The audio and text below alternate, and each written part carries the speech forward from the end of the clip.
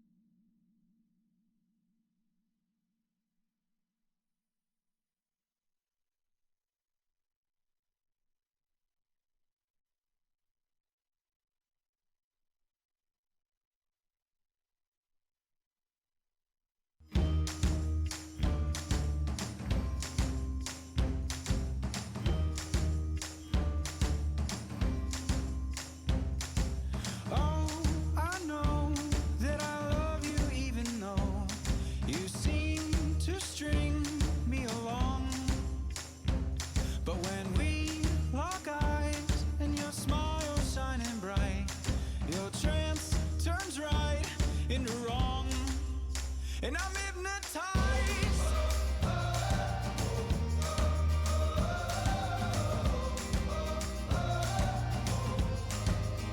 I'm hypnotized.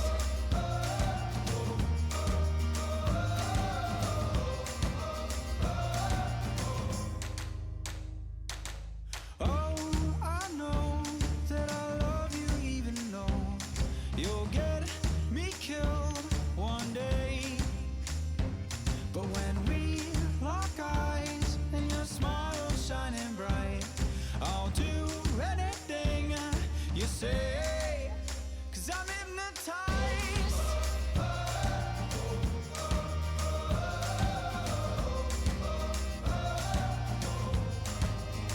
I'm hypnotized.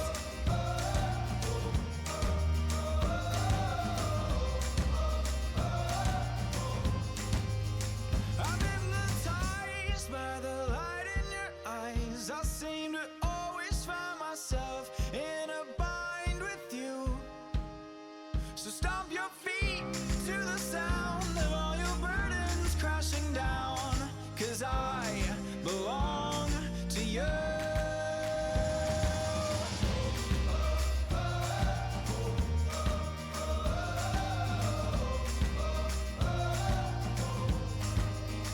I'm hypnotized.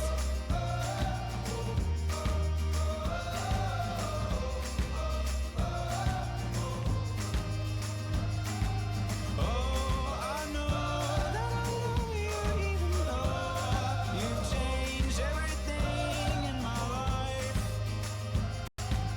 Oh, I know that I love you even though I seem to be hypnotized.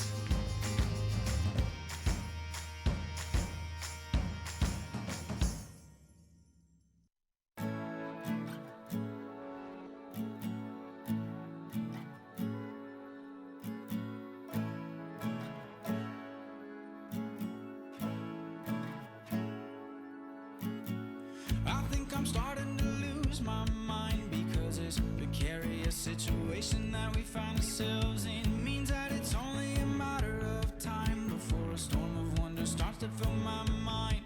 And for the first time in a long time, you're the first one to make me feel like I want you more and more than I know. I cannot take my eyes off of you. If you're a storm, I'll dance in the rain and hold on, I'll hold on, I'll hold on by my fingertips.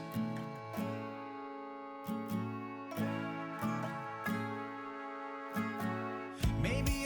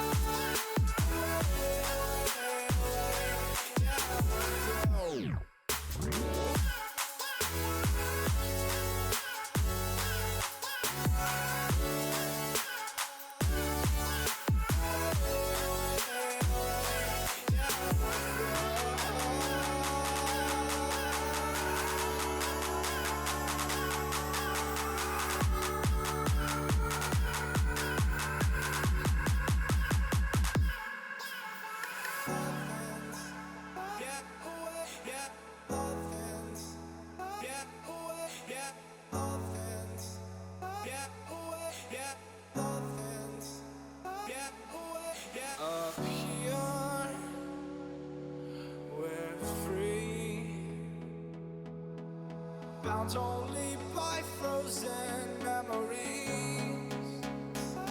Lost in time, racing on these broken dreams tonight.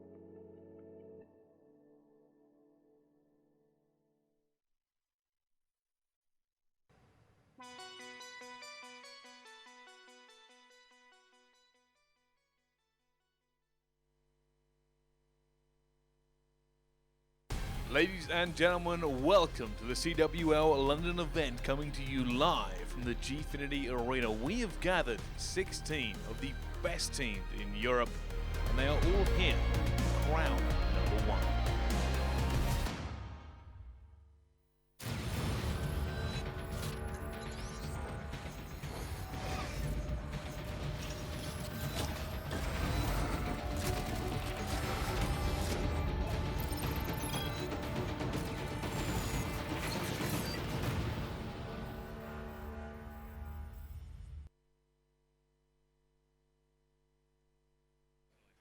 All right, welcome. This is CWL London coming to you live from the Gfinity Arena.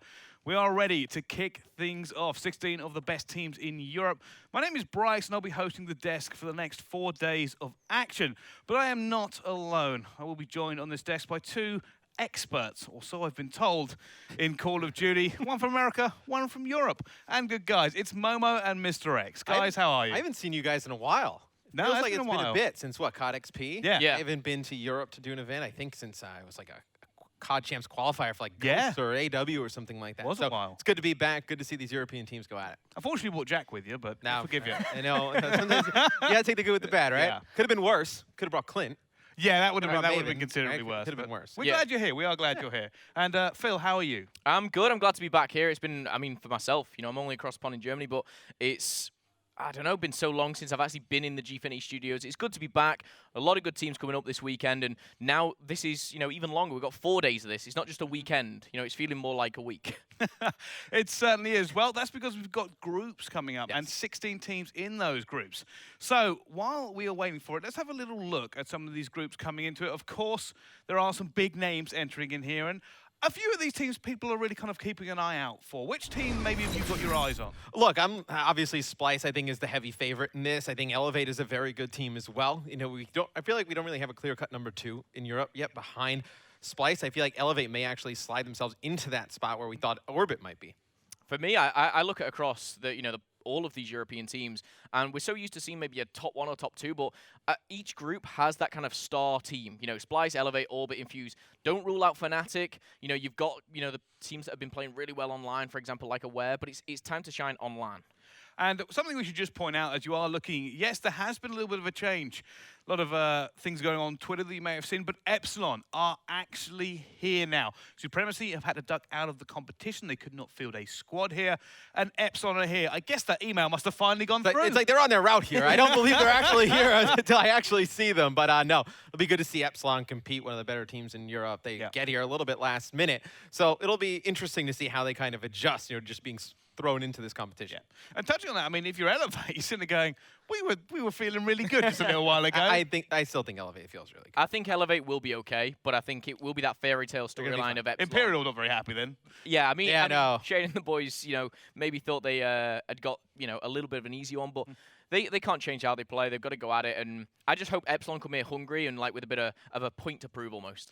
That's fair enough. Well, before we get too far into these teams and some of the matchups we're going to see this weekend, let's have a little look at the matchups for today. So this is the schedule we're going to see. Match 1, it's the big dogs. Number 1 rated team, it's Splyce, going up against Bando. Match 2, we're going to have Aware versus Fab. Match 3, Imperial Intuition. Followed by Orbit Millennium, Team 3G, Cyclone GG. And then ending it out with Fnatic versus Black. Guys, anything that jumps out to you there?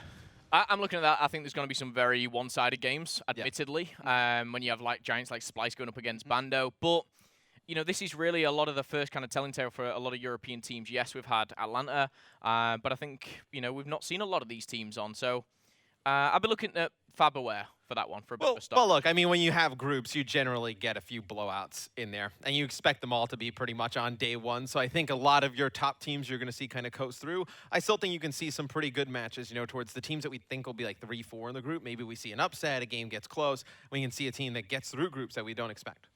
Yeah, I think for me, this is going to be one of those where we start benchmarking. Is it all talk? We know who the favourites are supposed to be, but are they actually going to be the favourites? Will somebody come out of left field? Like I said, 16 teams have entered this. They've grinded, they've put in the work. We know a lot of these players have been putting in a lot of hours. So maybe there's someone we've just not really focused on. I think as well, with so much time put into this game, no one's coming in unpracticed. We all know how much these guys have been playing and grinding, and I think that's where maybe the lesser, you know, known or lesser named teams, they may surprise a few people. There's always, there's always one team that kind of comes out the blocks like, okay, we didn't expect this. So which team that will be, I don't know right now, but... And this is also probably the first LAN this year for a lot of these teams. I mean, all the teams that didn't go to Vegas, I mean, you look at that, you know, your first LAN on a game, every game feels a little bit different at LAN in a different environment. So I'll be interested to see how some teams get better or get worse depending on online to LAN.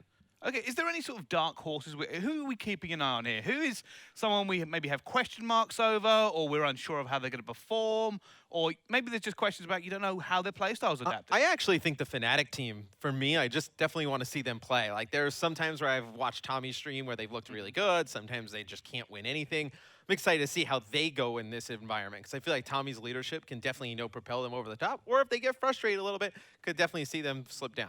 I think for me, Epsilon, 100%. You know, they come into this, you know, with almost, I said before, a lot to prove. You know, they've been very vocal saying they deserve to be here, they should be here, and whatnot. But we'll have to see, you know, can they back it up? Can they really show us why, you know, can they top a group? Can they push forward? So my eyes are on Epsilon. I'm so glad you two picked those teams for a very good reason. What we've just said is those are the teams to watch. We don't know how good they're going to be. They're the underdogs, right? One of them is ex-Fab squad that come forth at champs. Yep. There are question marks now around them. The other has Tommy captaining it with Scraps. Now, Tommy obviously used to be in the Millennium team. That used to be the #1 European squad. You know, you go forward 4 months and all of a sudden all these question marks have arisen. We don't know how good they are anymore. Well, I mean, he loses arguably his 2 best players to Splyce. I think that's an easy way to kind of get some questions going that way. But I do think also for me, what's interesting is like seeing how Splyce, obviously they've looked better online as of late, you know, winning the 2Ks. Like just throughout the year, like they were so good last year with that lineup. It's like you make that change, it's a pretty big adjustment, you know, getting rid of Rated and Joe and bringing in Mad Cat and Jerd. It's like whether that turns out to be a positive or a negative. I still think we're like really early in the season where I don't think you know. But I think Orbit, they have the potential to get there and be as good, maybe even better than Splyce. It's just whether they adjust fast enough. Well, there's also going to be that Orbit-Splyce rivalry. Let's not forget about that. You know, you split up the Splyce squad that did a historic come second at XP, and right now, you know, there was maybe a little bit of bad blood when they split. Obviously, it's a little while on now. It's probably a little bit cooled, but there should be bad blood. Yeah, they're gonna want to kind of go. I mean, for if you're Rated and Joe, how could you not hate those guys? I mean, you get second at XP, you guys play out of your mind, and then they kind of just drop you on the side of the street, like going into this game. I think that bad blood's well deserved. Well, while we're on the subject of these two, because I think they fit into the next bracket, which I want to talk about before we go any further. Last year, we designated some squads the elite level. There was a clear divide in terms of talent. Now, there has been a big switch up in Europe. No team really remains the same, apart from Fabi, who weren't even actually part of that old elite kind of level, even though they showed everyone up at champs. So who do we think's maybe making the cut? Is there anybody that may sneak in? I'm looking straight away, your Splyce, Orbit. I think there's definitely potentials. I think Elevate could be in there, but we're too soon into, you know, Infinite Warfare where we can say this is an elite level team. I think, yes, we can with maybe Splyce, Orbit maybe from Europe, but how do they match against North Americans and the likes? I mean, after watching European Call of Duty for the last few years, it's the same names always at the top. It's Yeah. just going to be the same names, just in different lineups with different team names. At least for me, I still think the elite is still going to be the elite in this game. I thought you were going to make a funny quip about North American COD then. Oh, But no, then I'll wait for Jack. I'll wait for Jack. Yeah, sorry, Jack, yeah, Jack Jack's got hates all the North Europe. It's American okay. stuff. I saw it on Reddit. It's fully Right, true. Maven doesn't even believe Europe exists.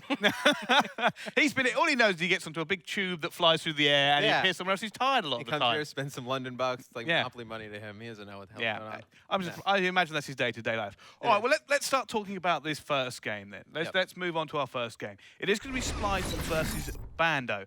Now, interestingly enough, this is pretty much the #1 team.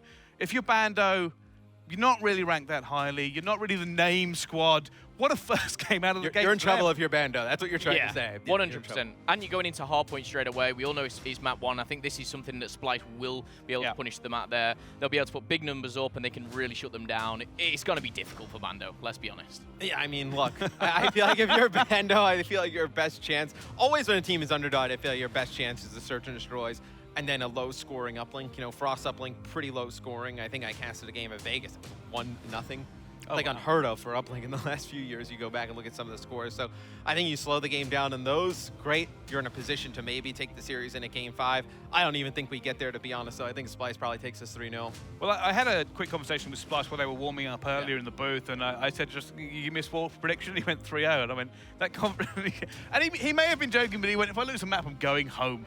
He was not. It wasn't even in his mind that this was even any chance of a competition for them. Well, when you're as good a team as them and you're going up against somebody, a big underdog in Bando, you have to expect to 3-0 them. If they said any other response, I would kind of say they were dumb. Like, you have to go into this match with the mindset that you're going to 3-0, you're going to make a statement. You can't take anybody lightly, because we have seen in the past, in groups where you lose to a team you're not supposed to, then the next match against a better team in groups is that much more important, and then you don't want to put so much pressure on yourself to slip up there. So Splice needs to take care of business in this first one. All right, so what are we kind of expecting to maybe see out of this Splice roster here? Like I said, a great roster, maybe another God Squad that's been assembled in Europe. Josh, Bance, Jerd, and Mad Cat all come together here. I mean, it's an incredible list of names just to kick things off. I mean, even looking at the guys there in the booth, first of all, it's very strange to see Jerd wearing a Splice jersey. But I think you look at those 4 and you just think, how can these guys, be competed with against the likes of Bando? I think we're going to just see a very, very high slaying game. I don't think there's a play that's going to particularly go off, because I think all 4 will just be putting. I just feel so sorry for Bando right now, because there's not like one. He's about to fall asleep over there. Just casual. Could you be any more casual where you're look like you're about 3 seconds you could away be from Mad a nap? Cat. You could be Mad Cat, actually, to be honest with you. Looking at it again, it's like he is just in recliner mode there. Yeah, I think it's just an interesting kind of thing that goes through. I mean, you've got the duo-ship of Mad Cat and Josh. It's been a recurring theme in European Call of Duty for a while, to always come back together. And it used to be with Josh used to get dropped for like Jerd, but now Jerd's in that team, and they've picked up Bats as well, breakout player from last year. It's an incredible roster. Going against Bando, and I think we have to touch on them a little bit here. These players aren't unknown. We have heard of these players. They're not something that's lit up the main stage of CX. I don't think you've ever cast over any of these. I don't think so. But, Bobby C, I've heard of Hesk. Briggs as well. I mean, don't forget it, you guys at home may not know, there's actually a lot of drama between this team coming into this. So, players were dropped and picked up last second, and, there's a lot of things that I think I know, but behind the scenes, I think there's a lot going on with this squad as well. So to be here this 4, they have a point to prove. But it's just typically not a good scenario to be in. You're the underdog. There's a lot of drama going on internally. I don't really like what you're telling me about this Bando team. Well, I think that's the issue. This Bando team, not only are you going against the big guns in Europe, but like I said, a bit of controversy that we saw. Obviously, we can't touch on it too much because we don't really know exactly what happened. It didn't look good from the outside. No, not at all. But, so this team's come here now, and obviously to everything that's happened, they've got to kind of prove a point to the community and to themselves. But can you do that in this game? I mean, well, you could do it in this game if you win. Yeah, but, sure. If you beat Splice, of course you can. But can they actually do it is the real question. I don't think so. I think if you ask me one thing that's positive going into this is if I was a player and someone said, when do you want to play Splice? I'd say, give me first game of the tournament. I want to say Friday, but it's not even Friday yet. But like Thursday morning, first game, it's the only because as soon as those guys get warmed up and their shots fired, like I don't think it's going to change anything, but we've seen crazier things. I mean, I guess that's kind of true. You can catch somebody off guard, maybe. There are people traveling, yesterday or this morning trying to get in. Josh does look asleep. I would still be really hard pressed to believe Splyce loses even a map. All right. Well, Phil, you've been an underdog a few times when you used to play. And he's let's never go- upset anybody. Exactly. Let's go, I'm not Captain gonna Phil. No, yeah. Captain okay. Phil, you're the underdog. You're playing the #1 team. What are you saying to your squad? Let's just have some fun. Let's just have some. Have some fun. This is why you retired. No, I would Yeah, say, I would say to them seriously, like I would say what I just said then about the Thursday. If we're gonna play Splyce, we're in their group. It's better to play them now than even this afternoon or tomorrow, whatever it is. These guys have been grinding 24/7 for the last 2-3 months. They have the game time. I just think give it your best shot, and that's the best I got. Then it's also kind of nerves, too, being the first match that opens up the stream, opens up the tournament. And I think there are some nerves in that. So Maybe not in Splyce. yeah, and Could they have obviously looked going up more against Splyce. But I'm saying for Bando. Oh, I think if They have you're- no pressure on them. Yeah, Bando. I mean, I guess not. I mean, if you're a Bando, I kind of look at it and it's like, well, if we can take one of these respawns. There might be a little nerves. Yeah, I think There you're right has about to the be nerves. There has to be nerves. You know you're about to go live on the stream. It's a big experience. The lights are on, and sitting next door is an absolute behemoth of the team.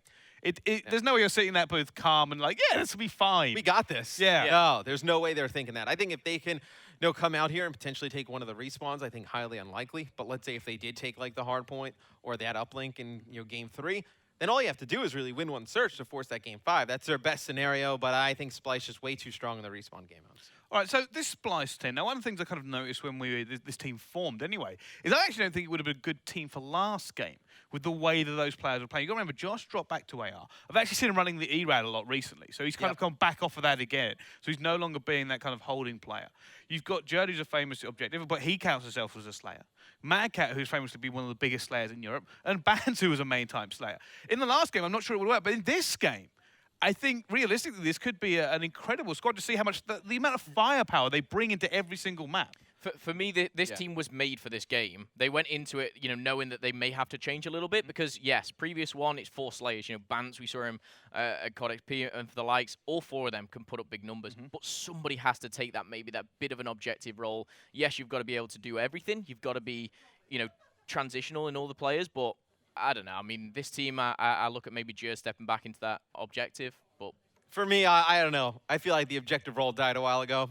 I don't feel like you need an objective player. I think it That's how did, but I felt think for it a while morphed now. into fast SMGs. It was you put forward 2 fast SMGs all the time. I think you've all got to do it. You just need This game, you're right. It is 4 dead. aggressive Slayers, and whoever's playing the worst is your objective player for that game. It's like when one guy is hot, like just get him out of the hill, let him slay, let the other people go inside of it. I think too many teams right now are like focused on like, oh, we need somebody who's a captain, we need somebody who's a leader. It's like, well, if they can't kill anybody, it doesn't matter. Well, It this doesn't matter. is the point I was getting to. Look at the team that they've arranged for this. Right. For a pure slaying perspective. team. Is there any kind of bigger names you want in there? The only one, and this is Josh, who's never been known as an amazing slayer. When he was in Splyce, was dropping massive numbers because of the role switch. And I thought Rated was very good last year. Yeah. Same with Zero. I think you could make an argument for either of those guys. I thought they were top-notch players last year. 2 of the better Slayers we had during Black Ops 3.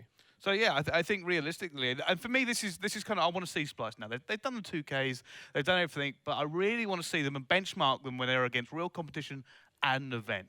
Is this going to work perfectly for them? And it may actually be indicative other teams might have this issue. Is their play style wrong? Is it something they've been doing online that just doesn't work when they come here? Is it something that we may, come out of left field? We've seen teams have to make adjustments mid-tournament. Yeah, I before. mean, sometimes you can develop bad habits online. You can get away with some stuff that you normally just can't get away with at LAN. Like, you can make some plays that just you're not able to do.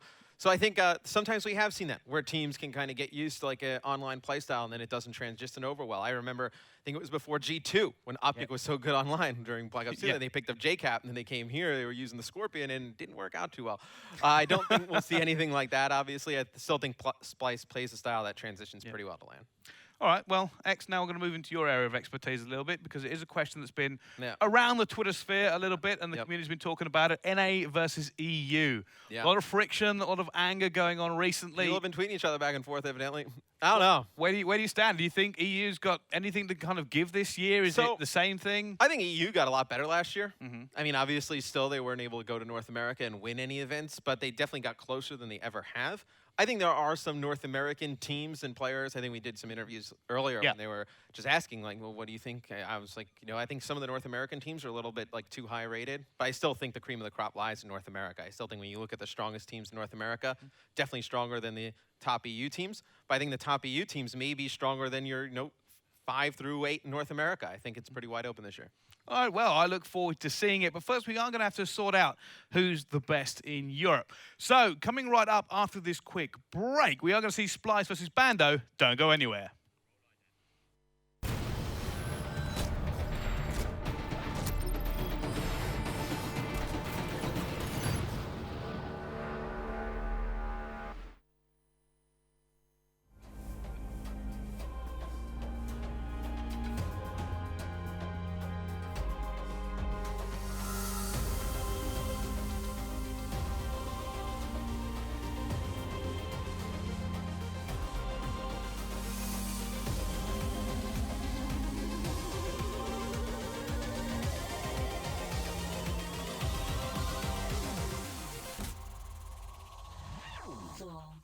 Force.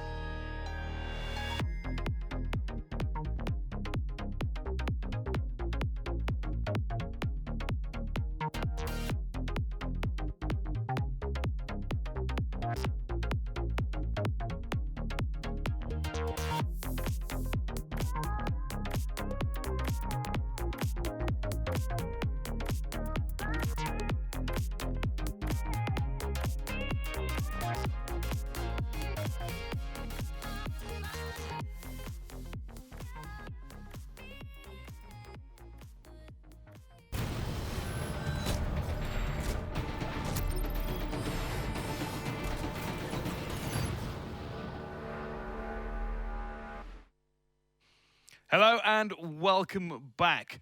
Okay, this Bando Splice game is about to get underway. I will just say it's Maven's fault. He went and broke something.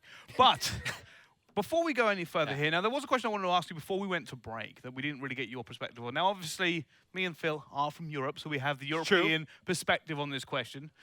But there's been we talked a little bit about the player rivalries. What is it? Rated versus Clayster? Yeah. Aches versus Reedy. How's that kind of been seen from your side of the pond? I like it. Well, okay, so from my side of the pond, obviously, everybody in North America is behind the North American guys. Like, I get it. Like, it's your region. But for me, I like it. I think sometimes, well, most of the time when you watch some of the Call of Duty guys go at it and whatnot, like, they're too friendly.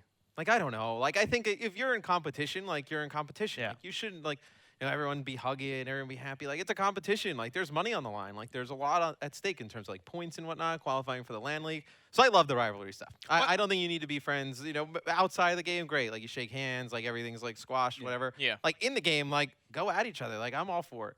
Well, I think it's interesting because obviously in North America and in Europe, in fairness, it does it in both sides. Like the players from those regions are all friends with each other. It's Right. hard to be enemies with someone you see regularly. You have to play in 8 lobbies with them. You have to play with them all the time. In North America, you're only going to see these guys like 4 times a year. Yeah. So it's kind of go, yeah, I don't like you very much. No, that's it. I don't like you. It's like me and Jack. I don't like Jack very much. It's okay. It's I'm fine. sure Jack feels the same way about you. No, he doesn't. No, Jack does genuinely like Bryce, and Bryce is just he's put him out. But But look, I only just like his personality. It's a small thing, tiny thing. It's just how he is. Just a small thing. But no, again, I think this rivalry is good. It's dividing fans, and that's a good thing in my opinion because it adds some storylines to it. I know when the internationals are coming up, when we go into the internationals in the next couple of weeks, that's what everybody's going to be looking at. They're going to be looking at these teams. You've been talking a lot. Can you back it up? Yeah, I mean, they have to. I mean, for it to be a rivalry, like, you know, it can't be one side winning all the time for it to be a rivalry. It's got to be, like, a little bit on both sides. But I think, look, you know, Europe, when they go to North America, obviously very tough. Sometimes they have to play through open brackets. Sometimes they end up at the bottom of the groups, like, playing against different types of competition, different types of play styles. I think just as the year goes on, I think it's better for Europe. Just the fact that all this kind of is going down at the beginning of the year and, like, they're going back and forth, not great for Europe. Phil, did you have any rivalries back in the day? I'm a very, very neutral kind of person, you know. I sit on the fence. I'm a peacemaker. He's the worst type But of no. person. In I fact, know. yeah, Won't I take a did have stance on anything. rivalries. I did have rivalries. Oh, you did have rivalries? Yeah. With who? We won't get into that Why not? because it's, you know. It's Is it done. still bitter? Is it still like no, a pill? It's done. I'm over it, and now I'm professional. Now you're professional. Exactly. When I was a player, I really wasn't because that's when, you know, rivals were either, you know, on social media or whatever. But I am definitely on Matt's side. I think it's good. I think it's very fun to watch. Storylines are really important. And you said how we're going to see them maybe 4 times a year. That's not far away. We're going to see ESWC where they're going to go head to head. And then it's like, okay, which one wins? And then it's the next one. You go out for revenge. And I love it. I love kind of the passion that goes into it. But I think as well, a good important point what Matt said is outside, shake hands. I used to love coming over here, like G1, G2. Me and Aches just yelling at Swanee and Mad Cat, and it's You like were the worst for those it. are like, Oh, yeah, I remember those that. are Wait like- a minute. While we're and on those this. are like 2 of like my best guys from the European scene. It's like, look, what happens in game? Like, you yell at each other, like you go at it after, like let's all go out to eat, like let's hang out. Like I don't think there's anything wrong with that. No, I don't think there is. I completely forgot that you were probably one of the worst Yeah. for it back in the day. Probably was. Never seen anything like G1, Complexity versus Impact. That's something you certainly I got. believe to at one know. point we had to get security. There was security call. Yeah, wasn't there there? was security call at one point. But you know, we got you out of that environment, Things and happen, you know, yeah. COD became a lot You better. got me out of that instantaneously. environment. You put me in a dress shirt and a blazer. That's pretty much We it. kept you away from the players, the people Yeah. with talent. But all right, yeah, I think this is a big thing coming through. Now, I might actually step out of this because I have my own opinion on it, but EU versus NA. Obviously, Phil, you're going to be a little bit biased towards Europe just because you talk to these players more. Same thing with X. Yep. Where do we kind of stand on the actual placings of Europe against North America? Do we think that Europe has ascended, maybe put 3 teams in the top 8? Is it 1 team in the top 8? Is it a fluke? I'll ask Phil first before X jumps in. I think what X said obviously before, the top teams, the world's best, if you like, do lie in North America at the minute. I think last year was fantastic for Europe. The CWL kind of put a real schedule for these guys to practice. They got a lot better. but I think it's maybe 6-2 in the top 8. Okay. Well, look, I think last year was the first year where Europe could really like dedicate the time to make this like a full-time thing. The North American guys were doing it for a few years. So you expected Europe to be behind. It's like they were just way far behind for a while. It's like I feel like now they're getting closer, but I feel like they're only going to take that next step if they play against that better competition, if they play against the North American teams more. I don't know what that is, whether they go to North America boot camp for a few weeks, obviously the more international LAN events coming. So I feel like they do have a chance. I do feel like, you know, your top 4 to 5 will always be North American. I feel like Europe has a chance to sneak into that bottom half. All right, thank you very much. Let's get this game underway. Splyce Bando over to Courage and Rel. Let's get it started, ladies and gentlemen. Game number 1 of a fantastic 4-day weekend of Call of Duty here at the CWL London event. Here's a look at your rig draft that went down earlier on. Centurion picked for both teams, Rel, but outside of that, are you looking forward to this weekend of all the top European teams going at it? Oh, absolutely. And I think it's going to be good. I mean, we were talking earlier about our favourites, who's going to take the event. I mean, for me personally, Splyce, I can see going the whole way and taking this championship. But between 2nd and 5th place, it really is wide open. But here we go. Hardpoint on throwback. We're going to start off with Splyce, and I'm watching Bants. Yeah, number one thing I'm looking for this game, what is the slang difference going to be like between the likes of Splyce and Bando? Off the break, we are on board with Bants, as you said, and Briggs across the map with the NV4 does actually cut him down off the break. Map like throwback, obviously, you know how it plays out. This first hard point, a little bit scrappy. You go towards the barn where you can see teams lock down a little bit more time for themselves. But off the break right now, the Bando boys are putting up a little bit of a fight. They've got an early lead, and they've yet to give up a second. As I say it, though, Splyce do get on the board. Absolutely. And I mean, this is one thing that was maybe overlooked a little bit. Bando really don't have anything to lose going up against Splyce. Splyce has such heavy favourites going into this game. Yeah. You know, they've won both the previous 2Ks. They had a really good showing at MLG Vegas. Bando don't really have that history that Splyce do in terms of the caliber of players. So, you know, anything they can produce from this series would be a little bit of an upset. And it was touched a little bit in the pre-show how much of a heavy underdog this team really is. Right now, I've only seen one hill from them. So the big question that always comes into mind when you face teams like Splyce in Europe is, can you match their play for the entire 10 minutes of the game, or do they wind up clawing back into things? You expect Splyce to take over this game. Might just be a little bit of a slow start. One thing I do want to point out, you are seeing some ERAD use. Obviously, this last patch, it just came out. Some updates to the submachine guns, getting a little bit more love. Basically, the entire class getting an overall buff coming on through. Also, some of the payloads got touched up. Rewind no longer regenerating the full health to your character, as well as a few others now, the duration being cut down. So a lot of positives in the last patch for the CWL rule set coming into this tournament, and right now you're seeing how it's affecting a little bit of the meta with some submachine guns finally being brought out. It's not 8K bars anymore, Rel, which is a good thing. It's not, and it's really good to actually see that. I imagine that it's going to be, I believe Bants, Jerd, and Madcat are all running K-bar. It's just Josh who's going for that ERAD. As you said, I suppose it's the most viable submachine gun to choose from. It always has been. I mean, it can definitely get the shots in from that mid-range, but you can even see there, Josh, when he had a K-bar, might be able to challenge at this time, though, decides to back on up. Currently the score, 48-35 in favor of the boys on Bando. But Josh will go ahead, fly right into that hard point with the submachine gun, and this is where the gun is at its strengths, right? Cleaning up weak players in those close quarters engagements. I like to see the variety right now, but so far this is still a very close game one. To be completely honest with you, I thought this was going to be a slaughter in favor of Splyce. But right now, it's been far from that, and it's really a great way to start this weekend. Absolutely. I mean, one thing I would say, Bando do have a lot of practice. I mean, you only have to look at Hesk's Twitter account, see how many GBs he's been playing for them pro points. But one thing I will say, there was some business decisions made on the run-up to this event where they had to switch out some players to get here. So that lack of cohesion between them may play against them. I like how you put that. Some business decisions made prior to this weekend, and will it pay off? Right now, Splyce finally clawing back into things. They've got themselves the lead. They're also on the rotation, but some very nice shots there from JME to pick Madcat off that cover where only his head could be seen. Still, though, baseball field locked down, and you can see now where the pressure's coming in from the side of Bando. They're pushing down this backfield area. They're going to wait for everybody to come off spawn, and now here's the pressure. First player flying on in. That's going to be a kill from Hesk. Madcat there to trade it immediately right on out. Jerd holding a beautiful angle, though, but 3 players actually come soaring on in, and it's a clean break there from Bando. Fantastic communication to wait for their teammates to come off spawn, and that's a deserved break as they picked off the player in the back of the map from Splyce and then flew in at the same time, overwhelming the boys wearing yellow. Yeah, and they did that at a really good time as well, because there was 30 seconds still on the clock now, and as we enter those final 10 seconds, they're still going to retain the control. So Bando really put him a good fight here. I mean, they'd completely been written off coming into this, and I think that surprised a few people. And now, yes, they had a great first rotation, but this is where I begin to expect Splyce to really step up. Slaying has been even. Yes, you haven't seen anybody really stand out so far in this game, but this is where the best teams normally begin to shine. Once they get in their groove, once the second rotation comes over, they're now going to begin to adapt. That's where these teams really stand out, as they begin to read the play style, expand on it further. You're seeing now the kill feed lighting up with yellow.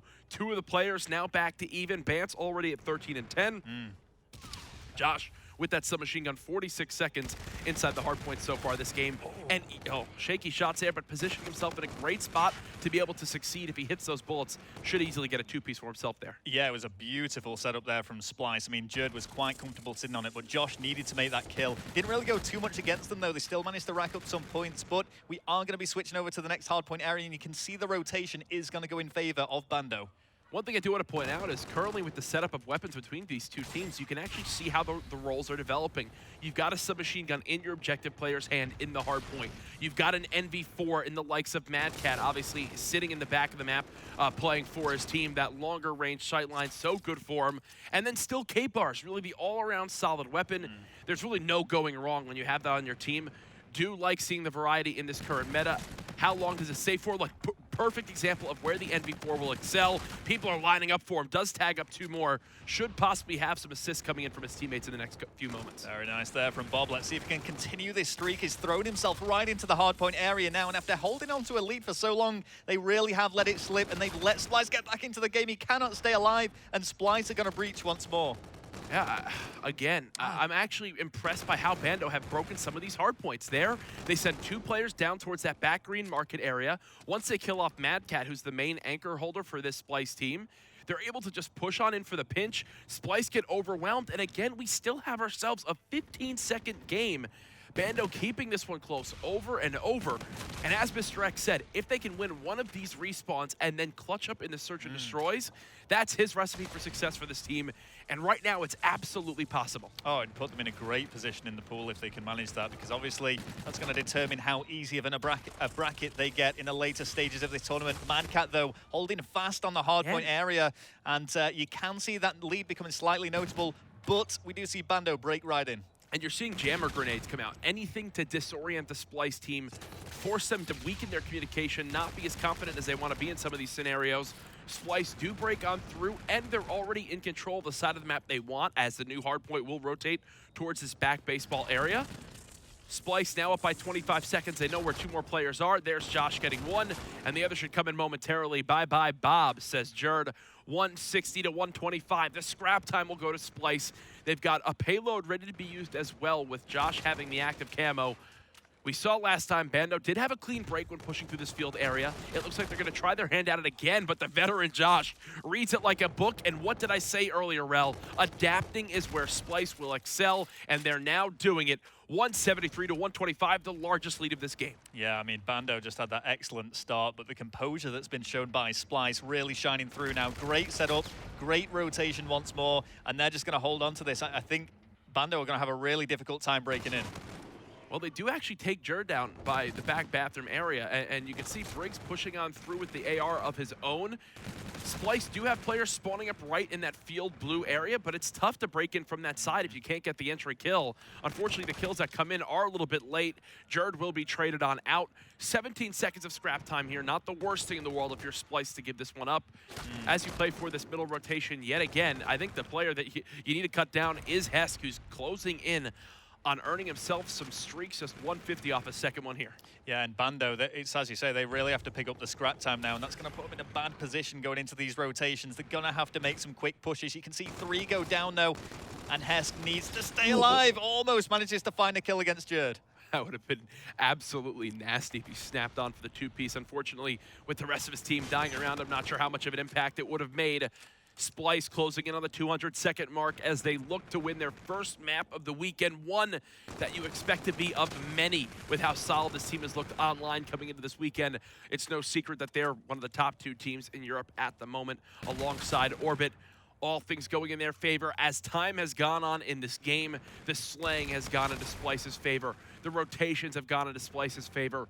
They've looked like the veteran team that you expect them to be, and now it should be all business for this squad as they close out this first map. Absolutely. Well, we will just see it through nonetheless. There's still plenty of time for Bando to get back into it. Just flicking our eyes to the scoreboard and having a look how they're all performing. I mean, sure, they're being slightly outslayed, but there's not a huge margin of difference in the slaying category, really.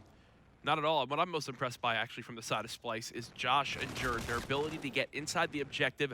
I love how they're letting Mad Cat and Bance play this. Mad Cat just sitting in the back with the long-range assault rifle, watching over those long sight lines for his team. Makes a lot of sense. Then you have Bance freely being able to sprint all around, less focus on the objective. He actually is tied for the least amount of objective time for his team.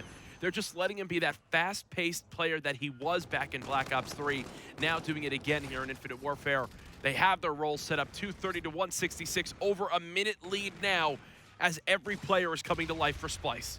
There we go, and I mean, so but this championship. Oh, God! Still there with the break, trying the best. So important for all these teams. Not only is there a $25,000 prize pool and pro points up for grabs, but it's essentially determining who's going to get to go to MLG Atlanta and to ESWC, 2 big tournaments coming up in the future. Yeah, and as well as that, but bragging rights, where everyone's thinking EU are looking to make their surge to become the best region in Call of Duty. They want to make their mark happen this year. Well, who's going to be the one leading the front? We'll find out this weekend. One more rotation over to this bottom bike path area. This could be the final kill of the game if Splyce are able to chain together some kills. Right now, it's contested from both sides. Jerd just playing this close corner. He'll begin to slide it up, but Hesk snaps on over him with the help of Bob looking over him. They will stop Splyce from breaking for the moment as they still sit at the 238 scoreline. Oh man, Bando are not giving up at all. They're just holding on to every point I love they it, man. can get. And this is the difficulty. They have to get the scrap points. If they give them up, they will just systematically be broken down. Splyce only needs 7 more to take this. I think this is done. You're going to see players just trying to fly on in. Jerd is there. The rest of Splyce are ready for it. 249, 250, game number 1. Going on over to Splyce. It was not as clean as you thought it would be, but in the end, a win is a win. And this Bando squad now down 0-1. But hey, if I'm them, I'm looking at that rel and going, I think that one went a little bit better than everyone was expecting. Yeah, no, absolutely. And as you know, as we say, for the first, maybe 2 minutes of that game, Bando really had a good showing. Yeah. They were by no means storming ahead. Splyce were always clipping at the heels, and it was almost seemed inevitable that they would find their way back into the game. But Bando showing their worth here and showing that they deserve a spot here at this championship at the CWL London Invitational here. And, I mean, what we're going to see from Search and Destroy, this is the real question here. It will be scored Search and Destroy for map 2. I do have the scoreboard up here on my screen to take a look exactly how these players all broke down. Josh, 30 and 25, a minute and 55 in the objective, 9 defends as well, which you've got to love to see. Running around with the ERAD, it gets me excited because we talked about how the first couple months of this game, there was no real submachine gun presence at all. No. Now, with this meta changing, especially for that first map, who knows how it'll all play out. You can already see us getting into game number 2. This is the first time we've been on camera, Rel, so welcome everybody to the CWL London event presented by the PS4. We've got a weekend of Call of Duty, one of the rare times we have 4 days of action. So basically what that means is we are going to have a hell of a lot of Call of Duty. We are. And as we say, it's all European teams here competing, no NA, and a lot to play for. This is for pro points, $25,000 prize pool, places at ESWC and MLG Atlanta. So it really is now the start of Infinite Warfare. And it's not guaranteed if one of these teams win, they're automatically going to be in those pool play spots, but 5,000 pro points per player, I believe it is. That's it definitely means a lot in the race of pro points for a lot of these teams. Also, to North Americans watching at home, as well as the APAC region, all eyes are on this EU rosters. Who's going to step up? Who will be amongst the best? You heard Bryce, Momo, and Matt talk a little bit about it on the analyst desk, thinking, you know, who's going to shine this weekend? Because there's the LAN League coming up. We're going to see that global presence throughout all the global LANs, as well as the international events that are still to come. And remember, at the end of the year, culminating in everything again, is still Champs.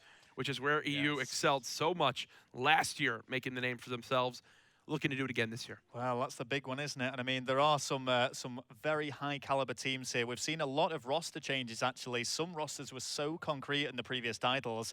But hey, you know, we've seen Infused actually swapping out 2 of the players as well. And they were arguably the best team on the previous title. You know, they were up there challenging for that position. Well, they were part of the Elite Four. This was it, yeah. From last year in the first season of the CWL. Not sure if we're going to have as distinct of an Elite Four coming into this year, but I'm excited to see how it all plays out because we know right now that Splyce as well as Orbit are the 2 to watch for. But you can definitely make a case for some of these other teams coming on, and Mr. X, I think, hit the nail on the head. How does Fnatic do? You've got a team that I look at it, and I see the leader and champion in Tommy, one of the most celebrated EU players of all time. Now with, 2 players and Sunny B and Scraps that, for me personally, I really see them break out last year in the first season of CWL. And now Wuskins, who's the brother. Now you've got 2 brothers on this team. How's the leadership going to play out? How are they going to feel on LAN this weekend? Now also the pressure of a major organization backing them. That was just announced this past week. A lot to look forward to for this team, but a lot on the line. Oh, absolutely. I mean, the fact that they're now in Fnatic, it's a real prestigious moment for them, but it does also apply a lot of pressure. This is one of the top esports organizations. Yes. They were around towards the early days of competitive Call of Duty. They've come back now, and what a squad they've picked up. I mean, you know, when I want to watch some Call of Duty streams, I go to Tommy. That's the stream I watch. He's been killing it. And this is it. It's that kind of caliber of play that you want to see. And can he alone carry a team? I don't know. We'll have to find out. We are still in our first series of the day. Splyce going up against Bando. Game number 1 was 250 to 177 in favor of Splyce. Now map 2, you can see it on your screen. Scorch, Search, and Destroy. There's been some bomb shifts near the B site. How prepared are these teams for the updates? There you can see where Site A is inside the main hangar sky bridge area as you move towards the back factory side. Scorch, for me, you can absolutely see a sniper presence brought out. You can absolutely see aggression pay off, especially on offense if you 4-hit towards middle map and just take over an area. I think that I've got to leave with Splyce still, though. Yes, I want Bando to do well, but it's Splyce. How do you not think they're going to win this series? You've got to back them. I think you'd be crazy not to. But fair play to Bando. A great showing on the hard point. But still, the end result is quite a substantial point difference between them. Just looking at the rig picks, and I believe it is going to be, again, a mirror matchup between the 2. So no variation there. Yeah, the only difference is now Centurion, which is mainly for hardpoint, now swapped on out.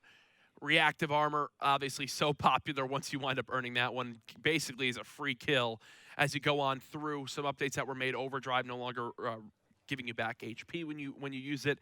Rewind giving you less health back when you use it. And then active camo with the duration shortened as well. We're into game number 2, though. It's Scorch, Search, and Destroy. Off the break, we're watching Jerd, the electric player, as he's going to wind up pushing on forward. He's got the NV4, and again, B still playing out from what we've seen in the meta for the last few weeks, which is just all-out mayhem as both teams go soaring towards it. Bando with the first couple kills to give them the number advantage. Oh, it does certainly seem to be the favored bomb site. This is the one that was moved as well, Yep. Corey. So just slightly to the left now behind the post as opposed to tucked into the wall.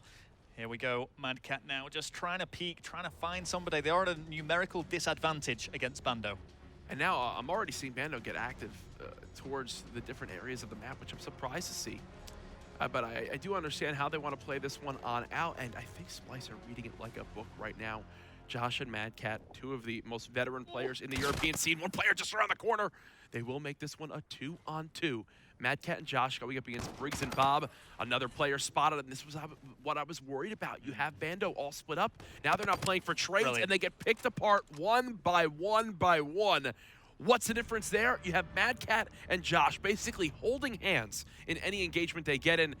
And on the other side of things, Bando running spread out, no opportunity for a trade, a sign of a veteran versus a newer team in the LAN environment. Well, this is it. I mean, Bando just went for a huge flank then right round the back, but they gave so much time to Splyce that it was quite obvious what they were actually doing. So very well played by Mad Cat. As you said, experience just shining straight through there. And again, the B-bomb push. Yeah, and Bando, they played that so aggressively and then just stopped the pressure once they got the number advantage. I was surprised they didn't just push it on out in there.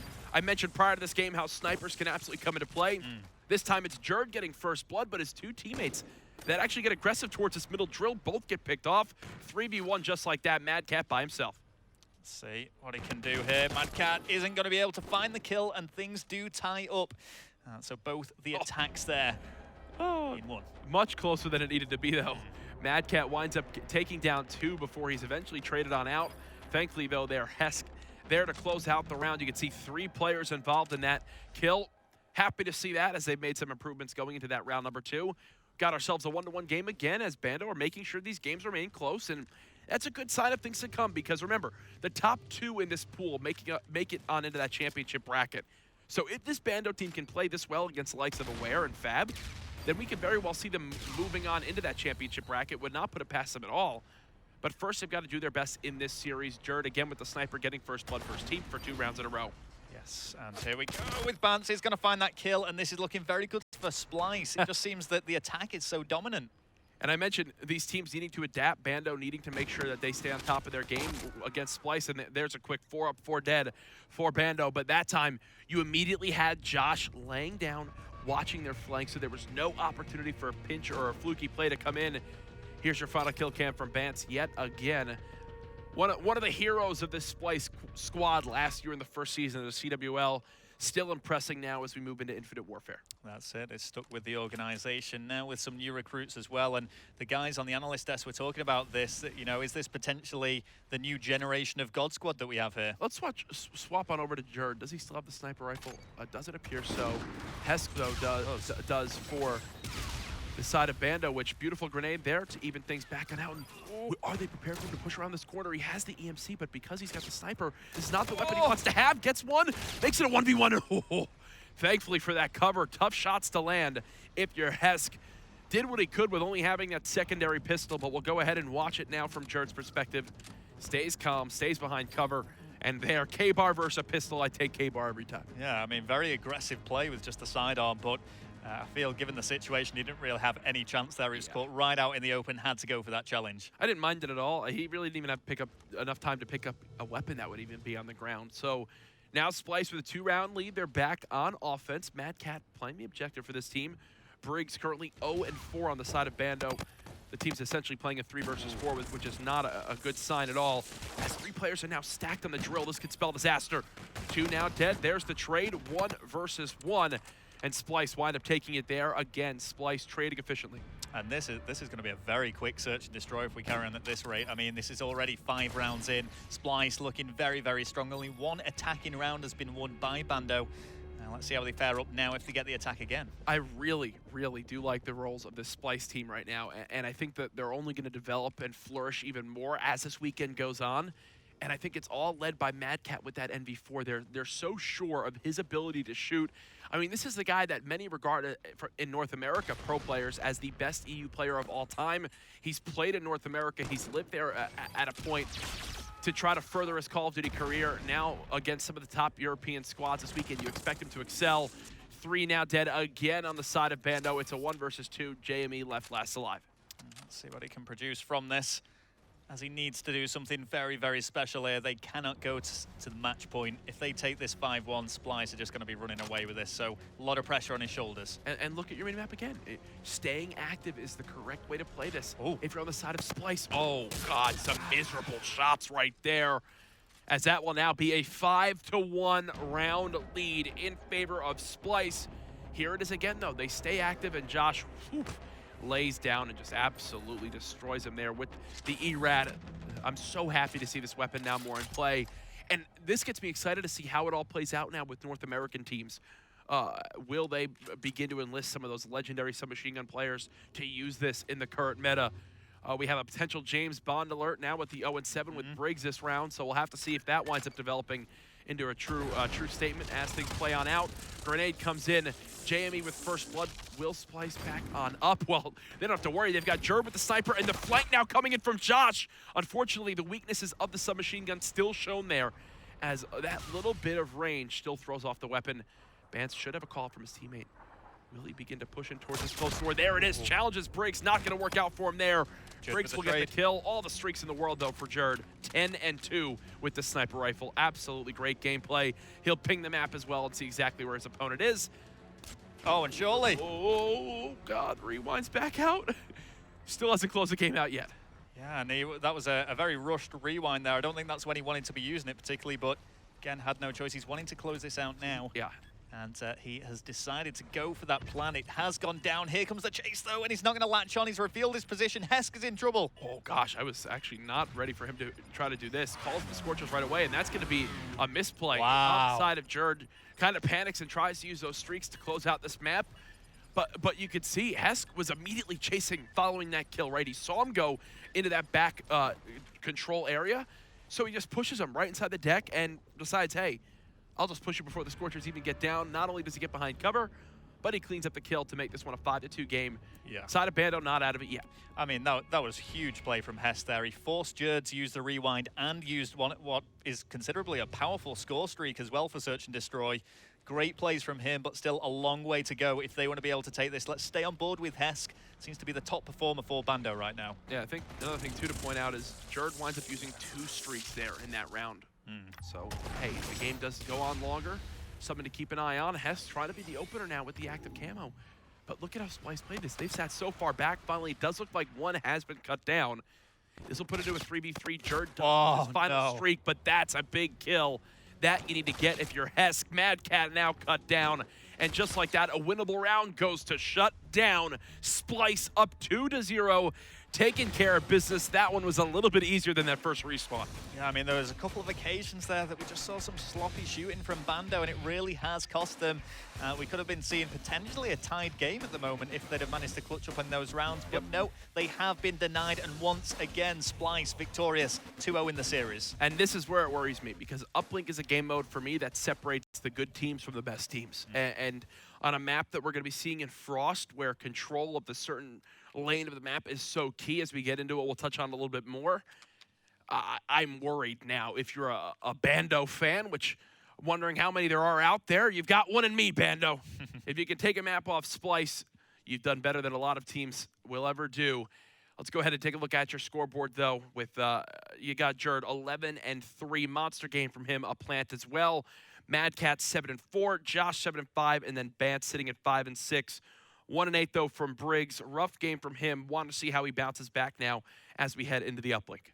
Yeah, absolutely. And Briggs just having such a tough time. And Call of Duty, with these games, it's one of them things where people don't like to associate kills with the victory or the defeat. But when it comes to Search and Destroy, I mean, 1-8 is just, it's not acceptable. Yeah, and I believe only 1 assist there with his team.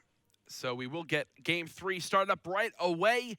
Match 1 of a very long 4-day weekend of Call of Duty action here in Europe. Right now, what time is it in North America? 3:47 p.m. here. So people are waking up. People are starting to wake up on the East Coast. They've got some European Call of Duty action to watch. If you're from Australia, couldn't tell you what time or day or year it is out there. So we hope you're enjoying this in 2019. And then here in Europe, I got 4 hours of sleep last night, so thankfully for energy drinks and your presence, Rel, we're gonna keep casting some great Call of Duty. That's what I do. That's what I do. That's why I'm here. Actually, too, Mr. X's suntan, his spray-on tan is very bright as well, keeping me wide awake. So I've got everything I could ever need to excel here on a broadcast. And as well, shout out to everybody on the Gfinity production team, always doing a stellar job to get the day started. Again, we're going through the rig draft on our screen. We'll be sure to show you guys that in just a few moments. Rel, for you, do we see a Game 4 in this series? Do we see another hard point, or is this one done? I think the Search and Destroy really showed the difference between these two teams. I mean, yeah, the later stages of that hard point were quite Splyce dominated, but there were just glimmers of hope from Bando. But that Search and Destroy was completely one way. And I think, as you said yourself, if there's any game mode where that's really going to resonate through, it's going to be Uplink. Yeah. Splyce are going to walk away with this. And I'm wondering how practiced the teams come into this, because as you talked about a little bit earlier, you were showing off your Call of Duty knowledge, and you brought up how Precinct and Frost, 2 of the maps that are only seen in this one game mode. So how comfortable do they feel? How prepared are they to go up against the likes of Splyce if you're on Bando's side? A lot of teams will stop online, play through, a couple rotations of the hard points, get some uplink scrims in when they can. I'm looking forward to this one, though, because I think this could be an example from one team of how to play this map when you outslay your opponents. In the first respawn, it was close to the majority of it, but it ended with nearly an 80-second victory for Splyce. Bando, I'm rooting for you. I want to see Game 4. I want to see Breakout, Hardpoint. but my gut tells me, and I've got a large gut here, I brought the American gut over, it tells me that this one is done 3-0. Well, from the mining facility atop an asteroid we go Oh, to God, I one dislike of, you. one of Jupiter's I frosty dislike- moons What are you, a marketing man now? in Europa as we take it to map number 3. He's still going with Yeah. describing where this map is located. People need to know. Here's your rig draft. Reactive, overdrive, active camo, rewind. Mirror matchup there makes a lot of sense against Centurion. Really the one that you wind up seeing be the outlier in hardpoint. Game number 3, a potential for a sweep now.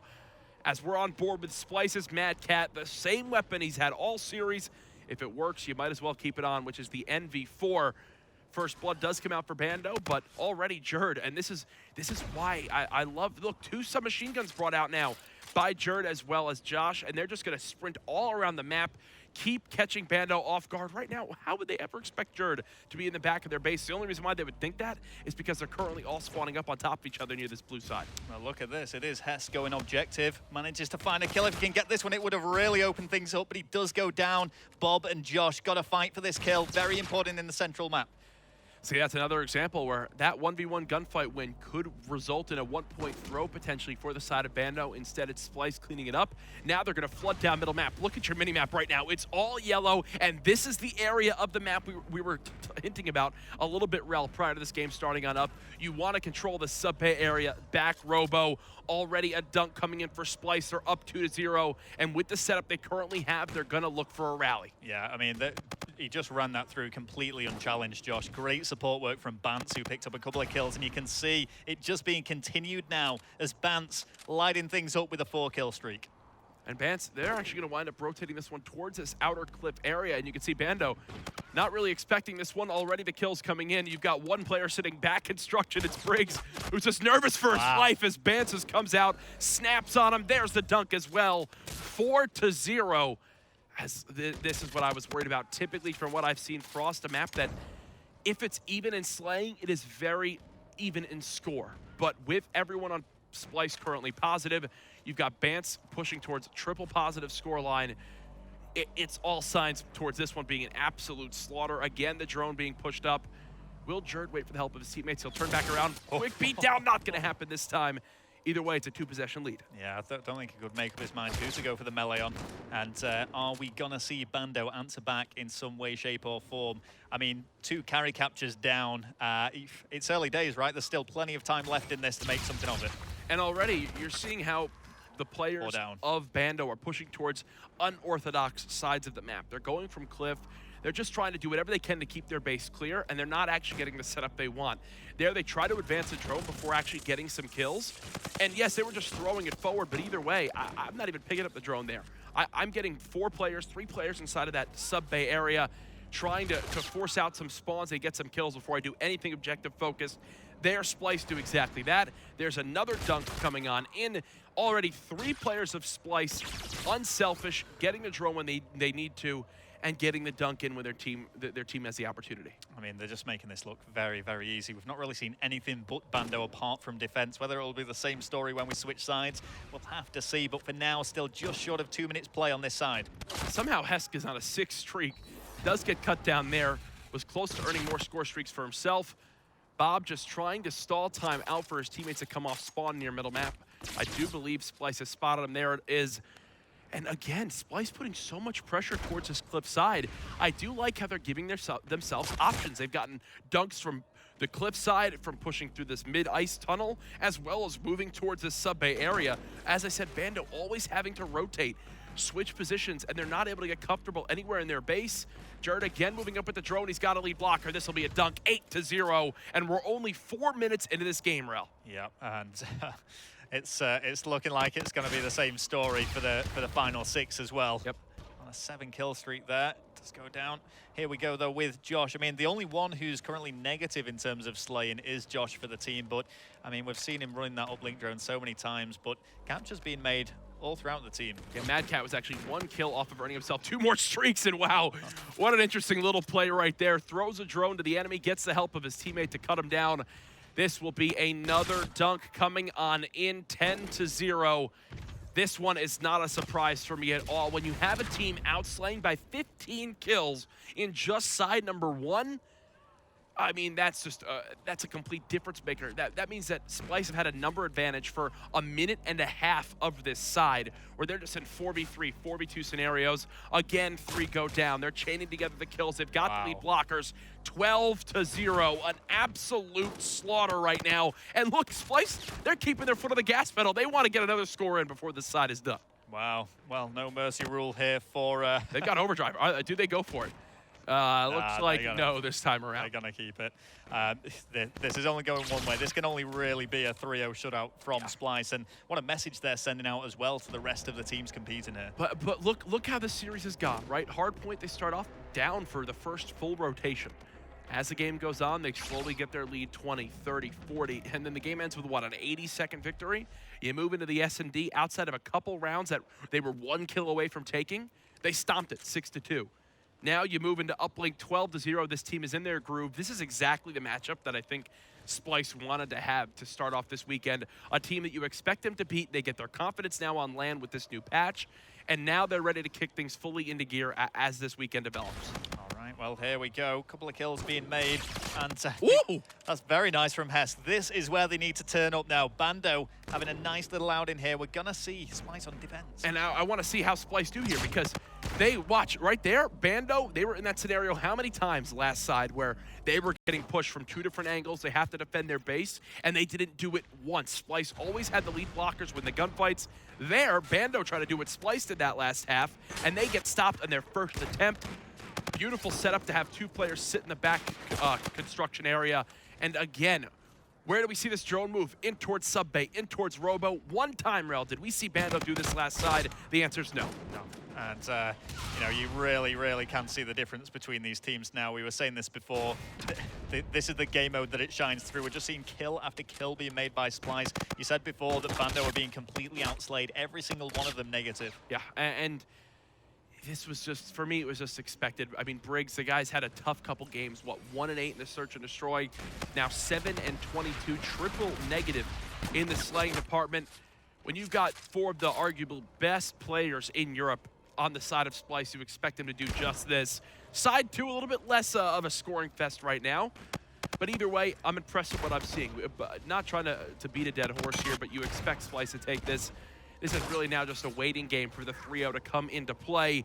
You saw there's a lot of action to come down today. And again, Bando not out of anything yet. I do think they still have a potential to win some games and make some stuff happen in this pool. I just never expected them to beat Splyce. Well, this is it. I mean, this is, I guess, the consolation for them, because in terms of the competitors for this pool, we've got Aware Gaming and Fab Games. Yep. So definitely after what we saw in the hard point, some potential there for them to advance, but they are going to need to take both those wins. As time ticking down, 2.5 minutes remaining.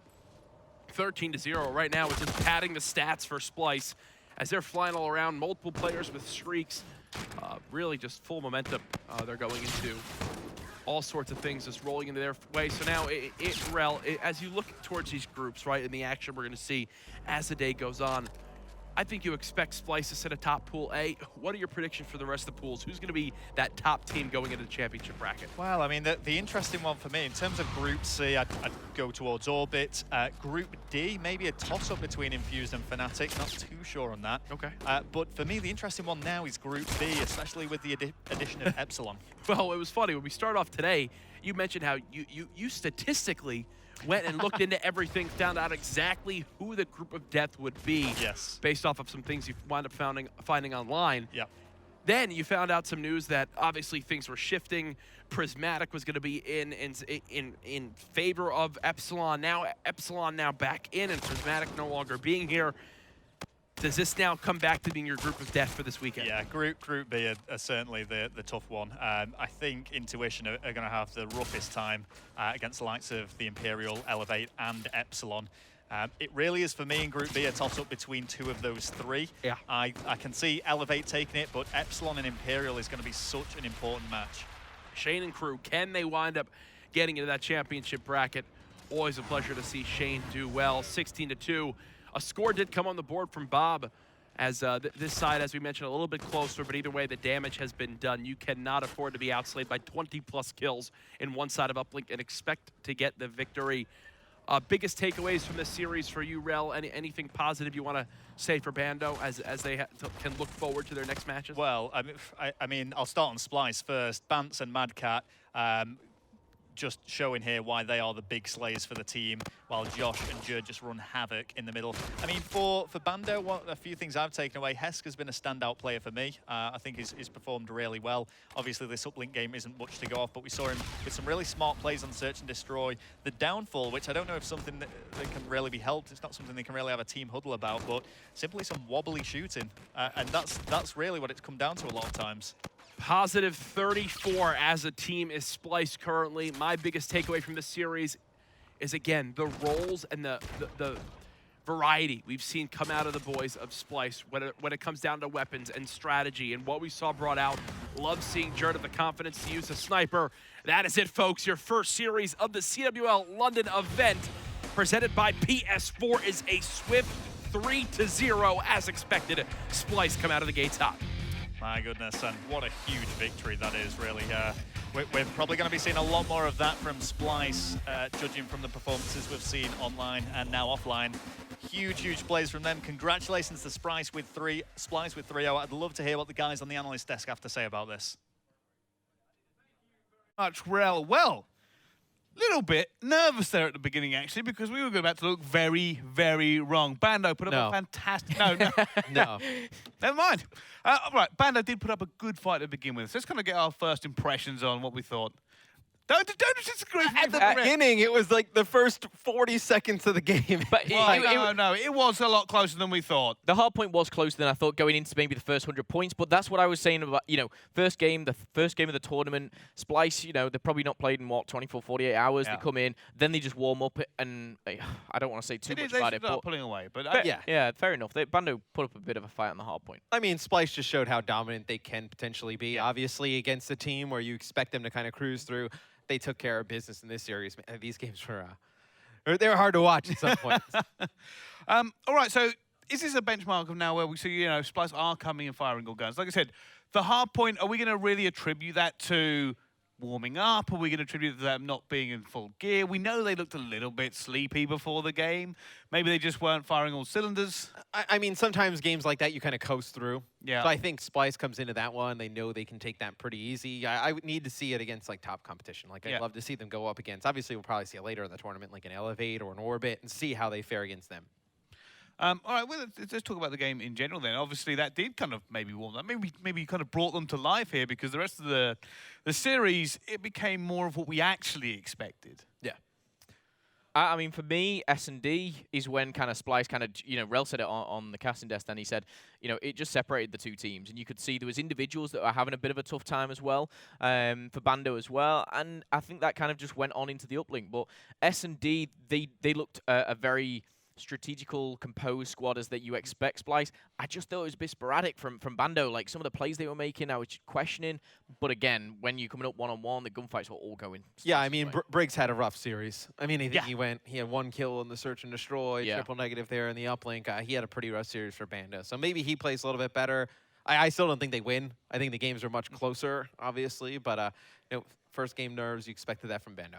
Yeah, I think it's something that we can't really talk too much about Bando, and they didn't do well. They were never expected to win this game. No. They were never really even expected to make it a close game. The fact they did so well on the hard point was even a bit of a shock to us. But where do they come in the rest of the group? Do you think that did we see enough to say, you know what, Bando, maybe they can come second. Maybe they can get a few wins off the other guys in this group. I think it's really, really hard to tell. I know that's kind of sitting on the fence a bit, which I like to do. Yep. But there's you go in against number one team in Europe. How do you kind of judge them off that? And I think we've not seen that 4 on LAN already. So I like to think they've got the hardest game out of the way. They can go up against their next two and really give it them. From what I saw on hardpoint, I think they may be able to push third. I don't know about second. It's a really easy way to lose your confidence, getting beat that bad. I don't see them making any noise in the group. I think potentially 3-4, but still, I mean, 3-4, you don't make it out. I mean, at the end of the day, 3 and 4 doesn't really make a difference. You're still a loser in the group. So, well, I think it's interesting because obviously you've obviously never seen these guys. You have nothing to kind of really judge them against. Previous history. You're only going to see them play Splice. Did you see anything there that maybe showed the inklings of what Look, maybe the hard point- maybe it's just because it's Splice? The hard point, they were Yeah. playing well at the beginning, but Splice, they were at the hills early, rotated properly. They won all those gunfights, the key important fights in a hard point to win. Search and Destroy, they just seem outmatched. Yeah, and it probably should have been 6-1 as well. yeah, probably. And then I know the uplink, it's tough because uplink on Frost usually a lower scoring game.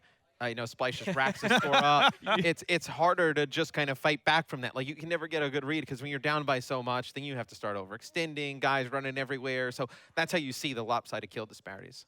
Yeah, I think that's when we started to see the kind of the breakup as well. Like, you see this from some of these teams, like in Hardpoint, when things are going well, you're still playing properly. But when it's starting to get a bit desperate and you're maybe being beaten a little bit, and you can't win any gunfights, you can't get in position, your teammates might stop calling out. They might just be a bit frantic, like, we're 5 behind now. Let's rush somewhere. I need to make a big hero play. Do you think that's where maybe newer teams without the experience, such as Bando, may start to fall apart? It did look like it in that last game. It actually became worse as the game went on. I mean, look, when you're down by that much, I don't think you can do anything but try and make hero plays and do the overextension. So I think they kind of played it how you're kind of force yourself into that hand by getting down by so much. So I don't think there's really anything else they could have done, but it was worse because they weren't winning any of those fights when they went on overextensions. They weren't making any plays. So such a difficult game for Bando. It certainly was. Well, before we go any more into that one, we are going to throw it down now to the floor. It's going to be Mad Cat with Lottie. Thank you very much, Bryce. So I'm here with Mad Cat from Splice. What a great first 3 maps. You guys took that by storm. Talk me through this matchup then. Were you very confident going into it? Yeah, 100% confident in every game we go into. I mean, they're just a troll team, so we just took it as a troll, so. Wow, okay. Well, talk me through hardpoint. So the first hardpoint you guys played, they were on your tails quite a lot, and then the second was a bit of a whitewash. What do you make of that?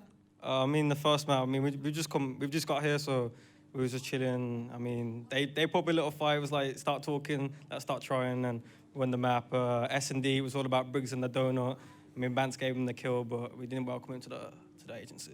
And you guys are confident going into the next couple of rounds? Yeah, 100%. Gotta be confident in every game. It's a jetpack game. Anything can happen. You gotta be 100% in your shot, in your team, and your comms. It's a jetpack game. Well, thank you very much. Thank you very much, Bryce. Over to you.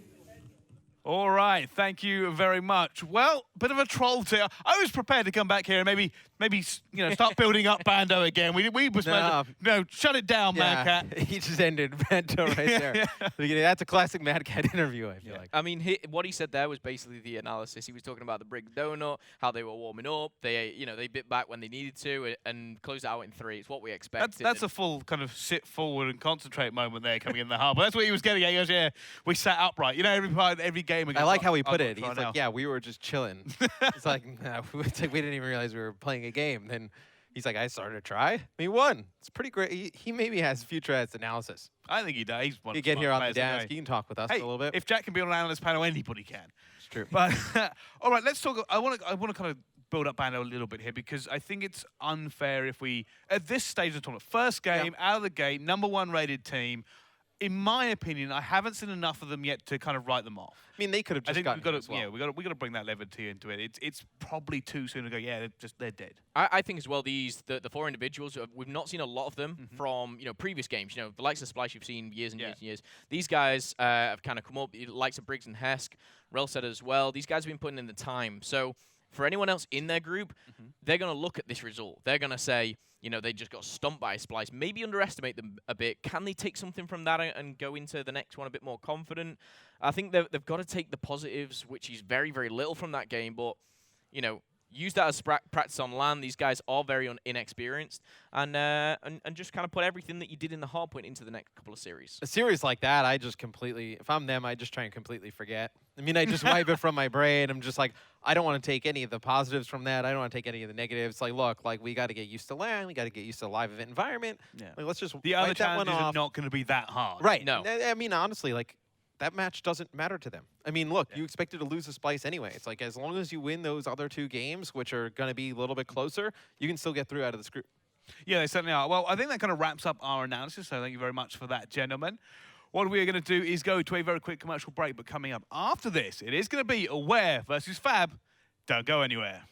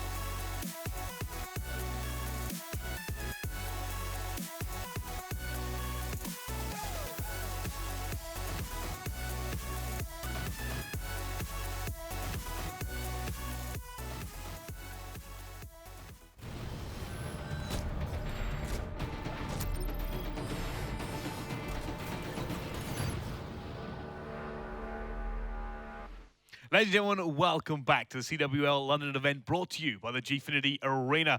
Now, we have another game about to happen, and of course, the desk has changed just a little bit. Bit of a downgrade. We swapped out Matt, Mr. X, for Rel. Momo's still here, though. That's okay. I am. How are you, Rel? I'm good. Lesser of the two VP brothers, it would seem. So It would. Well, there are three of you, and you're actually still the last one. it's very true. It's amazing. Have you never thought of getting your brother in here, you know, to join you? Our older brother. Yeah. I'm gonna say he wouldn't know what he's talking about, but I know exactly what you're gonna say back to that, Bryce. Well, what would I say back to that, Rel? You're gonna say Phil doesn't know anything either. I wouldn't be that harsh to Phil. Of course not. Phil's an expert. Anyway, before we get too much into the VP family history, which, trust me, no one wants to go down, we do have a game to discuss. It is going to be a Ware versus Fab. So let's kind of get the initial impressions on this game. Has been highlighted as maybe one of the games to watch today, a closer game coming in. Yeah, for me, it was my game to watch. A lot of the Thursdays and Fridays, sometimes you will kind of see stomps. We've just seen a bit of a 3-0 stomp itself there. But this game, it could go, it's one of those which could go a map 4 or a map 5. Yeah. I think a lot of people will be wanting to prove a point in this one because, these teams have performed very, very, very, very well online. Now, whether they can translate that to LAN is a different story. But I think this has potential to be, a map 5 game. Yeah, I mean, for me, these are the mid-pool teams now. So we've seen the two extremes go up against each other. So this should technically be a closer fight between the two. As Momo said, sometimes dubbed online teams in some way. And I suppose towards the lower end of the pro point spectrum, whilst it might not be the highest caliber teams going up against each other, it should be a more even match. Well, yeah, I think these two teams, there's a lot of questions about them. There's a lot of people have been asking, where do they rank? Are they even fit to be considered, in that top 8? Are they going to be top 6, top 4? I think it's a stretch to put them top 4. But 100%. Anywhere under that generally could be anyway, depending on, especially with some of the results they've had so far. Yeah. They've played some big teams, had some decent, map wins at the very least. What do we think about them? Let's kind of start a little bit with Aware then. I mean, Aware's got GefKid in. We all know GefKid. Yeah, GefKid, I mean, I met him quite a while ago. Such a nice guy, someone who I think in this team could potentially take that leadership role. We've got 3 very young players joining him. And, for them, it's kind of the experience of being at the top, Gfinity, CWL. Yeah. And I think it's very new for those guys to kind of come in. So hopefully GefKid can kind of guide them in the right direction, use the experience, if you like, that he does have. And I think, I don't know, I think, they're a team which, online will play a lot of games. These guys have been playing GB after GB, and they will have that game time to back up. They're not just coming in here inexperienced or, a little bit unpracticed. They're going to be coming here prepared. They're going to have strats. I know GefKid, he has a few things up his sleeve as well sometimes. Well, speaking about preparedness now, there is something about this team I do know. Dens, Johansson, and I believe it's Benji. Yeah. Only just turned 18 this year, I've been told. So a very young and very inexperienced squad coming into this role. Do you think it's going to be a big issue for them stepping up to this stage? I mean, it really does go one of two ways. You can either crumble under the pressure or you can excel. Me personally, if it was me going into... You'd crumble 100% every single time. 100%. And this is the thing, because whilst there are two sides of the coin, it's... I think experience will always be more important than the excitement, if you like, of coming into big events for the first time. Yeah, I think it's something that a lot of people are going to be looking for. These guys, this is stepping up into the big leagues now. Can they make a name for themselves? And although people have played these guys on home, this is their first opportunity kind of stepping into the CWL. Do we think that, nerves, especially first game, first in the booth, just turned 18, going to be an issue or not? I think it's always an issue. It really is. When you're young and inexperienced, it's always an issue. But it happens to every single one. You have to have that first time. And going up, this is, like Rel said, the middle of the pack almost in their groups. It's a good telling tale, but I think you need to shine straight away with these two teams. That's the problem I think that they will have, is they need to come up and game one, they need to turn up. A complete opposite of what we've just seen with Bando.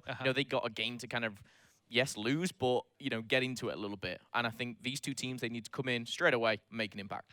All right, well, let's move on to our other team then while we're doing this, Fab Games. Now, again, another storied team. This is a team that we've been kind of hearing a lot about and seeing a little bit on the Twitterverse, and some of the pros have been talking about it a little bit. Not always in the most positive of fashions, but still, a lot of storylines behind this. People like Kivy, typical nerd, which we remember from Rampage Tempo, trying to qualify for Season 2 in the CWL. UAV Slays, has been a lot talked about him, whether or not he can bring his performance to LAN, or whether or not it's just something he can do at home. Yeah, I mean, I suppose Kivy's the household name, if you like, of this team. Is definitely the bigger figure out of the 4 players. And in terms of his accomplishments and achievements, he has international experience under his belt, and that's why he'll be taking this leadership role going into this game. I'd say he's the strongest player of the 4, but typical nerd is definitely one to watch for me. After seeing some of his gameplay, he's a huge slayer for the team, and I know he's going to be playing a big support role. Well, apparently he's full of confidence. I've been hearing that he's very confident, and he's been very vocal about his confidence as well, which may have irked some of the pros the wrong way. But if he can back it up now, and like I said, it's not like typical nerd has come out of nowhere. That team was a whisper away from qualifying, in CWL Season 2 last year. Yeah, for me as well, talking about the other ones, UAV. again, it's very much like Aware. You know, these are young players that are coming into such an experience for their first time. He needs to make a mark, and it's very, very difficult when you have that situation where you put into, you know, into the booths for the first time, on a center stage for the first time, main stage, on a stream like, you know, like Gfinity. It's very, very difficult to adapt to, but some people thrive off it and some people crumble. But don't worry, we all saw you point at your brother there. Some people do crumble. But I'd like to think, you know, with the guidance of Kivy, you know, such an experienced player, they'll be okay. Okay, fair enough. All right, well, let's kind of get into it then, and this matchup coming down. Obviously, Aware, higher seed coming into this one. Do we think, you know, they're definitely the winning here? It's going to be a close one under a lot of people.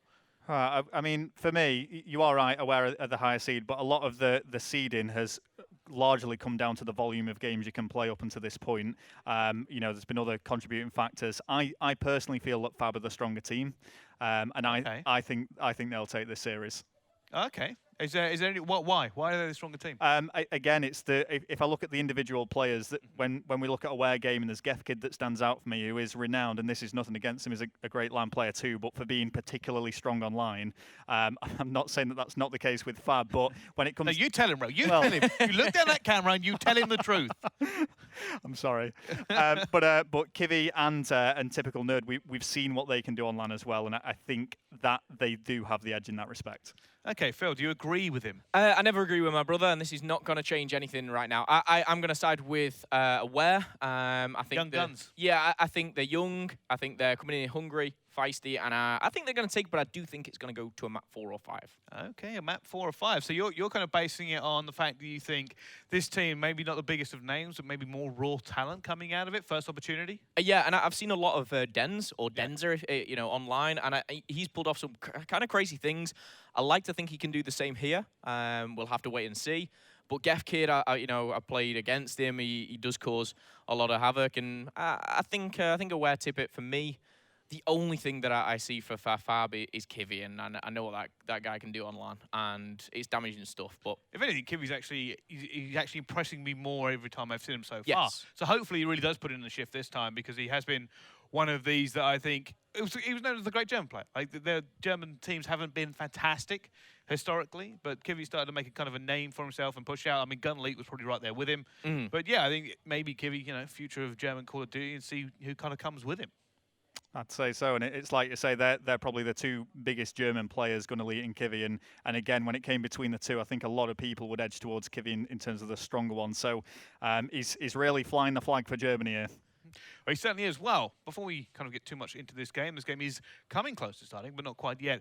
Phil, you have something for us. I do, and I'd like to model this on Rel if possible. However, this is a large, so that won't be the case. I do have, though, an official CWL jersey, which is available, Bryce. It is available. Shop.callofduty.com. It is. And yeah, I mean, don't tell anyone, but I would take this home if it didn't have the American flag on. What are you trying to say about the American flag? But no, you can actually get those right now. Yeah. So you can go and get your own official Call of Duty World League jersey, and you can get them here. Obviously, don't worry, we won't be giving Rel one. But yeah, they are available. Very I'm smart. hoping to get one myself. Maybe we'll all be wearing those after the break. Yeah, you'll come back, and this will be more than likely on one of the three of us. Yeah, it probably will. It probably will. All right, well, moving aside now, I'm going to start asking for a few scoreline predictions. All right, Phil, I'm going to start with you. And I want you to think very carefully about it. First time we're doing this for the next 4 days. Can you be right out of the gate? 3-1 away gaming. 3-1 away game. What do you think they drop? I think they drop the S&D. The S&D, so you're thinking respawn heavy. Oh, actually, now I think that. No, I think they drop the uplink. Drop the uplink, okay. Yeah, Gefkid's too good at S&D. Okay, Rel, are you sticking with your original prediction? 3-0 Fab. 3-0 Fab? Yep. Not a single map dropped? Nope. They're going to take it. Clean sweep. For me, they're the stronger team. In terms of comparing them against each other, this is the real test now. I've not seen them compete in a LAN environment, but I just feel the better team in every game mode. You just feel they're the better team in every game mode? I do. Okay, well, standing by it. Disagreements among family. But before we go into this game, there is one thing we need to kind of cover first. We talked a little bit about earlier. Where do we rank these teams? Out of everybody here, there is 16 of the best in Europe here. Where do you put them? Just before we've even seen them, this is obviously going to be a shot in the dark, but where roughly do you think they go? I think they both fit into the category maybe 9th to 12th. I think one of them maybe potential to push the top 8, but I think these two teams, you know, between 6th and 10th, I'd put these two. 6th. Oh, so you've gone up. You've gone, yeah. Yeah, gone up a it's bit. kind of like 2 brackets which I put them in. I mean, Could easily both be outside the top 8. Could easily both be in it. Yeah. I don't think either of them will get top 8. I think Neither of them. no. Rally's been very harsh this event. Yeah. Well, So you just my last event. had full confidence in Fab. 3-0. no. I mean, between Full the, confidence in Fab, but they're not making top 8. between the two of them, I'd say Fab are definitely the stronger team in my opinion. But I don't think either of them are good enough to take top 8. I mean, for me, when you look at the teams in attendance, the top 5 or 6 are quite decisive. Which order they'll go, I'm not sure. But outside of that, maybe it's a bit of free game. But still, I think these are not quite going to be pushing into the top 8. I don't know. I think with the way the groups work here, I think you might be wrong. Well, I usually am. So. Yeah, well, yeah, that's fair enough there. So I mean, Phil's a bit more confident than you. Is he seeing something you're not? He's delusional, isn't I he? know what I'm talking about. Oh, right. That would definitely be it here. All right. Well, I suppose we better look at the elite teams coming into this one. We've already spoken a little about them earlier on, but Rel, we didn't get your opinion on who you think's going to excel in this point. Well, I mean, for me, it's quite clear from historically on Infinite Warfare for the amount of information we have that Splice are the strongest team going into this You went tournament. to that statistically. You told me this before the event. You brought maths into this. That's Didn't you? it. That's what I I've do. seen the Tell me your spreadsheets. maths. Well- he actually has, Matt. By the way, this is serious. Rella's gone out and worked out statistically Well, where people play. the problem was I worked out statistically the groups and the group of death and Yeah. how it would all work, except all the teams have changed. But But a So- slight change, but yeah. what I'd say, I think for me, Splice are taking it in terms of kind of a dark horse team, and I can't believe I'm even saying this, but I'd say Fnatic would be a dark horse team. Again, it's just due to the level of teams that we have at the event. I don't know if they're going to take it, but it seems so strange to put Tommy outside of like the top 3. Wait, this is the funny thing, because I think someone said something similar earlier, and you got to remember that Fnatic, because I've just seen them turn up. They actually turned up about 10 minutes ago, so they're sitting in the crowd watching this.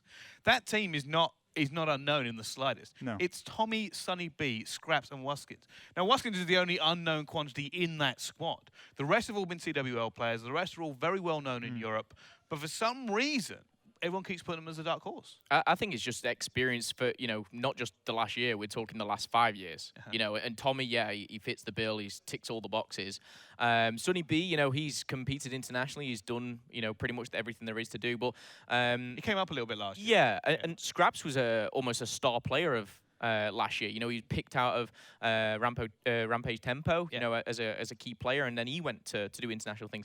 And they've all just been put into one team, and how it works, I'm not too sure. But from what I've seen, online, but Tommy obviously streaming quite a lot, it seems to be going very, very well for him. And Wuskins and Scraps playing together, I think it's great. Well, Two brothers playing together. How was that for you? It was terrible. it was a pleasure. I loved. No, going into it was fun. We just didn't win much. backtracking now. No, I'd say. I mean, the reason I say it, whenever I'm gonna sound like such a fanboy here. Whenever I watch streams, it's always Tommy's stream that I watch. If I'm Big shout out to Tommy Stream. but when I've been watching it, I believe this is correct. In both 2Ks, they've lost to Infused, or the previous 2Ks, and they've then lost to Splice. So that's kind of how I'm gauging how this tournament Right. will pan out. So that's where I came to that decision. That's interesting. I'm guessing that later on, obviously, we're going to see Infused Fnatic, and I'm Yeah. definitely excited for that game as well. All right, well, I think this game is pretty much ready to go. Apparently, not quite yet. We are missing a player in one of the booths. All right, well, let's move on then and talk about teams that we are keeping an eye on this event. Outside of Fnatic, we've obviously got the mix-up at the top. Is there anyone else who kind of catches your eye? I'm looking at Epsilon purely because the kind of history going into this event has always been a bit of a... I mean, vocally they've Some of them are spoken about belting it. down the M1 as we speak. Yeah, some of them are on their way. They're not here yet. Epsilon definitely a team to watch. Not had a good start to the year. But I think it could be, a fairy tale storyline for them, because I know those 4 individually are very, very good, talented-wise. Sometimes people have questioned, or the pros have questioned, do they work together as a unit, or do they kind of just play on their own and just kind of do their own thing and it works? But on this game, I think it will actually help them. I think, the kind of crazy gameplay that, the very fast-paced Infinite Warfare will help them. So I'll be watching. I definitely think it suits their play style. Yeah, 100%. 100%. Obviously, if you are just tuning in, you haven't seen the news earlier, we are actually got Epsilon. They are joining us at this tournament this weekend. They will be taking the place of Supremacy in the end and going into that bracket. Actually, I think it's prismatic. There's a lot going on in that bracket. When we bring up the group, it'll be easier to explain. But they are now here, which means that we'll see them against Elevate at some point this weekend as well. But yeah, they haven't had a great start to the year. Didn't play in the first 2K. Just not been able to get as many kind of points towards together, and then obviously, you know, they're not very good at emails. Yeah, it was pretty brutal and tough for Epsilon, but it is good to see them here. And I think one thing that's got to be taken into consideration is they aren't mentally prepared going into this event. I mean, for all intents and purposes, they didn't think they were coming to this. No, apparently they had to wake Hawkey up. Someone had to go and get Hawkey because Yeah. his phone was off and no one could get hold of him to tell him that, no, wait a minute, we are actually going to be in this tournament. Yeah, so, you know, we know that they're a great team, but whether they're ready to come into this now, we'll have to see. It is a Cinderella story. I think that's a great part you put on. All eyes are now on Epsilon. Yeah. They were 4th at Champs not that long ago. Not a great start to the year. Now they've managed to get into this tournament when they weren't in it originally. Everyone's going to be looking at them and going, you know what, you've had a reprieve here. You've now got to show us that you are still that team that you were 6 months ago. And the one thing about them as well is they were maybe a team to slack off a little bit on the pro point side of things, or maybe not performing the 2Ks as good as they can. But it was always the case with them. You know, whether it's on Twitter or any other social media, you know, the players are like, you know, wait till we get to LAN. We'll prove it again. The same as Champs, the same as what we did. And Got to get to LAN first. Yeah, you've got to get there. Whether it's emails or sorting the basics out. The great news is they're here, and I'm really, really happy it's worked out for them. I'm gutted. I'm just glad to see them. I'm glad to see this Epsilon team play because I want to kind of benchmark. I want to figure out if they're still the same team because they actually performed worse in Europe usually than they did actually in international competitions. They were about 4th, 5th in Europe regularly, where we put them just outside the elite squads, and then they go and do it on an international stage. So that's the last time we saw them kind of pick their game up, and since then it's been very, very quiet. Well, and this is it, and this is why we're kind of dubbing them a bit of a dark horse because we just don't really know what to expect from them now. The other guys, we have some sort of idea. I mean, it's shown there in that Splice game, very, very dominant start from then, and a lot of the other matches might be slightly one-sided as well, especially in pool play, but they could either turn up or they could just completely crumble when they get in. Well, I see two teams that we're kind of glossing over here and there, probably because they're in this sort of grey area where obviously the big two right now, probably Splice and Orbit, they've got those storylines behind them, but Elevate haven't really spoken about it. Neither have Infused. Yeah, for me, Elevate is a very much a team that could take this event. They could take this event. Everyone's looking at Splice, everyone's looking at Orbit. Don't underestimate, you know, the likes of Josh Watson, likes of what he can do on LAN. When he's got his game, when he's actually playing this and he's putting 100% into it, which he is, he can do, you know, what anyone can do. And we've seen him do it on an international level. And I think as well for Europe specifically, they've got a lot of new rosters. Like, it's strange seeing the likes of Jerd in Splice jerseys, and like, for example, Zero in an Orbit. It just doesn't feel right, but it's like a whole new era, a whole new storyline that can be built around all these teams. And don't sleep on Elevate. Don't, you know, look past Fnatic, Well, they've come second Epsilon. in both the 2Ks. I honestly think there's five teams that could take this event. I think there's 5 teams, maybe 4. But it's an on-the-day thing. Call of Duty, anything can happen. You got to be on your game.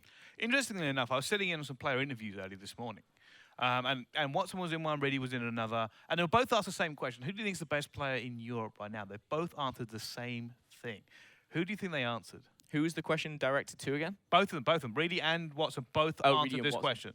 I'd say Mad Cat. I'd probably go for. You'd be wrong. I would say it's not. I'd say Bance or Jerd. You'd be wrong. They said Zed, both of them. Well, they're both Separate wrong. interviews. Because Zed They're is not both the best. wrong. Zed is not the best. I'm joking. So I asked this because I was like, that's an interesting pick. And I was like, he's your teammate. Is this you know, confidence thing? He's not here, but is it a confidence thing? And they said no. They said on this game, his reflexes are incredible. They generally have full confidence in him, which is something that might not have actually had before. But we are getting off topic because this game is about to go. It is going to be Aware versus Fab. It's over to our casters. It's going to be Oxygen and Ton. Thank you very much, Brycey. Jonas, our first game. casting. And it should be a great game as well. Two great teams facing up, and you know, we talked about the first game, and it was supposed to be not so much of a close game, but this one on the other end, we're going up against Fab, two great teams, and I'm looking forward to it. Yeah, and we've just seen the rig draft coming in there. It was nothing too different from what we can go on to expect there. Of course, we do have Rewind, Reactive Ammo, and Active Camo and Centurion, both on both sides. So nothing out of the normal for us there, Jonas. But going into this, we heard the desk. It's a fairly split desk on this game. Rel is trolling everybody with his Fabi pick, but you know what? I unfortunately agree with him. I think Fabi are going to take this one. I think it's going to be a really close game.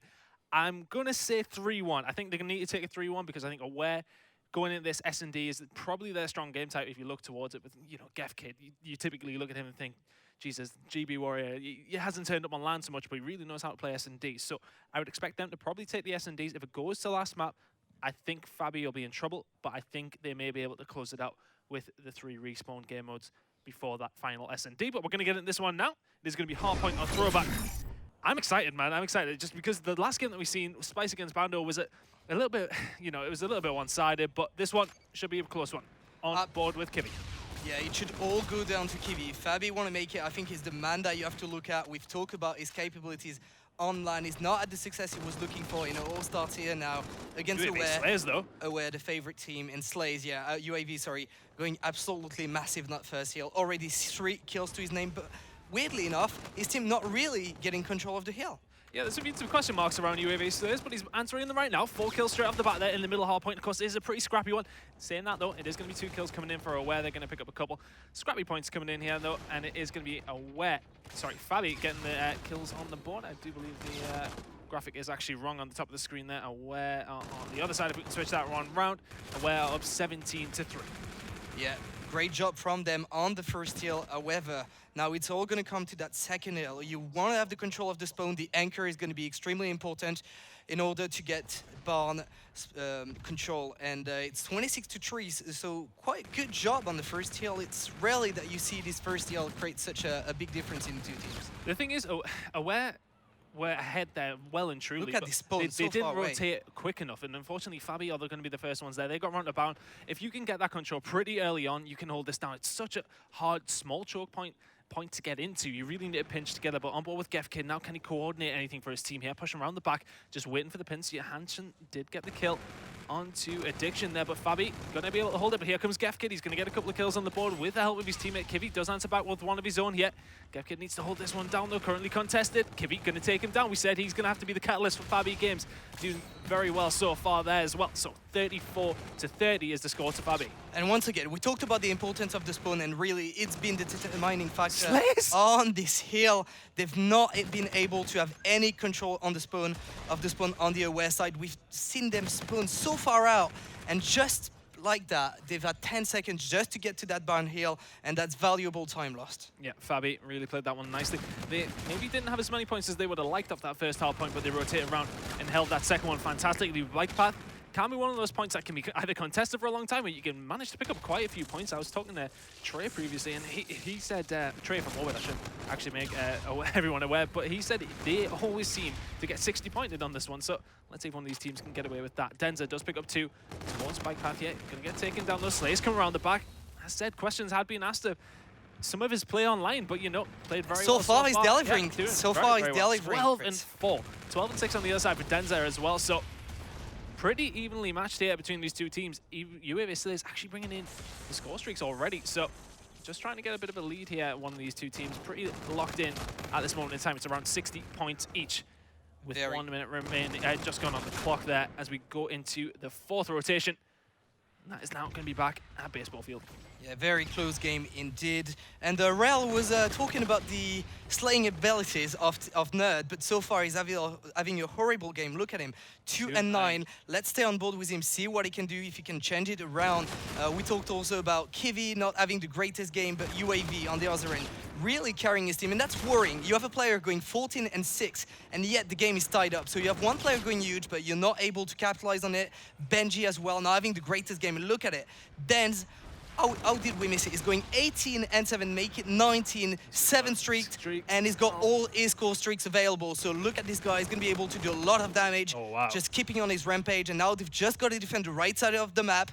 Aware got outspawned again. It seems to be, Fab seems to be a recurring factor in this game. Teams really able to control this spawn and this anchor. Nobody can get near Denza when he's running around like that. Picks up 9 kills in a row before he goes down. 21 and 8 full streaks available to him. I do believe UAV Slayers does still have that bombardment, so that could be useful on one of the first, maybe the 3rd or 4th hard point.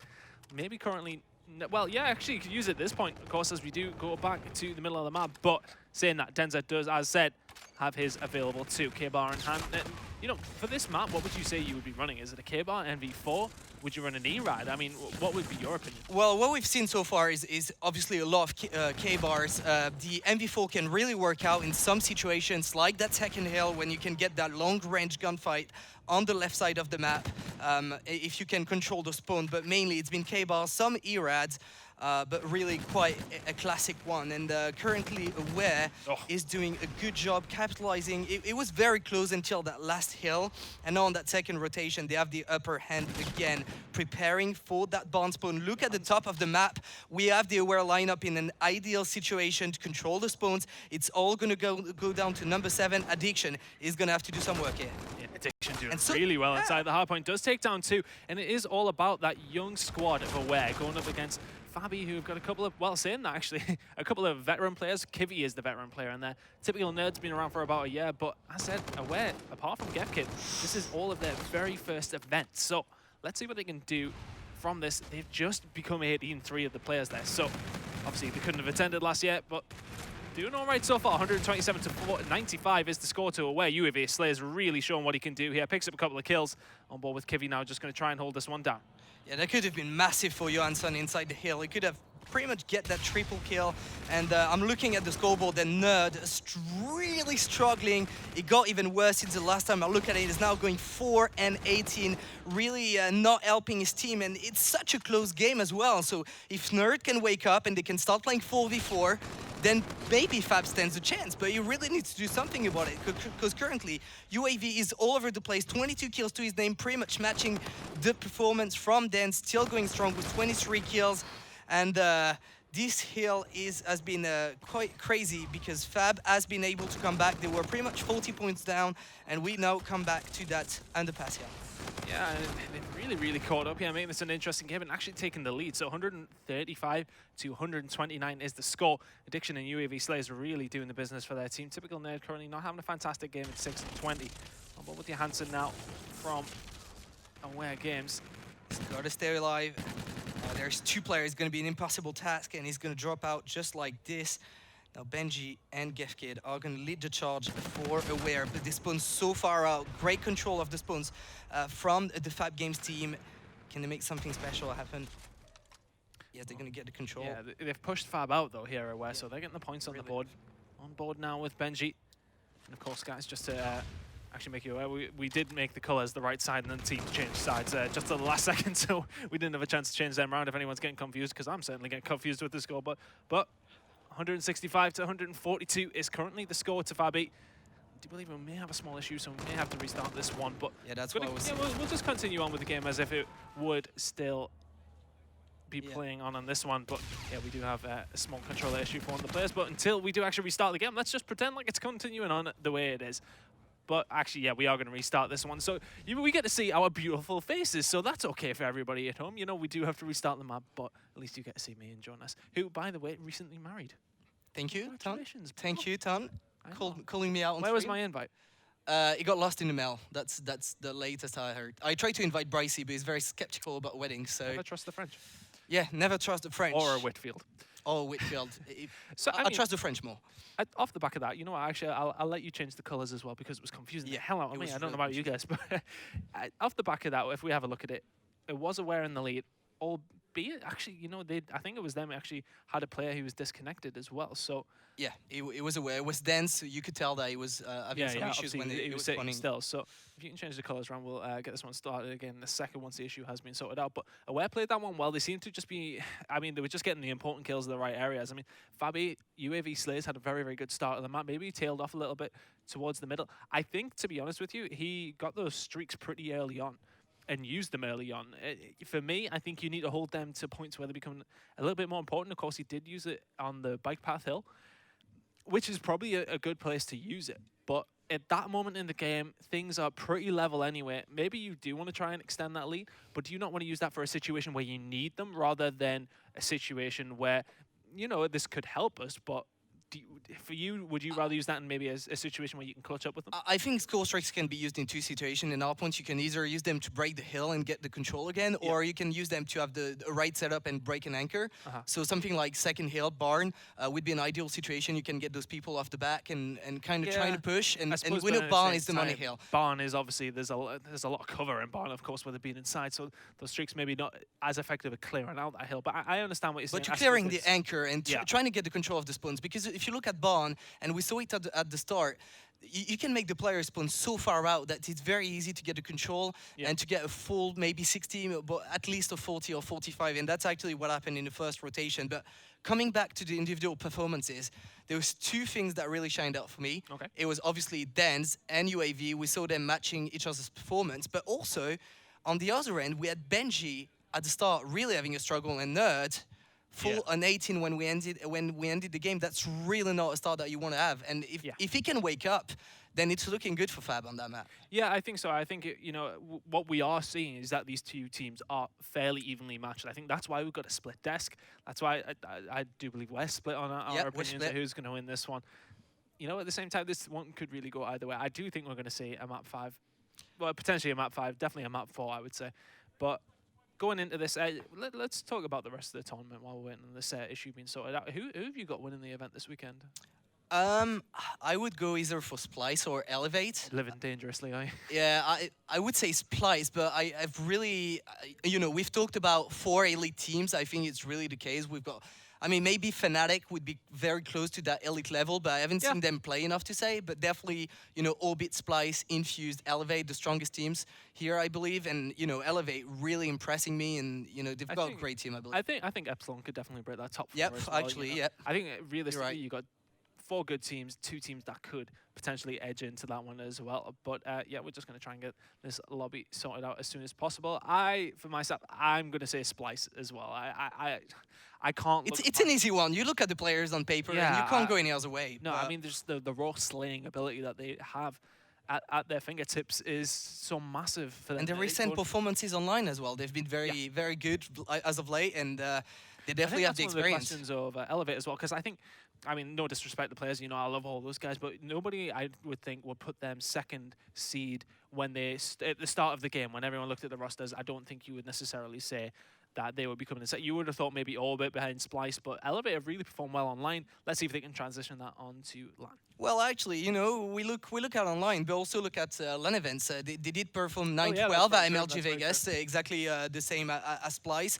So they did have a lot of opportunities to do better there. They had a lot of close games. Envy, actually, Elevate. I mean, that was fantastic. I watched that the other day just to refresh my mind of it, and it was a fantastic win for them. A surprise to watch them beat the world champions, but they played it very, very well. I mean, the wins that they got weren't even really fantastic close, apart from the S&D, which I think went to 5-5. But you know, when they're going up against that caliber of team and they're winning games like that, albeit Envy probably a little bit under practiced compared to what they are now, it's good signs for them. And if they can continue this on throughout the year, then they're in a good place to do well. No, absolutely, and I think it comes down maybe to you know, Watson.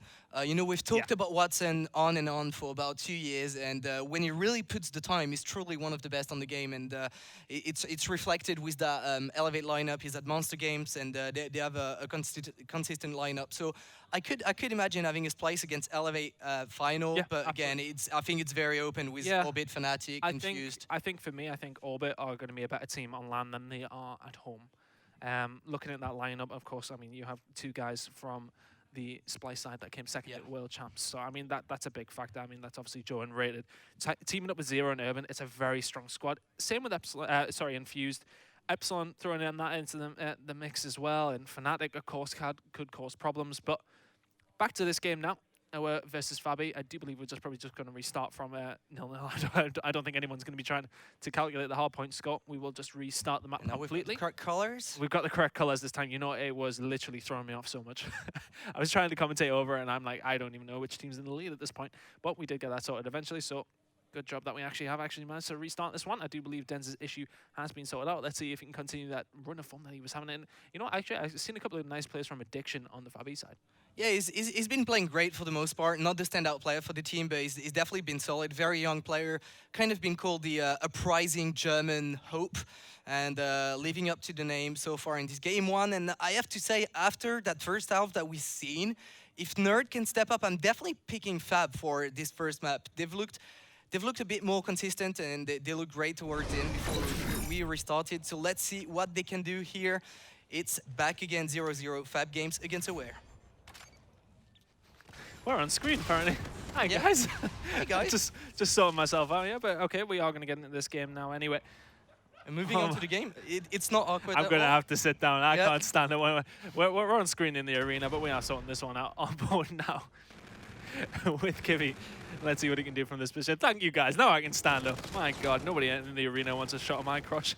Yep, and Gefkid starting the game strong. 4 kills to his name already on the first kill. He's already got a little skull streak. The little Scarab is going to possibly do damage. Going to go around the back and going to catch one.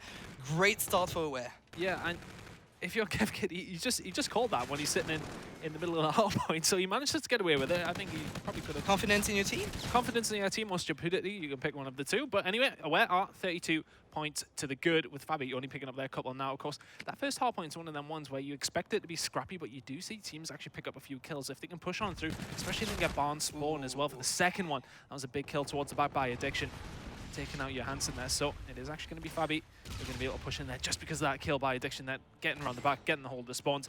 But as we can see, Aware are looking to get in a position to pinch. Kills are going to come in. Denza does pick up one. Typical Nerd does answer back though. The contestant does come in. All the kills are going to come in though. Addiction picks up 2. Nerd going to come in there and clean out that Aware push. Fabi back on the board and looking to try and tie things up. And now you see it. They're spawning so far out, but Addiction caught off guard. UAV not matching the performance from the first side. Nerd's got a lot of work on his hands. Going to be able to make 2 kills. He's already got more kills than the first time that we played. He's got 6 kills to his name. Definitely a better start. He's trading them with UAV Slayers, who's dropping the 0-6 currently. Not able to pick up a kill just yet. Needs to take his time, readjust, see what he can do. UAV Slayers goes down again, but Denza coming in there with 2 kills. He's going to regain that there for Aware. Barnet currently in control with them, but as we move on to the next point here at Bike Path, we are on board with Addiction from Fabi. Yeah, Fab forced to go for the early rotation on the Bike Path hill. And this is one hill where you really have to spread out on the sides to make sure the team spawns on the other side. Addiction is going to be able to make that kill. That would be big. 2 more coming for him. Not going to be able to make anything out of the situation. And now Aware is back in control again. They have control in the global leaderboard. 62 to 43, 20 points lead. Yep, and just trying to hold this one down, but it has been a bit of a mess towards Bike Path. Yeah, kill's going to go in though. Trading backwards and forwards between 2 teams. Fabi are the ones getting points on the board currently though. 64 for Aware, but Fabi are catching up. It seems as if they've been playing catch up, but Denza picks up 3. Grenade kill coming in there. He does get taken down himself by Addiction, also by a grenade. So trading between each other there, but really good work by Addiction. You know, he has been, as said, claimed as one of the up-and-coming players in the German scene. Proving his worth here. UAV Slayers has managed to pick up a couple of kills, 2 and 10 here now. Did start the last map very, very well. Maybe that's... Again, 14 and 7 is really playing out of his mind so far. Well, not far off regaining that Scarab currently. He's on a 2 streak. He's going to regain that in just a second. Just checks away just a second. But actually, how does he not manage to die? Addiction goes down. Help from his teammates here. Addiction needs to be careful not to die here. But Gefkid and Johansson are going to come up. They're going to get a hold of that hard point. They're going to try and extend this lead that they already have. Scarab out, and he's actually managed to kill himself with it. Yeah, and Denza in this situation so patient, really trying to stay alive and counting on his teammates to bait, and that was really great play from him and really allowed this team to get control of that hill. Now Aware is in the lead again. They've got a 25-second lead, and Benji just staying alive in all on his own. Nerd. And this is a great setup for Aware. Now, if they can make that one more kill on Kiwi, they're going to be able to push a little more and to get some safety. 11 seconds left on the hill. Now they're going to be able to rotate towards middle map for the next hill. They've got a great lead. This is a very different story from the first time that we played that map. Oh, he's just been destroyed by a typical nerd, though. Benji does go down after a little bit of a tear that he went on there, holding that down at baseball field, but we are now going to rotate back to train platform. Gefkid does get the kill on the UAV Slayers, who's having an unfortunate game so far. Scarab to the face, going to take him down, but Fabi going to get the kills, but not get the points on the board. It is still Aware inside there as Addiction rotates back around, but they need to push for that other spawn. We can see that Kiwi is going to push around. This is an important kill, does make it, but needs to stay alive. Is it going to go down? Denza with an important one, but he has got the spawn for his team. So even if they cannot manage to push through and get a hold of anything here at train platform, they are going to have the spawns for Barn if it can stay alive, but we can see Aware aren't aware of that, and they are going to push through. I see what you did there. And a very inconsistent game from all the players. I mean, we talked about the scores of the individual players in the first game, and look at UAV. He was having a hell of a game on the first time around, and now he's only on 5 kill, making his 5 kill in the back. And he's going to be able to hold on to that second hill. This is really good for Fab. They absolutely need control of Barn. They need a full 60 if they want to stand any chance on the hard point. He's going to need to make that kill, and he's going to trade it efficiently. Now it's all going to be down to where they need to that one big push. Fab is already outspawning, so this is great for Wedge. Just need to make This has done well though, and he does eventually go down. And what we said, you know, we say it time and time again. If you're not making the kills, fair enough. It's not looking great on the scoreboard, but at the same time, if you make 3 important kills, that can get your team back into it. He did make a couple of good kills there, did eventually go down, but he got a few points on the board for his team, who are still pretty far behind at this moment in time. Fabi, about 100 points down. Johansson going to come in there, pick up the easiest 2-piece he's ever going to make. Typical Nerd, though, is going to get his Scarab as well, holding things down here, having a much better game, 17 and 20. Not fantastic, but a lot better than last time, but currently Aware are well and truly in the lead. And you can tell Fab are kind of panicking because they're so much behind on the score, and they've not been trying to get the spawns. They've just been flooding into the hill, and every once in a while they would get enough kills to get control of the hill, but they had no control of the spawn. They were spawning on the other side, so Aware would just flood, and with the control of the spawn, they would just get control again. So now Fab is not playing this properly, and it kind of explains the scoreline. 192 to 77. It looks like this game is going to be in the bag for Aware. They could even almost this one. Picks up 3 in the middle of the map. Fantastic work by him. It just seems as if Aware are winning the slaying battle. They're winning the rotation battle, and they are well and truly winning the score battle. 208 to 77 is the score, and Fabi need to get some points on the board, and they need to do it very, very fast. Denza just pick and kill after kill. Now he makes his third. Addiction does shut him down, though. 208 to 86. Fabi really need a big, big hill. Baseball may be the one for them. Well, they need the perfect game from now on. Yeah, they really do. But nice kills by UAV Slayers. He needs to start picking it up. He has done a little bit. 11 and 23, still not a fantastic score. The rest of his team putting him around 20s. But look at Denza, 30 and 17 from him. Let's go on board with him. Let's see what he's going to do off this next hill. Yeah, monster games from Denza is all over the place for that Aware team, really leading them. And now Fab have the control of the spawns. The Denza is going to be all alone to attack. Better wait for your teammates. Not going to be able to produce anything. This is why you need to wait for your teammates. You can't go 1v4 in the hill. You really need to wait for them, wait for the pinch. And this is exactly what Benji is going to be doing. Picking up the first kill, staying alive. This is what you want to see. Denza is going to come and help him.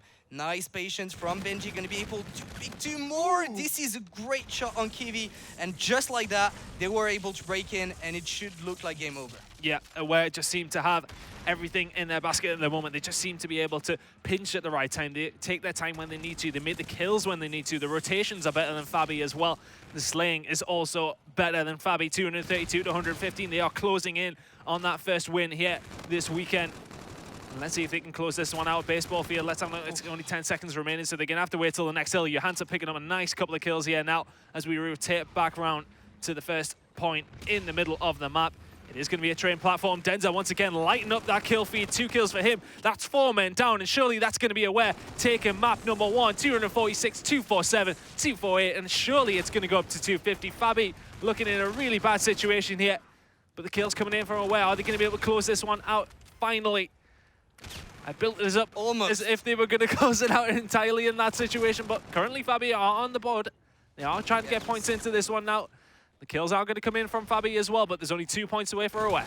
Yeah, they should be able to close this one out on the first hill, or at least on the second. They currently have the barn spawn, so it would take a miracle for Fab to be able to come back into this game. They're like 110 points down.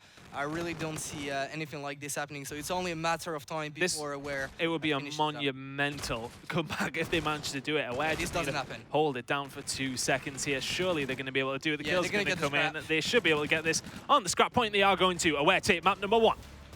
251-43. Great showing for Aware on that first hardpoint map, showing why they are the higher seed. And you know, some people were raising questions about their online performances, but they've been able to deliver online. And there's been one man who's been delivering more than the others.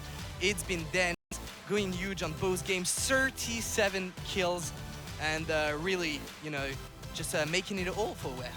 Yeah, I mean, the thing is, with the questions that have been asked about Aware is, are these 3 new kids who are coming in here, are they going to be able to live up to how they've been playing online? And certainly seems so.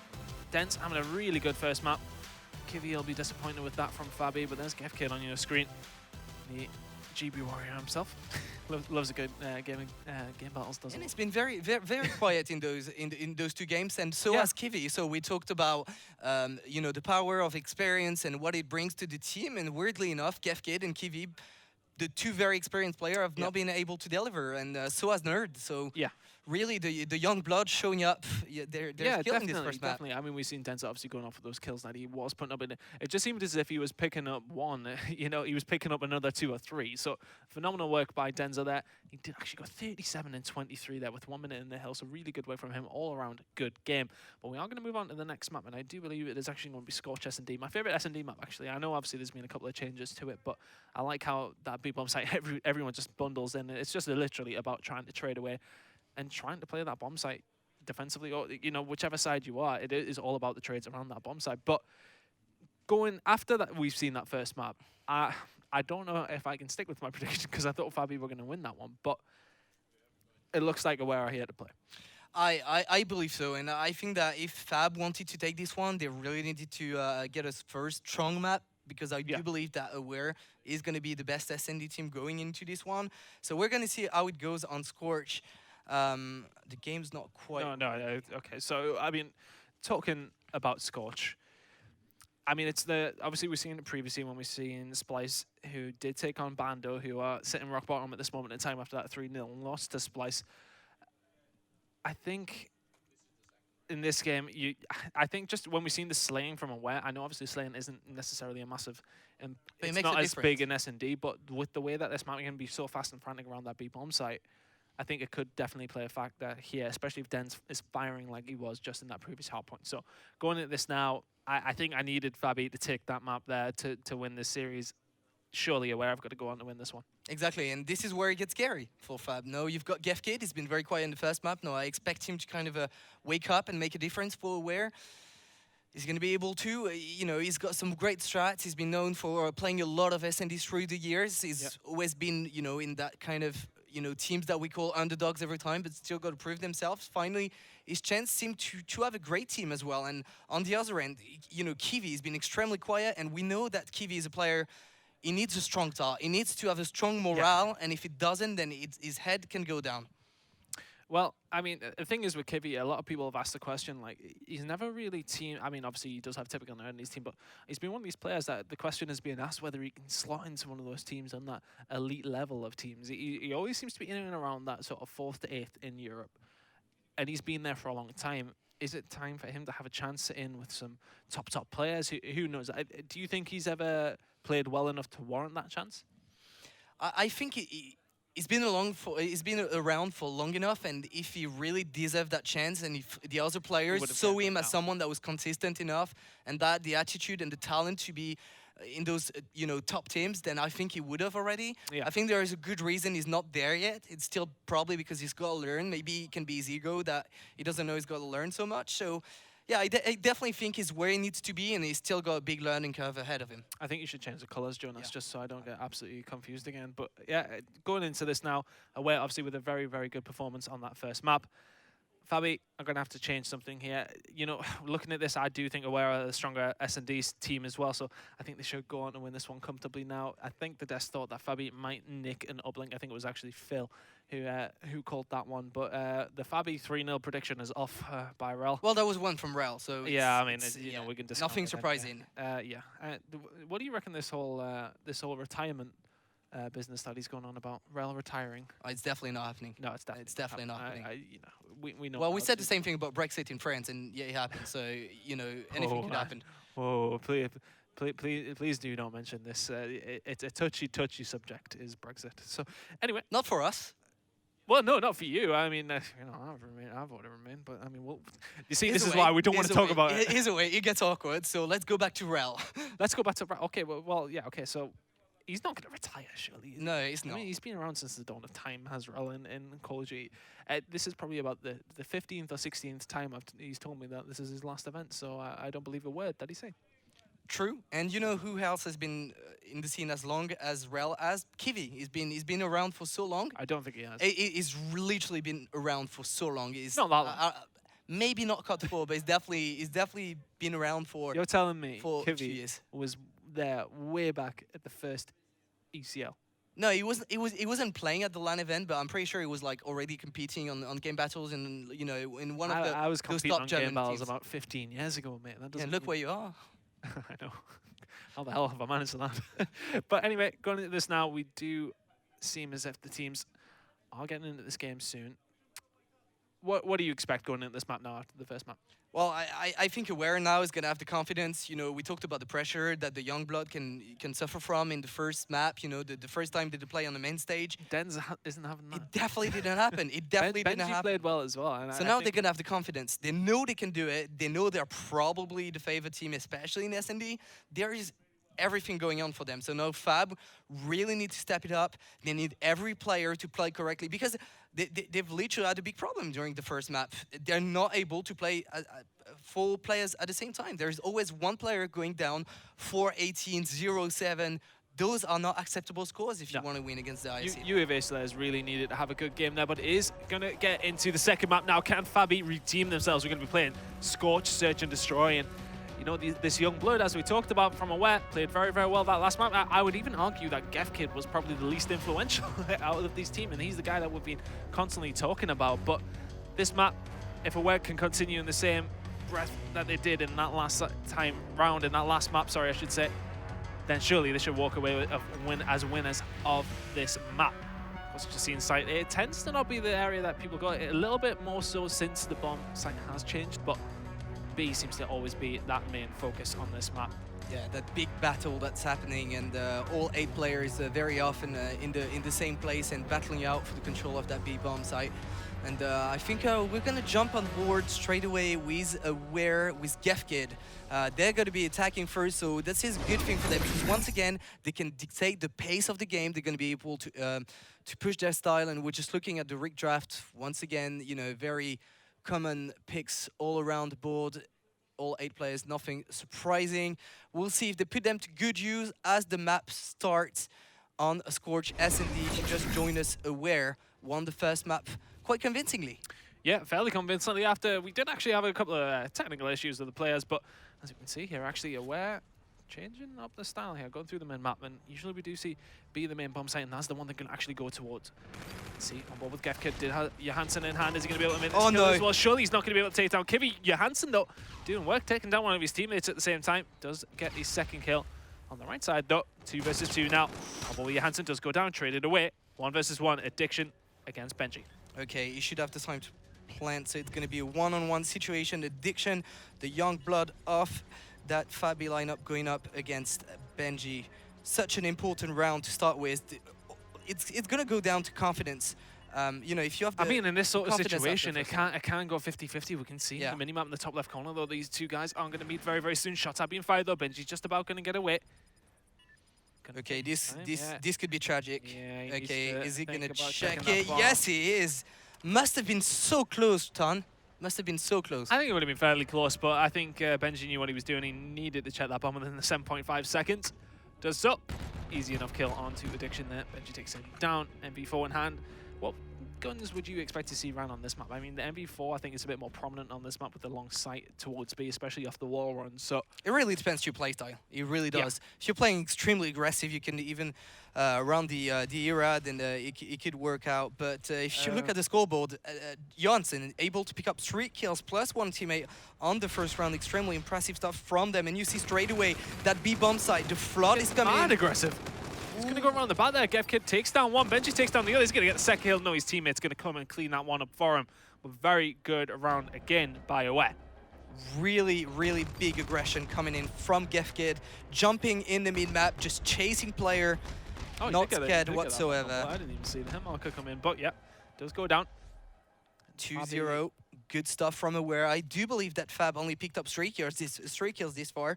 So really not in the best of situations. And you know, we saw that first kill that Kiwi almost missed on the first round. That really tells you something. That really tells you he's not in his, you know, good day. So he definitely needs to wake up, or you know, his teammates need to pick it up for him, because it's not what we used to see from the German veteran Kiwi. Yeah, he's one of these players, I said, who can have a hit and miss time. He's inconsistent sometimes, but Diction is going to get the first kill. Kiwi is going to pick up one as well. GevKid is there, turned on by typical Nerd, who gets the final bullet in. Benji does pick up 2, though, if we can get on board with him. Okay. Oh, technical issue. Okay, of course we're having a slight controller issue here, so unfortunately we can't change teams yet. Okay. Let's see if I can actually get into the game. No, we can't. I'm not sure how the round went down. The round is still going on. We can see in the top left corner, if we can get a feed of one of the players, that will be... Maybe throw a camera down there. Who knows? But currently, we'll just have a look at the top left minimap. It is actually Benji in a 1 versus 2 against Kiwi and UAV Slayers. Unfortunately, small issue here, guys. Okay, it's still a 1-on-2. It came back. Still can't change players. Benji, 4-0 currently in a 1 versus 2 against Kiwi and UAV Slayers. And we'll continue this round on. 10 seconds remaining. Benji's going to get 1 kill. Not going to be able to get the second. 2-1 is the score to Fabi. 2-0, sorry. But, yeah, I mean, almost a situation to be in there. Okay, there we go. Back in. UAV Slayers going to pick up the kill there in the round. Nice trade. Kill cam. Yeah, nice trade away there. Well played from Fab, because in that situation, the last thing that you want to do is just stay in, you know, you're in that 1-on-2 situation, and you can't do anything if you spread out and just go in 1 by 1. Well, we still. Oh no, actually, is it working now? No, it must be working. It is working now. Yeah. Okay. Back in. What did you do to it, Jonas? 3 kills come in there for Aware, though. So was the French. 4 versus 1. Now Kiwi is left all alone. 3-1 is now the score. A quick round away. But Aware, again, resuming service. And the Fabi team on your screen there. I mean, a few smiles still, actually. You know, they're pretty much getting stomped at this point, actually, if I'm being kind, actually. 3-1 is the score for Aware. Oh, I agree. And a pretty convincing win in the first map, but still smiling away in the booth there. Benji having a good game here. 7-2 from him. Yeah, and where it gets scary is that every time Aware wins a round, it's literally a very easy round. It's just a very fast-paced round, and the only round that Fab was able to take came down to 1v1, which arguably Benji could have almost picked up both kills and made the difference here. But now back into defense. Aware is going to play this one extremely slow. Addiction is going to be able to pick up 2, and just like that, GevKid is going to be left in a 1v4 situation, not going to be able to do anything. 3-2, Fab comes back in. 3-on-2, and yeah, Addiction just making work for that Fab lineup, picking up 3 kills in that round number 5, picking up 2 kills at the start. You know, from there you're attacking. 2 kills at the start. It's a 4-on-2 situation. There's barely anything that they can do. Well, let's see if they can manage to rotate around here now. Can just about change that. So on board with Denza on the defensive side, using the E-Rad, doing the mid-map as well. He might be able to pick up a kill and just got baited and switched here. But Johansson able to trade this one away. With Addiction now, shots being fired. Is just about going to stay alive. He is now in a 1 versus 3 though. Aware making this one look pretty easy to kill. Is eventually going to come in. And you know, maybe we talked too fast. We were talking about a stomp. It was 3-1. It was looking really good for Aware, and just like that, the Fab Boys are able to do 2 great rounds to come back to 3-3. Obviously, it's first to 6, so we're just halfway through the map. Addiction really showing off great things. You know, he was talked about as like a German hope, picking up 6 kills so far in that S&D with a nice 3 kills the round before. He's gonna be able to match the same performance in that. Look at this defense attacking push. round. Wow, Fabi Defensive round. playing this Ooh, one that's a little bit bet. crazy. That's I a mean, bet. They went really, really far towards their side. Oh, Aware, going to be aware of it. Oh, here comes the try rocket. That's going to cause a lot of problems. They're just about going to get away with the first one, but they're all going to be called out. Addiction not in the best spot here, and that is not paid off. GefKid's going to pick up 2 kills. Nice and easy for him. Round the back. Kiwi is going to shut him down though, so still a chance for them to do this. Benji's going to get the 3rd. Surely he should be able to clean up the 4th. Not quite. Addiction does take him down, but he's now in a 1 versus 2 situation here. Jonas, the bomb is down at B. Aware should surely take this round.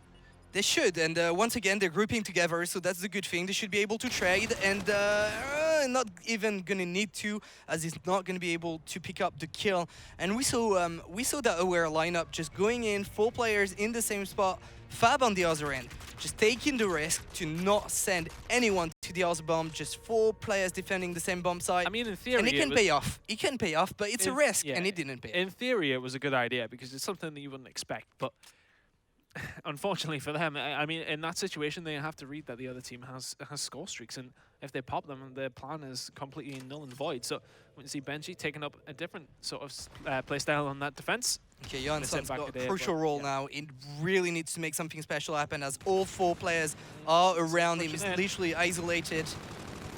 Jansson's going to pick up 1. Does go down though. The trades do come in favor of Fabi. Last guy alive. Suddenly Benji does have that Scarab available if he's choosing to use it. Not going to use it though. 4-4 between these 2 teams. Closer than we expected after the looks of the first map. We talked about Aware being you know, the favorite team in S&D, and right now it's all it's going down the wire. 2 rounds left to score the map for easy teams.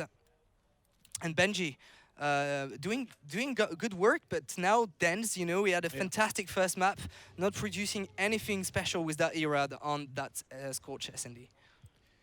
Well, what with GefKid now? Can he to make a pick?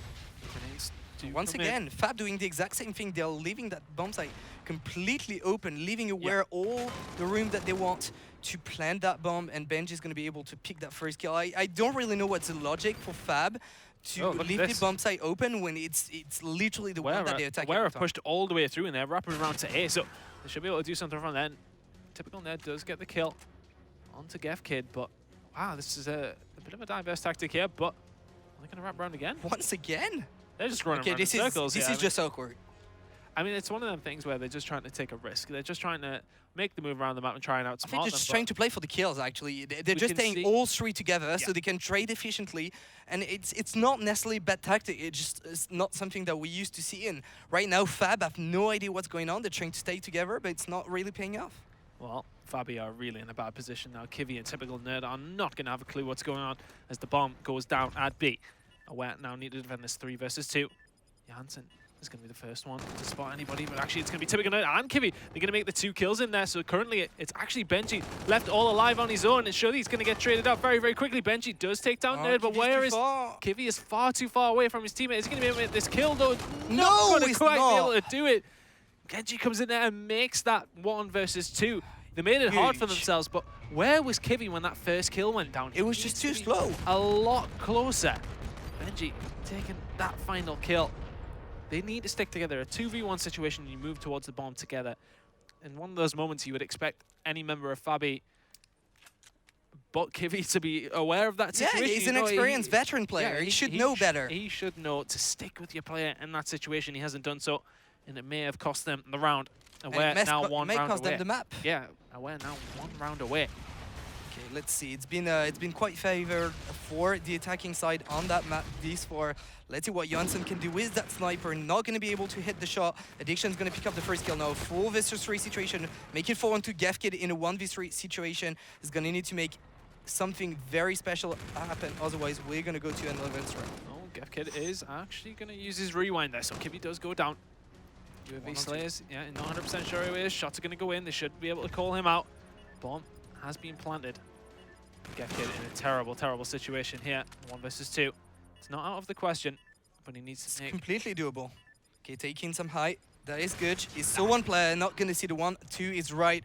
And just like that, Fab are going to take this round 5-5. We're going to round 11, and this is very, very close. It's either we're looking in a very good situation, going 2-0 up in the series, or Fab tying it up. This is such an important map, such an important round. And who's going to be S&D wins. S&D wins champions. S&D wins championships. So okay, now we're attacking. So, you know, we've talked about attacking, bit slightly favored for that map so far between those two teams. Let's see if Fab can, for once, turn it around. Well, let's see what Aware can do. They seem to be in the prime position off the bat in the first few rounds, but Denza and Benji going to come in there and make 2 very quick kills, and suddenly it's a 2v4 situation for Fabi to get themselves out of. Typical Nerd is left all alone. Johansson does go down. On board with Benji, though. Are they going to play this one smart? Seems as if they're going to try to. As that bomb does go down to B, and Typical Nerd, if it can get on board with him, is in a terrible, terrible situation. 1 versus 3, 38 seconds left. If he's not able to make it, it's going to be Aware walking out with map number 2. Such a crucial situation, yet it's going to be such a tough situation. It's not only going to need to be extremely good in that round, it's going to need Aware to make mistakes. And so far, they're not showing themselves, they're just showing composure. And it's going to be an impossible task for Nerd as he runs out of time. It's going to be taken out. Aware walk away with map number 2. Very, very convincing stuff in that last round, Tan. Yeah, that last round was phenomenally well played. They just took that B bomb site, made the kills while doing so. As soon as they got that bomb down in a 1v3 situation, you're going to ask the question, is Typical Nerd going to even be able to achieve this at all? The answer was no. Well played by Aware to hold that one down. They did, you know, you sometimes see in a 1v3 situation that teams will get aggressive and, you know, they'll push on and they'll just try and make that kill. And sometimes make things a little bit easier for the other player on the team, but they sat back from that. You've seen them a couple of times, they were jumping in and out, you know, they didn't take any risks that they needed to, and they will win the map 6-5 and go 2-0 up in the series. Yeah, looking at the scoreboard, Benji with 12 and 7, exactly like Addiction, both players delivering really good numbers for their teams. Not been enough for Addiction, not being the greatest first map, but really catching up onto this one. Kiwi, however, still very quiet. We've talked about him again and again and again, but he's just not in a good day. We've talked about this hit or miss. And if they want to stand a chance and come back into this game, he's going to need to deliver some great numbers in uplink. Yeah. I mean, Addiction had a really good game there, but, you know, we can't place the blame solely on Kiwi. I know what you mean, but it is as I said, it's one of those things where he's, as I said, he's either playing fantastically well or he's just off the boil a little bit. But at this moment in time, the rest of his team, it was a close game. They only lost it by 1 round. They can go into this uplink. Could have gone either way. Then they just need to reassess on hardpoint the second time round, and then hopefully go on that S&D, another close game, try and take that one away. But at this moment in time, it's looking like Aware should be the ones to win this series.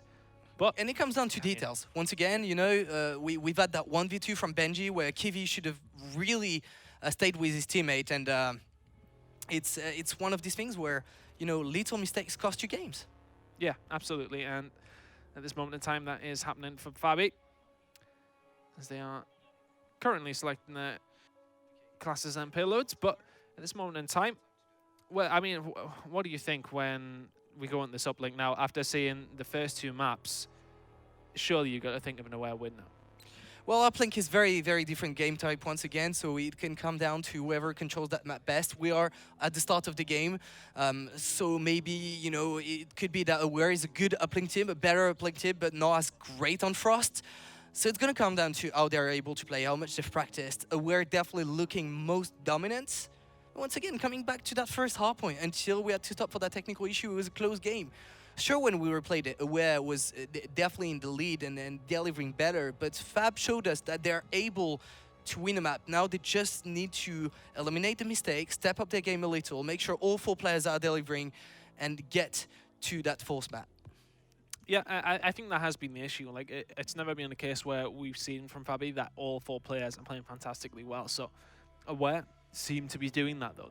Every single player seems to be pulling their weight at the right times. We've seen GefKid make a couple of important kills there in that S&D, and we've seen Benji pick up the final kill onto Kivy when, you know, realistically Kivy probably should have won that round for his team and could have potentially cost them the map. But I mean, you know, I think going to this uplink now, Fabi, you need to forget about that last 2 maps and they need to go into this freshly and say, right, we need to now win this series 3-0. We need to win all 3 maps. Exactly, you can't think about the past too much. And, you know, funnily enough, I was just thinking, but, you know, thinking about last year and the German teams and even going back to previous Call of Duties, it just seems a recurring factor that the German teams are very inconsistent and there is always one player who can't deliver.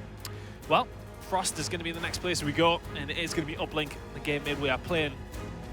Let's see which way this one's going to go. Now, surely, you've got to go with Aware, but Fabi could ask some questions. We can look at the rig draft there now. Nothing really standing out here, Jonas. No, again, very standard rig draft. We've seen that Rewind put to good use in S&D. Let's see if he can make a difference as well, maybe in that uplink. The use. I mean, this is just the standard that we do obviously see. Overdrive coming in, obviously, with it being uplink. Rewind, obviously, use reactive armor and active camo. All that. Yeah, a lot of K-bars, MP4s, Irrad's being used. A lot of K-bars, mainly. Yeah, I mean, this is one of those maps that it doesn't really have any ridiculous range on it. You know, it's one of those things where it's pretty close quarters for most of the time, and really the only time there's any sort of range is down the right-hand side, where we're probably not going to see much of the action go on. So it should be a low the K-bars make a lot of sense as we do get into this one.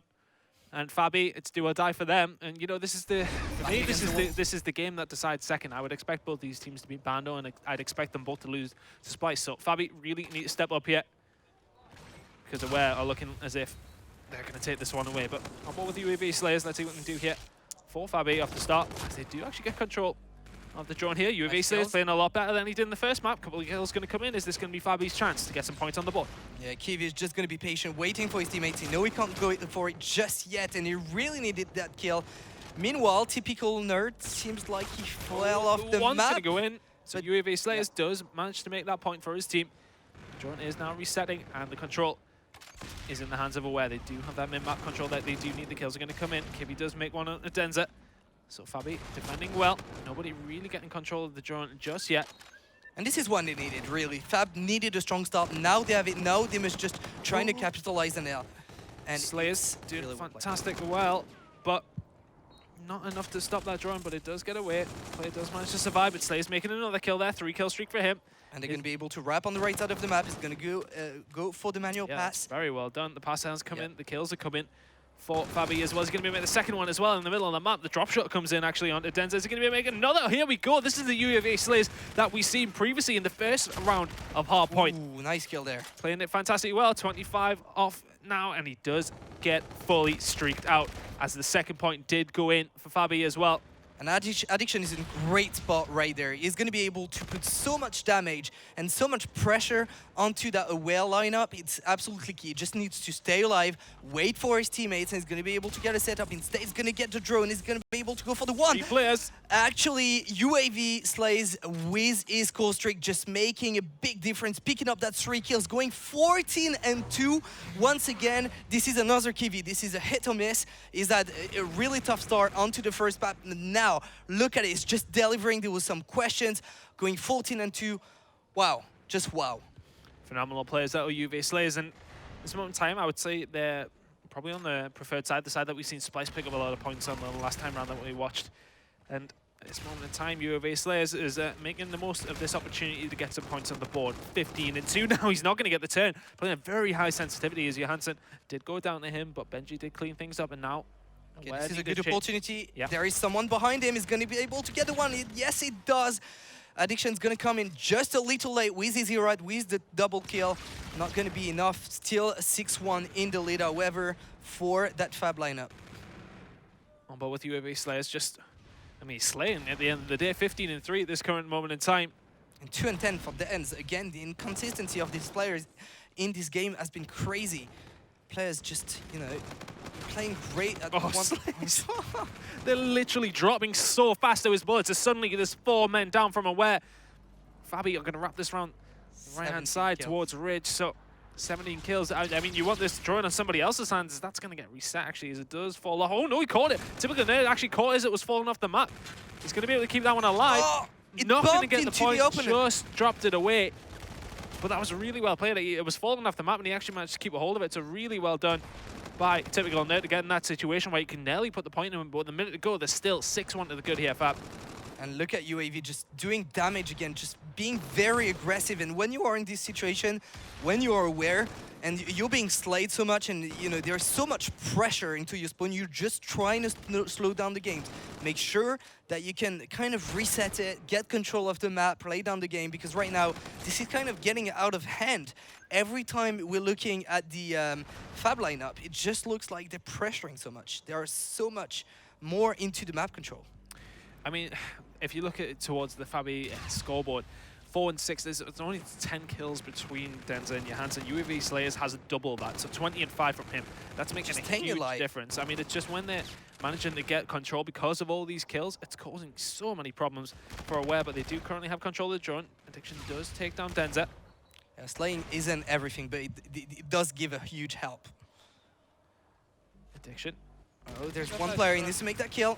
That was big. That was a big kill because he just lost them a lot of time. They had a nice setup on the right side of the map, and now it's gonna go back to a reset, go back in the middle of the map. We should logically stay onto that 6-1 score, but there could be one more push from that Fab lineup. Yeah, UAV Slayers all the way in the back here with Overdrive, so he's not going to push forward to try and get anything down. Addiction does make the kills, though, in the mid-map. Surely that's going to be the end score at the halfway mark. 6-1 is the score for Fabi. And really good work by them. It's been a dominant first 2 minutes, and then it really calmed down where, you know, Fab was able to get the advantage in the slaying department, but they weren't able to convert into a score. I think 6-1 is actually quite a good score for Aware, considering how that half went. They were really dominated, yeah, I mean, and considering, they limited as the you damage. said, Yeah. how well Fabi did play in that first couple of minutes to only end up 6-1 down at that point for Aware. It's maybe not so bad. If the team can step up here, they can definitely catch up. But UAV Slayers is causing a lot of problems for them at this moment in time. Does have a drone there available too. Addiction going to pick up the first kill mid-map. Slayers again with another kill on the Gev Kid. Denza did answer back in mid-map, but Okay, Kivi's going to pick up that kill. That was an important kill. Now they can get control of the drone. They can reposition it to the right side of the map. You see all 3 players just going in, and it should be a score. Addiction's going to have that drone. He's going to be able to get in, and yes, it does. 8-1, looking great for Fab. Great start to the half again. Yeah, really, really good start. Picking up more points already on that side. And Aware managed to do the first time round, and on board with Kivi. Playing very well here. Managing to go 17 and 11 as he does go down to Denza's grenade. But at this moment in time, it really is looking like all Fab E in this map. We thought it may just be the side that they were on, you know, having the beneficial side. It always preference towards your team. But yeah, I mean, they've just played this very, very well. And it seems as if Aware are a little bit lost in this uplink. Yep, and Nerd is in the middle of the map. Is going to be able to come around the back, maybe play for the reset as the 1-pointer goes in for Aware. Now making it 8 and a 2. Nerd coming back. I kind of disagree with that play from Nerd. He should have really waited for that reset. He was in a great position, and instead of that, he goes for the hunt and gets punished for it. So not the greatest play, but once again, well, let's see what Aware can do. They've got 3 minutes 29. Definitely more than enough to come back into this game. It seems as if they're throwing the drone towards Ridge, where Fabi Games are waiting, but GevKid going to put this one. Is going to go through research. Yes, he is, but he doesn't have any backup from his team here. They all go down, just trying to bamboozle here. He actually has bamboozled himself. Yes, he has. He managed to kill himself there, but GevKid does go down. Typical now trying to hold down Ridge side here. Oh, great flash again. Yeah, not going to manage to be able to get away with it. He does have Rewind available too. The rest of his team making the kills for him, though. He's going to push through now, try and pick up some more kills towards this left-hand side. Denza does shut him down. Aware need to start waking up very, very quickly. As if we can see, Fabi are pushing in. That's going to now be 10-2 as Fabi are walking away with this map. And it just seems like Aware are just not as good in uplink that they are in other game types, or maybe it is just this map, but just this action from Denza. He was on the right side of the map, was able to make 1 kill. He had the opportunity to stop the drone carrier, but it just took too long to rotate. He waited for the players to come on the right side, whereas it was obvious they were going to go on the other side. And just a very bad reaction time or miscommunication from that Aware lineup, but so far it's just costing them, and they're not able to match Fab's uplink game this far. I mean, they've upped the slaying, and they're pretty much nearly matching. But they're not scoring. Fabi, yeah, but they're not matching anything with it. You know, they're not doing as much as. This is the opportunity. Now they need to go for it. They need to put pressure on the Spawns, and they need to set up for a relay, because they've only got 2 minutes left. This is a 3-game possession. It's still doable. It's still doable. Fab do managed to pick up a few kills, though, but typical Nerd's going to get that drone and just waste some time. 1 minute and 50 seconds to go. They get 6 points to get here. Wet. As you said, it's not impossible, but implausible maybe the situation at this current in time. But on board with Kivy, just going to try and pick up some kills here, I think. Just try and slow things down. Does shoot towards the drone carrier. He's just about going to get away with that one. Well played. Addiction does pick up 2, though. That's going to shut down that advance from Aware. 1.5 minutes remaining. They need to start switching on now. On board with Kivy, 25 and 15 from him. A bit more of what we like to see from the German veteran. Good kill from the Aware lineup, because the Fab were in great position to just hold on to the drone, make them lose some time, and now they need every second that they can get. Jonas, what are you doing? Okay. That was my fault. What a lie. 10 and 4 now as we stay on board with UAV. Slayers really playing fantastically well so far. 31 and 17.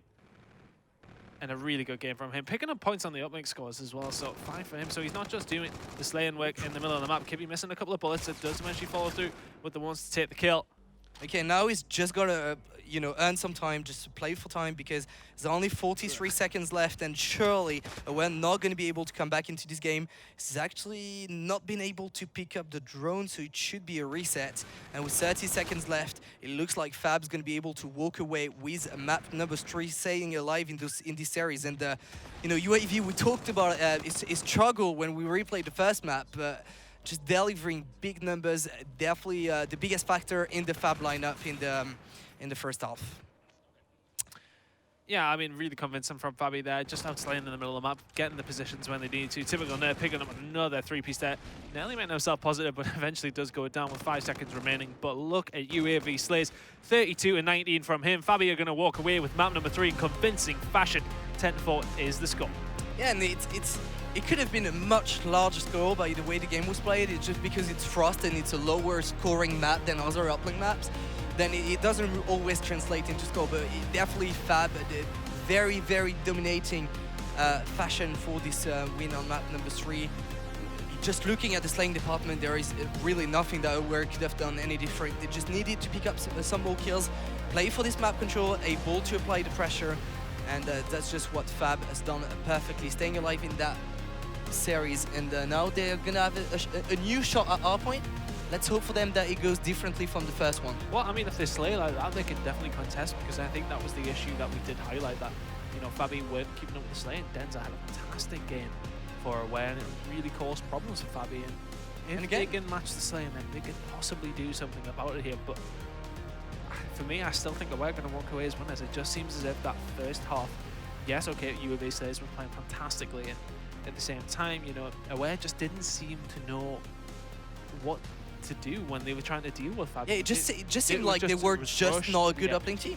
Yeah, basically that was it. I mean, they just didn't really look convincing whatsoever. But as you go into this next one, it is actually going to be hard point on Breakout. So these two teams moving into this one, what would you say, looking at this map, I mean, same sort of style as what we've seen in the first map.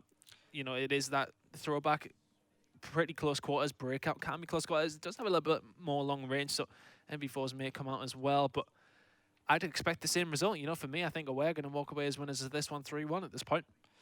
Yeah, I mean, it's not exactly a bold prediction after they won. It's not a bold prediction, but at the same time, I think there are other factors. I think the fact that Aware just lost a map, and we talked about the fact that they're a young team and they've got a lot of new young blood. Sure, they didn't feel the pressure until then, but now they're up 2-0 in this series. It was looking great for them. They just had to close it out, maybe the pressure kind of comes in. They're like, guys, you know, we're going to be able to do it. And let's remember, Aware, this team here, they are playing for a place to go to MLG Atlanta. They could well be in the top 6. They are not that far out in pro points. If they're able to do a good tournament, they could definitely come back, especially with Supremacy dropping out the tournament. So there has got to be some pressure. Is it the determining factor? Is this the reason they weren't able to produce a good level of gameplay in Uplink? I'm not sure, but Fab definitely gonna take, leverage that opportunity to come back into the game. Now, we talked about the fact that they could have won map number 1, they could have won map number 2, arguably, because it was very close. Now, they've won that map number 3, they just gotta keep going, they just gotta forget it's a 2-1. Yeah, I mean, you gotta say when you're 2-0 map by map. Let's go map by map, but all they need to do is win the series 3-0. It's as easy exactly. as that, Jonas. But it just starts with Uplink instead of Hardpoint. That's yes, the only exactly. difference. But yeah, I mean, they made that Uplink look very good, but moving this Hardpoint, I still think Aware are surely going to walk away as winners in this one after we've seen their first Hardpoint performance. Bearing in mind, maybe the first time we played Hardpoint, obviously when we had the technical issue, it was a relatively close game. Still, though, Aware looking the stronger team in Hardpoint. Could they close it out here with this one? Even if they don't go in at S&D, I'd still favour Aware, that's the thing. Yeah, I don't see them losing both maps. You've got to still favour Aware for the next 2 maps, irrelevant if who wins this one. You understand what I mean? It's well, irrelevant, except that that hype wave, like our friend Giorgio was a. No, I know what you mean. Momentum is a big thing in Call of Duty. It's a very big thing, and again, pressure. Aware have just got to look at it and say, right, okay, we won the first Hardpoint, we won the first S&D, we just got to win one of those game modes once again, and we will advance on.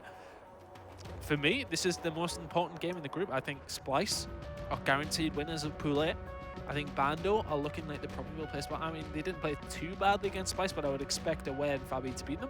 I would expect, but you never know. Yeah, I mean, what you expect and what actually happens is another thing, but the rig draft on your screens now.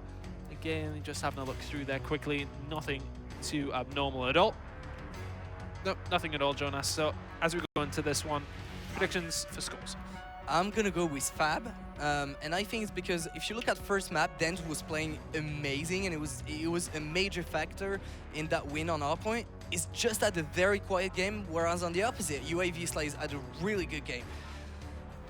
And just from that, I really think the momentum switched sides, and we'll see from the start. We'll be able to tell really, really early in the game what team is having that momentum. But I'm gonna keep an eye on Dens and UAV Slays. To me, both the players to watch in that Hardpoint, and whichever is going to be playing best could definitely favor the team.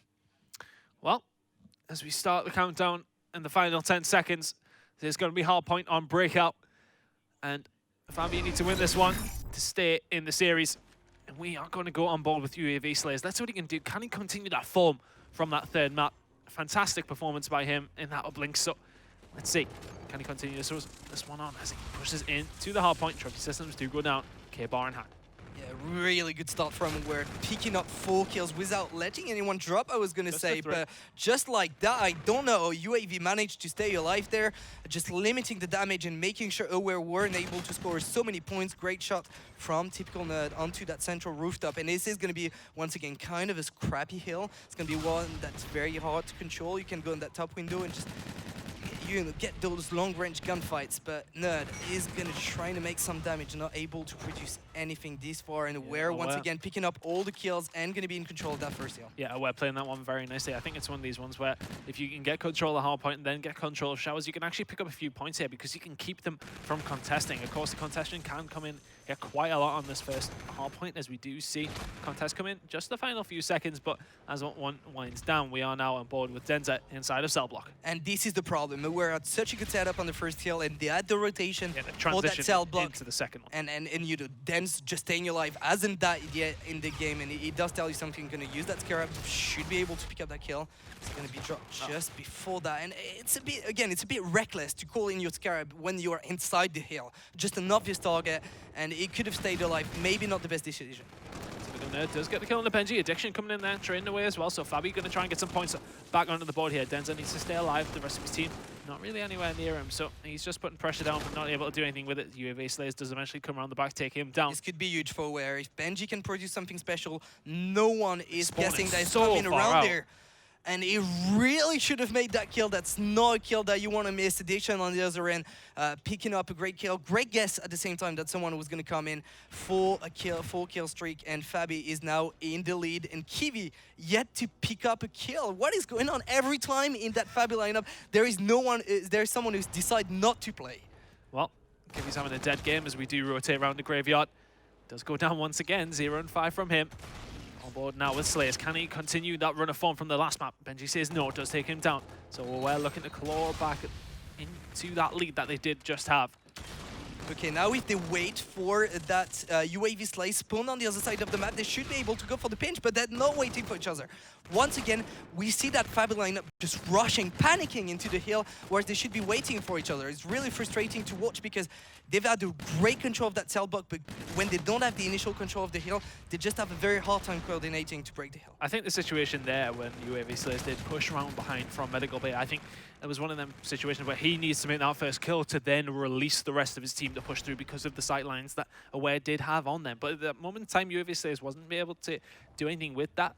But we can see in the minimap in the top left corner, Johansson pushing forward here for Aware. Very aggressive. Very, very aggressive as Aware of once again got control of the hard point first time round. Commissary is in their hands, so 80 points to 68. Okay, Benji needs to make that kill.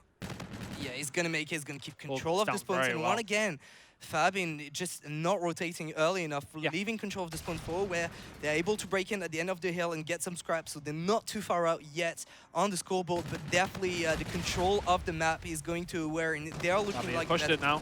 Oh, Addiction is going to pick up 2 kills. Gefkid does go down. That's an important kill by Denza. Needs to stay alive. Has lost the hard point, but he does keep the spawn. The rest of his team have spawned out though, but he does have Johansson in hand. Denza picks up 3 though. He's going to clean out nearly all of Fabi just on his own. He did have his teammate that helped distract, but well played by Denza holding this one down. Managing to stay alive as well. The rest of his team, oh no, really anywhere near him as they do push into their UAV Slayers. Going to pick up 3 of his own actually and answer back to Denza as UAV Slayers puts down more of the form that we seen in that last map.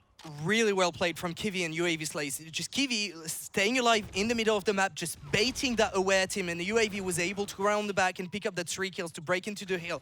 Unfortunately, that was a little late and they weren't able to get a lot of time from that action, but it was definitely well played and we want to see more of that. At the end of this first rotation, this is a big lead for Aware. Now, Fab needs to step it up. They need to go for early rotations. I want to see Fab try and push around and try and swap these spawns. They seem to just try and punch through and force through the middle of this map, and they are actually going to be able to do that. 3 kills do go down. Tenza was the only one to get one from Aware. The central rooftop is going to go into the favor of Fabi, but now they need to push through. They need to push through for that cell blocks hard point the second time around. UAV Slayers is really firing here, though. It's going to pick up the second as well. Not quite. Gefkid does take him down. Aware not pushing so hard on this one. They've got to lead. They know if they hold this spawn, they've got the better spawn for the next rotation of hard point. Yep, and they're slightly coming back into this game. They should be able to get those last 10 seconds, They which is going to put them in 20 points away from Aware. Very big first seal for that Fab lineup. Aware, though, they've been aware of what's going on in that middle hill. They're not going to be able to pick up much from it, but they are just going to rotate around to cell block. You're shaking your head. I can't stop saying it, though, because being aware is something that I say a lot anyway, irrelevant of the team name, Jonas. Don't you shake your head at me.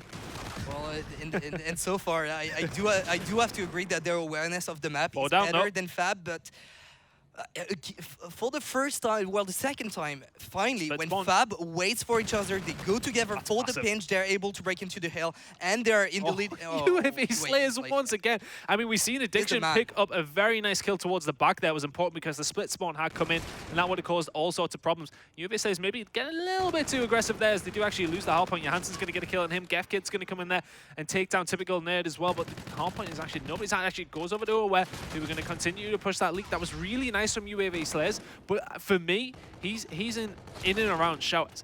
Stay there, keep them pushed back. He pushed out mid-map, got himself killed. If he plays his life a little bit better, they can maybe get some more points on the board. They got far too aggressive out of that hard point and lost control. Currently 20 points down, could have been closer. Yeah, definitely playing a little greedy on the UAV Slay side, and you know, when he's been putting the performance like he has in uplink, then he's kind of maybe thinking that he can do more damage, but actually staying alive most of the time is very important. Aware are so well set up. Yeah, they are really well set up once again, and as you say, that Addiction's able to pick up 2, Nerd's gonna pick up 1 more, but they don't have the control of the spawns again. So Aware with the favorable spawns, and they've just waited way too much. Nerd was alone in the hill. They could have flooded in, and instead they're gonna going to leave control to that Fab lineup. Yeah, they're going to pinch together, though. Let's see what they can do. They are going to push out a medical bait. Typical there, UAV Slays just lining them up, though. 2 kills do come in there for Fabi. They're trying to catch up here. A lot closer game here in map number 4 than the first map. 168 to 154 is the score. We're still with that lead, but Fabi clawing back every once in a while. Let's see who's going to get the rotation on the next one. We can see that Fabi have sent players over there, but aware, and once again, are very aware of it. Johansson pushing around the back here. This is important. If he can make some kills here, this is going to be really big. But he is actually just going to get taken down. Typical there, missed a couple of bullets there. But Johansson does go down eventually, and the spawns are in favor of Fabi, who are about to take a lead. Yeah, they are in a great position. And again, when they rotate early, when they wait for each other, this is when they play best. And they've just had a bad first rotation. But the second rotation, it's been all Fab. They've just been dominating. And now Benji's got to make a lot of kills if he wants to take control of the hill. Maybe wait for your teammates. The pinch is going to come in. This should be a break for Aware if they can convert with the kills, but then it's going to stay all alone in the hill. Going to make it 2. Now the trade comes in. Kill if he makes it. Yes, he does. He's going to get the second one there, though. For the rest of his team, the spawns going to be a min-map 1 for Fabi as they push through. GevKid, busy watching around the back. Is Addiction going to choose to use this to try and break in the commissary? No, he's not. He's going to sit around mid-map to try and get control of that first hard point once again, as we're going to be very much a tied game as we go into this next one. 3 kills have been made. There's somebody from Fabi causing all sorts of problem in the point. GevKid does eventually get that one back, and it's going to be very close as we go into the third rotation. They just line up for GevKid. He knows where they're spawning. Good work by him. He's going to be able to make a third, is he? He's keeping them out. It's currently a split spawn from Fabi, but GevKid, now that he's made those kills and they spawn the other side, he's a little bit null and void here. For me, he needs to push and help his team in mid-map.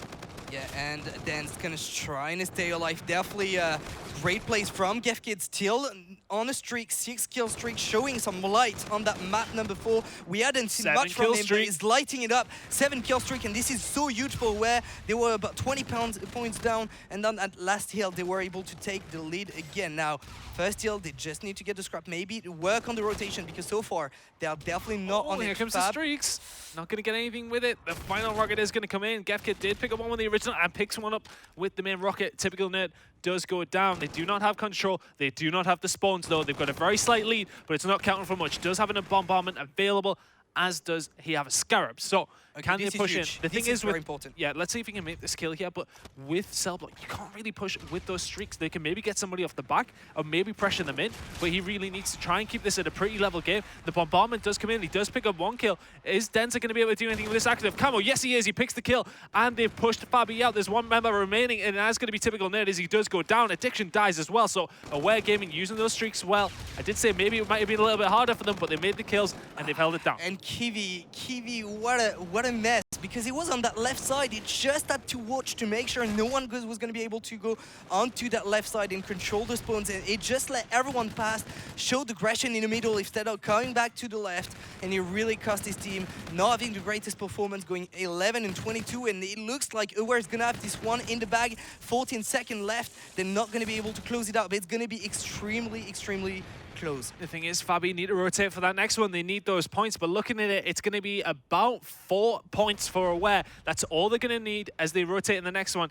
It's at, 4 points exactly is what they need. So let's see if Aware, they're going to take their time here. They're just going to look to break this, but Fabi need to be getting points at this moment in time. Currently, Graveyard is where the death of Fabi might be happening, and that's exactly where it's going to happen, as Aware take that one 250, 204. Fabi just a little bit too late. They rotated early enough to get there, but it was just too late. Aware had a substantial lead going into that last rotation, and really good work by them, pulling out the sort of performance we expected in that hard point. Aware are a team to watch out for here. I think they played very, very well at times.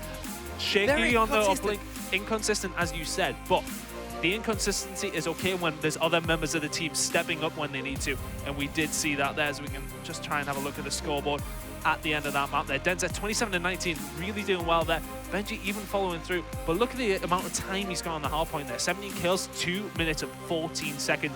Really good work from him. I want to see more from Kiwi. I want to see more from Kiwi. Definitely disappointing series from him. GevKid, being quiet as well on the other end, but what a moment of light on that on the end of that second rotation. Definitely switching the momentum in favor of where they were down, is able to get that 7th streak, making the difference, and overall, it's been a very weird game of Hardpoint because that first rotation, it was all aware. Then the second, it was Fab showing up. And then in the end, you know, they couldn't keep up the pace on the Fab side and just a little short, but definitely a close game. Yeah, well, I'm sure the guys on the desk will break that one down further. Bryce, over to you. Thank you very much, Tony. Well, what a game. And it's time to actually bring a little point here. Rel, what was your prediction? 3-1, I think. That's what I said. To Aware. Is it? He said 3-0 to All right. Oh, yes, you did. You did. What did you predict, Phil? 3-1 Aware, and they'll drop the uplink. What happened, Phil? 3-1 Aware, and they drop the uplink. Rel, why were you so far off? I've got unlucky, really. Unlucky. That's all it was. I was just unlucky. So it's something to do with how the game went. No. It's you being unlucky. Unlucky. That's all it was. All right, well, on to the more sensible VP, brother. Phil, first impressions. Obviously, a little bit of a hiccup with the first hard point. You know, Yeah. admittedly, Fabi looked a little bit better, but when they restarted, the composure from Aware was by far in advance. And one thing I will say for Aware is Denza just seemed to kind of go off on that map. He really kind of stepped into his own. It's a player for me as well. I'm a little bit new to his playstyle and him as a LAN player, if you like. So he really impressed me and quite comfortably took that one. Yeah, I think a lot of these players kind of turned up. We said there was a lot of question marks over a lot of players in both teams. But we saw good performances, I mean, at different parts, pretty much across the board. So I think it was quite interesting to see these players adapt to this environment. We knew there were question marks coming in. Rel, is there anything you want to add to that? It really could have gone last map. That the Search and Destroy obviously went 6-5.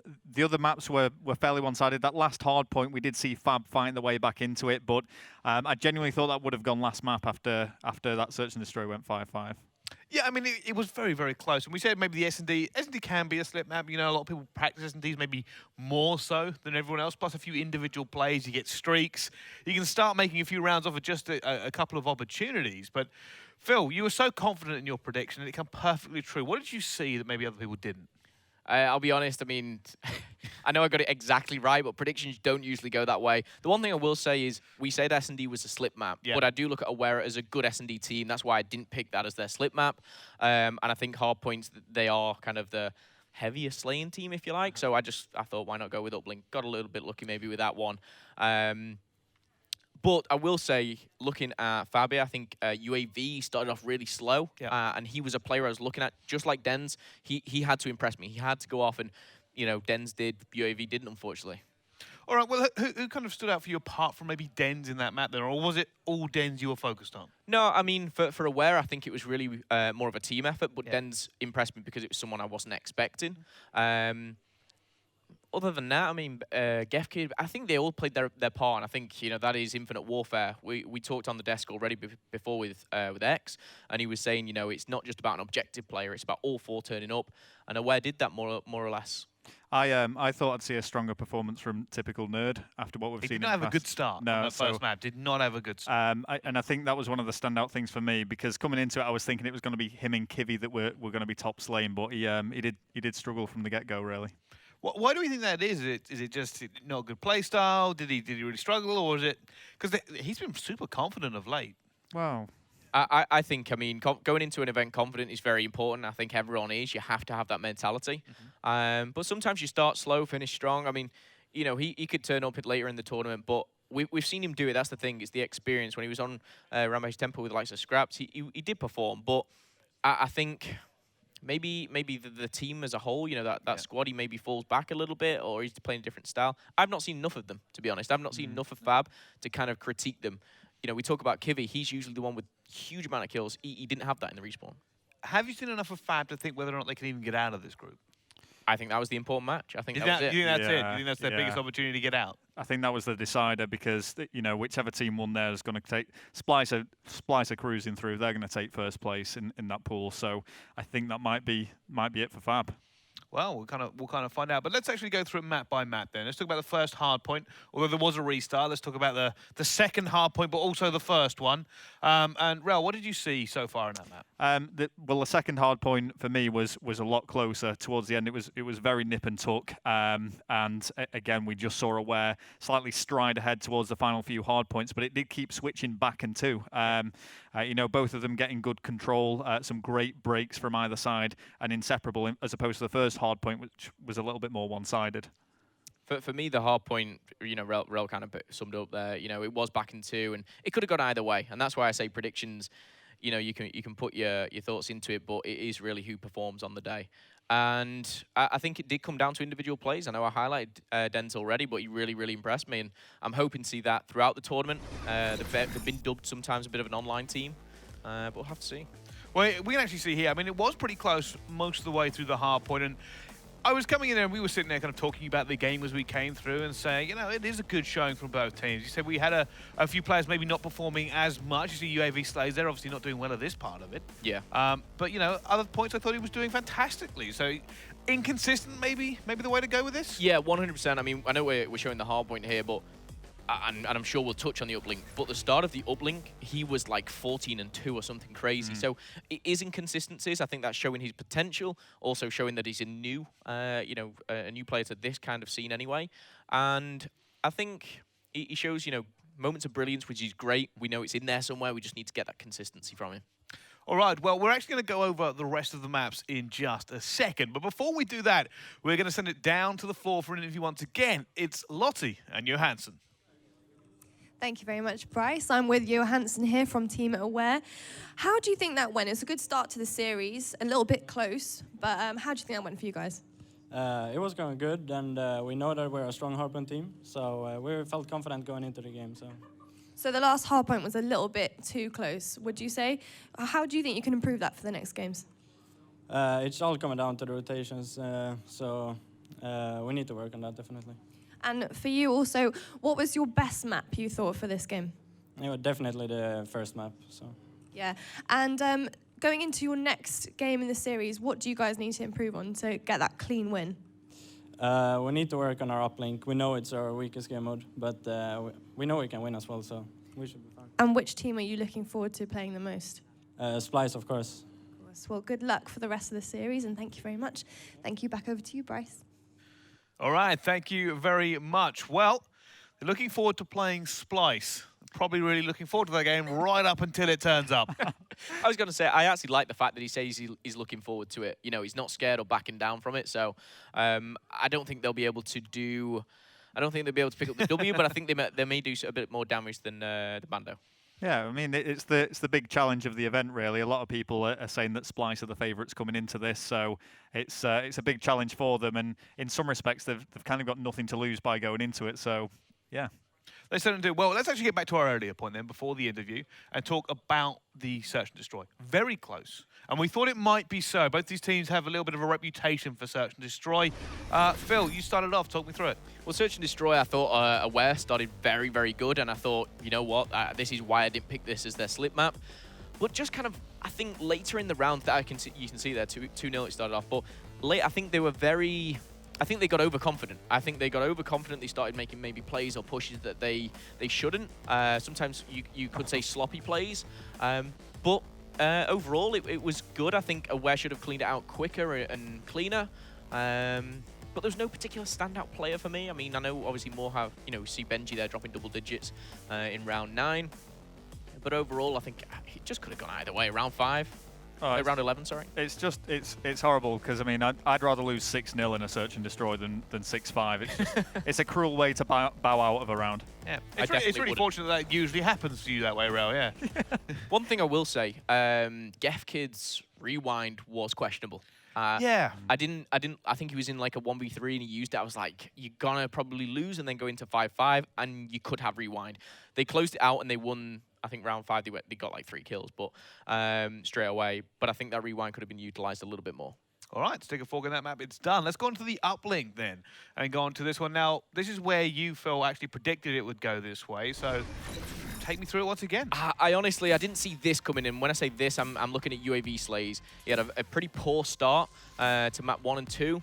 This is 14-2. And then, I mean, just moving on, 19-5. He's got like the same amount of kills than his opposition kind of combined. They started off very strong. And I wouldn't say they kept that pace up, but the lead that they got initially just kind of glided them through the rest of the game. Some really good link-up play. A lot of trading going in favor of Fabi, which we didn't see in the hard point. and it was just kind of a role reversal from both teams. So well played. I hope they can keep up that uplink, if you like, but they need to improve in other areas. Well, I want to ask you the same thing, but I want to kind of change the question slightly into the fact that you were very, very confident about Fab E. You said 3-0, they're going to win everything. A little bit overconfident, it would seem.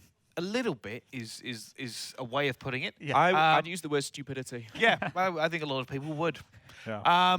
But no, you were very confident in Fab E. What went wrong for them? Because it probably helps saying, yeah, they did well in the uplink, but everywhere else not so. Well, I mean, for me, I just looked at it, team versus team on paper. I felt that Fab had the stronger players. I'd not really seen enough of these teams playing against each other. I couldn't compare the two, so that's kind of why I went with a 3-0. It wouldn't make sense to just give them a random map. In terms, is that a dig at your brother? I just missed that. No, not at all. No, it's that's kind of why I went down that route. Where it went wrong, it's pretty much exactly like you said. The early lead that we saw Aware take was just something that couldn't be clawed back. They had the momentum, they kept the ball rolling, and it was just they couldn't claw it back from there. Fair enough. I think it's interesting as well. You said, you picked Fab, you thought that the team caliber was better. And then realistically, the map that they won, it was UAV Slays, a guy that we didn't know as much about that actually kind of pulled it through. But let's go on to the last map now. It's going to be Hardpoint once again. Rel, what did you kind of take away from this one? Well, this was, as we said, this was the closer Hardpoint game in comparison to the two. So, when we actually weigh this up against the first one, you can kind of, we talked about the fact that it kept switching back and two. You could see they're neck and neck, 52 points apiece. In terms of the Slain, fairly balanced. Kivy had a really, really excelled right towards the end. But again, nip and tuck, 186 apiece almost. Well, Gefkid's about to pick up this 3-piece. This was fairly big. It completely shut down their push here. And I think it's probably what kind of tipped the scales towards the end of this map as well. And also, a few of the pro players, they were talking about this as this game was going on. They said the rotation of Cave wasn't there. Yeah, it was the very end. We're actually going to see this. There's 20 seconds left. They couldn't close it out. The rotation Cave, you can hold it. And I was going to talk about this map in general in Hardpoint. There's a lot of points on that where you can get, 50, 60 points sometimes from the rotation. And that's from either end of the spectrum or the Cave. Yeah. And I think sometimes, again, these two teams, it was a little bit sloppy on the rotations. I think, maybe that's inexperience. That's maybe just kind of a bit of nerves. Because online, these guys, I watch a lot of, I think it's Denz's stream, actually, when he's in, the 2Ks and playing for those pro points. I don't know, he's very calm, and his rotation seems on point. His team's rotation seems on point. Maybe a little bit nervous in game one.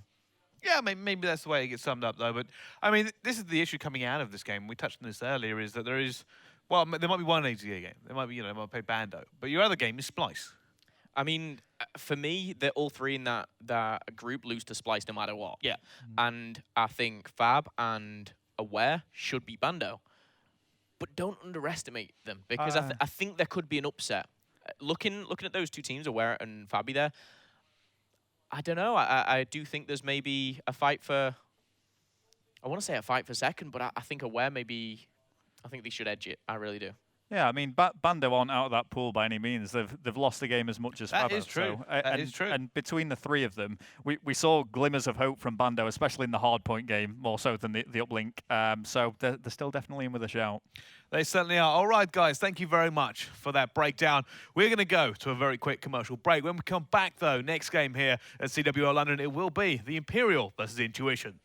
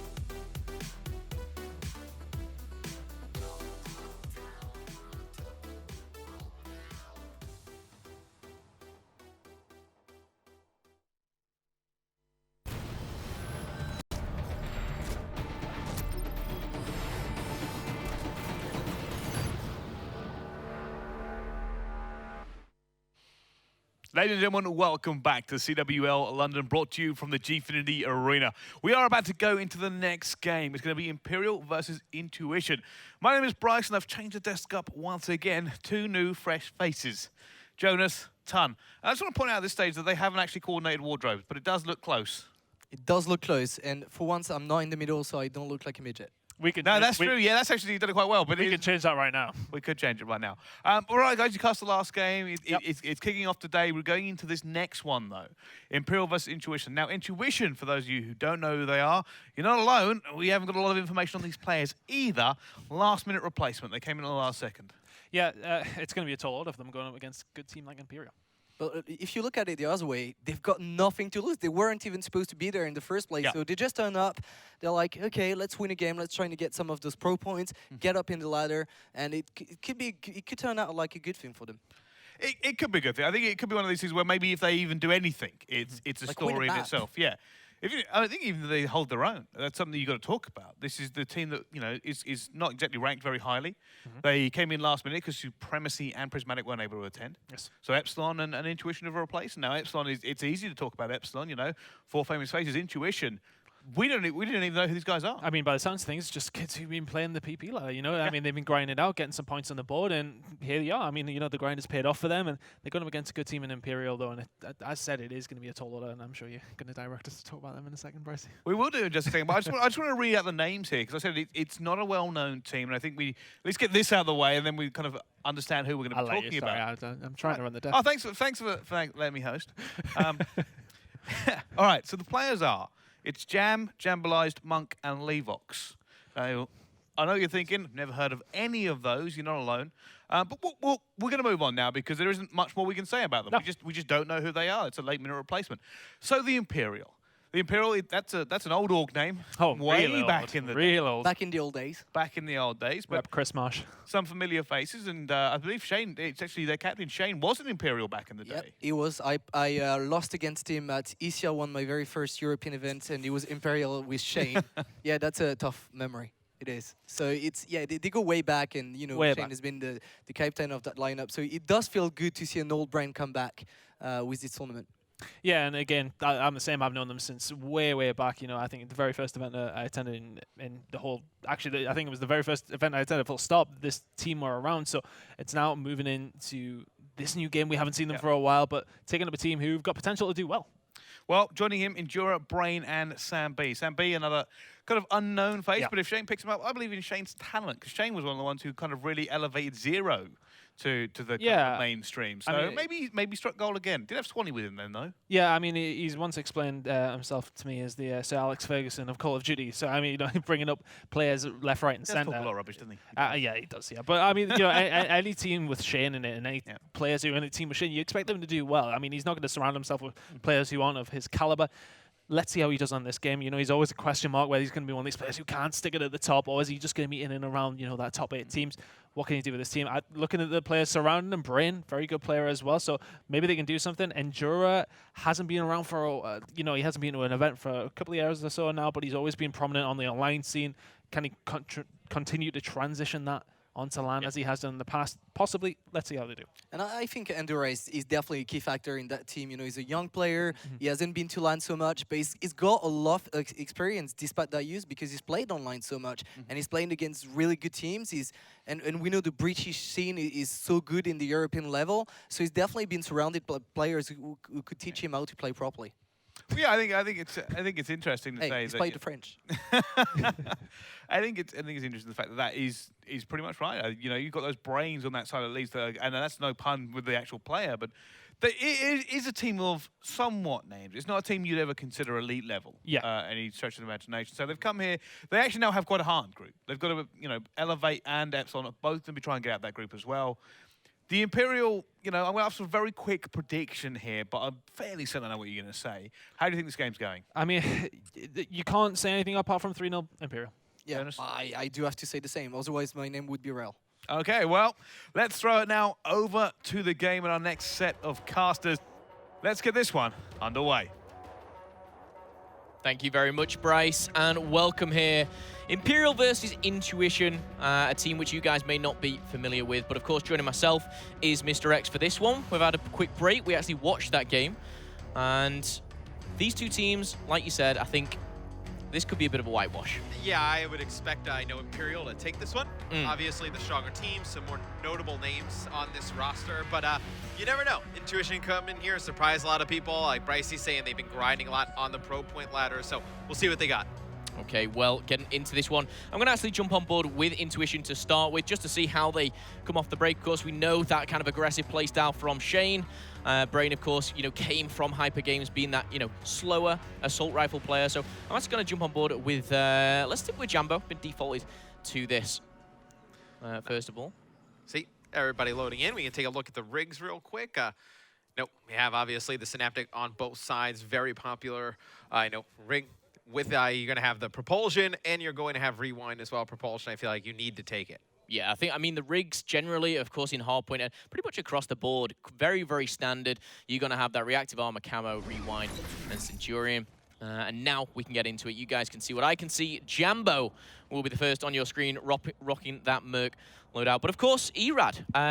One thing that we've kind of not spoke a little bit about is, the introduction of the, the buff, if you like, of the SMGs. So let's check out Jambo and the Erad. Yeah, I love to see the SMGs come into play. Obviously, at the beginning of Infinite Warfare here, competitively, we saw, a lot of the assault rifles come in play, and now we're starting to see SMGs after a little bit of some adjustments. So the Erad, really the SMG we're going to see the most of. Okay, so Erads have already been acquired. However, Sambi kicking things off with the first blood straight away there. Endura and Sambi as well, combining a strong start here for the Imperial. 7-0 and getting the first couple of points on the board as well. Can Levox fight back? Yet to do so. He's going to pick up the assist, I think, there. He's got some teammates here trying to work back towards the center hill, but you see Shane and Co holding it down. It's going to be 3 kills for them in the feed. Only 20 seconds left on the hard point. And it'll be Imperial jumping out to a 25-0 lead here, Momo, and they're getting set up for this next rotation. So Imperial coming out very strong here. Intuition, not even a point on the board. Yeah, now you saw Endura there just trying to hold down that train side. As Intuition do get a couple of points back-to-back here, but the clever thing that, Imperial have done, they're backed off. They've gone for that rotation. They know the hard point here, rotating to the barn, and on your screen is Brain. He's going to maybe drop back a little bit, actually, as the opposing side, Intuition, will be flanking around Lemon. Yeah, he's waiting for his teammates to get all the way around with him before he goes out and pushes it. So he's going to be able to get one. If he can get to this backline area, can really lock it down for his team. He's able to pick up a second one, picks up a third. Brain just wiping the floor with Intuition. You see how far away they are spawning from the hill. Imperial in a very good spot to hold this. Okay, well, Shane's being a little bit more aggressive. He's going to get himself in a tight spot. Picks off one, will take damage. Can he find a second? Does do his Brain, picks up another, and a nice trade out once again. The Imperial, 3-1. They're pushing them back, and Shane's actually been aggressive here. He's going to find Monk in the trade as well. And this is ugly.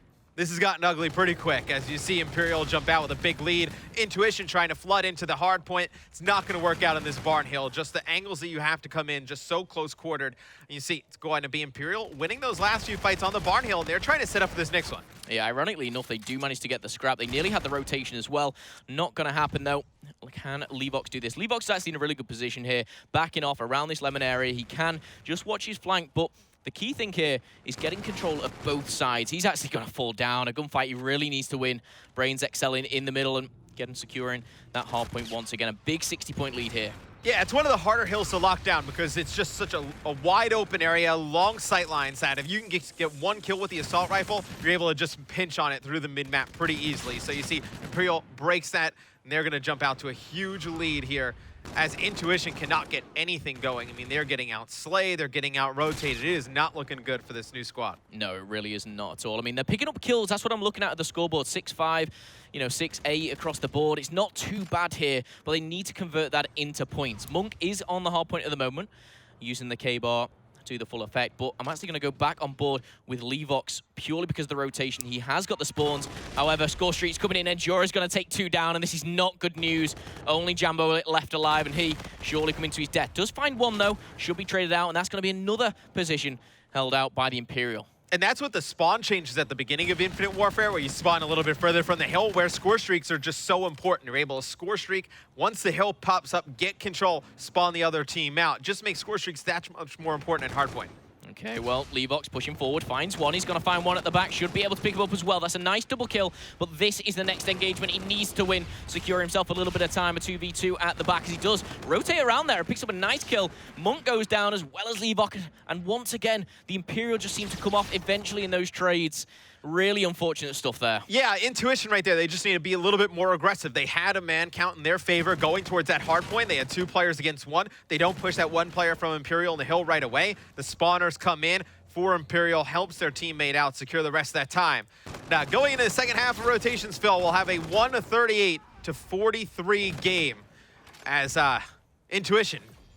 They're behind the 8 ball here. It's a lot for them to climb back from. Yeah, obviously the analyst desk as well pointing on this. You can't really predict anything but a 3-0 victory. However, the Imperial really setting the tone here in the hardpoint. First half is over, and they lead roughly around about 90 points. And Jura doing a lot of work from the top window there, from behind. Brain coming in, the assault rifle player, so evident in the previous years. And now he's trying to take his title onto Infinite Warfare. And this is a squad Imperial which a lot of people will look past. You know, you've got your big names within the Call of Duty European scene. And this is a team that may be underlooked. Yeah, and I'm just cycling through some of the players on the side of Imperial, just checking what they have. I mean, you have 3 of their players with score streaks available as well. I mean, you'll start having, payloads coming up soon. It is just not looking good for the side of Intuition. Just a lot from the side of Imperial. They're building up a ton of utility. They already have a huge lead. I mean, you could just invest some of these streaks to break one of these hills, what you call a baseball field, or let's say they lose control of Barn here.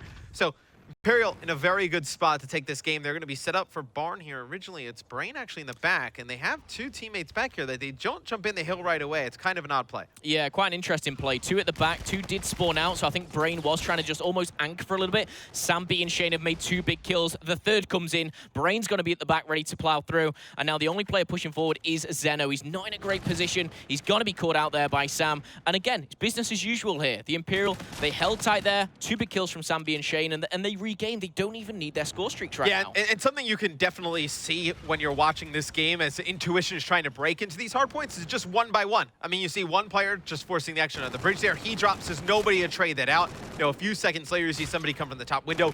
They fall. There's nobody there to trade that out. So the guys on Intuition just playing a little bit too fast a pace here. They need to slow it down a little bit, relax, try and just play more together. And once again, they do break it. They break it eventually, but 40 seconds have already gone. Yeah. They've got to rotate, and you look at Imperial, and they seem to be on top of it. Look at that mini-map for a second. Hopping on board with number 7, it's none other than Shane. He's going to be the one not only collecting the kills, but he's picking up the hardpoint score as well. 2 go down, and Endura will trade out for a second. But look, uncontested right now. Shane, the more points, the better. Yeah, the communication's huge on this one because obviously, 1 player picks up a kill from one side. Shane does not have to watch his back. So he has 2 teammates flying over the top of Bike Path here, and he's able to just play this corner and nobody pushing him.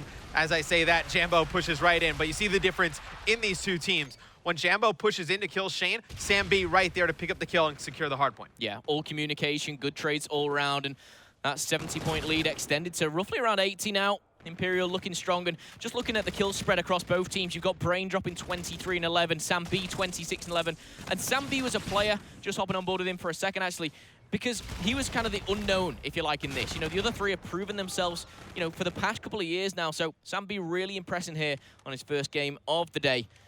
And you know what? They should be able to push this over 200.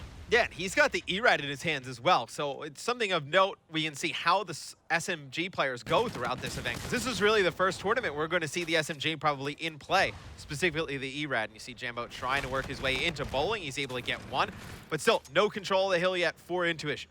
Yeah, they're going to slap another magazine. Jambo's going to go down. Very well read there by Sambi, but hopping on board with Brain. Not only the camo is available, but he's hunting them down. Will pick up the second as well. That's going to be Levox. And we see, you pinpointed it, they can save these score streaks for something like, this hard point. And they have done. They're able to break it, push around. Unfortunately caught out by Levox around the back there. Picks up the double, which is ever so good for Intuition, but he's now pushed back. He should have control for a second. I feel like all the time Intuition has gotten, though, has been in the last 20 to 15 seconds of a hill. I mean, they haven't really had, one really strong hold where they get to a hard point first and lock it down. And I mean, you see, great, they put up 123 points, but they've just got blown out by just taking the garbage time on all these hills. Yeah, I couldn't have said it better myself. They just seem to be kind of almost clutching at straws, taking what they can. They're not leading anything. They're not going in strong. And once again, you can almost see from the Imperial, they're fighting, they're contesting for this middle hard point, but in the back of their heads, all they're thinking about is that next rotation onto Barn, and if they can keep it, they should be able to close this out. Yeah, nah, you see, it's almost like throwing good money after bad, right? It's like you're so hyped, you can get control of the hard point for a little bit, get some time, but you give up the 10 to 15 seconds left right at the start of the next one, so you're really gaining no time here. Now you can see Imperial set up towards this middle hard point, the push trying to come in from Intuition, but they cannot get close right now. Shane and Co. just pushing this out so effective. Shane's got one player behind him, not going to be able to take him out. It's going to be Intuition getting control of that hard point, but look, another 12 seconds left on the hill. Everybody's spawned up for Imperial over by Barn. I mean, if Intuition doesn't push forward, they're going to lose this game right here. Yeah, 100%. They've done the same. They've got, you know, last minute, 5-10 seconds. They've given full spawn to the Imperial, and they're going to dominate. They're going to push them back for this, and they're going to punish them. Clever play from Enduro, not only picking up the kill, but dropping back here, enabling that crossfire. He does only pick up the one, but that other is traded out, and eventually it's just coming to an end. And you've got to say, Imperial, they look strong, they look composed, they look structured, and they're going to take the first map by 100 points, 250 to 150. The Imperial strike first. Yeah, and I mean, that's kind of what we expected, right? We expected Imperial to take this. They're obviously the stronger team in this matchup. What you did see from Intuition, they were able to get to the hard point towards the end, finally, break in, take some time, but that is not going to be good enough to win hard points against strong, coordinated, experienced teams. Yeah, you can see as well, I mean, I'm just having a quick look at the scoreboard. Pretty much across the board, you know, everyone going positive for the Imperial. Bar Shane, just a couple of kills either side, but 13 defends from Sam B, 38 kills as well. Yeah. I know we shouldn't really look too much into kills, but, you know, if you've got one team heavily slaying, it's only going to end one way. At the end of the day, the game's about kills. I don't care what anybody says. You can talk about objective time. You can talk about all this. It's about kills. If you kill everybody, they can't get to the objective. You look at what Sam B did, 38 and 17, a minute and 52 in the hard point, 13 defense. That is a sick game from him. You also had Brayden put together a very good game, 30 and 18 with a minute 9 inside of the hard point. And you see, actually, you know, most of the guys putting up those big numbers in kills now are the objective players. It's like, I feel like in the past, like you saw the objective players always finishing with like the least amount of kills. But I feel like right now, at least in Call of Duty over the last, 2 years or so, all the action is happening inside of the objective. That's where you're seeing a lot of these people pick up the kills. Yeah, I mean, great. He literally performed the best in every single category. Least death, most kills, highest time objectively. However, there is more game modes amongst these squads. We're going to be kicking things off on Search and Destroy next. We will be going into Scorch. And looking at what we've seen there, it's hard to kind of judge a hardpoint team and a Search and Destroy team, whether they're good or bad. Yeah.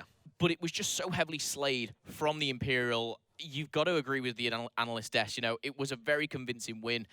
I don't see anything else. And I mean, maybe Search and Destroy, you kind of, that's where you need to see that good team coordination. You see the strategy. You know, you want the experience, right? Yeah. It's like that kind of all goes to Imperial. Of course. You can't say Intuition. Can't say Intuition had any, you know, team coordination or whatnot in the first map, which obviously I think Hardpoints is harder to coordinate than Search and Destroy.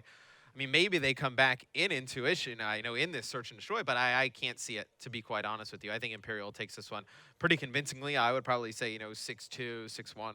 Yeah, I think exactly the same, and I think, you know, you'll get certain things. And I think this will be something for you guys to watch for at home. Maybe watch for almost the set plays of the Imperial. You know, they will push certain bomb sites together. They'll go for the trades, and we put it out on Hardpoint, you know, on that hardpoint when, say, Sam B went down, one was there to back up and trade. I think that will be the same in Search and Destroy, but maybe we'll see something different from Intuition. It's a team we know very, very little about. They may surprise us with something, I guess. Yeah, I mean, look, if you were to surprise somebody with some unorthodox strategies that may potentially work, it would be a lot easier in a slower game mode, obviously, like Search and Destroy, as opposed to a respawn game mode like a hardpoint or uplink. So if you did have any strategies, Intuition, coming into this one, the throw teams off guard, this would be where you would see it. Yeah, and for you guys at home who are just joining us, who are looking at Intuition and thinking, you know, who exactly are they? You know, know the likes of Shane and Brain from previous seasons. These guys obviously got in. We had a few difficulties with other teams. They were the team that were kind of plucked out the air and put in here. You know, so they came in here with the lowest seed. You know, no one really knew what they could do or who they were. So there's really no pressure going into it. But of course, you don't want to come here and just get 3-0. Good to see Shane be playing again. Yeah. It's like, I feel like Shane last year, we didn't really see much of him. He bounced around a little bit. He was there, but he, you know, it didn't have that impact as he usually does. No, he wasn't very good. That's what it means. That's what, when you say he didn't have any impact. I was saying it nicely. Yeah, no, when you say somebody did not have an impact like they once did, that doesn't, he means he just wasn't very good. Yeah. I'll subpar. I'll stick to the Look, way I say it, but I get Shane's my boy. I would tell him, I'll be like, look, you were not very good. And I think that's it with Shane. He's been around for so long. I mean, we heard Jonas on the desk talk about his first ever event, 8-9 years ago. Shane was playing then, and he still is today. So, you're going to go through those good and bad streaks, and I think it's definitely a year which Shane needs to improve, needs to excel. But what I do like about Shane, though, is that, like, he knows he's never going to be, like, a top Slayer. Like, he's not going to impact the game in that way. And, of course, he's okay with that. Like, he just wants to find different ways he can impact the game, whether it's, through his strategy and, trying to guide his teammates around, or maybe just kind of using some different tactics to throw the other team off guard. And I think, picking up the players, picking up new players, we knew he picked up Zero, like the guy said. He's one of those people that will be able to kind of cycle through and, sift through, up-and-coming players, young players. Sam B look very strong there. Hopefully this is something that they can grow on as a team, as a squad. And Shane, somehow he always manages to be there. Those big tournaments, whether it be COD Champs, COD XP, wherever he is, always making his mark on the European scene as well. But just looking through the rig draft, nothing jumping out as, same stuff here. Yeah, rigs and payloads seem pretty standard now. I mean, you're going to see kind of the same things across the board. You'll see Overdrive consistently, active camo, reactive armor, and rewind. The only thing you see is maybe a Centurion in hardpoint or uplink. I mean, really, you don't see it that much at all in uplink, to be quite honest. You really just see it in hardpoint. So really, this is kind of what you're going to see consistently from the rig draft. And of course, let's search and destroy. I mean, the one thing that I will say about the rig draft in particular is this year more than ever, I think they are very, very important. It does take a while to get them, but, we saw before, Gefkid using his rewind, it wasn't utilized even though he did win the map. I'd like to see good utilization of these payloads. Active camo, so effective. Well, I like that it takes a while to earn, because it should be something, with a powerful ability like an active camo. You shouldn't be able to just do get it, use it. Well, that didn't work out well, and then get it back like a few rounds later. It should be something where you maybe get it once in a game, and you really have to make an impact with it. Okay, well, on the attacking side is the Imperial, and flicking through, it looks like Sam B will be that bomb carrier, and Jura looking for some action straight away, and Sam B going to be traded. We talked about kind of the cluster that goes down at B, another spot either side, but it is a 3v2. Numerical advantage favors the Imperial. Yeah, and you're perfectly okay with that, just trading that out for Imperial, and now they're going to be able to push up here towards the B site. You see Sam B just trying to clear out observation deck, trying to nade that forward. He is able to spot one. He's going to take him out as one more player to his left. Just needs to play this corner, let his teammate trade it. Good first round for Imperial. Yeah, really clever play there. He got the first, and he didn't need to challenge that second one. He didn't need to put him in an uncomfortable position, and Jura popping in there for the trade. And all in all, a very clinical round for the Imperial. Didn't even need to plant the bomb. They didn't need to overextend. But that was a very aggressive play for Intuition as well. Well, that's what we meant by trading effectively, right? I mean, Intuition pushes them a little bit back towards their side control. They're able to just trade those kills out effectively, get a 3v2 man advantage, then just push up and take observation desk. Okay, well, Jambo will be pushing forward again. Very, very strong and to be all four players going hell for leather here. But the one person pushing forward, Jambo, does not have the bomb. Already, we do see Zeno leave Vox, and by the end of the sentence, 4 players go down. We didn't even get to see half of that. And that was the exact opposite of what Imperial did. I mean, right there, you saw the aggression come out, but nobody in position to trade these kills out. I mean, look at Brain right here. I mean, Jambo has to look at multiple different directions, doesn't know which player to target. Brain pretty much gets a free kill right there. Yeah, that was very quick, very thorough for the Imperial. I don't think any of the players even dropped there. But we'll flip things around. Shane already started strong, 3-0. Let's go on board with him. Shane, this is a surprise to me. Knowing Shane, knowing his plays, his kind of objective base, he's pulling out a sniper here. Longbow in action. He's getting pretty confident in himself. See what he can do with the sniper rifle. This is one of the search and destroy maps. You do see the sniper rifle on. You're able to get some good picks over here towards the B site. However, I'm actually going to flick on board with Jambo. He's on the defensive side, but he's on the flank. He's going to be taken down. He's actually fell straight off the map. That's not what you want to happen. Not ideal. He was in a good position. He worked it well, but the utilization of the flank there, really disappointing. It was a good idea. Go on that flank. You got to secure one of those kills. I mean, especially you have a submachine gun in your hand. Got to get a little bit closer to secure those shots. 3 quick kills, 3 rounds in a row. The Imperial up 3-0 here in Search and Destroy. And one thing that I will say is one player I really wanted to see in the CWO last year was Endura. He was someone who we know online is very, very good. He's been to LAN, he's performed, I played against him, and he is a very, very talented player, but we didn't see him last year. I'm happy he's kind of found a home, and he's a very, very talented S&D player. Did you beat him when you went up against him? I think it went 1-1. Lost and won. But I remember the loss. Yeah, you remember the loss. You always remember the loss. Of course. And, you see Sambi trying to push middle, get a little bit too aggressive, and there's where Intuition, they make him pay. They're able to pick up 1 kill. Now they need to secure the round, but you see on the other side of the map, Monk is going to fall, but in there you see it's going to be Imperial trading those kills out. Brain's going to pick up 1. Shane with a snipe rifle. Things fall apart for Intuition. They got off to a great start there, right? They pick up that first kill. You have the man advantage. All you need to do is trade the kills out from that point on. They do not do it. It's going to be a very difficult situation here for Zeno in a 1v2. Now, Zeno has got around the back. He does have the bomb. It's the only thing going for him right now. But Brain and Shane look like they're on the manhunt. However, they're in the complete wrong position. But you know what? I think it could work out for them. They could come head-to-head at the B site. Flipping positions is going to be Shane on the flip side of things. So Zeno looking to do some damage. He's going to find Shane. Shane gets the better of him, I believe.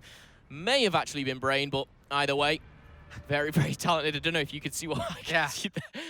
Brain and Shane exchanging some interesting fist bumps. Shane with a nice little dance move there in the booth as he secures that last kill. But look, even if Shane drops right there, you see the bullets coming in from his teammate. They were going to kill that player regardless. So Imperial just displaying very good teamwork here. Okay, I can't go on anyone but Shane right now. Hopefully he's still rocking the longbow. He is. He's been getting a kill with this like every round. You've seen it in the feed. Yeah, this is very un-Shane-like here, but he'll be premium once again. I'm ready to click on board with Brain if necessary, but he's getting in and up in the action. Shane does go down this time, but again, very much like round 1, very aggressive. Big plays from Brain, finds 2, but it's down for a 1 versus 2 for Endura. The over-aggression does pay off. However, Endura coming up from behind. Intuition needs to win this round, and I almost feel like they're not going to. You see Zeno's going to get caught, shot in the back. Endura turns this into a 1v1. He knows exactly where Jambo is. You can see Jambo just playing in control on the mini-map. You see it's actually Endura set up in observation deck. So you see it's going to be Jambo pushing straight through. He's going to be able to pick up the kill with the E-Rad. It's going to be Intuition getting on the board with their first round. Yeah, it's a must-win round. I think Intuition needs something pretty special to come out the blocks here. And you can see Endura, he tagged him 3 times. 1 more bullet would have done the trick. But nice movement there by Jambo does enable him to secure the first round. And I think you said it there. It was almost like Endura came around the back. You could almost feel them losing that one. You could. And I do like the way that Jambo played that with the E-Rad in that situation. Obviously did not want to play passive. You know, let Endura get set up with that NV4. Needed the challenge, be aggressive with the SMG in his hands. Well, Zeno and the squad are pushing towards A. This is the first for them. And maybe they need to change something up, but they're going to be pushed straight down the middle. First blood goes to Leebox. And the one thing is they're in a bit of a choke point. 2 kills down, and they can plant the bomb. Brain and Shane in a difficult position. Look at this. Good things happen when you travel together, right? They send all 4 members over towards that A site, and they're able to get the bomb down, get the man advantage. Going to be Shane left all alone here, the 1v3 with a sniper rifle in his hands. He's not even changing to the pistol. I think a little bit confidence coming in from Shane there.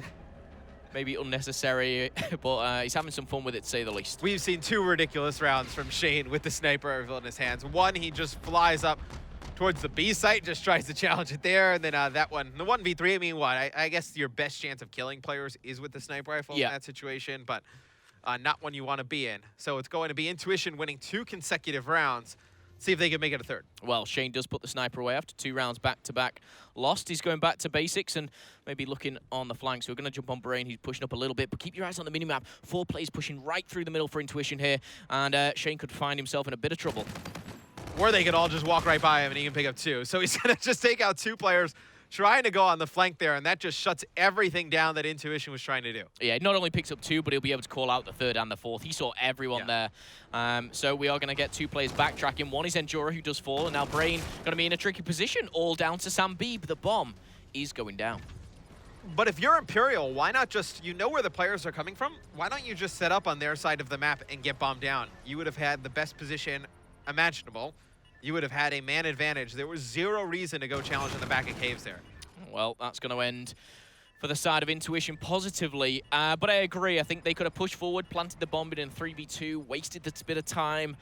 That's not a good play. I think it's been a bit sloppy from the Imperial actually these last couple of rounds because, you know, especially that one, they got first couple of kills and they should have been able to close that one down. Oh, when Shane picks up a two-piece in the back like that, there's zero way they should lose that round. I mean, they just played that very poorly from there. No reason to go challenge out the back of caves. One, that's a risky spot to even fight gunfights, right? In the back caves area, so many angles you can come over the top. No, using that advanced movement system. So we'll see what Intuition does here on offense, as they do have some things to work with in terms of streaks and abilities. Well, Monk does have Overdrive, not going to be used this round, but he'll keep that in his back pocket for a little bit later. This is a B push, a collective one. However, they are being a little bit patient. Brain's going to take advantage, pluck Jambo out of the sky, trade it out. Sam B's going to come in and now a 2v2. Zeno and Monk need to go big. All down to Zeno. Finds one, needs to see where Shane is. He has been tagged from the left. Shane's going to get the better of him, and that's going to be round number 8 in the bag. It's a good round there from Imperial. They're able to fight that one back. I believe Brain just comes out through the middle, picks up 1 kill by Drill, and just stays alive long enough to force the players from the side of Intuition out to the other side of the Drill, over towards the observation deck, and they're able to just pick up those kills with ease.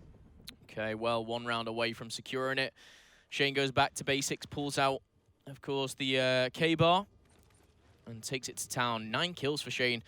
He does have a Scarab as well as his payload. Let's see if he can finish it right here. It's a shame we didn't see him pick up any kills with the sniper rifle. We only saw some fails with it, but it will be the bomb going over towards B, and we'll see the Scarab come out from Shane. Let's see if he can get anything with it.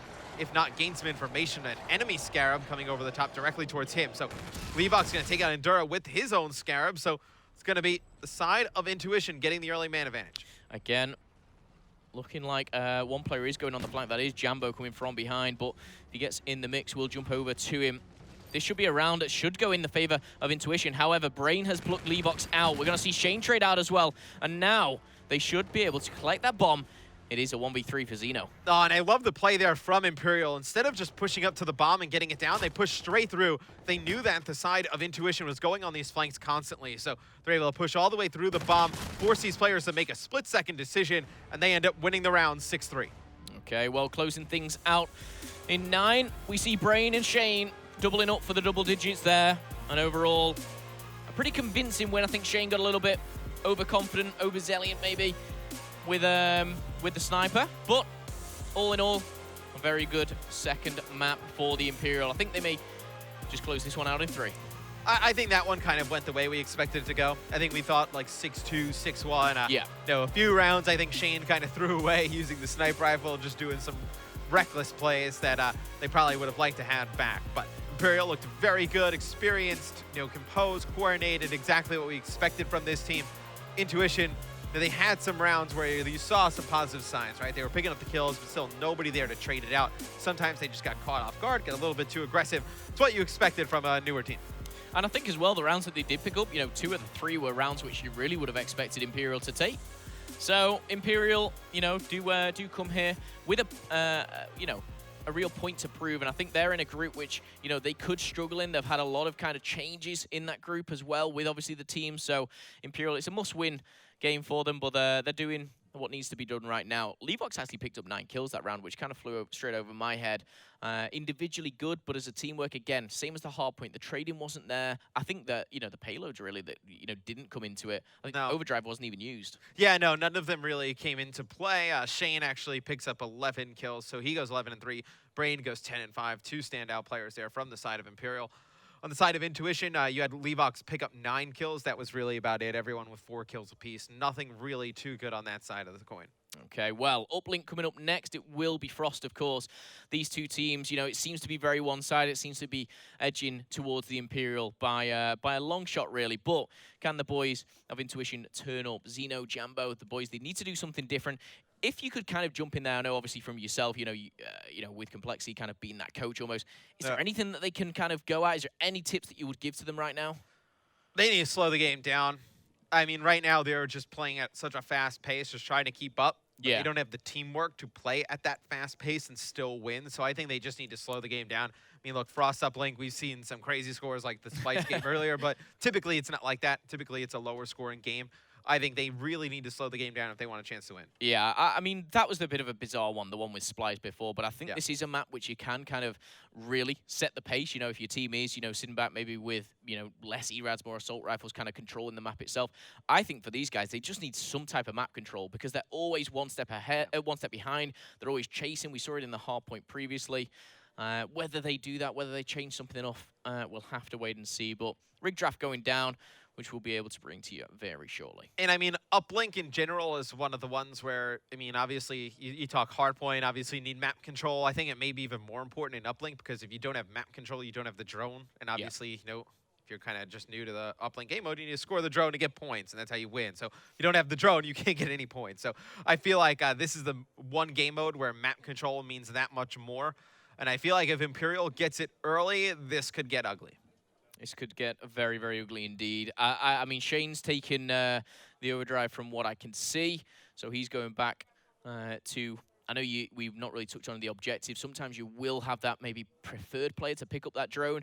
But I'm just looking at the other three players. Endura, known as kind of a heavy slayer. Brain on Hyper Games previously, he was a big slayer for them. Sam B, we've seen what he can do in hardpoint. I actually think this could be a bit of a dark horse. I was going to say, this could be a bit of a sleeper team. Obviously, they're in a very tough group. They have, you know, Elevate and Epsilon in their group as well.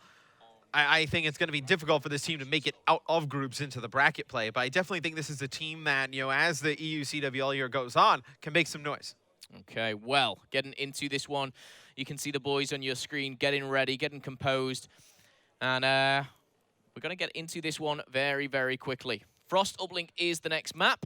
And of course, we've seen it previously by Splyce, absolutely dominated. Will we see the same here from the Imperial? Nah, I still think you will see Imperial take this one. Look to see, you know, if just the teamwork of the side of Intuition gets a little bit better. Obviously, they've struggled with it in the first two games. See if they can build on that and put together a good uplink. Well, getting into the game, Frost Uplink here, coming up next. We've got the usual, the reactive armor, the active camo overdrive, and rewind either side. Sam B, Shane, Brain, and Endura, can they finish it here in 3?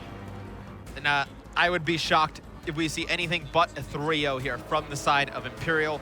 They've looked very good in the first two maps. Just to recap, you guys, you saw them take the hardpoint 250 to 150, and they took the search and destroy 6-2 just in that last one. So 6-3, sorry, in a very... No, it was back and forth at times, but there were a few rounds that Imperial gave away. Probably the score should have been more around 6-1, 6-0.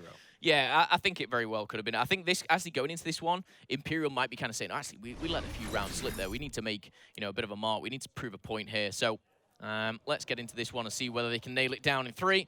Endura is the one on your screen. Let me just flick. We've got Brain, actually. Endura does finally go down. And...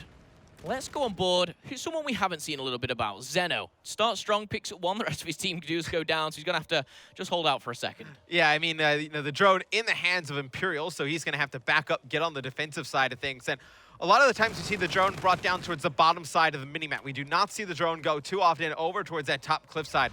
It's a very difficult way to get in there and get a 1-point score, and that's where it looks like Imperial's bringing this drone. Yeah, he does. Shane is going to have to release it for a second. 2 of his team go down. That was from Zeno, actually. So big plays here, just again, to set that pace, to slow things down. Shane falls eventually, and Endura will be coming off spawn, but the closest one to the drone is this man. It's Levox, but he's opting just to slay out here.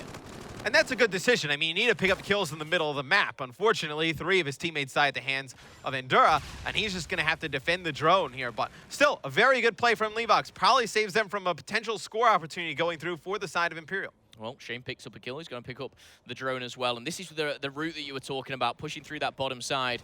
And he's going to have maybe a bit of a free pathway, but look how many players in that minimap coming outside. Maybe a 1-point play here. Could go for 2. Doesn't. He secures it with a 1, gets things off to a nice start, and Imperial take the lead. That's a good 1-point throw there from Shane. We've seen many players over the years miss some easy ones. He just secures that one. First points on the board for his team. Puts all the pressure back on the side of Intuition. Well, Endura now will be sitting back here, going for that long-range gunfight. He's going to lose that to Monk, actually. Big win here, and maybe Monk can pick up another, get that map control. That drone is just lingering around the middle. He's going to see another in sub-base there as he does back off just slightly. Oh, he's going to pick it off by Sam B. Sam B doing some good work here in the hardpoint as well. Be interested to see if he can replicate this in the uplink. I mean, right now, we talked about how important map control was. You have seen none of it for the side of Intuition. The drone has only been touched by Imperial. Endura is going to get a 2-point score. You see Brain picking up kills back towards the middle of the map, cleaning out his own base.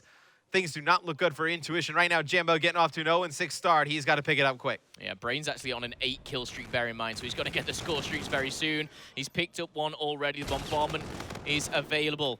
And the scoreline being 3-0. This is just replicating the first map. This is very, very one-sided here. Brain's going back to help his teammate. Makes it a 9. Doesn't make it the 10th in the row, but he does find his double digits eventually. Shane now rocking the ERAD. So a little bit different from Shane.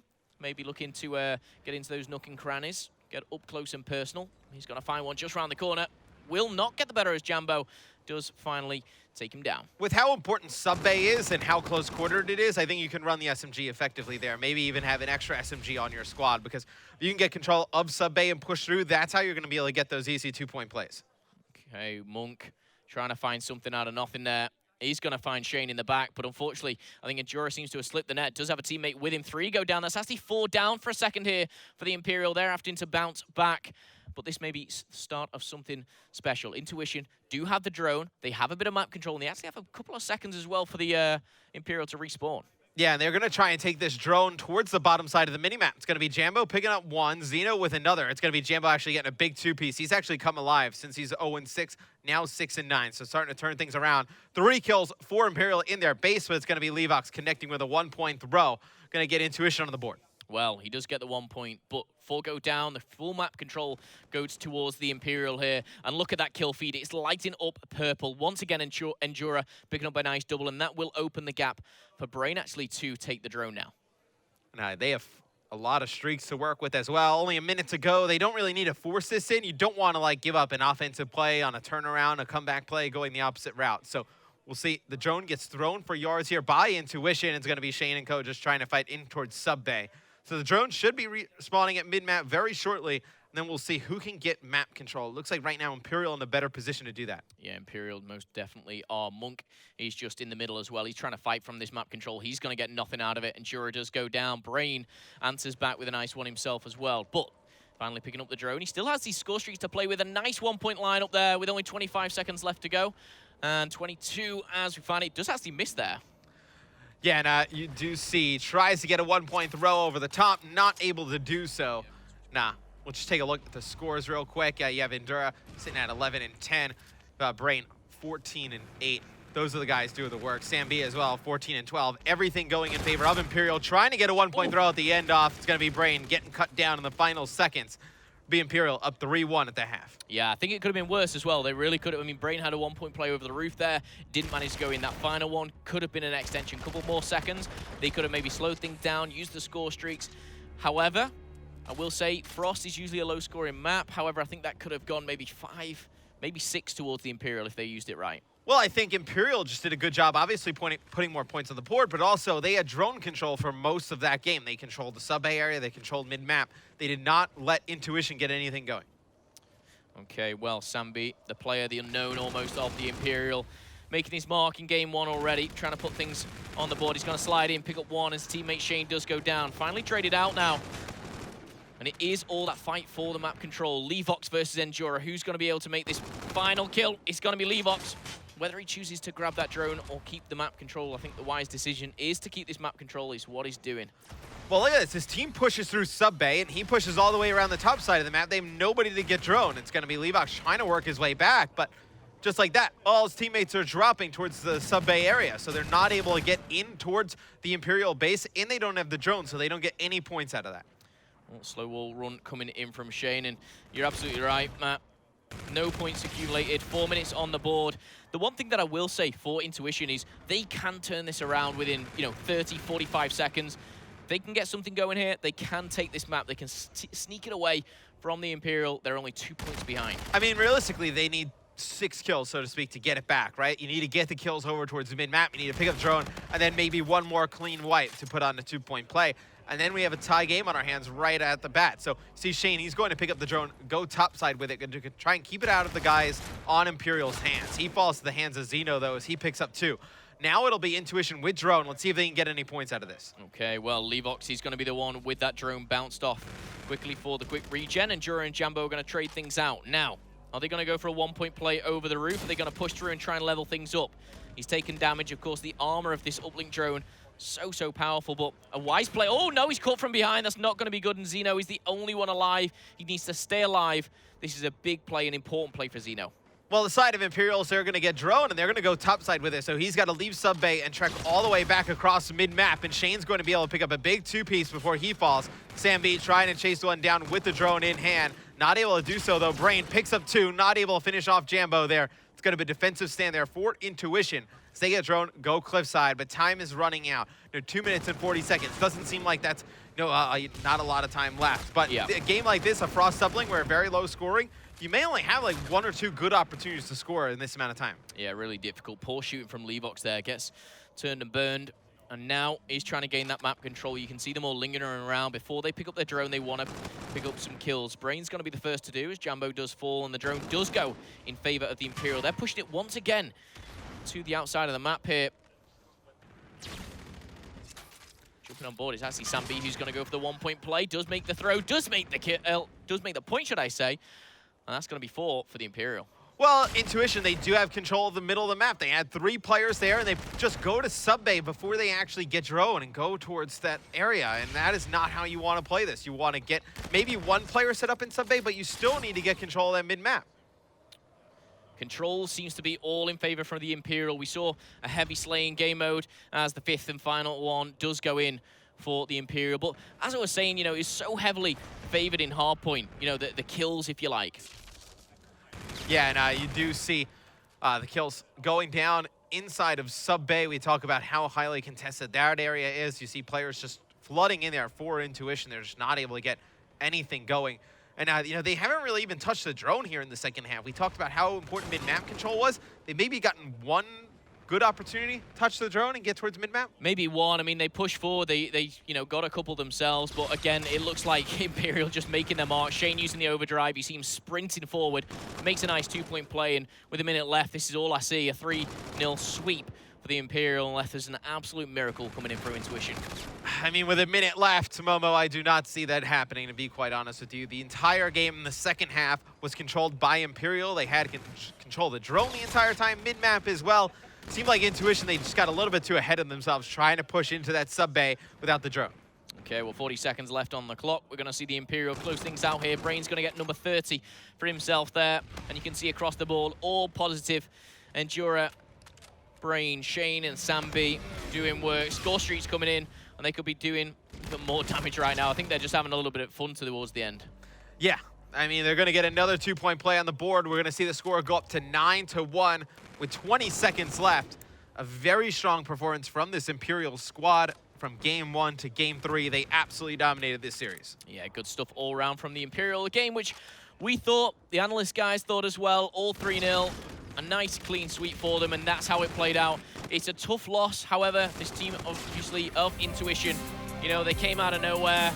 They were plucked, for a, best out of a bad bunch almost. And, they're put here, in a very difficult position. They didn't qualify. They didn't make it. However, they get the chance, and unfortunately, they cannot perform. Yeah, I mean, look, they had everything stacked against them, right? They get here late, first day here. Didn't expect to come to this event. They're able to, put up a decent fight in the hard point. The S&D and the uplink was kind of ugly.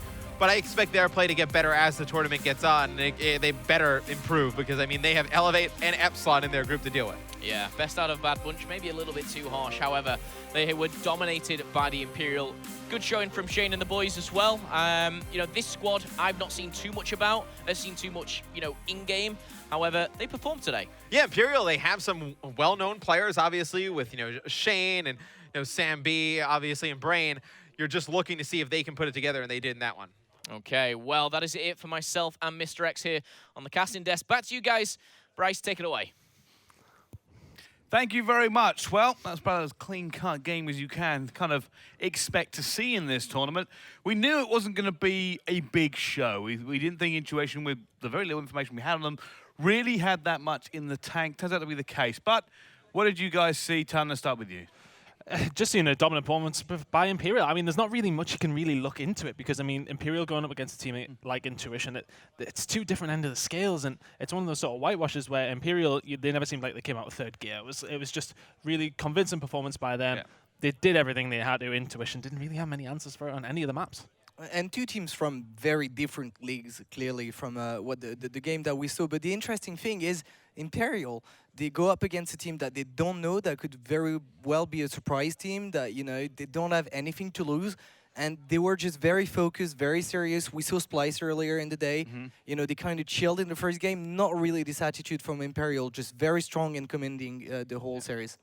Yeah, I mean, I wouldn't say opposite ends of the scale. I'd say it's actually two scales. I think, realistically, if you talk about the pro teams, Imperial are definitely towards the lower end.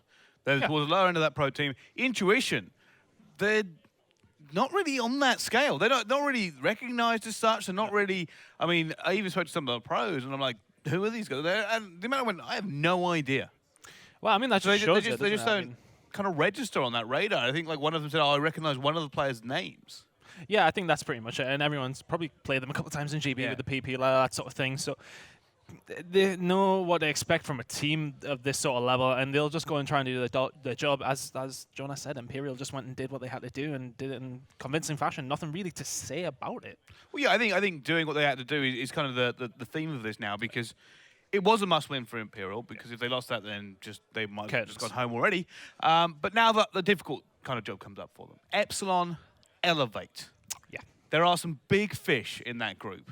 Really big fish. I mean, especially now that, obviously, with the whole thing that happened with Epsilon, but they are now here, that makes that group a hell of a lot harder. Because, I mean, you would have said guarantee Elevate have got to go through with Imperial. I'd still expect Elevate to take that first spot, but now it's a toss-up between Imperial and Epsilon in second, and it's going to be a big battle between those two. It's arguable. Yeah, you don't know which way that's going to go. It's group stage. If you go through the tournament, then I would say Elevate's going to place better. But going through the groups, Elevate against Epsilon, and anything can happen during those groups. And they've got to be careful as well, because Imperial, sure, they weren't playing a great team, but they played very well. Again, they were commanding. We saw some great performances. Now they're not going to have the stress of knowing they have to win this one game. So they can probably upset one of those two teams. I think the thing is with those sort of games as well, I mean, whenever you play your first game, you're sort of like a little bit nervy trying to get into it. But with that case where you're going up against a team who's unfortunately a lot lesser than you, at least you're getting your shot warmed up, you're getting into it, you're getting into that feel of LAN once again. And when you get into that, that's going to leave you in better step for the next game, a good warm-up game for Imperial. Yeah, I think that's pretty much all I want to really say about that game in terms of, we'll go through the maps bit by bit, see if we can kind of pick some stuff out in just a second. But for me, yeah, I don't want to look at the overall anymore. But before we do go into map by map, what we are going to do now is go down to the floor. It's Lottie with Shane. Thanks very much, Bryce. So I'm with Shane here from Imperial. Imperial? Yeah. Imperial. So great start to the series. First win, first game. You must be pretty happy with that, right? It's good to start off with a win, but it was going to be a relatively easy game for us. They come here completely unexpectedly last night. I don't think they thought they had much faith in themselves whatsoever, and they're just here for a free trip to London. But it was as expected, but fair play from the turning up. Sure, and yourself and Brain had quite high KDs. Do you think that carried your team today? Oh, completely. If you saw Enduro, our teammate, he got absolutely destroyed by one kid. But it's a team effort at the end of the day. They all did better than me on the hard point, but we were just the better team. So let's talk about your position just now. What do you think gave you the edge and not them? I haven't got a clue who they are, to be honest. I think they're like the 30th seed team, so we were always going to win unless we had a major mess up, but we're just more practiced, I guess. And you're feeling pretty confident in the series now to go on for another win? We've got two really hard games now against Epsilon and Elevate. Epsilon shouldn't even bloody be here, but I guess they are. Cheeky. It was a little bit salty now, but they're a great team, but we have to be confident going in or we're not going to go through. And are you looking to get an even bigger KD in this series? I am not known for my KD whatsoever. Not bad then. I just a one-off, I guess, but I'll see what I can do in the next couple of games. Fantastic. Well, good luck for the rest of the series, and thank you very much, Shane. Cheers. Thank you. Thanks. Over to you, Bryce. Thank you very much. All right. Shane, not known for his KD. I think he can say that twice. Yeah, I ain't saying a word. He had a great KD during that game. I'm not sure he will translate into the other games. Maybe he found his level. Nah, that's wow. Oh, yeah. You went savage there. Yeah, I just had it. It was on the table. It was on the table. I couldn't not. Come on. Someone had to do it. All right. Well, before we, ruin Shane anymore, I want to kind of pump them up to kind of counter out that this team. There is a lot to go for them, but it's not a team that you can overlook. This is, Shane is he's been around for a long time. He is a veteran. He has won tournaments. Yeah. You know, Endura is definitely somebody that a lot of people have been keeping an eye on for a while. Brain, same thing. You know, he was in the old Hyper Games team. It's not an unknown set of players apart from Sam B. I mean, if the thing is, if Endura can turn up as he has done previously in events, although it has been maybe like 2 years ago now, his previous event, then that team can really do well. And for the past 2 years, we've seen, well, this year and the previous year, we've seen a lot of young players just come through and really shining. And maybe it's the case with Sam B as well. It might be the case. I mean, there's an awful lot that could realistically happen. But you know what? Enough of that game, because this next game might be fire. We'll find out. Coming up right after this break, it's going to be Orbit versus Millennium. Don't go anywhere. We'll see you soon.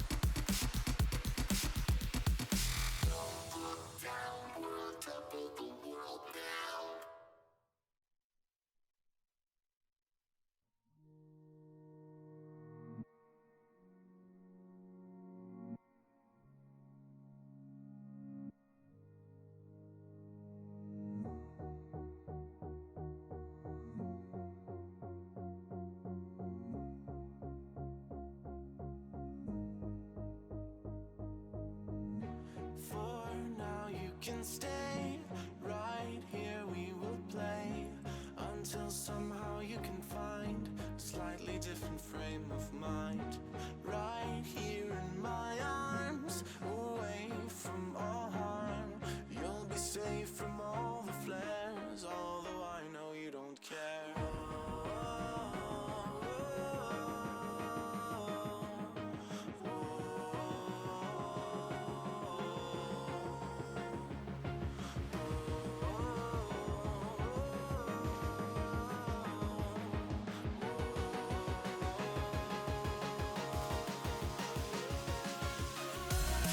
Lift your head up to the sky, take a deeper breath and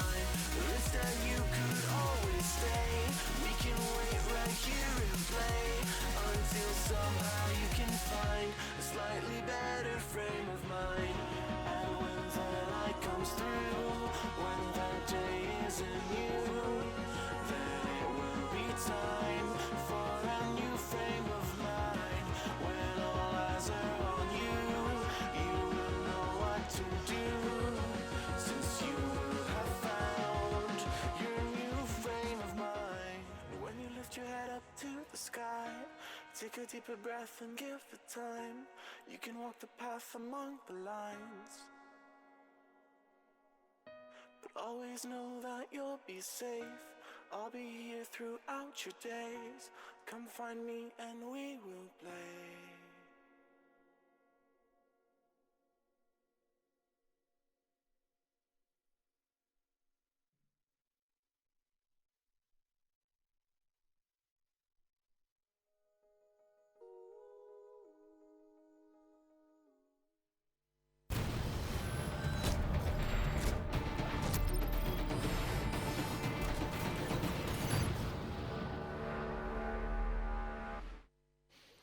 Ladies and gentlemen, welcome back to the CWL London. We've got another great game about to kick here off in the studio. It's going to be Orbit versus Millennium. Orbit, a team that has set a few people thinking they may be the best in Europe, and we'll find out by the end of this weekend. But I'm not alone. I am joined here on the desk. First of all, let's introduce Jack. Jack, how are you, Mr. Courage? Hello, everybody. I'm doing great, man. I'm excited to be here again, 5th time out here for Gfinity. It's always awesome for me to be able to experience casting the European teams at an event where it's just them going up against each other, because now I'll know a lot more about them heading into events like Atlanta, obviously Dallas, all coming up, and then all culminating in what's going to be a great LAN league later this year. It's a lot to look forward to. Awesome. And, of course, Jonas joining us once again, our French expert. Yeah, absolutely. And the French team is going to be playing, and this is very interesting because I've been looking forward to see them play. I've got a lot of question marks around their capabilities to play on LAN. They've been, you know, underperforming online with the Pro Point ladder, so I'm definitely looking forward to see what they can do against Orbit. Okay, well, I think we're going to get the biggest question out of the way first. Right, the elephant in the room. Jack, why do you hate Europe? Okay, first off, you read too much Reddit. I don't hate Europe. I saw it on Call Competitive. We discussed this earlier, is that I don't hate Europe. I'm just a realist. Until a major international LAN is won with a heavy presence of North American teams, okay, I'm gonna So still it's just first place that counts, nothing else. I mean, yes, having a great showing like Champs definitely swung my votes a little bit more towards the European side, but not quite yet. Not quite yet. I want to see them not only do well in Atlanta and Dallas, but the LAN League is really where I think they have their opportunity, and the European teams know that, to face North American teams on a consistent basis and then prove that they deserve to be among the conversation of the true best in the world. Okay. All right, well, Matt said you talk mad trash. I was just going in that. Don't listen to anything Matt says. Yeah. All right, let's jump into this game then, because I've heard we are rapidly getting underway. The teams are set up very quickly. All right, Orbit versus Millennium. Jack, you've seen Orbit. These are very familiar names to you, so start me off. No, I think that this Orbit team is very exciting. The whole thing we talked about this weekend so far is Orbit, Splyce. We've already seen Splyce play. Already seen a 3-0 out of them. You know Orbit want to match this. They know they're facing a Millennium team that I think it's safe to say don't have the same expectations of the Millennium roster from last year that won Stage 1 and Stage 2. So it's a little bit of a different story this time around, but Orbit, for me, they take the series with ease. Okay, well, let's move straight on. Millennium, you're the French expert. Tell me about these teams, because there is a player in here I don't know. Well, on paper, it looks like a really good team. Obviously, Maxi and Moles performed extremely well in the league last year, coming 6th in the Season 2. But there is also Zeke. So Zeke has been presented as the future of the French team and someone who can maybe raise the expectations of the French team, which, you know, the French team has been really lacking for the past 2 years, maybe even 3 years. So I'm really more, yeah. Yeah. Forever. Forever. Back and back up's one. So it looks really good on paper. Now, I really look forward to see how the team gels together. I don't think they can take on Orbit. I think it's a no-brainer to say that it's going to be a clean sweep. But I want to see at least them maybe winning a map or coming close to winning a map, because if they can play for the qualifications, then they can be in a better spot for the upcoming events. All right, one-word predictions. Hit me with a scoreline, Courage. 3-0 Orbit. 3-1 Orbit. 3-1 Orbit. All right, let's get this game underway. Orbit versus Millennium. Over to our casters, Chalk and Cheese. It's Tan and Rel. Thank you very much, Brycey. Yes, this is it. It's going to be the first game of this pool as Orbit go head-to-head with Millennium. And, I mean, the guys on the desk there have been talking about it's going to be a big, big game, Tony. Chalk and cheese? Chalk and cheese. Are we that different? Let's take it as a compliment. Let's just roll with it. If it's Brycey, there's no way in hell that's ever going to be a compliment. He's surely putting us down in some way, shape, or form. Maybe. But yeah, this game is going to be a good one. I'm really interested to see Orbit this weekend. Everyone's sort of asking the question, you know, they've got that core element of the team that finished second. Well, 2 parts of the 4 that finished second at College Champs. So they have that in their locker, but they've mixed that team up. You know, a lot of things have been mixed up in Europe over the course of the seasons changing. So it's interesting to see where they're going to go with this. For me, they should walk away as easy winners in this game, but this game isn't going to be the teller to see how they go on the rest of the weekend. I'm interested to see how Millennium cope with this. I think it's going to be a relatively easy win for Orbit, but Millennium need to show me something to say to me that they're going to maybe advance through this group. Yeah, absolutely. Well, just having a quick look at the guns, we've got double NV4, double K-Bar there for Millennium. We've got ERAD, NV4, K-Bar, K-Bar for Orbit. And here we go. This is going to be it. Hardpoint on throwback. It's Millennium going up against Orbit in the first map of this best-of-5 series. Well, on board with Rated straight off the bounce here. Let's see what he can do to try and pick up a kill on mid-map. TonyJS is going to be the first one there. And Zeke is going to be an interesting one. We heard Jonas talking about him being the new guy that's want to be coming out of France to try and do something for their scene. As said, has been lagging behind for, well, I mean, realistically 5 years. So, you know, the guy said 4. I think, you know, they haven't really been a real big... They haven't offered any statements within the scene for a while, and let's see if this guy can be the guy that can push them forward in this one. But currently, the points are going towards them, and is going to be 12-3 in favor of Millennium. Well, yeah, and I mean, Millennium are one of the most recognizable names in competitive French Call of Duty, if not European Call of Duty alone. These guys have really got to fly the flag for the country now. They are coming in as one of the stronger French sides as well. And Maxi, I mean, there's very few people that you could say have more experience than Maxi. Yeah, Maxi's been around for a long time, even since like we were competing. Way before I mean, we're talking a long time ago. So a veteran of the scene, no doubt. Has he really continued the form that he showed when he was first around? No, not at all. But he's always been there as a prominent French player. This moment in time, though, Orbit have taken a substantial lead, considering we've only gone into the second rotation. Orbit were there the first as well. They rotated around. They allow Millennium probably to get a couple of more points than they would have liked on that first hard point, but they rotate around nicely, saying that Millennium do get 3 of them down. So they're going to rotate around and get a hold of that hop. Yeah, I mean, Millennium, in terms of the kind of seeding, if you like, coming into this, really at the bottom end of the table, not quite, in my opinion, representative of how good they are, which is why I feel this game's been quite hyped up, because this is a real opportunity for them. Orbit definitely, in my opinion, the favourites going into this series. You know, we've got 2 strong X-Infused players and 2 strong X-Splice players, who in the previous Call of Duty title were arguably the 2 best teams on the game, and here they are now teaming up together. Yeah, we can see that Orbit are just holding this one down. Even with 12 seconds to go, we got Zero causing all sorts of problems around the back. Absolutely jukes Maxi there, takes him down very quickly. He's laying down here, back towards Theater to get that rotation onto Bike Path, and it seems as if they are going to get around to that area. There's only one member of Millennium around there. It's going to be TonyJS. He does go down to Joe. So yeah, they're going to be able to get around there. Zeke did get a big kill towards the back there. Actually, it was helped by Maxi, who got the grenade kill onto Zero. But this moment in time, they're trying to push through. Contested currently. Urban trying to hold this down. Doesn't have help from any of his teammates who are flooding in from both sides. We see the spawns have been momentarily split. TonyJS does get the kill on the Rado, gets the second one on Urban. Maxi comes in there with a third. Zero did answer back. Joe going to be there trying to do something about this, but the kill's going to come in. It's going to be Millennium's board. For now, they are going to hold down this hard point, get a few points on the board. Yeah, and Max there with a Scarab in hand could come in quite useful, just trying to build up that Centurion, which we will see coming into play later on. It was an identical match as well on the rigs as well, so nothing separating the 2 teams in that respect. Yeah, I think that's what we're going to see with the majority of the weekend. I can't see anything changing drastically unless somebody, well, especially the first couple of days, if anyone's got something in their locker that they don't want to show right now, we could see it maybe Saturday or Sunday, probably Sunday if anyone's going to try and show anything different, but on board with Urban, he's just going to pick up the scrap time. If we look at the rotation, though, it is once again going to be Orbit. They seem to be there holding the hard points better. They seem to be rotating better. And when they don't have the hard point, they seem to be punching through better. So all Orbit at this moment in time. Millennium do have a few points on the board, though. It's not out of the question just yet. Urban absolutely shutting down TonyJS, though. That's a gunfight he should have been winning. Urban taking them down. But on board with Zeke, let's give him a go. 7 and 8 here. Does take down Rated with the MV4. See what he can do from this position. Well, I mean, Orbit looking very, very strong here. And here is a little bit of a push now from Millennium. And this is exactly what they need, trying to get some control.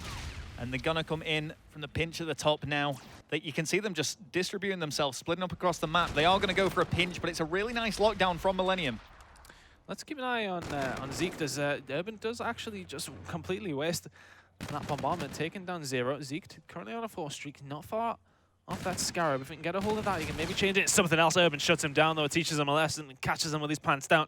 Rated follows up, kill onto Maxi as well, and Orbit are extending that lead. It is now around over 1 hard point in the lead, and as we go back round to the first rotation, they've got a very, very healthy lead. Yeah, absolutely, and I think that's really set the tone for this game, and really, really showing what Orbit can do. I mean, we've seen some big performances from teams so far, a couple of 3-0 shutouts, And I would be surprised, in all honesty, if Orbit don't actually manage this if they continue with this performance. Yeah, Orbit looking very, very strong here. Just calm and collected, though. I mean, realistically, if you look towards the kill feed, in the top right corner, it's not really too one-sided towards Orbit. They are in the lead in terms of that, but their rotations have been very, very strong. They've been in the positions quicker, and when they have made the kills, they've been more important, and they've been more substantial into pushing towards that higher score. They've always got the spawns locked down. They're making the most of the positions that they're in every single time. We can see they've got the barn side spawn now. You can see actually it is rated all the way back there, holding down that left-hand side, so he's going to lock that down completely. They're going to get some points off this initial middle hard point, and they're going to be on the rotation for B. I'm just wanting to stay with Joe now. 5 kill streak and counting. It's not really going to come up against any engagements. Maybe. Oh, there we go. He does spot him and just manages to evade. Is he going to be able to continue this? Yeah, he needs to back off because there's going to be a lot of members on Millennium coming through that restaurant side.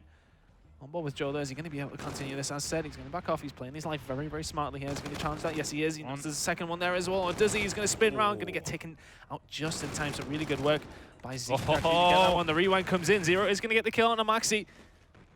They're just about going to hold this here, Millennium. They've kept them out. Tony Jess is doing well. Still alive. 11 and 15 from him. Shot's going to be fired. Gets another kill on Joe as well. And the rest of his team need to get around him. The thing is, if you look towards the top left of your screen, you can see Urban has held down that back spawn the whole time. Meaning that Orbit are always in close proximity. The kill's going to come in, 3 of them. In fact, to take down 3 members of Millennium. Really good work by them. They held the spawns fantastic. Malzo going off inside the hard point. He's going to get a couple of points from Millennium, but still, the deficit remains at around 60, and Orbit are walking towards map number 1 win. Yeah, I mean, the kills in hardpoint more than ever have significance here with the minor respawn delay, and Urban's doing a great job of capitalizing on that. 19 and 12 so far for Orbit, and really, really assisting with that 149 lead they have. Yeah, score streaks are available for him as well, so he'll be able to use them at some point. May use them when it rotates around to baseball, but at this moment in time at bike path, let's see who's going to be able to get the upper hand.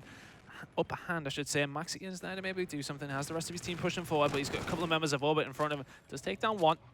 Joe is there to answer back as well, but here comes the score streaks. Urban's going to take down 3. One of them being his teammate, and it's not going to matter. It's going to be there to clean things up.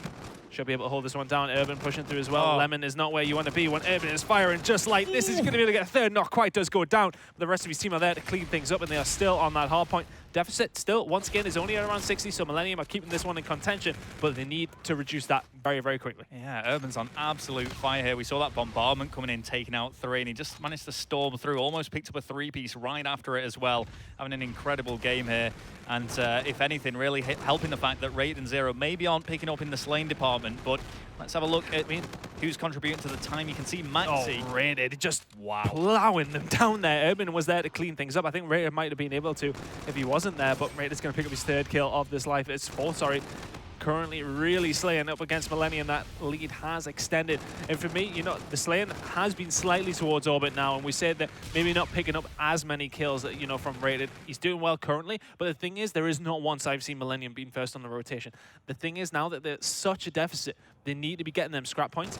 But at the same time, even when there wasn't much of a deficit, Orbit were always the first ones there. Raided or Urban always seem to be in that position to shut down any sort of early rotation from Millennium, and it's really causing them problems. At this moment in time, it's a 100-point difference. Orbit well in command. It's very interesting to see the amount of hill time per player, particularly on Millennium. I mean, Orbit have it fairly evenly distributed between the two, but it seems to be purely Maxi that's thrown himself into that close quarter combat. This is the first time Millennium have been first there.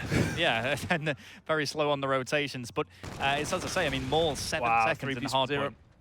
Nothing being contributed there in terms of points for his team, but obviously he's playing some sort of anchor role. Yeah, I mean, it's hard because they're not making the rotation, so it's going to be hard for them to get the points in there. 7 kill streak coming out of Rated, though. Is he going to be close to those streaks? Yes, he is, as he makes that 8, and he's fully streaked out. 232 and rising for Orbit. They are going to look to try and just rotate the spawn. It's currently in the hands of Millennium, but they're going to try and push out, try and get some points here. They cannot allow Orbit to push out any more points from this train platform.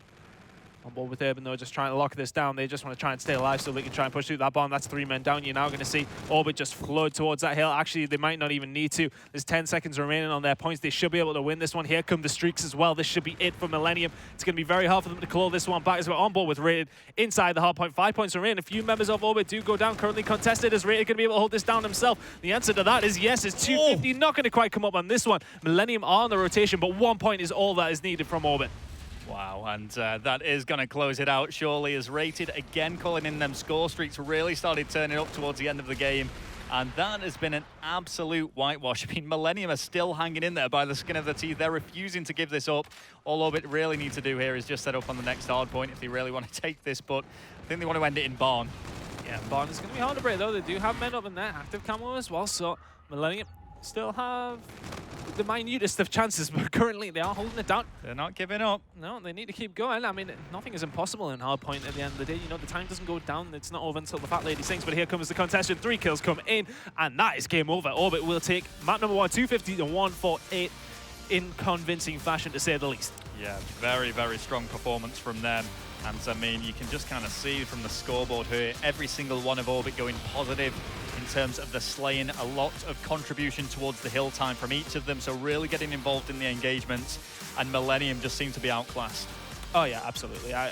The rotations for me were the main factor that I've seen, and that, yes, there was a couple of times where Orbit showing their gun skill, showing their talent very well, but for me, I think the rotations were just phenomenal out of Orbit every single time. They're locking down those spawns that they need to. Never really looked in doubt from the get-go. And they're going to walk away as map number 1 winners. Winners? Winners in convincing fashion. And I mean, we're going to, of course, have Search and Destroy coming up next. And if there was any game mode that I would said would be Orbit's game, it would be Search and Destroy. Oh, yeah, absolutely. And you know what? I'm going to let you change Millennium's color. You got Millennium down as blue. Do you not know Millennium purple? Do you know what the actual problem is I'm colorblind. Oh, right. Genuinely, that's the actual problem. Well, that seems quite fair, actually. Yeah, purple, blues. Cannot tell the difference. I was actually going to make a joke like, oh, you colorblind? But you genuinely are? Genuinely am. I've known you for like, what, 7 years now? I did not know that. Yeah, I've covered it up all this time. You're just an enigma, aren't you? Now it's all coming out. You're letting it all out because of your last event. You're letting your secret That's it. out, are you? My last event officially this time. For real. I mean, I don't want to talk about that so much because we've got 4 days to talk about that. I've got production in my ear telling me that it's not his last event, so I mean, that must be gospel in that case. Well, you know, it's been decided. No, it hasn't. Exactly. I ain't going to repeat what's being said, but that's exactly why it's not your last event. Anyway, moving into the breakdown of that map. Yeah, once again, I think Orbit just really played that fantastic. I'm going to let you sort out the Codecaster. Right, okay. I'll tell you which one's purple. Hold on. Come here. Go on. Come on. Take control. Come on. Have we got the right side now? Right, okay, Roll, let's have a look. Millennium. We do have it. Right, look. Purple. Magical. That's the same Oh, colour. they've changed teams. Oh, God. Right, change that. But yeah, I think, you know, going in this next map, it's going to be very hard for Millennium to come back from that one with the fashion that they just lost that one. So for me, S&D is probably going to be about 6-1, 6-2. And I think it's going to be convincing Uplink, but we're really seeing the Orbit team that we thought were going to turn up. I think, you know, everyone really expected them to look strong, and they have done. Yeah, and as we just try and get all this set up and sorted now, just making sure we're on the right teams here. I mean, we've talked about this. It was a very convincing hardpoint game from Orbit. We've talked about the fact that we feel that they are the clear favourites going into this. I mean, I know the guys throw about predictions on the analyst desk, but what are you feeling, Tony? Yeah, I mean, they're definitely favourites for this series, of course. But at this moment in time, for the rest of the tournament, I think it's going to be a toss-up between them and Splyce. I think Orbit will be there in the final. I say that. It's hard for me to predict at the moment because I think the top... I definitely think Splyce are at the very top of the leaderboard, but after that, I'm really not sure at this moment in time. I don't know what you think, but I think, you know, Elevate have got a claim to that, Orbit have got a claim to that, and Fuse have got a claim to that. Based off 2Ks, you can't half-base it off that, but online is a lot different, so it's hard for us to tell, but Elevate have had good placements at LAN. I mean, they did a fairly decent job at Vegas, so, I mean, they can carry that into this event. I think Orbit are a bit of an unknown entity because they had a bad MLG Vegas, but looking at the team and looking how strong they look currently, let's see how they go on to this one. Okay, perfect. Well, I mean, as we said, Orbit, we've got 2 ex-Infuse members, 2 ex-Splyce members in there as well, so a very, very strong lineup, but we have the experience of the likes of Maxi coming into Millennium, going to be commanding them. I mean, he's teamed with Tony Jess and Moz for quite a while. We heard Jonas saying before, Zeke, the upcoming French star, if you like, so one that really needs to make a mark, because the French scene have struggled. They were at one stage in Call of Duty, they were unrivaled, they were the clear favourites. But the mythic stays back on Black Ops 1. I mean, long time ago. Yeah, a very long time ago. That's the thing. I mean, I remember playing against them a couple of times, and I actually was in the first team to beat them online. Wow. Yeah, oh yeah. Fun facts. Got to get in my back pocket, mate. That's what that was about. No, but I mean, it is hard for them. I think it's just been a case of the rest of... They were at the top. They were playing the game correctly the way that it was supposed to be played. Everyone else has caught up and went above that, and they've sort of not really moved from where they were. Everyone else's level kept getting better and better and better. Betterer? Words are hard. But Millennium, sorry, not Millennium, but the French scene sometimes has just lagged behind. There's been a couple of standout players, of course, like people like Broken, Gataga have always been in and around there, and they've produced a couple of results here and there, but there's never been that dominance that we've seen in Black Ops 1 from them.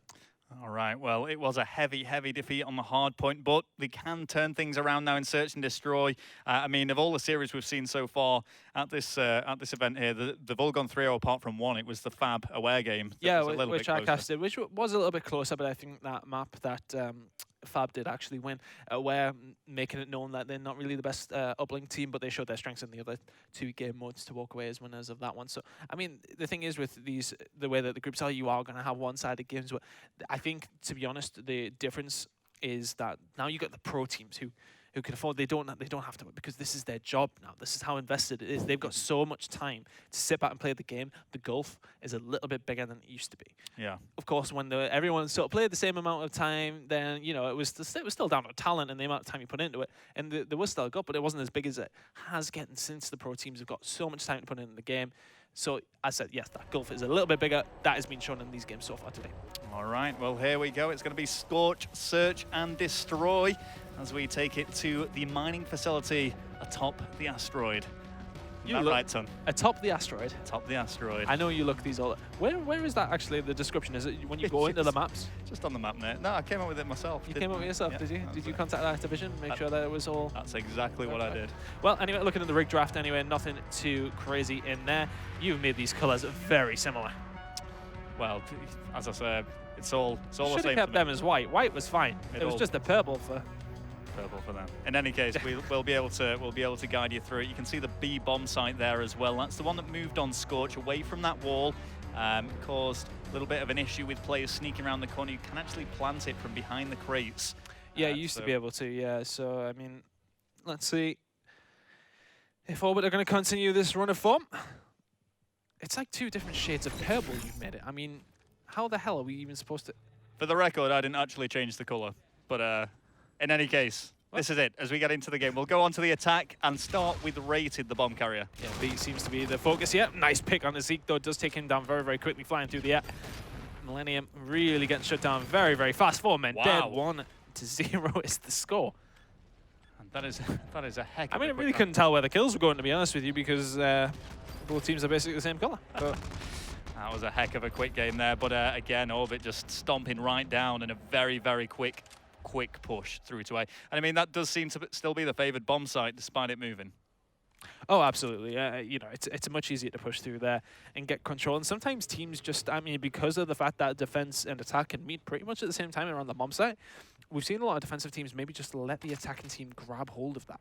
They let them capture it because they know it's going to be the focus. Then they work on the recapture from where they are. If we can switch on board with somebody towards B to see what Tony GS is doing.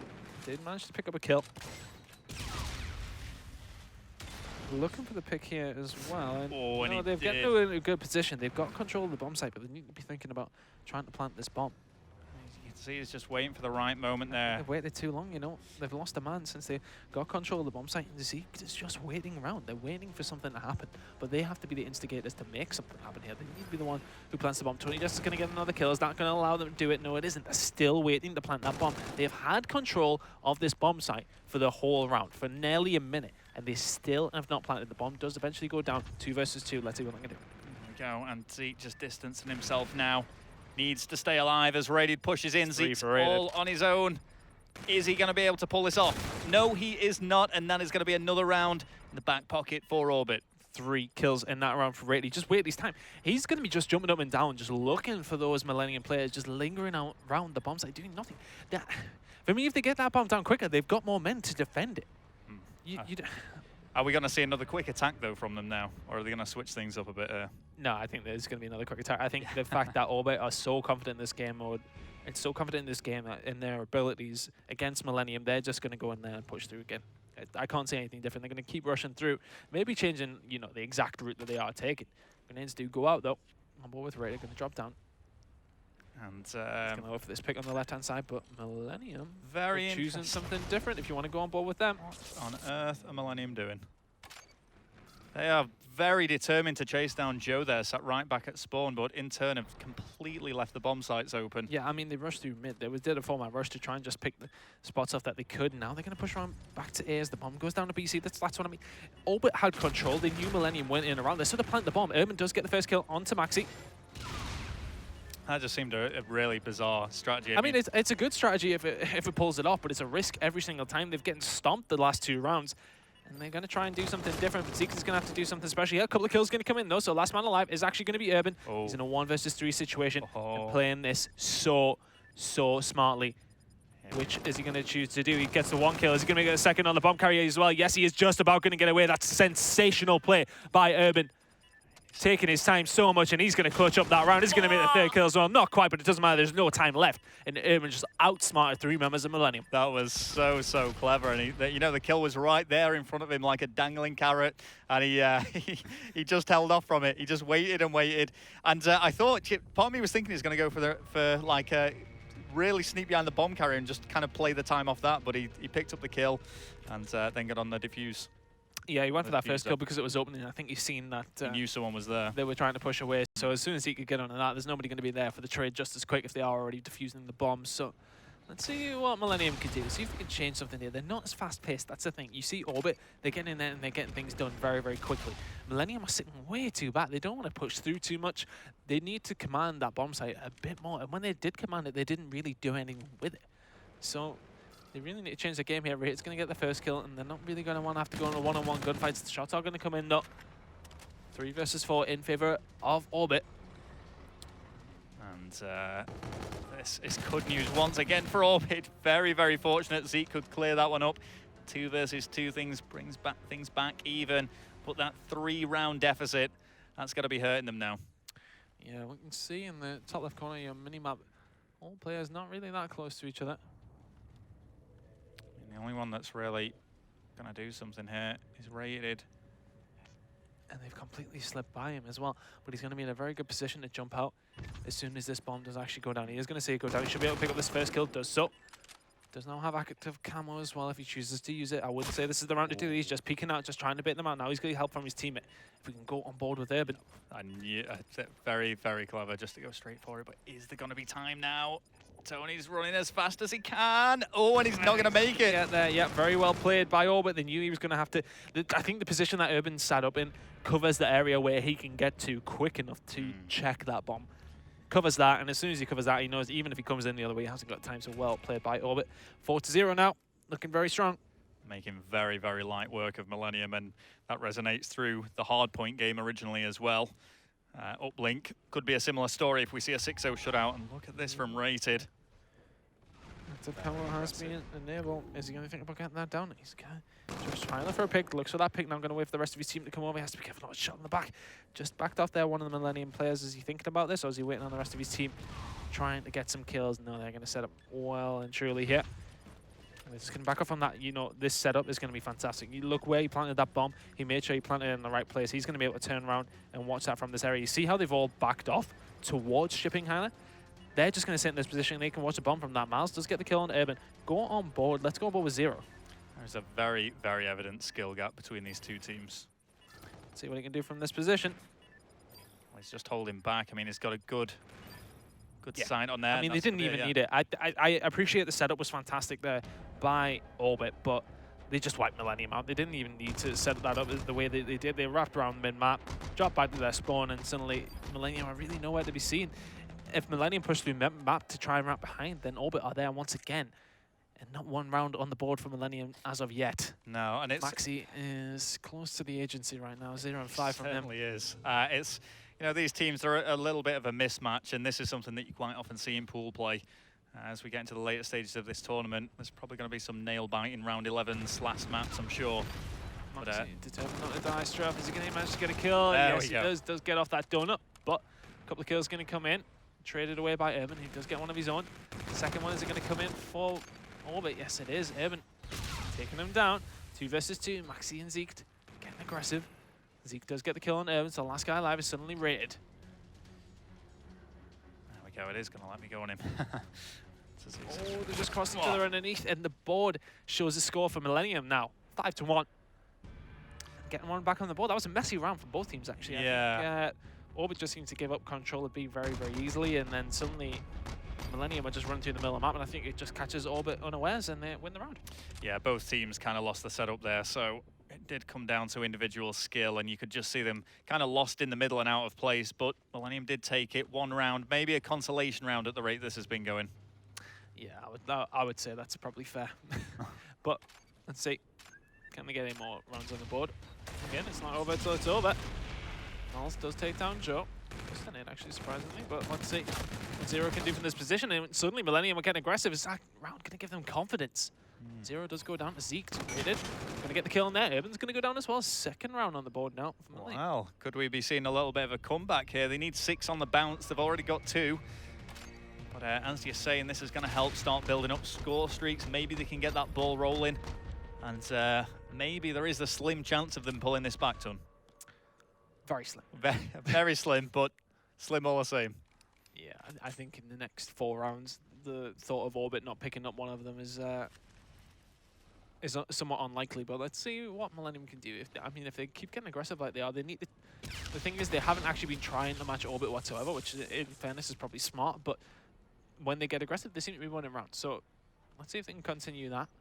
Thinking about being a bit more decisive, making the decisions in the map rather than waiting on Orbit to do something. But Tony Jess is going to get the first counter hit. Is this going to be the instant wrap round the back? Urban was aware of it, so that's going to shut that down, but does get taken down. Well, reactive armor is ready to pop for Zeke. He needs to pop it soon, I think. The shots are being fired on him, goes down without being able to use it. Zero is going to call the rest of his team over, albeit only being 1 left with him, which is Joe, who's going to take down Tony Jess. Zero does go down, so Joe is left now in a 1 versus 1 against Miles. Oh, and he's seen him. Miles should have this. Oh, he's not far off his active camo at all. This could be an incredibly important point to use it as well. It's almost, he could almost think about playing a time. Not sure how much that'll need to tick over, but maybe not enough. He's going to have to do something now. And Joe. He's going to go for the plan. Is Joe going to check it? Is he going to? He's not. The bomb's going to go down, but he's going to know he's in and around that area. Oh, the active camo is then popped. Well done by Miles. Catching him off guard there. And wow. 3-0 in the last 3 rounds to Millennium. So, pops the active. That's got to be frustrating for Joe. Just out of sight. He actually went to check the bomb site, but just not around that corner. And again, just a little bit of COD timing when he stopped aiming down sights just as he peered around the corner. Well, that's going to be something for Orbit to think about. They've just dropped 3 rounds in a row. And that was all down to Miles. Really well played by him. Of course, planting the bomb to get that final few points to get the active camo. So look what Millennium are doing again here. They're doing it again, but they're not pushing it hard this time. Maybe they're just setting up around. They're getting aggressive again, which seems to be working for them. But let's see if it's going to work this round. The grenades are coming over from mid, so they're going to see that. Rated's going to be aware. You can see somebody, actually, it is Joe from Orbit is watching behind, and they're sitting passive here. They know. Millennium Worm in map. They want first pick. Yeah, they're waiting for it. They're waiting for first blood. They're waiting for somebody to peek out, and then everything's going to engage. Let's see if the kill's going to come in. Is it Shirley? Not yet. Rated does fire bullets with that MV4. Very deadly with it. Tony Jess is going to be the first one to get the kill there. So 3 versus 4 in favor of Millennium. Rated has to be careful not to be caught up from his left-hand side, which could very well happen. He's going to get shots coming in from above. Rated gets the kill on the Maxi. Is going to have help with his teammate as well. Gets a second. 3 versus 2. Does have that camo to pop as well. And he's not going to use it. You can see them just holding on. I mean, at the end of the day, Orbit have a few rounds to play with here, and they do have the number advantage now. Oh, the peek's going to come in, but Tony Jess is going to make the kill. Rated in 0, last 2 alive. Against Miles and Tony Jess. Tony Jess does take down 0, so Rated is left in a 1 versus 2. This will be the 4th round in a row for Millennium, but look in the bottom right corner. He does have that active camo available. Is now a good time to use it, though, on this round. Oh, and he knows where they both are. This is big. Makes the first kill. Has that active for the second. Surely this is going to be very, very hard for Tony JS to pull off. He's playing the time. He knows he's going to be there. He doesn't even need the active counter. 6-3 is the score. Well played by Raider to hold that one down. Always in a hard position for Millennium once he gets that first kill. See him waiting. Goes around to check it. Just lines himself up there. 4 bullets into the chest. And makes the kill. 2-0 to Millennium. To Orbit, I should say, in this series now. And what looked like a really convincing map turned into something for Millennium to think about. Yeah. They got a couple of rounds on the board, something for Orbit to think about. Maybe they got a little bit complacent against this Millennium team. I don't think they'll be worried about it, but well played with Millennium to get 3 rounds in a row, though. All players playing well. Maxi dropping 2 and 7, though, unfortunately for him. But 6-3 is the score. 14 kills out of Rated. Yeah, same amount as the rest of his team combined, having a great search and destroy game. And, I mean, Rated, well known for his search and destroy ability. Well, get another map on the board. I mean, in terms of what you think, in terms of where they're going to place, or where you predict they were going to place, how do you think Orbit have looked? Do you think they've looked what you probably expected, or do you just think this is a hard precursor to judge it off because well, let's who, well, as Brycey would say, probably on a different scale to that. Yeah, I mean, it's really hard to say at this stage of the tournament, but in terms of the series that I've watched so far, this has been the most convincing 2 maps back-to-back that I've seen from a team. I think if you watch the Imperial game previously to this, that was pretty as well. But I understand what you're saying. You know, Orbit have looked in command, and they've never really looked. If you look at them in the booth, they're all smiling between rounds. It never really looks stressed at all. That S&D, after losing 3 rounds in a row and being in that situation, if they'd probably lost that 4th round, and that probably would have been something for them to think about. But realistically, they're not really came out of 4th gear at this point, and they're looking good against Millennium. Yeah, well, let's see what's going to go on as we go onto the uplink game now. The guys are just going to be selecting their rigs, and I mean, we've seen fairly standard rigs used throughout the event so far. Yeah. It's been very consistent. I mean, we haven't seen anything out of the norm. It's been the typical kinetic, overdrive, rewinding, active camo every single time, apart from in hardpoint. But you know, for me, there's nothing. As said though, if teams do have something in their back locker to use, then they're not going to use it today. They're not going to use it tomorrow. They're going to start using it when it comes to double. Yeah, when it matters the most. But I mean, it's in some ways, even though it's supposed to add a new dimension to the game, and it does keep things consistent. No one team can say the other had an advantage because of one of the rigs they had. Yeah, but then I suppose it can come to your advantage and can be part of your game if you got something different at the rigs. I mean, we've seen it last year. I mean, what the NA team said, I think it was Clayster said, you know, the Europeans played the specialist draft at the time very, very well. Obviously, rig draft very, very similar. For me, I don't think it's as there's not as many things that are as useful as the 4 current main ones. Sorry, the 5 current main ones that are used. Otherwise, I mean, the weapons maybe aren't as powerful as what you would see from Rewind or Overdrive or Reactive Armor. So, I mean, these are the ones that are always going to be used unless there's changes to the current rigs. All right, well, we do have the teams locked in here, and I have changed the colours now, so we are. Thank God. It's going to be a lot clearer moving forward in this map. But could this be the last map? I mean, we've seen how they've played out. I think we're both pretty certain. It will be the last map. I think, you know, realistically, we've seen Splice destroy Bardo on the first game of the day. Yeah. I expect something very similar here. I mean, what's kind of started to become quite evident as well is when there is this difference in skill gap. Sometimes you can see the lesser skill teams holding their own somewhat in the hardpoint search and destroy. But every time when it comes to uplink, that's when the better team really seems to stand out. Yeah, I mean, but the thing is, when you look at the previous games, yes, you're saying the better team does stand out on the uplink. Orbit have stood out in every single map so far. So, I mean, this is going to be really hard for Millennium to do anything with this. We've just seen Orbit look very, very strong, look what we expected of them, and look as if they're going to be a contender here this weekend. But uplink on Frost is going to be the next map. Of course, expect a lot of the action down the similar sort of side. I mean, we sometimes see wraps around the cliff side, but realistically, it all goes on inside this warehouse on your screen right now. Yeah, it's a very interesting map, this as well. Of course, on my favourite moon, Tunny. Your favourite moon, is it? Yeah, floating around Jupiter, Europa, if we're being specific about it. But hey, there you go, just a bit of background. So what's the map intro for this one? That was it. Oh, go on, give me a proper. Give me a proper. The proper map intro. I want to give you some, as if you're introducing Orbit versus Millennium with the map. All right, well, guys, this is the multi-lane research facility atop the icy tundra of Jupiter's moon, Europa. As we jump straight in, it's Orbit up against Millennium.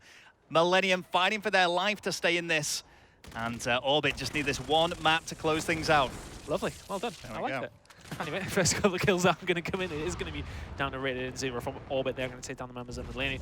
But now on board with Zero, fighting for control. Nobody really getting in that so far. Tony Jess is going to pick up 2. Zeke does manage to take down Urban as well, so the kills are actually going to go in favor of Millennium in their infamous purple, of course, Ral. There we go.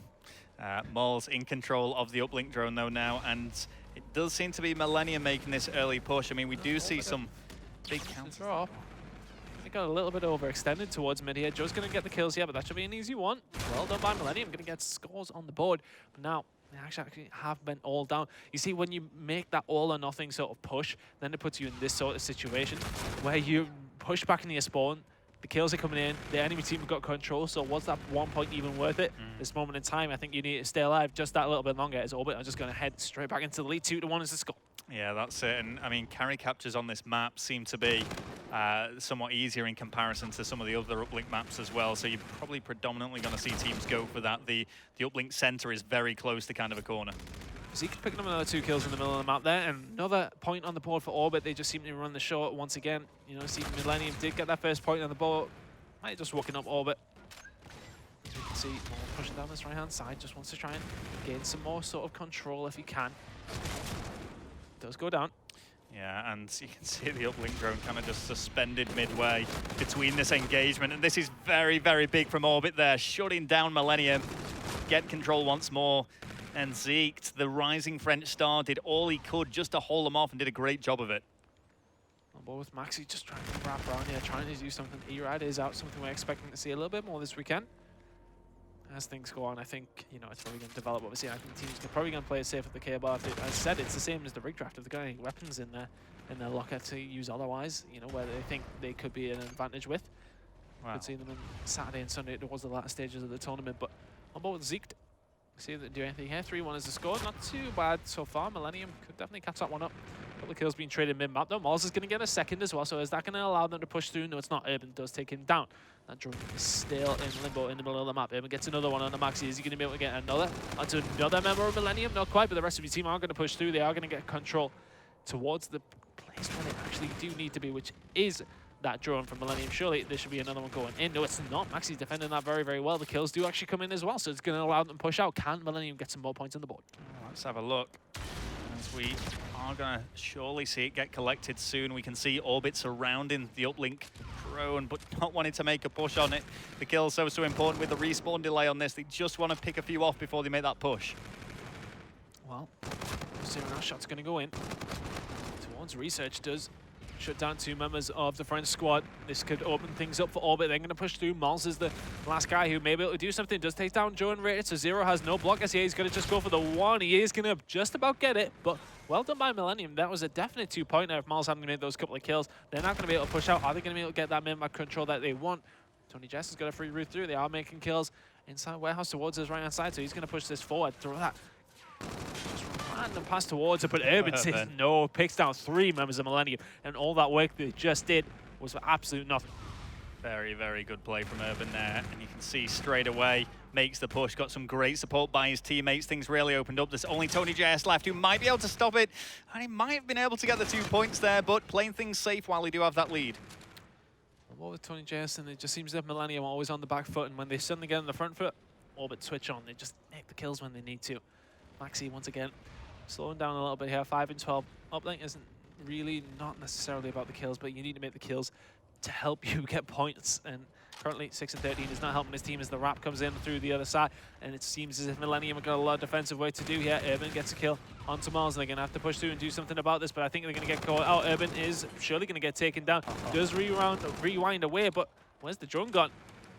It seems as if Millennium have actually managed to get a hold of this one, so they're going to push it down the left-hand side towards Cliffs. Yeah, and Zeke going right for the big wraparound. He's got some support, but he's just going to come head-on to Rated here, who is poised and ready for the uplink drone carrier. I just do not see him being able to push through here. And Rated, wow. A dogfight in the air there did come out on top. Uplink drone's going to go down and reset to the center.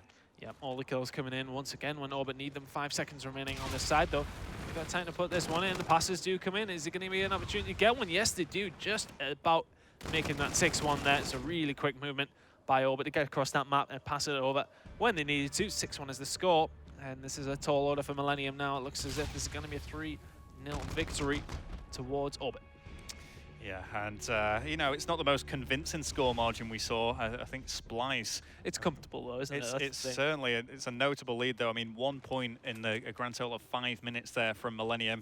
Going to have to chain some things together, or you know, potentially get on the counter captures. But they're going to certainly have to pull something out of the bag if they want to stay in this series. Otherwise, it's going to be the, as predicted, Orbit victory.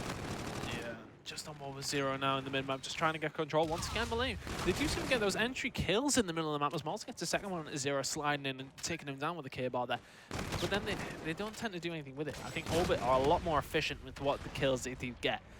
Of course, looking towards the scoreboard, I mean, with the difference between Maxi and everyone else is quite large, but everyone else is relatively sort of in and around the same sort of numbers. So the kill feed, not necessarily in Orbit's favor, but you look at the score, they're doing more with the kills that they make. Yeah, and it's just the map control that they have. They're making the pushes when it matters. There's always... Millennium always make the kills when they're on the defense, isn't it? That's the thing. They're never really able to make those kills in an important area where they can push forward and actually score. They're making the points, sorry, they're making the kills when they're defending. They never really have time to push through mid-map. When they get pushed through mid-map, then it's just one member of Orbit always there to clear up. And that really is the difference between these two teams, and it's just becoming more and more evident. Still no points actually secured on this side yet, as we've seen 1 minute and 15 gameplay elapsed. We are seeing Millennium, though, get a little bit better foothold on this. I'd certainly say better than the first side, and some glimmers of hope, but again, it just doesn't seem to be producing anything. Yeah, it just seems as if Orbit are just in complete control, though. That's the thing. They never look like they're going to let a point slip. Of course, that first minute or so, we see Millennium do really well to push through and just catch them off guard there. But here we go. Is Maxi going to be able to do anything? Answer is no. It does take down Evan, but goes down very fast. As you can see, Orbit are now pushing down this side here now, and Tony Jess has got some defensive work to do. He's going to be at the second, not quite. The shot's a little bit windy. Someone closed the windows. Is he going to be able to do anything about this push from Orbit? No, he is not. 7-1 is the score. Yeah, things just getting worse and worse now for Millennium. As we say, such a big name in esports is Millennium, the big French organization. And these guys, some of the top talents from France, and not putting on the best of displays here. But in fairness to them, they are going up against one of the favorites for this tournament. Well, now with Maxi, see if they can do anything. It's not out of the question that they bring this back now. Probably yes, but at this moment in time, they're still got a potential there. Zeeks did make a couple of kills in the mid-map there. Malz is going to make another one, and drone is in the hands of an Orbit player. He's just going to run away with that one. I do actually believe it's 0, just causing problems. Because the random pass in towards mid-map. Is his team going to be able to pick this one up? Yes, they are. Is he going to get the cover as well? Yes, he is. 0, given that perfectly. And now this is going to enable them to push through. Surely there's going to be a dunk going in. It's going to be at least the one. Oh, they missed it. Millennium going to be able to get this one away. Surely they're going to reset that. They do. And missed opportunity for Orbit, but this moment in time, I don't think they'll be too concerned about that. It's 7-1 up with 2 minutes remaining. You can just see 0 here, just continuing this kill streak, causing so many problems for Millennium. Finally does go down, and there we go. We see Joe actually get the capture, and that's another point going towards Orbit. Yeah, looking really good for them now, and I just like the control that they have. They just know when to push through and make those decisive plays. It's like when to pull the trigger, and they just pull it right at the right time every single time. But 0 now, just trying to get some control. Zeke takes the kill onto him, but it's just not enough. They're making the kills, but not doing anything with it, as said.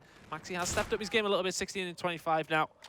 But still, looking at everyone else who's putting up the kills, there's another point going to go in for Orbit, and surely this is curtains for Millennium in this series. Yeah, it's definitely not looking great for them. Urban with 5 kills back-to-back. It's just holding fast there. It's not really going to come up against anyone. Maxi's finding 2 there, and you can see, I mean, it's great to see Millennium's resilience. They just do not want to give this up. And we've seen stranger things happen in Uplink than this score difference come back from. So it is still certainly possible with the time available, just very, very unlikely. Yeah, possible, not probable. This moment in time, though, Joe does pick up 2-piece in and around his home portal. Gets the kills where he needs to once again. Maxi gets another one on Joe there. Are they going to be able to push through and do something about this? Are they going to be able to make this maybe a little bit more respectable?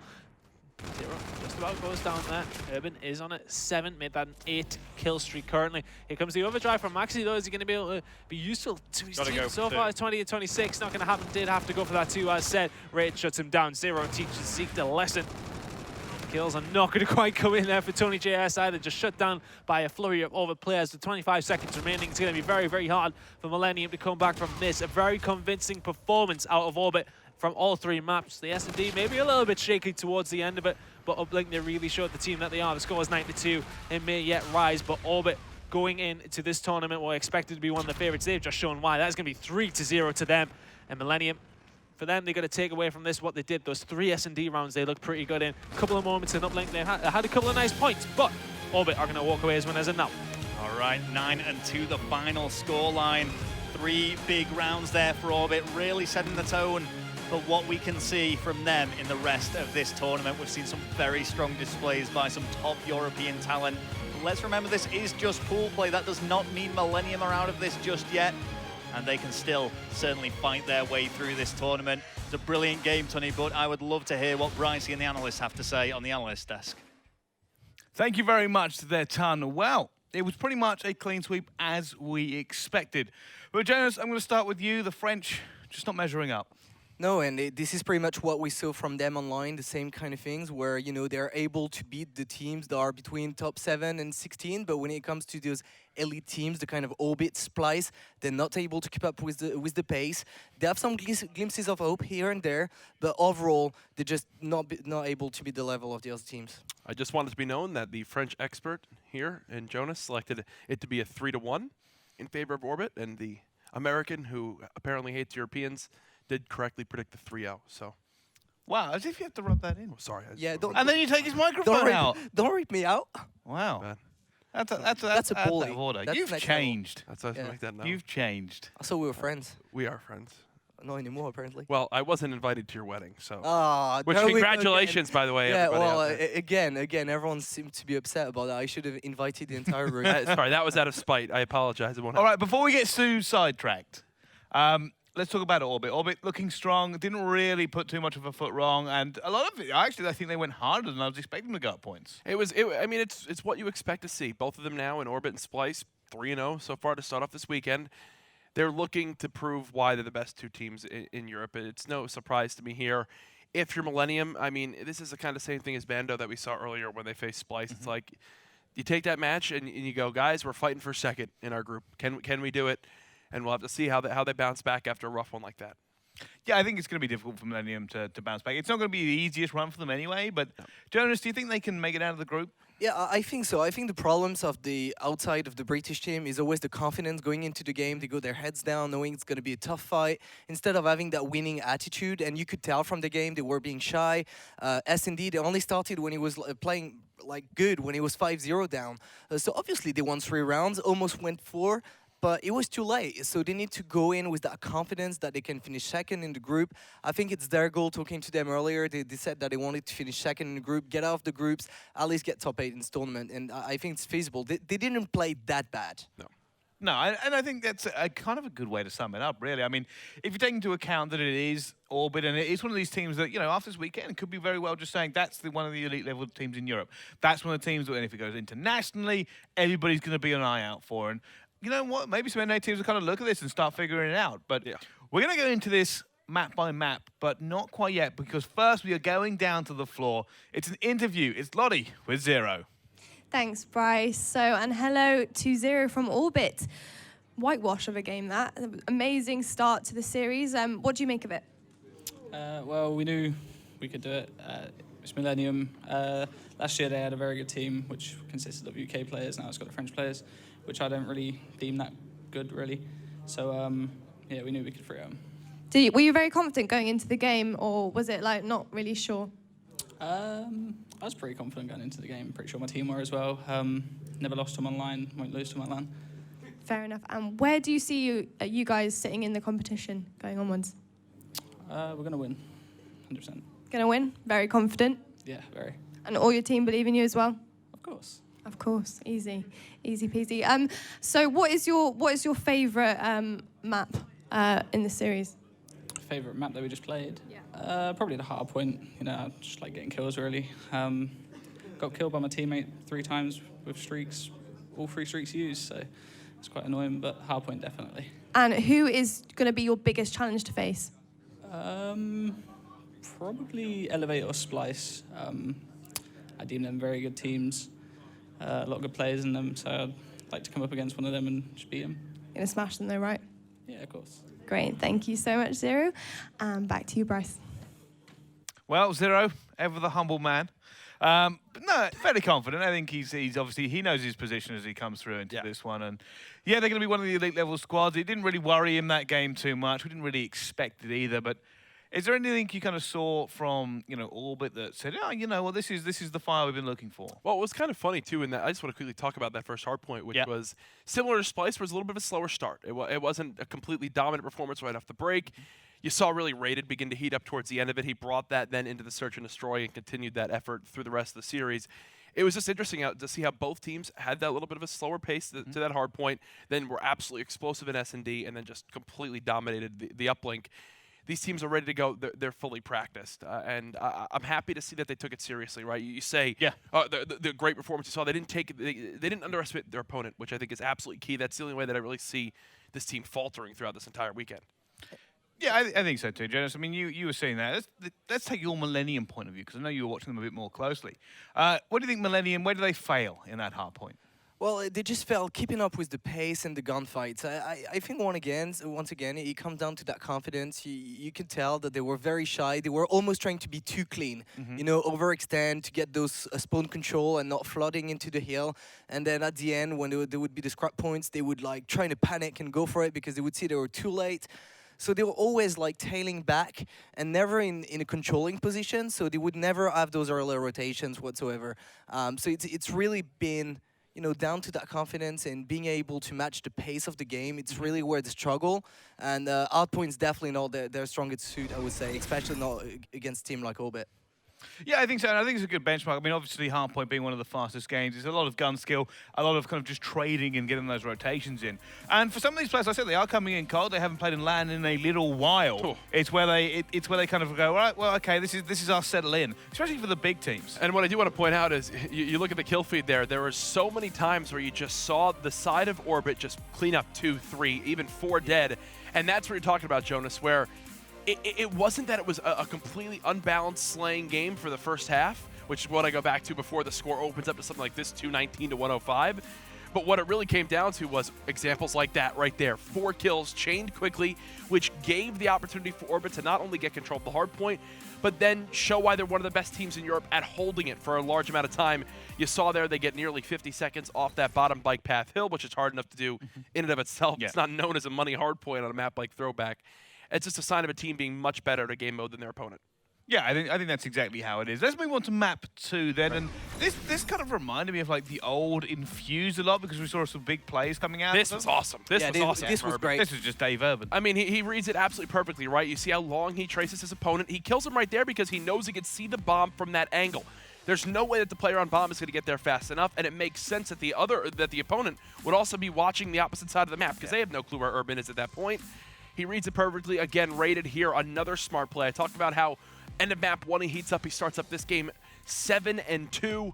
Already has that defuse earlier on. I mean, all cylinders going for Orbit early on in this S&D. And it wasn't all bad for Millennium. I mean, we saw that clutch from Urban. That was a 1v3. That was really well played from him, but that was also circumstances. He was in that situation in the end, and Millennium couldn't really know. So they didn't play all bad. They came back in the end. 5-3 was really close round in the end. So if they played a little better and eliminated the little mistakes that cost them the game, it could have gone to round 11, perhaps. And what I do want to point out as well is, both for Splice and Orbit in those Search and Destroys, there was one player on the opposing team that just wasn't up to par. This time it was Maxi. We saw the same thing happen in the first series. So it just continues to prove, really, back to what we saw in North America with the likes of Optic Gaming and FaZe, really back in Advanced Warfare, where it was like, if you wanted to beat either of those teams, you needed all 4 players to match them in intensity. You talked about pace a little bit, too, in that first hard point. many teams struggle to do it, and you saw it here in both first 2 maps. Yeah, it's always going to be kind of hard for Millennium. I mean, they just don't maybe have the same caliber of players as you do in a squad like Orbit, which, like I said, what a kind of a storied squad. That's half of Infused, half of Splice. Yeah. Both elite teams from last year. So, you know, we're kind of waiting to see who kind of comes out on top. But let's move on to map 3. It's the Uplink. And earlier we saw what a better team could do on this map versus a team that struggled to slay. I was actually happy to see the boys of Millennium wind up getting out to a first early score with that 1-point throw. Better than what we saw in the earlier series today, but for the most part from then on out, you just saw right there, rated with the dunk, and it continued to pile on from there. And this is the problem, Uplink. This is where the gap really shows between the elite teams and the rest. And Millennium's far from being a team that doesn't know how to play Hardpoint. They were decent last year with Maxi and Moles in Season 2, but it just shows that Orbit is on a different level. They understand the game better, they have more practice, they have better players, and all of this shows much more in Uplink than it does in other games. I actually wanted to quickly bring this up with you because I haven't been able to see it from this perspective, but last year with Millennium having such a UK-heavy lineup, you see them win. But now they're back to having a French team under this French org and that are losing. What are the French fans happier with? Having an org that wins with UK players or having French people to cheer for under the French org that maybe Answer us, Jonas. What are they happy with? Easier answers might get me in trouble. See, I'm gonna say go with the French team because despite their difficulties in those games, I do wish them well, and I hope they can learn from this game and have a good tournament regardless. They're all good guys. They all want to practice, so hopefully can only get better from there. All right, guys. Well, thank you very much for that one and breaking it down. We are now going to go to a quick commercial break. When we come back, though, it will be Team 3G versus Cyclone.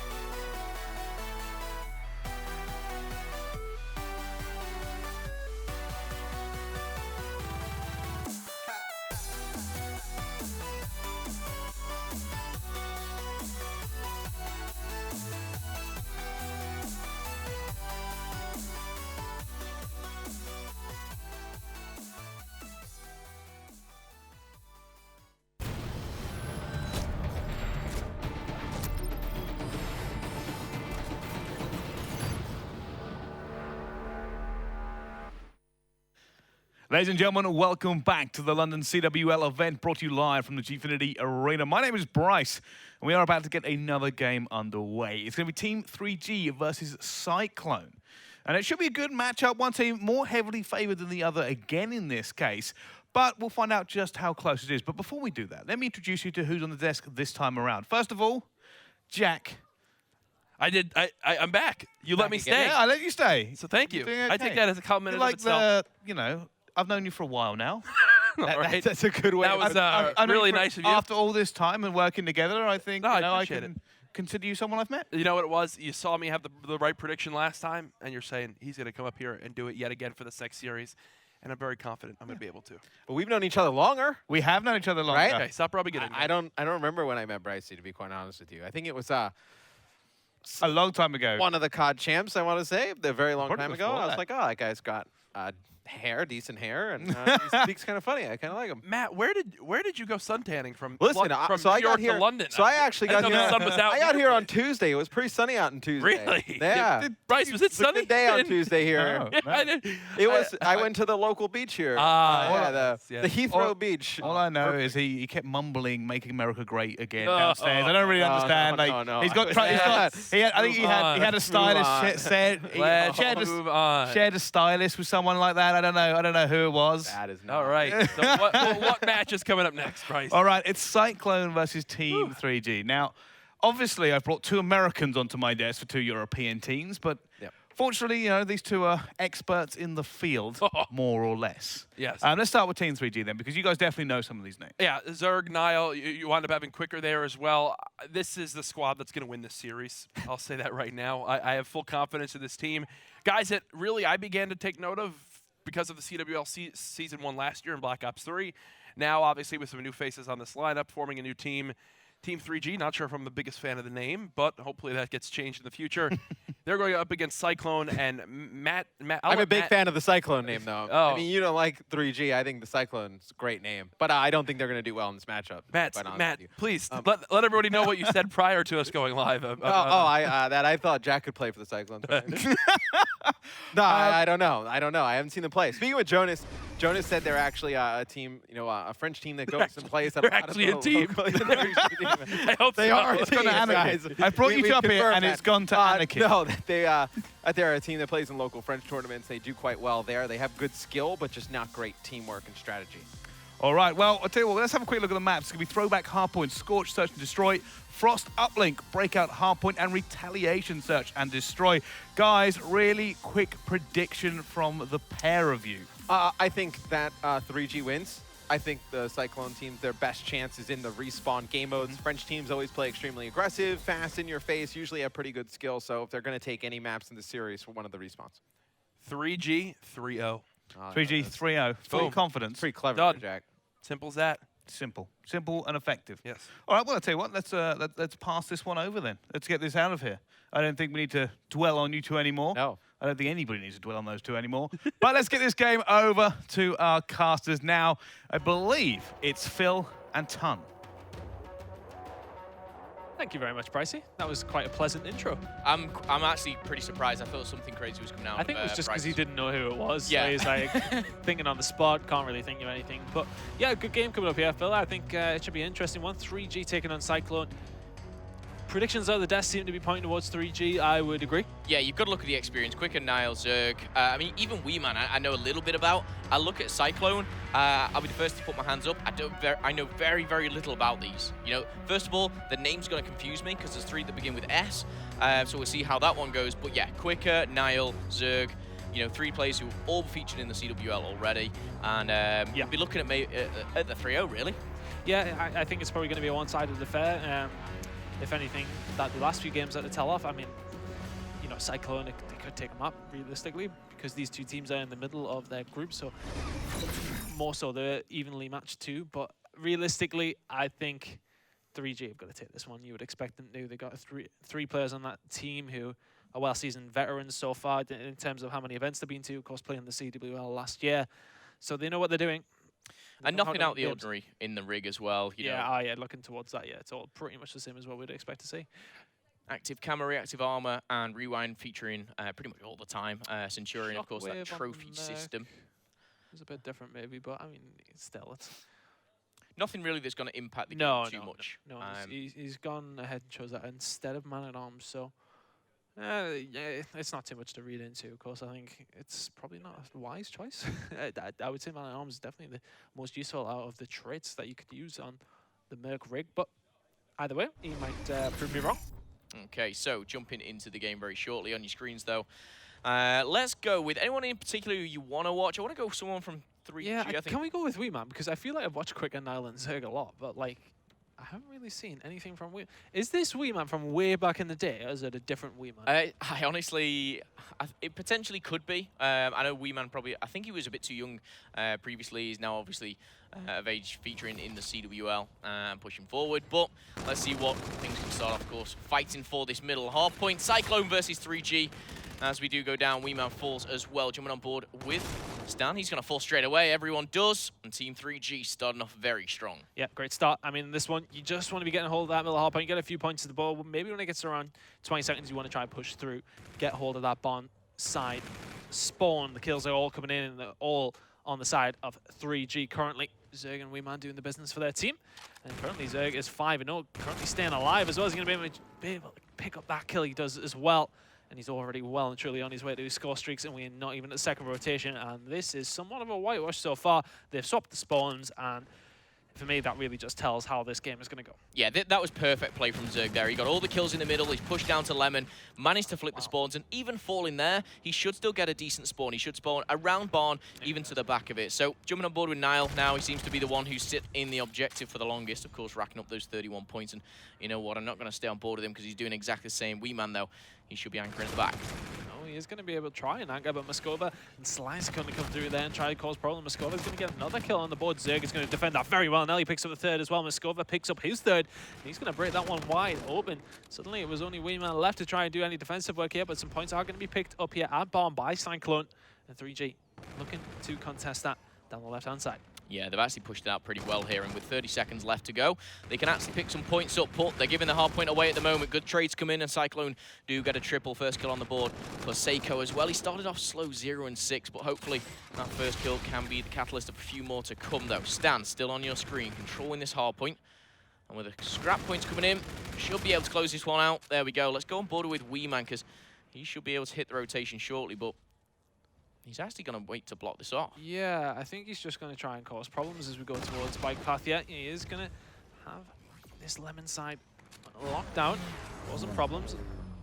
Strikes do come in here as well, but he is going to just make kills, and he's just that thorn in their side currently. At this moment in time, 3G had a really good start, but Cyclone have really caught up after that barn spawn. You know, they got a couple of kills over towards that. Got the lockdown that they needed to. Seiko's not doing very well for him. He's currently 1-7, but if he can pick it up, they can definitely get in the contention, which they have done. They're only around 10 points behind by the time 3G get this next few points. But Psycho trying to push through here. Gunfight not going to be one quicker than you shuts him down. Yeah, not going to have the best of starts for Seiko Moose. Go over though, he's going to be pushing forward. One's found with the Trinity Rocket and another traded out. But looking at this though, it's a good start here for Team 3G. You can see from the rotations, they seem to be the ones with almost, you know, that kind of knowledge kind of pushing forward. You can see almost, who is it there? Zerg. He's already set up for the next rotation. He's the only one pushing forward. And going into this next one, we're going to see 3G take this hill spawn. Zerg, though, is just backtracking. Grenades flying down to bowling. It is perfect. Tags him, gets the assist. And Cyclone are going to have to start from the back as well. I had to get my jacket off, man. It's getting warm up here in the arena, isn't it? I mean, this moment in time, though, the team heating up are going to be 3G. They just about hit that 100-point mark. Cyclone did get a fair few points on those last two rotations, considering they got very little in the first. At this moment in time, though, Team 3G well in control, looking towards the scoreboard pretty even from everybody. 8, 9, 9, 12 is the only one standing up from Zerg. Other side of things, Seiko really the only one lagging behind. So, you know, Cyclone are there in the same department nearly, but the rotations have always been 3G, and that seems to be the reoccurring theme throughout the weekend so far. What we've seen, the top-level teams just seem to be much quicker on the rotation. Saying that, though, Cyclone are in control of this hard point currently. 3G choosing to back off. Yeah, nice plays here on the baseball field for Cyclone. It is all about that rotation. Held it for a while. Our first set is done, but they actually broke through. They didn't have it at the start, and you know they're showing a bit of light here. Seiko's picked up a couple of kills, and It's whether they can force this any further. Now, going back onto the middle, a repeat of the first one is we saw Niall pretty much sitting in this middle hard point, soaking up those 30 seconds. Yeah, but Cyclone are putting a few more kills on the board here. Yeah, I mean, realistically, what we've seen is 3G get a 30-point lead off the first hard point, which is something you don't really see. You don't really see teams get that many points on that first scrappy point. They did so because they outslayed completely. They did really well. But since then, Cyclone have been the better team. They really have called that one up. Are behind, but realistically, they're well and truly still in this one. And once again, though, this trend seems to be happening. 3G are winning this train platform hard point. Well, Niall's going to be the one accumulating the points. Going to be tagged from the right. He's going to finally fall three back-to-back. We do see Weeman finally break the deadlock there. He's going to push through, but he's not going to get much further there. Yes, he is. My goodness, a gunfight that needed to be won there. Needs to be won, should I say. But that's such a crucial gunfight. 5 seconds left. They now have the spawn. The rotation's going into barn. This is really, really good here for Team 3G. Yeah, Quicker's going to pick up a couple of kills here, and they do have the spawns needed. Quicker holding down the mid-map there. Doesn't need to because the rest of the team of Cyclone are pushing down that left-hand side towards the barn. They really need to get this guy off the back here. It is going to be Zerg. He does eventually go down. Streaks are in his hands though. Trigonometry Rocket has been activated by Weeman. Needs to try and stay alive as long as possible. Only 100 off his bombardment. Gets taken down by Slice. I think that's how you're going to say it. Gets a second as well. Good work by him. Quicker and Zerg trying to do something about it and make up a few kills of their own. Still on board with Zerg though. Control is in the hands of Cyclone. Currently contested. I realized you picked Cyclone's team the same color as the contestant. Absolutely ridiculous sometimes what Zerg can pull off. 18 kills to his name there, but a quick triple for him secures his place and a few more points on the board. They're going to break 150 now as the rotations will come in. We're waiting for, I'm just having a look at number 6. Niall actually really important gunfighting. Coming into more is Stan. Stan's going to find one. Not one, but two. We'll have mid-map control. One thing I think is really underestimated on this next respawn, this next rotation, should I say, is having mid-map control. If you can dominate middle, you can really kind of almost push out the spawns. And Cyclone looking to do that. There's 2 fall. We're going to see the control go back in favor of Team 3G. But now with Niall. They've done much better off those second and third rotations than they had done the last time around. Stan is going to call that bombardment. Not really having his team out. He does take down one, but to take down his teammate at the same time, Niall got shots on the Slice. Going to keep this one held down. Niall holding this one well, but he really doesn't need to do anything there. The rest of his team really pushing out, and they're really benefiting from that. They've got a lot of points on the board on this point, which is typically not one that you see a lot of stacking going on at, but 4 kills do come in as well. They got the rotation towards baseball field with 15 seconds to go after picking up the majority of the points on bike path, and that's a really good 60 seconds from Team 3G. Fantastic play from Quicker, really intelligent there, not to get the kill, but also to back off straight away. He's going to jump back into the action, pick another one off, have the back spawn. Quicker has not only secured himself a triple now, but the one thing that Quicker has done, he's kept that back spawn for his team. Look at the minimap, look where all those orange arrows are spawning. Fantastic play for Quicker. 4-kill streak for him, 21 and 16. You cannot underestimate how good that player was, really. Quicker played that fantastically well. Currently, his team have been shut down, though, so I was just playing. Ironically. Yeah, no, I mean, typically he did all that fantastic work, and then the rest of his team just couldn't follow up. But at this moment in time, though, he's on a 5 streak. He wants to keep that going. He wants to get towards those score streaks. He is going to get taken down, unfortunately. Did push around that corner. Seiko was there just at the right time, though, so Cyclone can get some points back on this board. Because 3G very, very quickly extended that lead to around 100 points. Cyclone at one going to catch that one back very, very quick. But with Quicker again, let's see if he can cause as much influence as he did just 60 seconds ago. Shot's going to go in once again. Has the rest of his team here as well. So Zerg made up with another one. So that's the third from Quicker. Really good work by him. Is he going to pick up a 4 straight off the bat there as well? Yes, he is. Quicker than you. Really lighting up Cyclone here as 3G are within 25 points of winning this map. Yeah, Quicker really is stepping it up here. 26 and 17. A bit of bad time in there as he comes out of bowling. Does finally take him down. That's another 5-kill streak, but 230 to 127. A dominant performance as Quicker finally falls. Niall, though, a man who's excelled in this middle hard point. The active camo is ready. Whether he needs it, that's debatable. Slice trying to push forward. Will find him, but not utilize that. 3 kills back to back. And this is where we do see Team 3G pushing forward, pushing them out, and they are going to take the victory here with Niall securing the last couple of seconds.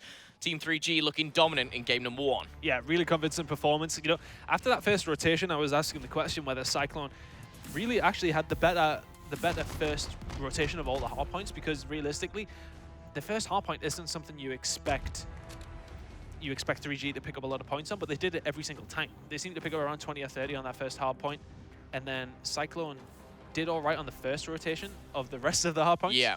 But then the second time around it came, it just seemed as if 3G did turn it on a little bit, and then they walked away as winners in the map. Yeah, I think kind of the second set of rotations, Team 3G really adapted. They kind of learned what they were doing, and I think as well, the likes of Quicker, Weeman were picking up kills where they shouldn't. But that second set of rotations, they were just really working as a team, pushing as a unit. We often talk about kills, but I do want to say Niall there picking up 2 minutes, 38 seconds for his squad. Really good objective work.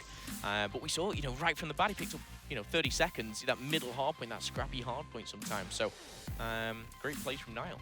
Yeah, it just showed that 3G really probably do like this map, the way that they pushed out. I don't think I've ever really seen anything from teams like that where they're picking up as many points, because obviously we've been playing the same maps through today, and we haven't really seen any teams play that as well as they have done, I think. Okay, well, the next map, of course, coming up is Scorch, Search and Destroy. If you guys have been joining us all day long, we're going through these map rotations and just asking yourself the question, and obviously looking at these two teams, I'm not going to ask the obvious of who's going to take this. Anyone particularly standing out as a Search and Destroy player? We've seen obviously some of the CWL guys before. Well, who are you looking at in this game? I think I have to look at Quick, just because of his game smarts. I mean, we've seen him play S&D maybe last year very, very, very well. I know Uplink wasn't his strongest, but moving into S&D though, I think just from the back of how I've seen him playing that hard point, and not necessarily based on anything from last year, just how smart he was on the rotation. It's all about smart S&D, isn't it? I mean, we play a lot of S&D, not together because you and Bryce won't invite me to your GB team, but that's besides the point. It's all about the smarts more than anything. and if for me, I see Quick Than You does have the smarts that's needed to excel in S&D, and we have seen them do well in other Call of Duty titles. I think across the board, this Team 3G team does have that standout S&D players. Yeah. Zerg as well was a person in the very, very early stages of the CWL Stage 1, where he was in and out. He was kind of drifting between teams, and when I did see him play S&D, I was very, very impressed. So I'll be watching him, but again, Quicker is one who's been consistently shining throughout Season 1, Stage 1, the finals, going, all last year, basically. He was a great S&D player. What Cyclone need to do, I'm not too sure. I don't know if it's a specialist in the Search and Destroy. They need to pick up something. But the one thing I would say is try and trade. Respawn is very important, but S&D, you need to be pushing together. Don't go on kind of some crazy sporadic run on your own. Don't do something silly. I'd like to think that they will do that. But these guys have been grinding. They've been playing their Pro Point games, and hopefully they come out with a surprise. Nothing too crazy in the rig setup, though. No, we're going to see that in just a second. But yeah, for me, I think when you've been watching this map throughout the course of the day, aggression is rewarded, and I've seen the aggression that we all seen in that hard point from 3G, where they looked very, very good. I think the aggression will pay dividends in this map too. Just need a sniper come up my screen, but let's have a look at that rig draft in just a second as we do intro towards this map. It is going to be Scorch, Search and Destroy. My favorite Search and Destroy map. I know a lot of questions were asked. We got on the B-bomb site. Repositioning, but I think the position of it is good, and I like it just because there's not really a lot of messing on. It's literally throw the bodies in at B and see what happens. Yeah, it's just an interesting one to watch fall down. I'm a big fan of the change. It was a change that needed to be done, but obviously you're gonna get those kind of. It's difficult because some people like it where it is, some people don't. So you can't please everyone, but I think it's a fair and neutral position of where it is now. I just think it's one of those things that needed to happen, and hopefully it will come. A little bit more as a staple of Scorch, Search and Destroy. So going into this one, we are expected to see a lot of pushes onto B, and hopefully we're going to see those snipers come out. I know we saw some of the editing of the classes, but very, very standard rig draft. Nothing too much to point out there. You're just going to see your overdrives. Going to play in S&D. Well, here we go. We're going to go on board with Zerg straight from the off to see what he can do here. I think this team should walk away as easy winners in this S&D. Just his teammate. Well, grenade. Just did actually, but let's see what they can do. Albeit throwing grenades at each other, but nice kill by Zerg. Jumps in, gets a second as well. Sensational play by Zerg. Surely he's going to pick up a third as well, and that is absolutely sensational. 3G taking that bomb site with ease. Cyclone are nowhere to be seen. Surely Zerg going to clean up with the ace. What did you say about the S&D player? Well, I hate to blow my own trumpet sometimes, and you're going to disagree. The one thing I did do then, I was like, I've got to go to the player in the 1v3, and then I was like, no, I'm going back to Zerg, because he's going to clean this one up. No one can predict that. No one can predict someone literally runs through the middle of the map, takes 1, 2, 3, 4. Great play from Zerg, and that is all I have to say. On his way to streaks, doing good, round 1 over. I mean, you can look at it as the rest of his teammate were there as a distraction as well, and Zerg was in the good positions just to pick up the kills and did that well. But on board now with how do you reckon you say that? Slice? Slice. We're going to go with it. Zerg picking up another kill quicker than you pick someone as well. Moskova gets the kill on the quicker, but they're in bad positions. Moskova does pick up a second as well. They're sitting well back here. Knows that they are going to get aggressive, and wow, this could be over quick. Moskova didn't have a clue what was happening then. You think it was just a look of position? you saw him kind of like pinned towards that middle drill, if you like, and he was like, hang on, I'm getting shot from behind, left, right. He didn't know where he was getting shot from. Great plays, great utilization of the wall running. The height, obviously, on this map is so important. And again, this is clinical. Well, Zerg has got 6 kills in 2 rounds. Well, he's already got overdrive, son. Yeah, I mean, this is really, really bad now for Cyclone. Trophy system does go out. He'll probably pick up some points on that. He's only 150 away from that Trinity rocket, and they've taken that bomb site with ease. I think Cyclone are happy to leave them to do so. Is anyone going to shot the bomb site from that side? Stan does take down quicker, so it's a 4v3 situation in favor of Cyclone, but the bomb is planted. 40 seconds to do something about it. Weeman found 1 on the flank, but Zerg's picked up a 7 kill streak. My goodness, he's still pushing on the flank, but Zerg's actually going to back him up on the back. Finds his number 8. Could he do even better? There's only 2 left on the map. Let's go on board with Cyclone, see what he can pull off. We're actually seeing Trinity rockets being pulled in. I can't help but feel that nothing's going to come of it. Zerg, oh, and he didn't did die he not? Was that Zerg in the corner? Yes, it was. He was calling and he score streak, and they covered him fantastically well. Really good work. Weeman just about to save his teammates' life. The dream lives on. Look at the slither of health there for Zerg. My goodness. I guess Zerg will be saying thank you after that one, even though he's pretty much done everything in this map. He was using his streaks because he wants to reset them. Let's see, is he any further towards them again? Let me just cycle through. There we go. He's got his bombardment. My goodness. I've got to go on board with the attacking team, though. We'll keep our eye on that mini-map for the aggressive push over on A. Will Cyclone predict this one, though? Slice. Playing this one slowly, and as I said, I think aggression does reward you on this map. Moskova is well aware of what's going on by the looks of things, though. He's going to get the peek on. It's the player. Yes, he is. Quicker than you goes down as well. Not going to happen, though. Zerg, once again, obviously. Who else does pick up another kill? My 10 goodness. in order. We've not even played 4 rounds yet. I just want to point out, he's got more kills than the other 7 people combined right now. We're in round number 4. The bomb, I was going to say, is going down, but hesitation kicks in. Weeman picks up another, and there's only 2 left on the board. It's Seiko and Stan.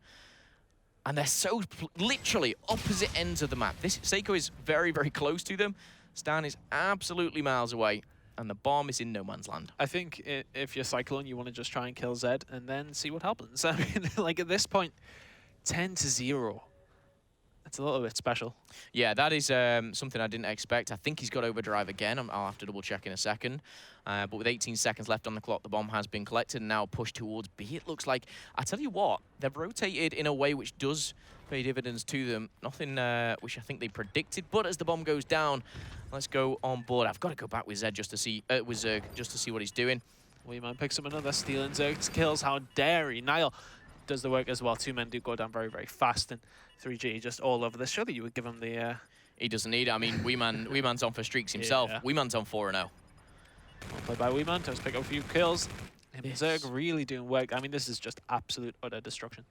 And the good thing about it is when you actually look at the team, obviously they're sat in the booth, there's smiles all around. Who wouldn't be? You're absolutely taking this team to the cleaners. And going back on board with the attacking round. Let's just cycle through. What does Weeman have? He has his Scarab is close to his next streak, but I've got to go back with Zerg. Longbow coming out. He's confident. He's going to look for this, but he knows the beat. Just about misses the shot there.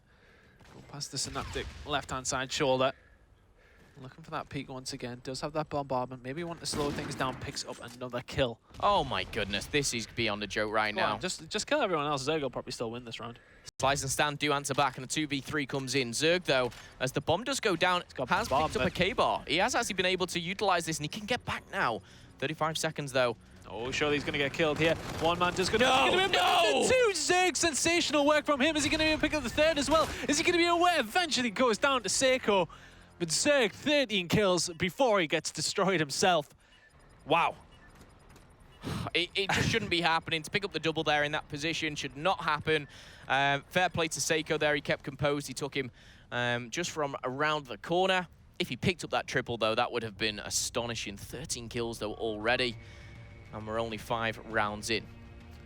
Durante be gutted about dying.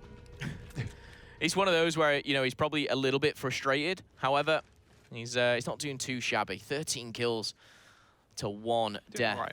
And Zerg's just used his overdrive, I have spotted. So where's he going to be? He's going to be all over that B bomb site is the question. Is the answer, sorry. Does get a kill, gets taken down instantly, though. Half in that KD, how dare they? Now does get a kill on the Seiko. But 2 versus 2. Well, Moscova and Stan needs to do something. The bomb is down. He's going to spot him. Not good shooting there from Moscova. Hopefully he'll make up for that one. Stan's going to pop out and try and pick up one of the two. Not going to happen. And as we say that round goodbye, I didn't even get a chance to flip over. A nice double kill coming in combined. I think 1 apiece here as they split the bill.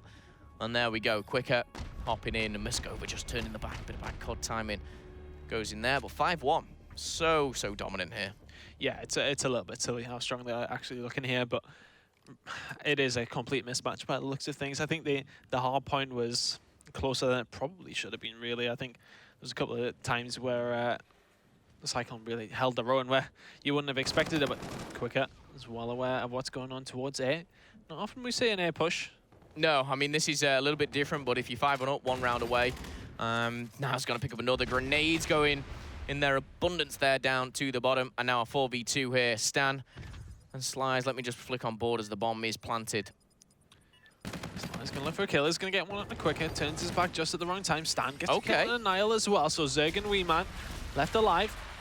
See what they can do. Zerg with a drop shot taking down Slice. Is he going to be able to take down Stan as well? Surely not. Zerg there making a massive influential play towards the end there. The bomb planted and unable to be defused.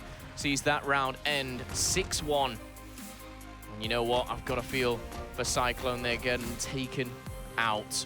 This is a very, very dominant performance. Names, players we've seen before. Quicker, Nile, Zerg, and Weeman doing absolute damage here in their first game of, and I'll never get used to saying this, the Thursday here at CWL London. It's not very often we have big 4-day events over here, is it? I don't remember the last one. No, I mean, neither. This is it's going to be a long grind of 4 days, but I'm looking forward to it. The competition is just going to get better and better. But I'm going to ask you a question while we're on the next one, because there's not really much to discuss out of that S&D. I mean, it was just a clinic put on by Zerg. But for me, where do you put 3G in terms of the tournament? It's a really good question, actually, Ton. I mean, from that performance, I wasn't sure what to expect from them, but I mean, they could definitely beat Imperial. Going up against Orbit, I don't think they're going to be able to make that. But I can't see them not beating the rest of the teams. I think, you know, realistically, if they're going to put Cyclone down like this, they're surely going to do the same to Millennium. Yeah, that's the big question. Of course, this group is Pool C, Orbit, 3G, Cyclone, and Millennium. My honest opinion, Orbit is probably a step too far for this team. However, we saw Jonas on the desk talk about Millennium and saying, you know, he believes that they can get out of this group. I've got to disagree. After seeing how well 3G played there. Yeah, and I don't really think it's how well they've played. I think Cyclone are a team which, you know, should finish 4th, you know, based on seeds, based on, you know, individual skill or whatnot. But I just think lineup to lineup, Millennium, you know, Moles, Maxi, Tony, JS, and Zeke, I just see it be maybe a 3-1, a 3-2. It could go the distance, but I do see 3G coming out on top there. You've got, you know, top quality players like Quicker in the squad, and it should make for an interesting second place match. Yeah, I think that them against Millennium is going to be the one of the games to watch. I do believe tomorrow, I think, if they play against each other. Realistically, yeah, I think I agree with you. After watching Millennium play against Orbit and how well 3G played there, I'd imagine 3G could definitely walk away as winners in that one, but we're going to go over to Frost on Uplink now. So I think realistically what we can expect is another strong victory from 3G. I mean, they've looked so convincing these last 2 maps. The hard point, they probably could have done a little bit better in that. S&D was just absolutely ridiculous from Zerg, though, as we do see the map flyover come in. Of course, this is Uplink that we're playing with the 2 portals. Take the drone, put it in the portal. It's like Call of Duty basketball. Simple as that.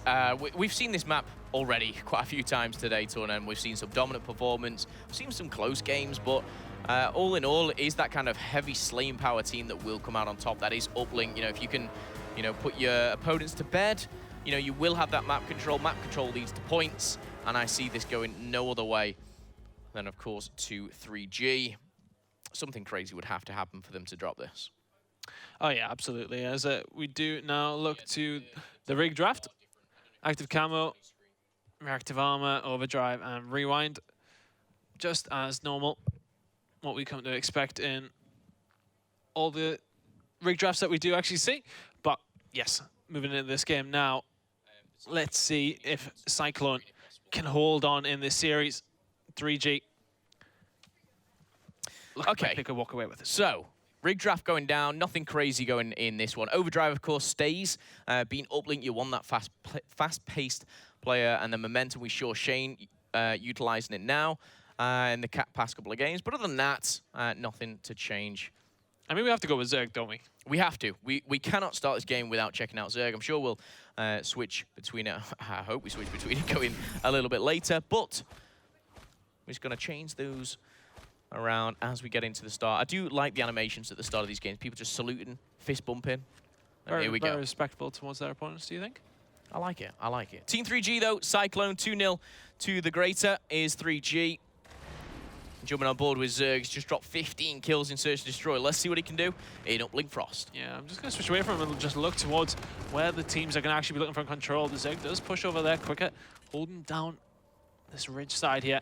I like to call it cliffs, as once again, Zerg just seems to be picking up all the kills. Picks up 3, moves back towards sub-bait just to hold this down. Gets picked up by Slice, though. That was a really nice shot from there. Erad coming out from Niall, though. Let's see what we can do with that. Well, good start here as the drone is passed forward. Nothing's going to come of it, but 2 kills, 3 kills back-to-back here for Cyclone. Can they make something out of this? You're going to see Zerg just step back. He knows that they're going to be pushing forward. Stan's going to take him, and now a quick trade should come in. Not going to happen, though, as it is a very, very scrappy. Big plays coming in for a wee man, though, on the defense. Yeah, Seiko's going to be left alive. Just in sub. Uh-oh. Oh, you're in trouble. You should be able to just about get out of this. You can get out, and not going to make the kill, but going to help the rest of your team help them out. Helping his team there with a few bullets being put in. Niall is going to clean up, though, with that Erad. Scrappy start to the game. Okay, so you've had the first minute and a half pass by, a few scrappy kills left and right. No real drone play, surprisingly. I would have thought one of the teams would have taken control of that. However, Quicker seems to have got the drone now, pushing to the outside of the map, going to reset that armor. And he does have his squad around him. Weeman's already picked up 1 kill. There's the second. This should be a play. However, it can be and should be a 2-point play. Oh no! Not going to get away with it. 3 men do actually go down, and suddenly Zerg is left all alone in no man's land. He's going to get taken down as well, and Weeman, off the spawn, is going to have to do something for his team. That's the problem with pushing that way, is you give that kind of spawn to your opposition where, you know, they don't spawn too far away from that uplink. They can get back very, very quickly, especially with the movement of Infinite Warfare. 3 kills go down, and this is a big, big push. Weeman manages to throw that drone forward. But which one will be passing it on? Weeman's actually gone straight for the kills here. Yeah, he's looking towards the spawn. He's going to spot 1 or 2 shots. Going to go in, not going to connect with anything, though. So I'm going to go over Stan, who's trying to do some defensive work here. Just trying to keep them off the drone. Bullets had already went into Zerg. He dies quickly. They're going to push through here. They've got control of the map here. And they may be able to push on and get something from the Slice. Is going to try and push through. Tries to throw the drone at him, but he's going to throw that away and be able to help out his teammate, who did go down to Niall. He's going to get away, but again, in that situation, you have to go for the kills rather than try and pick up the drone and just trying to do something with it, because in that situation, it's going to be very, very hard. Slow game here. Yeah, and sometimes this is the way that Frost actually plays out. You know, it's one of those where you can have a very low-scoring game. When you spawn pretty close to your own uplink path, so you will be able to defend it. However, you need a couple of wave of kills to do so. 2 fall for 3G, and this could be the start of something special here for Cyclone. They've got the drone, they're pushed up, but it's which route they opt to take here, and at the moment, both are blocked. Yeah, just really good defending by 3G. And I think, to be honest, with Cyclone having the preferred side, 3G will be happy with the score, because they're going to have that opportunity to put the points down on that side. And they'll be happy enough at this moment in time. Kill's going to come in, though. Can they get an opportunity to put some points on the board of their own, though? Drone is on the other end of the map where they don't want it to be. On board with Reman. Can they keep the pressure on? Well defended by Cyclone just to push them out there. And Flechette coming flying in. Slice Does take down Wee Man as we look towards the defensive side, but there you go. There's the 1 point they're going to come in. They do clean them up, but it's not going to be enough as Niall makes a kill on mid-map, which is actually really important as well. He's going to go to reset that drone. Is he going to go for the kills? He goes for the kills and makes them. Drone in hand, though. He's just going to reset that one away down the left-hand side. Yeah, and a wise one, to say the least, now trying to get some of that map control. It's already 1-0. To the better. He's going to find him. Should find the kill. Tags him. Doesn't secure the kill, but backed up by Quicker. Eventually puts him to bed. 2 answered back, though, and now the drone push forward for Zerg. Can he make a 1 point play? He does so. And with 3 players all falling, a great turnout there for Zerg. Definitely not having the same game as he did in S&D. However, he's putting points on the board. Sly's putting a lot of pressure in here. Pushed well and truly up. I think he really, in that situation, probably has to drop back in the mid-map to try and help his team out and get a hold of that drone. It's all well and good being that lead blocker that far up, but when the rest of the team are in spawn, it's not really that useful. Okay, well, 2-0. 35 seconds left on the clock here. Ooh. Disgusting play from Seiko there. Really turned up. Can he find the third? Yes, he does. And the teammates come in to push forward. The problem is that's in his own spawn. Now he needs to push forward and do the same. He's going to get taken down by Quicker. The exchange of the E-Rads, and we're seeing this come in with the new meta, of course, that being buffered. Very good play from Seiko. Yeah, that was really nice, and you know what? I think that was the first time we've seen them get aggressive and get the kills, but it just didn't pay off for them at all. I mean, they're not too far behind in the slaying department, but it's a similar story to when we seen Millennium take on Orbit. It was a case of they were getting the kills and they were relatively close. There we go. Well, there's another third going in. They were relatively close in terms of the scoreboards, but they're not. They're doing it on the defense. They're getting the kills on the defense because they've been attacked so much because they've got no map control. So they need to make the kills that they want in the better positions.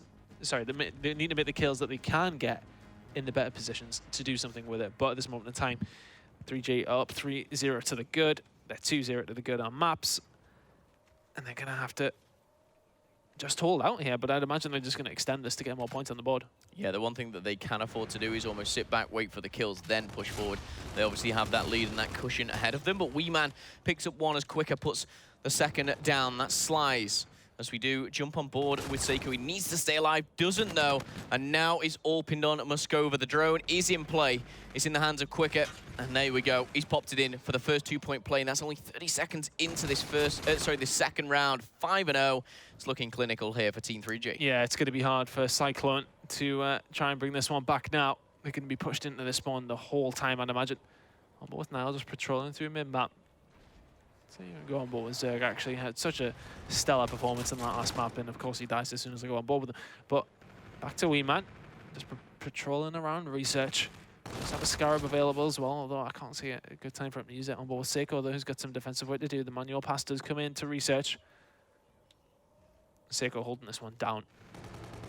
This is the problem here, is Seiko's, you know, he's watching one flank, the drone's on the other side of the map, and yes, we're going to see them actually pick it up, but again, they're in their own spawn, they're fending them off. 2 kills come out either side, and it's just not, it's not meaning anything. We can see Cyclone picking up kills on the defense, but it's really, really hard for them to do anything on the offense. We're going to see another push from them here, but I just see them getting pinched. Yeah, it just seems as if 3G are a lot smarter on the defense as well. The Scarab did come in, caused a little bit of damage. Should be able to make one, does so. And what with Slice now, is he going to be able to make one himself? Well, the rewind does come in, has his teammate there as well, so worked out quite nicely. Stan picks up 2, he's going to keep pushing on. Needs to be that lead blocker, that should be... Oh, no. Oh, that's not something you do. No, you need to be hitting them points just there. Those are the sort of points that get you back into the game and maybe swing it back in your favor, but in that situation where you're 5-0 down, 2-0 down in the series with 3 minutes to go, you need to be making those 1-pointers. Yeah, those aren't even the hard 1-point plays. You're going over a building or something, I'll let you off, but I'm very critical of players who can't make kind of, you know, the simple 1-point plays, but it is what it is, and we do see here Team 3G not only 2-0 in the series, they are 5-0 up here, 2.5 minutes to go, and again, the drone is full control, in their full control here. They're pushing up, they can push even further now. We see trades go down, the drone is dropped, and for once, actually, Cyclone putting up a bit of a fight in the middle of the map. Yeah, Zerg's going to be there to try and say something about it, though. He's covering down mid, has his teammate to help him down the right-hand side. And he doesn't need to help him as Wee Man wipes out 3/4 of the members of Cyclone here as they push towards for another point on the scoreboard. Is that 1 point they're going to hit? Oh, the interception comes in just in time. Slice gets the kills there to help that lead blocker off. It's still only 5-0 now. 2 minutes remaining, though. It's not out of the question for Cyclone, but it's going to be hard for them. Not out of the question, definitely doable in this time, but it's interestingly, you know, pretty even on the slaying side of things. Quicker, you're on +2. Niall 1's, you know, negative a couple as well. But it shouldn't be 5-0. You know, I just think they've really been a bit, you know, they've had a lack of discipline, Cyclone, here. And it's not just in this map in particular, but it's a real shame that, you know, they have that ability to put the kills on the board. To convert it to points has been very poor.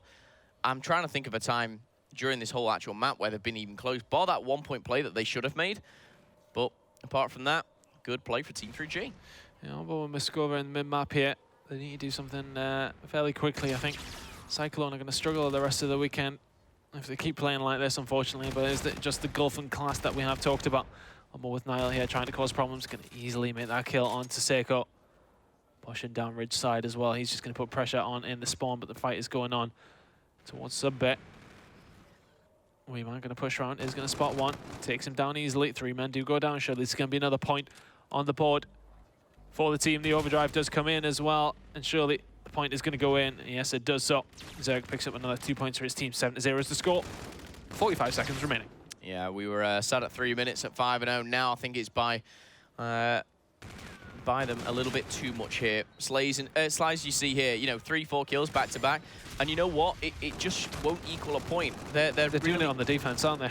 It's really hard to see and hard to watch, you know, a team have a little bit of potential and not being able to utilize it. Oh, Niall we shoot there. bodies now, are we, Niall? Do you know what as well with Infinite Warfare is it's not just the shooting bodies, it's not just the crouching, it's the fact that you can start taunting them with it. Look at this. You can see like they're saluting in the middle of the air. It's just, it really is showboated, and you can see why. You know, a very quick game. Honestly, that's probably one of the quickest series I've ever casted.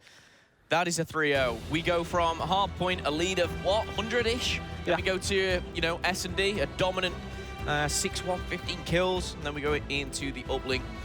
Honestly, I'm actually quite interested of what the analysts make of that one, because how do you break that one down? It is just an absolute stomping. I'm interested to see how 3G do the rest of the weekend, actually, because that was very impressive. Of course, you know, it was hard for Cyclone to really do anything with that one there, but I want to see what the guys on the desk have got to say about 3G and their performance. Thank you very much there, Tan. Well, yes, I think one-sided is the nature of today. Yeah. Very few close games, but that was maybe more one-sided than some of the others. All right, let's kind of get straight into this one then. Jack, break it down. One-sided is key. Double the score there we see from 3G back in the first hard point. When we looked at the rosters prior to going into this, as Matt and I kind of touched on, and even you, we talked about a lot of no-names on the Cyclone team, didn't know what we were going to see from them. We roasted a little bit, saying maybe I could play for this team. Gave them the benefit of the doubt. They don't wind up performing too well. And honestly, the #1 team that I think is happiest with all this is probably Millennium, because this now is their opening. If they can obviously beat the Cyclone team, then have a good performance against 3G, I think that's their key to getting into the top 2 to move into the championship bracket. I thought you saw some kind of, you know, some good skill out of the side of Cyclones. I mean, we saw like flashes where, you know, you saw one player make like a nice 3-piece there and uplink, but then we saw like the first round of the Search and Destroy. It's like the easiest ace of all time. I mean, the guy walks right down the middle of the map. He shoots 2 people on the side. The other players don't even turn around. Like, You weren't happy with that. I was sitting there, like, come on, like, you said, Jack, you would have done better than that. A lot of strategy. Yeah, I think realistically, this is another case. Now, 3G maybe not as powerful as some of the other teams, but Cyclone just didn't really have anything to bring to it. But we will go through this map by map very quickly. But before we do that, we are going to go down to the floor once again. It's Lottie with Quicker Than You. Thanks very much, Bryce. I'm here with Quicker from Team 3G. Can I go as far as saying that was pretty easy? That was pretty straightforward, yeah. That's pretty much what we're expecting. That was the way we wanted it to go the first game of the tournament, so it's our first game as a team, so that was couldn't have been better. Have you been practicing a lot for this series? Yeah, we've been practicing every day since we started teaming, so we had a few days off like around Christmas and New Year, but apart from that, we've been playing as much as anyone, so yeah. And obviously tomorrow and the next couple of days, it's going to get a lot harder from here. Are you guys prepared for that? Yeah, obviously, like, we want to qualify for the CWL, that's the end goal, so we've been going hard as anyone, as I said, and this tournament, hopefully we can do well in this, secure our spot at pool play in Atlanta, and then that will set us up for the rest of the year, so yeah. Of course, and so what is your favourite map for this series, yeah? Probably the S&D, it suits our play style quite a lot. That's your strong point. Yeah. A lot of us, we just know how to trade kills and we just know how to make the first kill and then convert the rounds. And who are you looking forward to matching with the most? I want to play Orbit really bad. Everyone's been saying that they're probably the best. You're going to wind up seeing that. You'll see that one. Yeah, this weekend as we are Probably not the way broadcasting. he predicted it's going to go, but we'll see it. Oh, man. Not sure if it's going to be as thrilling of a series as you want there, Bryce. No, I just don't think he's going to win it. All right. I didn't say it. To be fair, I don't think he's going to win it too. Yeah. I mean, I think it'd be close. Jack, we're I think okay it could be sharing what close. we think. I've said Jack. I mean, he kind He of tries to be friends with people. He's like Momo. Whoa! He asked why- Momo for an opinion. He's like, Why not is the sure. guy with the 2-0 Fence-sitter. predictions with the perfect 6-0 map count being the one being like, right I- up here also for the one that hates Europe, so... It's like I loved when you asked Momo Blatant for lies. like his opinion earlier. He's like, oh, it might be good, it might be bad. I'm like, you're not really. There's no. They may win or they may lose. Yeah. It's one of those. That's two the VP options. brothers. That is in a the VP nutshell. brothers. Yeah, they've cultured that down to a Yes. fine point. But before we kind of talk any more about them, let's kind of get onto map 1 and what happened. Obviously, on Cyclone side, not an awful lot. Yeah, a lot of killing from the 3G side, not a lot from the Cyclone side. That's pretty much what happened in game number 1. It was not a pretty one to watch. I mean, this series is kind of tough. Yeah, and I mean, this is a team where a few of these players last year, we saw some strength in the respawns, especially from a player like Quicker. Yep. You expect that to translate over. Maybe you know, not on as strong of a presence on LAN. I remember one thing that he always got last year was the online performance. How will that transfer on over? I never agreed with that. Neither. I like ripping people, but I never agree with that because Quicker's very good on LAN And I actually completely agreed too, because I remember one event we casted out here, and Hypergames made it to the finals, but then they wound up getting, I think, 4-0'd by Millennium, I think. So it was like, oh, they're doing so well, they're performing on LAN, and then they got 4-0 swept in the finals. So that wasn't exciting, but for the most part, they looked good in the respawns, and they showed it map number 1. Yeah, I think they did. And for me, you know, this is another team where we're going, well, where do they sit? How good are they benchmark? Was that a game for the benchmarking? Probably not. It's very difficult to judge a team based on how they perform there. But I mean, after watching a lot of these matches, at least what I'm kind of gathering on early is that like EU's really top heavy, like with their talent. Like the top teams are like stacked. Yeah. And then like the middle to bottom is just kind of like a free for all right now. Is what I'm kind of gathering from watching all these matches. Like we see, you know, good Quicker on this team. We've seen, you know, Shane's team. They put together good performances. Seem like the same cream of players, like is the elite. It just seems like right now that like the bottom part just can't kind of break through. yeah, I think it's one of those things where, but you know, it has been getting bigger. You got to remember, in Europe for years, it was 2 teams. That was it. We had 2 teams, and everybody else was below them. But now we've got like 5. So we're getting there slowly but surely. Getting there. No, still above Australia. We have 1. Lay off my Australians. It's fine. It's fine. As I've got to rip someone. As a potential resident of Australia one day, lay off of my people. Hey, you've got the tan to go to Australia. Yeah. Anyway, moving on. Let's go to the search and destroy. Obviously, there was that play. Zerg just, you know, aced the entire team straight out of the gate. Set the tone. Did set the tone. That play No. summarizes the search and destroy perfectly. Like what happened the rest of the game. It was just like, what? Yeah, I stepped away, and then I came back, and it was over. And then we went right into uplink, and actually, I'll say that they did put up a pretty decent fight. did. It was lower scoring. I think the thing that stood out most for me was the team did a pretty good job of making sure they got to the areas of the map they needed to be at. If you remember from earlier on, one of the biggest things we could critiqued up here on the analyst desk was how earlier some of the teams that were really far behind didn't even push for robo control, didn't even get into sub bay, and they just got absolutely slaughtered everywhere else on the map. Or teams would just push into sub bay and get robo control and just let the other team grab the drone and just walk run right it up up the the map. research, Yeah, yeah. so I think it's just kind of a combination of figuring out. I feel like it's the one game that Europe's had the most trouble with since it's come into the rotation has been uplink. They just have not been able to figure it out. Yeah, it's kind of always been a little bit behind, and fortunately, it's kind of caught up to the point where it's now at least a competitive game most of the time. Not like it used to be back in the day where no one could hit anything. No, Advanced Warfare was abysmal. Yeah, it was not fun to watch as a European. I promise you that. But all right, I think that summed up that game. There isn't a ton we can kind of really go into. Very one-sided there. Cyclone obviously got to try and step it up further as they go into this and maybe try and redeem themselves at some point. But it's not an easy group, and it certainly won't be any more easy games for them. But we are going to go to a break because the next game is ready and willing to go. Sorry, it's going to be Infused. One of the potential elite teams this one is going to be playing. We'll see you right after this.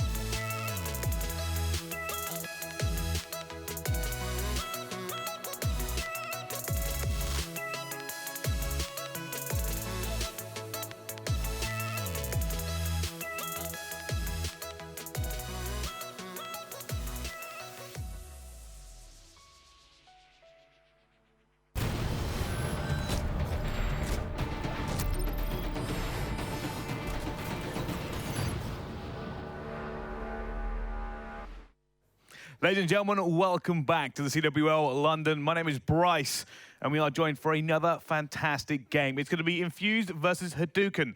And on the analyst panel this time, what I've done is I've brought some analysts, only smaller, to join us. Of course, it is Jonas and Rel. Guys, how are you? I mean, I'm doing great. We've got another French team playing, so again, I'm ecstatic. Yeah, no, really, really good. And starting You won't be after this game. Good point. Starting off Pool D as well, so good to see some teams from a different pool, see how this is going to start panning out. All right, well, let's just jump straight into it. Let's go straight into the meat of this one. Rel, take me through the Infused team. Yeah, of course. So we've got Marky B and Petey, who've been flying the flag for Infused for a while, now joined by Nolson and Moose. Thank you. Marky and Moose have teamed together before under TCM. Successful TCM roster. Yes, well. a very strong TCM roster. Alongside Petey, you know, they've always been in the mix for a long time, but now bringing in Nolson, who offers a real different type of player to that lineup. Yeah, and kind of one of the, maybe the unsung heroes of last year, I think. He certainly impressed a few people when he was playing, and maybe he's going to increase his stature this year with Infused. Definitely a good org to play for. Some veterans are surrounding him as well. So Nelson may have a chance to really shine this year. Definitely, and you know, a lot of people are saying Infused have got what it takes to go the whole yard here and really take it potentially to the final. We've seen some strong outings from them, particularly in the 2Ks, getting quite far, but they've just never had that final push to get to the very end. Yeah, I think realistically for Infused, while we're still on them, I think one of their key things here, obviously their key thing is to win everything. But for us on the outside, we're kind of wondering where they fit into that top echelon. Are they good enough to be an elite level team? You've already got kind of Splice and Orbit, which a lot of people are already putting into that bracket. Elevate have been doing very well as well. Infused haven't really been spoken about that much. We didn't even speak about that much in the intro to the show. To me, it's like that Force team. I've got obviously Orbit, Splice, and Elevate as first, second, and third. But Infused just kind of little outside. They could do well. Yeah. But the interesting thing to know is how good Infused was at the start of the game last year. During the latter of the season, they weren't as good. But at the start, Marky B, PD, really outstanding players. Yeah. Calm down through the season. So it's going to be interesting to see how they perform at the start of the game. Because I feel like there are players who are really smart, putting a lot of work into the game, and that's the situation where it pays off. Yeah, and I think this is going to be kind of a telling thing. Is this Infused team better than the other one? A lot of people are going to be saying no. They probably don't think they've got the same caliber as players, but we will find out. Let's move on then to their opponents with a great name. It's Hadouken, and this is a French team, so of course, French expert, lay it on me. Well, there is a German player, so it's almost a full French team. It's kind of the leftovers of the players who didn't find their like a place within the other team. So obviously you've got the Millennium and Supremacy as the leading French teams, and then Whalers, who had an amazing season last year, who was a breakout player in France, who was able to find two players to team up with, who are Diablo, coming back to competing after a year and a half of not playing, and then Xerox, who had a good season last year. They certainly did. All right, well, we've met the teams. We've got into this. I've been told the game is pretty much ready to go. So, Rel, hit me with that prediction straight out of the gate. I'm saying Infused 3-0 for this. I mean, we were talking a little bit before this started, and you know, they're not really warmed up for this, in my opinion. Hadouken Infused are coming into this hot. They've got a lot of practice behind them. Yeah. 3-1. Hadouken's going to win SND. All right, there we go. Right, let's get straight into this one. Over to our casters. It's Mr. X and Courage. It's the two American casters ready to bring you some top European action. And you heard we've got some representatives from not only France and the UK, but a German in there. So I'm excited. It wouldn't be a European CWL match with any UK players in it. They dominate the whole region at this point. Hey, but you know what? UK. It's good to see the French get some representation, Germans as well. They have a tough match, though. Yeah, I worry because I want the French to do well, but we've already seen how some of the French have performed in events past. This event so far with Millennium. There's a look at your rig draft as we get ready to load into the lobby. But if these are the leftovers of the French, Leftovers of the leftovers. This one should be something. Let's get into game number one. I will say they have a fabulous team name, though. Hadouken. I have to refrain from saying it in the official voice as we start things off. Hadouken! Okay, well, we just lost 7,000 viewers. So Marky B immediately with this NV4, playing a similar role to what we saw from Mad Cat earlier on today on this map. It appears just off the break. Right now we're on board with Petey, who's actually rocking the ERAD submachine gun. Excited to see some SMGs in the current meta. Yeah, pretty much only the ERAD thus far in terms of submachine guns, but I think it's definitely going to change the way people play this game, right? I mean, you get into those close choke points. Obviously, the K-Bar is still very good up close, but the ERAD just shoots so fast, and it looks like Hadouken right here, at the start at least, they're going to get some good time in this first hardpoint. I found it really interesting to hear from Oxygen where he said, you know, Diablo took a break from competitive, now comes back to it there. Some missed shots as he winds up getting cut down by Moose. As the score is even right now, wondering how the likes of Diablo stacks up against these top UK players. As Infused, they've got a chip on their shoulder, Matt, because they're a squad of 4 great players, but no one's really talking about them right now, including me. I'll be the first to admit it, where all eyes for me are on Orbit and Splyce. You know Infused want to be involved in that conversation as well. No, I agree. You know, when I did some research coming into this event, I feel like they're the forgotten team in EU. Yep. I feel like we've put so much emphasis on the likes of Splyce and Orbit and Elevate that we kind of forgot about Infused. And I feel like it's like a typical thing we do with Marky B teams. I feel like at the beginning of these games, kind of count Marky B's team out, and then he always comes out and has a strong performance. And right here, you see Infused, they get control of this barn hardpoint back, they break it from the side of Hadouken, and they're able to lock down this back area.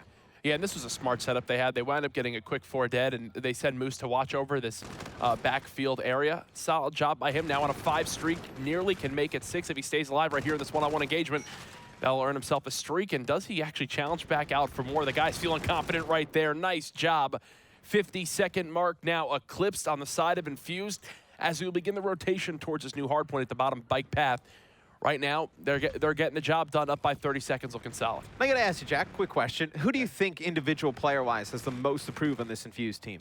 The most to prove? I mean, looking at this as the 7-kill streak from Moose, now fully streaked out, make it 8. The guy is just untouchable right now at 9-1.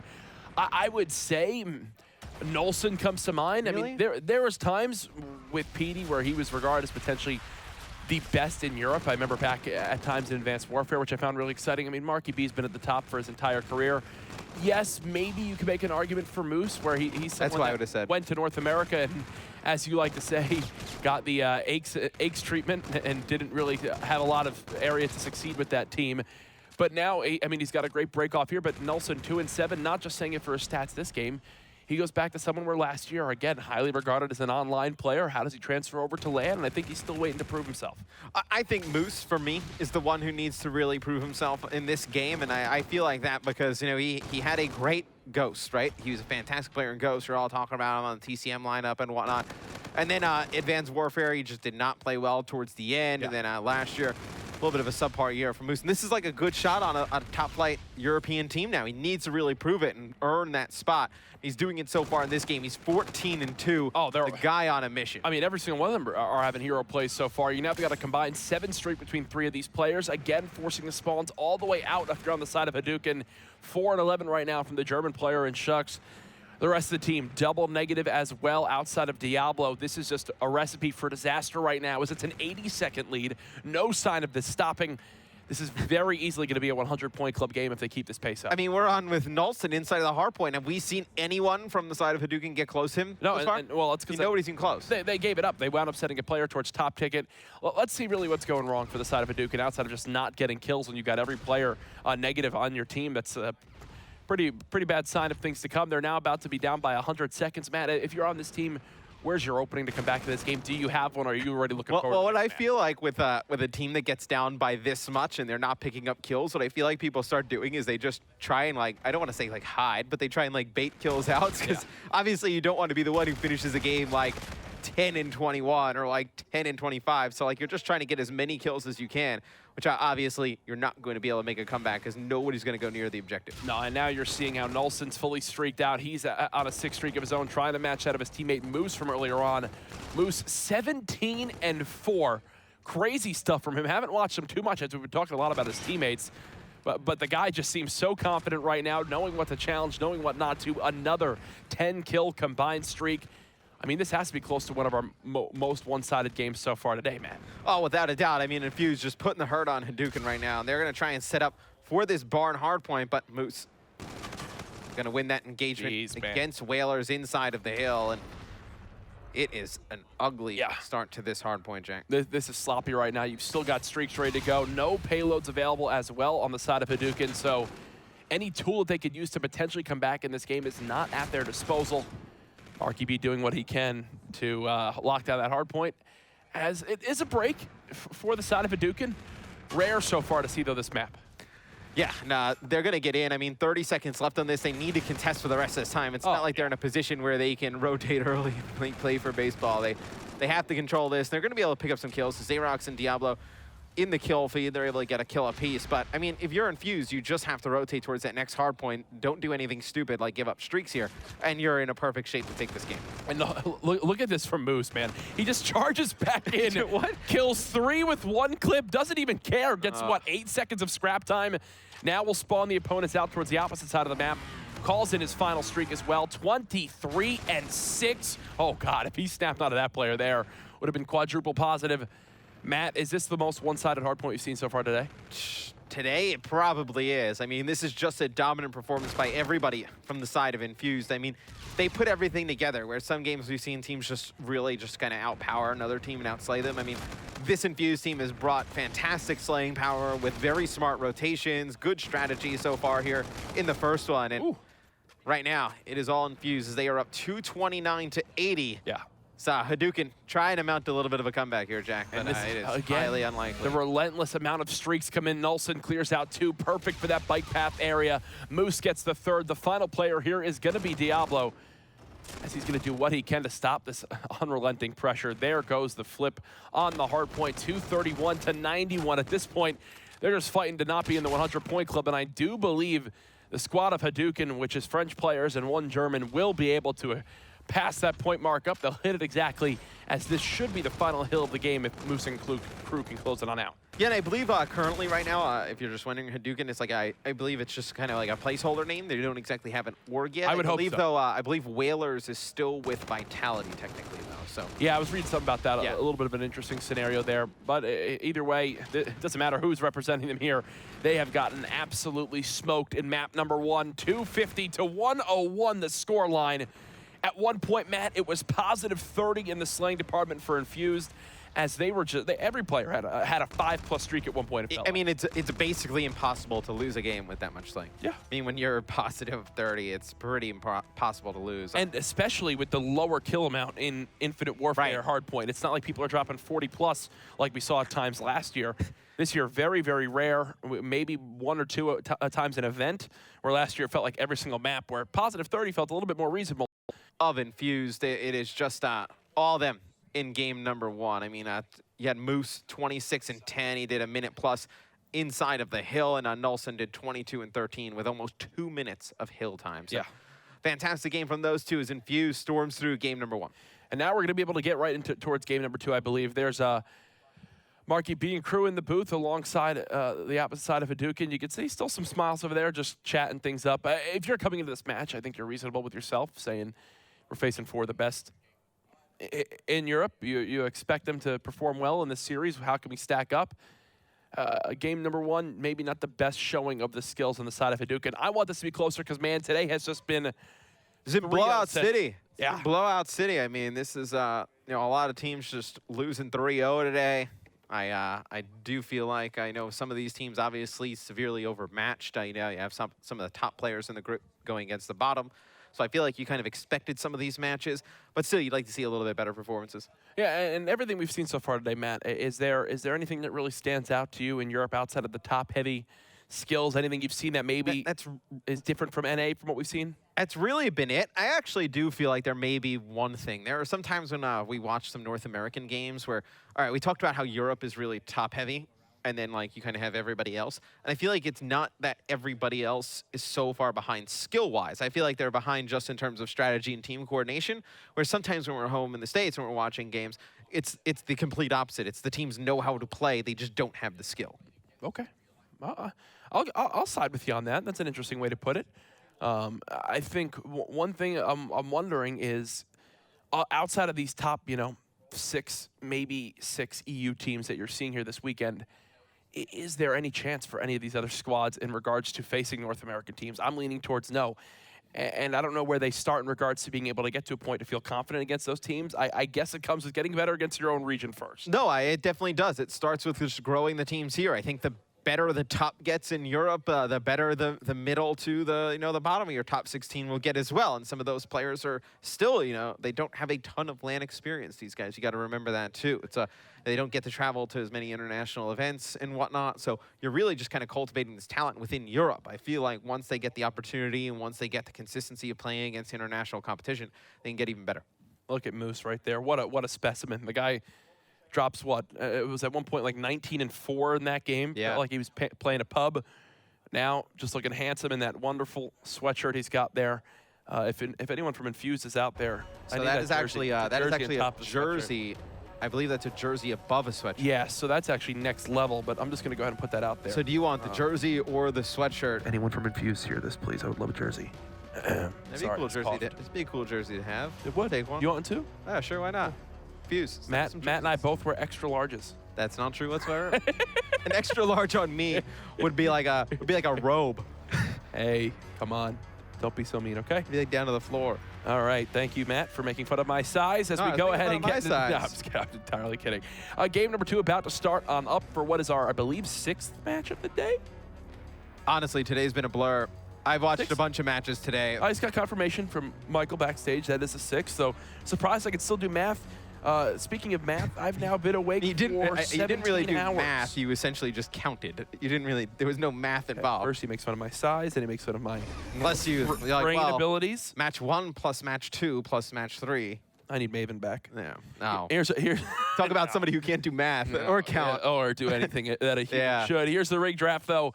I mean, Centurion brought out by Marky B in Search and Destroy. The thought process there, I guess, is the use of the trophy drone, which can be very key here on Scorch, Search, and Destroy. Let's get into it. Game number 2, Infused Smoke Hadouken. Game number 1.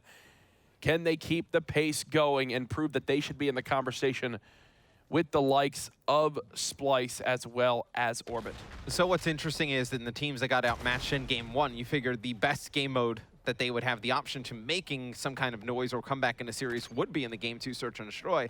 And that is complete opposite of what we've seen so far. So we've seen Game 1 blowouts. We expect the undermatched team to come back and play well in the Search and Destroy, and they just do not do so. But it's going to be Xerax opening things up with a first kill, and it's going to be Shucks taking out Nolson. So 2 quick kills early for Hadouken.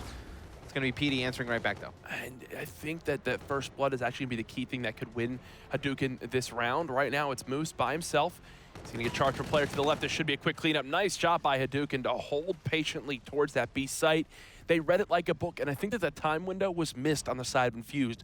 Because they didn't push up at B, Hadouken, to a certain extent, just went, okay, something's fishy here. Something's going on. They send one player to go back and watch that factory area. Well, there's Marky B trying to flank all the way into their spawn. Once they get that kill, the entire play and the entire reason why Infused were waiting is shut down, and everything just kind of falls apart from there. Yeah, you got to wonder, if Infused, they kind of take Hadouken lightly after game number 1, so we'll see. They can kind of right the ship as we'll see Hadouken take round number 1. And it looks like they're going to head over towards B with the bomb, which is the site we see most teams push. Yeah, even with the further updates that you would expect to make it a little bit more defensive favored, it's still the site that everyone loves to go to on offense. And if you look at your minimap right now, pretty similar scenario to what we just saw in the last round, except look at the difference we've seen. It's an all-in push now from Infused as they're going to get pressure towards a drill. This could be the saving grace, though, if you're on the side of Hadouken. As Whalers comes charging on in, there's one to make it a 2v2, but oh gosh. As I say that, actually a quick little 2-piece to close out that round and make it 1-1. Let's take a look at it again in your final kill cam. As, Moose gets one, spins around, and whoo, perfect accuracy right there with the NV4. It was a smart play by Infused. I feel like when you know where one team is going and they're playing a little bit passive and you're expecting that flank, you either have 2 options. Turn around, look and locate the flanker, or just take the man advantage and just push that 3-4-on-3. Now they do that effectively, pushing straight through the B-bomb site. Well, now how do Infused play this one? I think the big difference right now is the amount of players they're sending towards this one site. Immediately, first flechette grenades go on out. The pressure comes in. Infused want to begin to push right down and take the action to the side of Hadouken. You've got Moose now challenging with the NV4. He gets traded on out 1v1. Nolson does get it, though, for the side of Infused to close out the round. I said they were bringing the action to him. That one was done in 15 seconds. Here it is again, a little bit hectic towards the end, but once Nolson gets that kill inside the observation deck and then immediately snaps on the second player, dude, this NV4, man, if you want a gun that is great from range, even from mid-range, can stack up against some of the best weapons in the game, the NV4 is your weapon of choice. Yeah, it's kind of interesting. When I first started playing in Infinite Warfare, that was kind of the gun that I went to, was the NV4. Really? I just feel the most comfortable with it, I guess. I understand why the players use the K-Bar, just because the high rate of fire, you're able to just kill players medium to close range, as well as long, but I just feel like the NV4 is just so consistent with his recoil, and especially in Search and Destroy, when you just need to like land those shots, you don't really need to have that up close presence. Yeah. It's a perfect gun. Well, here's another gun that's good from long range. It's Shucks now with this longbow. Look through the X-ray that we see in Codcaster, just barely getting a glimpse of certain players. Spots a grenade coming in. They know he's got this weapon due to the light that shines off the reflection of the scope, so they know they do have at least one long-range sniper rifle to use. Nulson does get first blood, though. Shucks tagged up. He's going to drop down for a second. Actually gets a hit marker, though. Matt, you throw your head back like, oh, that's so unfortunate. 1 versus 1 now. Moose gets the final kill again. Kills immediately come soaring in as I'm trying to switch between who's exactly doing the what. action happening so fast. Oh, I know. It's insane. But, man, what is Moose's sensitivity? It has to be pretty high. Can we get official word? Can we interrupt them right now mid-game and ask? Yeah, he's just snapping over towards B that they're going to play this one a little bit differently, get bombed down right away. And look, this is actually one of the best parts of it. Because they saw where Xerox played earlier in the game, in the scenario where he's solo holding A, they don't actually send anybody through the spawns. They don't give it away. So look at how late this rotation is now. Already the first, 12 seconds of the bomb timer have gone down, and there's no pressure inside A as of yet. Everyone from Infuse is playing this back bridge area. And I think it's going to be Petey, going to be the first one to challenge. Okay, not sure what he did right there, but here comes the pressure in towards the Skybridge area. Sniper watching over. Now Petey getting flanked from behind. It's Whalers with the entry 2-piece. Diablo alive as well, as he's going to try to soar on and cut these players down. Spots the final one there. It's Moose, but the player's on the bomb. And with the NV4, it does not get easier than that. And Matt, you kind of threw your head down there. What was wrong with that? Things were just looking so good for Hadouken. They were pushing down Skybridge. They're able to pick up a few kills. It was Whalers getting a big 2-piece from behind. And then things just fall apart there at the end. I believe it's Diablo that pushes in, try and kill Moose right there with one player on the bomb. You don't need to push him. You had enough time to just play in the Skybridge area, wait for him to peek out, kill the player on the bomb, and pick him up. Yeah. Yeah, I guess the only other argument you could make is that he might have been worried about a potential trade option being there right away, so maybe he thought he could challenge, catch a player off guard, but I don't think that's an argument you could really make in that scenario. With how little time there was left, 9 seconds, I mean, you know he's got to be challenging. They haven't seen Moose anyway, so they know he could easily be defusing that bomb. Instead, poorly played. Marky beaten out with 2 kills. Petey with one of his own. It's Xerox all by himself, the Frenchman. What can he do? With UK just running straight at him. 5-1 lead now as Infuse. They drop round 1 of this game and haven't looked back since. And something you see with teams that are a little bit overmatched in the series or underdogs or whatnot is that once they kind of lose momentum, it's very difficult for them to gain it back. Yeah. Like, it's really difficult to get that confidence back in you. And you see this in this one, where Hadouken wins round number 1. A 1v1 goes wrong way in round number 2, and they end up just losing every round since. Well, you've got Rewind and a Scarab now available on the side of Moose. He's going to go back and pick up that objective. So it would make sense to go ahead and let him plant this, earn himself those streaks even quicker. I don't even think they need to worry about that. If I'm then, I just kind of challenge these gunfights straight up. I don't worry about trying to get more streaks. Matt, that's how you throw a game. No. Trust me, just ask Nagafen. That's what he's best at. He's challenging gunfights that he shouldn't. Moose right now has a player just below him. That will earn him another streak there. Now 1 more off his final one. Tags a player up. Does he use the rewind? Does he use the rewind in the scenario? Doesn't appear so as of yet. It's a 1v3, so maybe he doesn't want to get greedy here. But hey, Moose, when you're shooting like this, bro, you can basically do anything you want. Rewinds it, and now he's going to go for the challenge. Oh! In front of him. Oh, gosh. If he somehow won that, I would have left the venue. I actually would have left. I don't know what I would have done. I don't know anything in London. I wouldn't have walked left outside. because some of us would have had to work, but yeah, I would have went and ate some more Nando's if he would have won that. Regardless of whether he's going to win that, I'm going to go eat some more Nando's. Very true. Very true. Let's be real with each other. This is a fantastic place to dine as Moose 11-3. Oh, gosh, it's so close. I guess there you trade the rewind for your final streak and potentially a crazy 1v3 scenario. How does Hadouken play this? We've seen them get hyper-aggressive towards B. We've seen them play more passively. We've seen them try to send someone on a flank. Now it looks like they're going to use Whalers here. You've got to use the camo, right? I mean, with the streaks, you kind of have to bait them out or just push straight through. But I mean, you figure Moose could have used one of the streaks to force them into observation, but it doesn't matter. That's basically what he just did. Yeah. They use a streak, force him into observation deck, cut him down from there. It is quick and easy for Infused. 6-2 as they take that one and now go up 2-0 in the series. It's a pretty commanding search and destroy to go with that first dominating hardpoint victory. Most of them have been so far today, Matt. Most of them have been. Just the nature of group play, man. You see a lot, groups, obviously, when it's seeded, by obviously the stronger teams and, different groups and whatnot, that you kind of mix and match throughout the rest. You do see matchups like this towards the beginning of the tournament. So you do see Moose in that one go 12-3. Nelson and PD, 6 kills apiece. Marky B goes even with 5. On the other side of things, you saw Whalers go 8-7. Everybody else negative for the side of Hadouken. And we saw Moose in game number 1, quadruple positive, absolutely dominant to start off that game. This time around goes quadruple positive again at 12-3. The guys having an MVP-like performance in this series. Everyone pulling their weight. There's really nothing else you could say. Infuse just running away with the series, and now we're heading into the likes of Frost Uplink. I think this one's done here, man. I'm gonna go out on a limb. Which is interesting because Frost Uplink is a game mode that when we were in Vegas, we saw this as a very low-scoring game. Yep.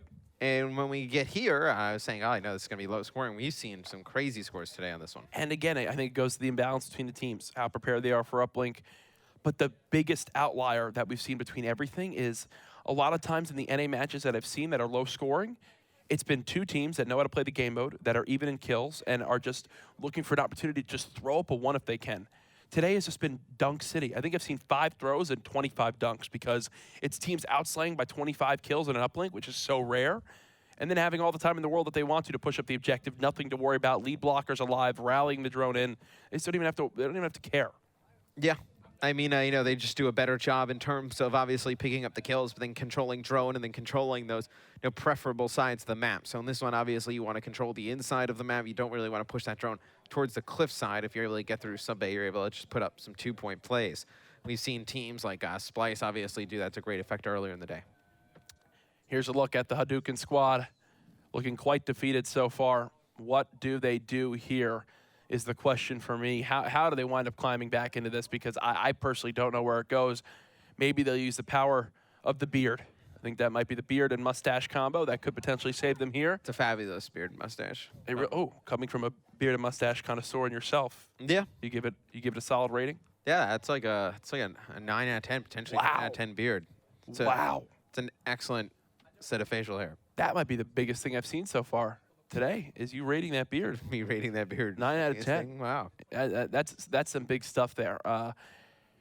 Would you grow a beard like that if you could? You're just incapable of growing facial hair. What? I had a beard at the when? At the CWL Invitational, first event we ever had for the CWL back in December 2014 when I got food poisoning. Oh, the one where you didn't show up.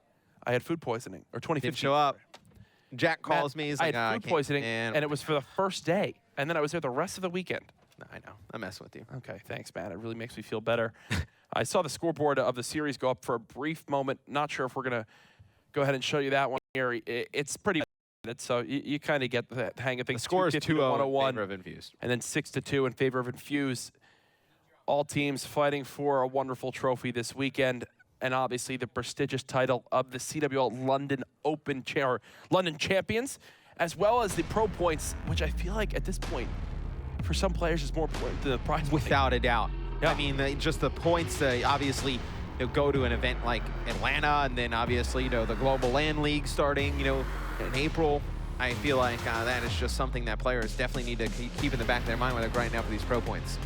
Here it is, folks. Frost Uplink. It could be another 3-0 here in day number 1 as the best in Europe keep on proving why they are considered the best.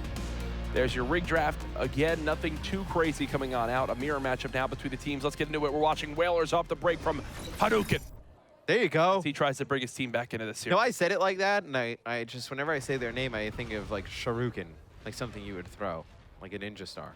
Thank you, Matt, for sharing that. As we'll I'm go just ahead. giving you a little bit of insight of how my mind how your brain works. Yeah. I definitely need more of that, for sure. As already, what did I talk about? 2 quick kills, an open lane, and a dunk in the first 25 seconds. And what's wrong? That was a pretty easy score there. I mean, all they do is they send 2 players towards research, the other 2 go in towards sub-bay, they kill the players in research, and they're like, okay, let's just run it through research. There's no one there to protect it. And now it all comes down to coming off the spawn. How to Infuse defend. We saw this earlier with the likes of Splyce going up against Bando, where when they flip sides, Splyce defensively on the first hold wind up doing it, which is what Bando couldn't do the entire time on side number 1. They are still inching up with this drone. Absolutely possible for them to still get a score. But as I say that, Nolson cuts down to the ERAD, man. It's getting some love this weekend, and I couldn't be happier. I was just going to say, it makes it very difficult when players are trying to go in towards Robo and get through when you have the SMG in that area. Obviously, you know, the K-Bar, we talked a little bit about it, very good up close, still not as good as something like an ERAD. And you see Nolson just able to cut down 2 players with these. He's trying to go in for a 2-point play. He gets taken out there by Xerox, I believe, in the back of the base. It's going to get a 1. Hitting that 1-point shot, and he's going to fall all the way back. Is the drone going to reset? So 2 good plays at the beginning here gives Infused a 3-0 lead. And I actually think that was a little bit of a pacing issue right there from Infused. I do believe a dunk was possible. They do get a little bit over-eager. Smart play from the side of Hadouken to keep the player that's alive right near that construction side, because there was no one pushed in far enough yet from Infused to force the spawns out. So they wound up pushing in and spawning right on the base, which gave them enough firepower to stop any pressure that came in from Infused. Nice job by Xerox to stay alive near this front dump area. How long, though, can he lock down this position? As you know, Infused are trying to cut him down because of how important this power position can be. Yeah, I mean, they get the ball in the middle of the map. They pick up 2 kills. But you see, they have just nobody there to just push it forward. I mean, they throw it towards the Infused side of the map. Now Infused is trying to lock down this mid area. With the ball in that position, the side of Hadouken is just not going to be able to make a play. Yeah, and going to wind up resetting as they finally get some pressure here. A hold again for Infused. Watch, the drone's going to get picked up. They're going to move it towards the ice tunnel, move it into sub bay. Watch how PD plays this one on out. Looks like he'll throw it forward for a second, try to be his own lead blocker as pre-fire is coming in through this side door. 3-0 the score with 2 minutes and 20 seconds left inside number 1. If you're just tuning in, so far this series has been all Infused, a bunch of missed punches, but either way, the dunk comes in 4-0. How many times did he swing there? I don't know. I think his button was broken or something, because that did not look... 4 times. It doesn't connect with any of them, and then somehow the guy still doesn't kill him. He knocks out a 1-point play.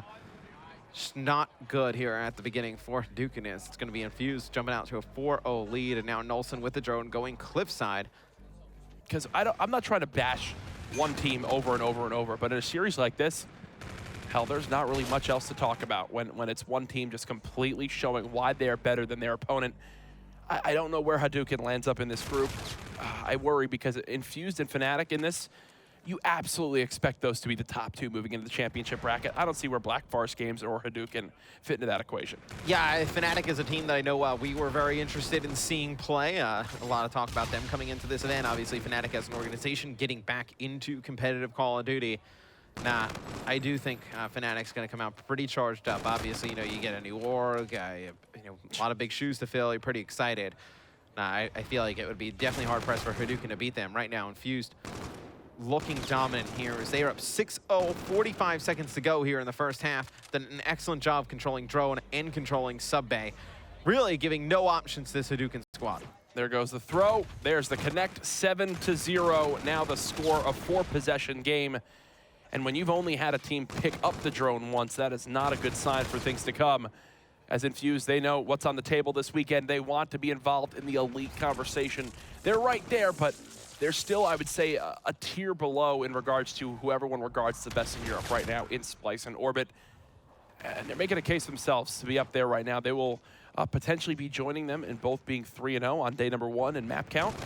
As this will wind down side number 1, 7-0 the score. PD ends that one with a nice 2-piece of his own.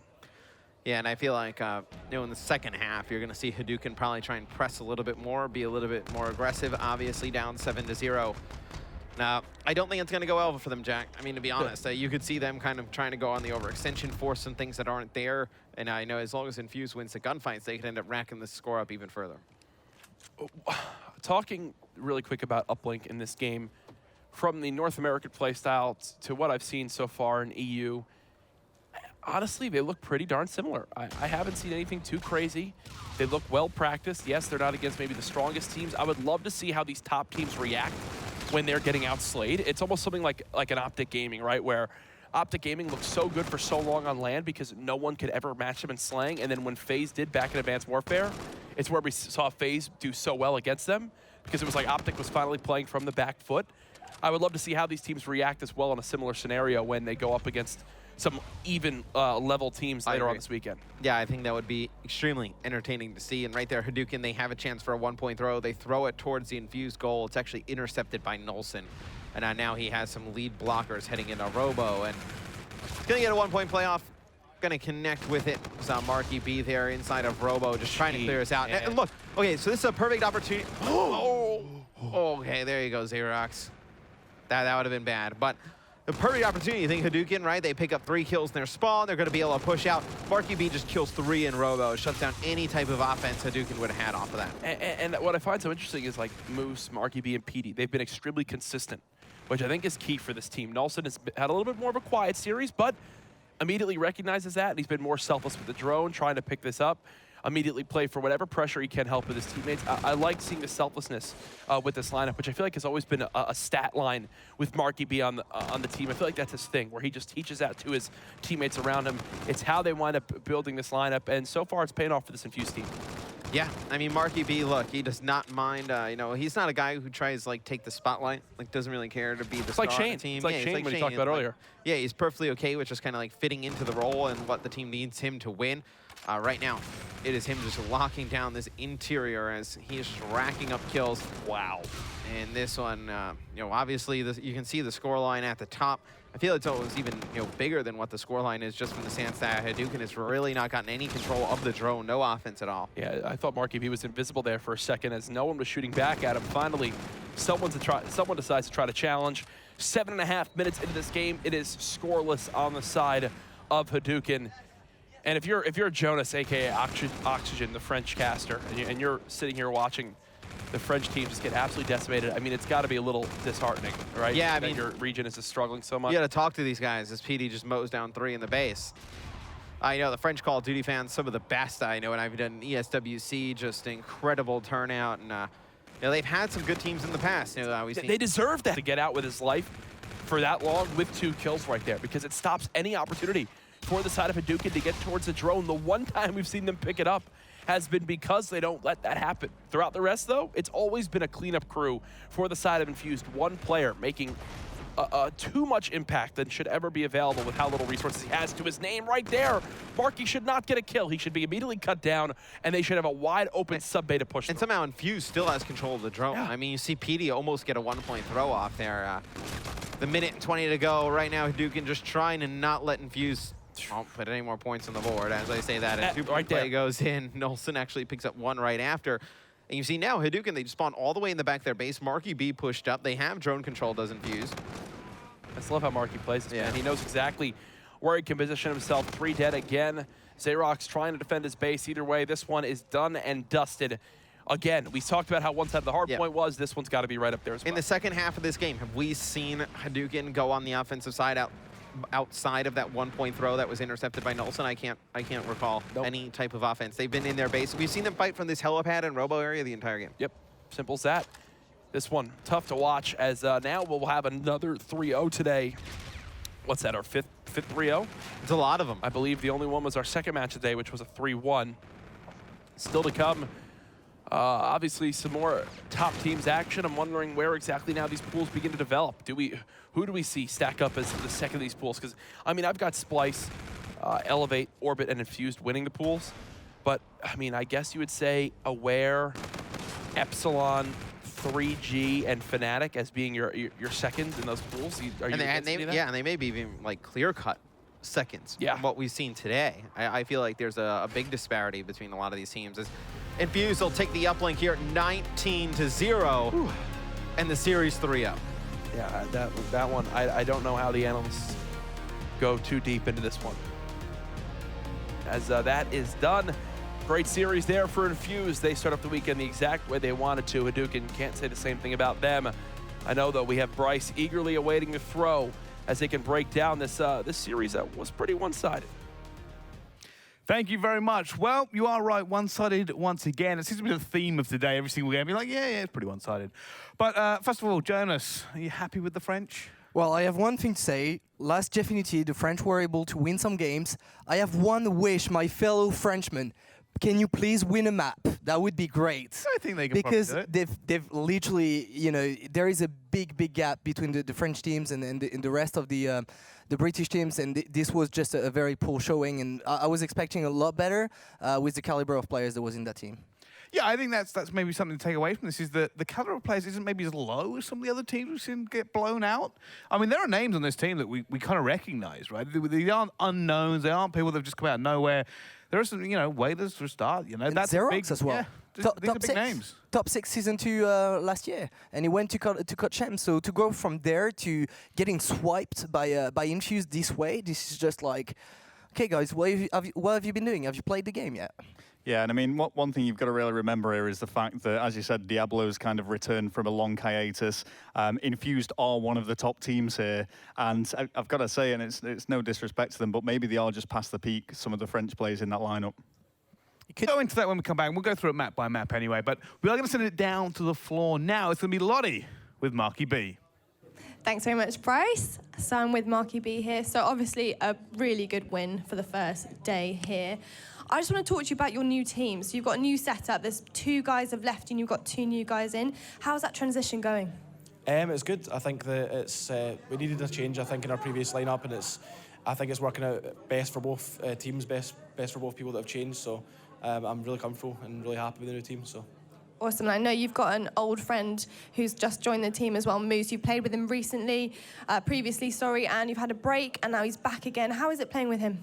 I mean, I've teamed with Moose on multiple games for years, so I know what it's like teaming with him. I know what he brings to the table. So it was pretty much a smooth transition. He just came into the team. We know what we were going to do to improve. So yeah. And in this series, are you guys looking to get the win for the entire series? Are you looking to get to the next stage? What's it in for you?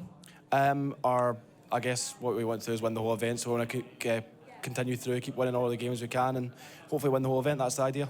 Are you guys ready for that? Yeah, for sure. Awesome. Well, thank you and good luck, and I'll see you soon. Over to you, Bryce. Thank you very much, and a special congratulations to Lottie, who just turned 31 today. So congratulations once again. All right, guys, let's go by this map by map. Let's start on the hard point.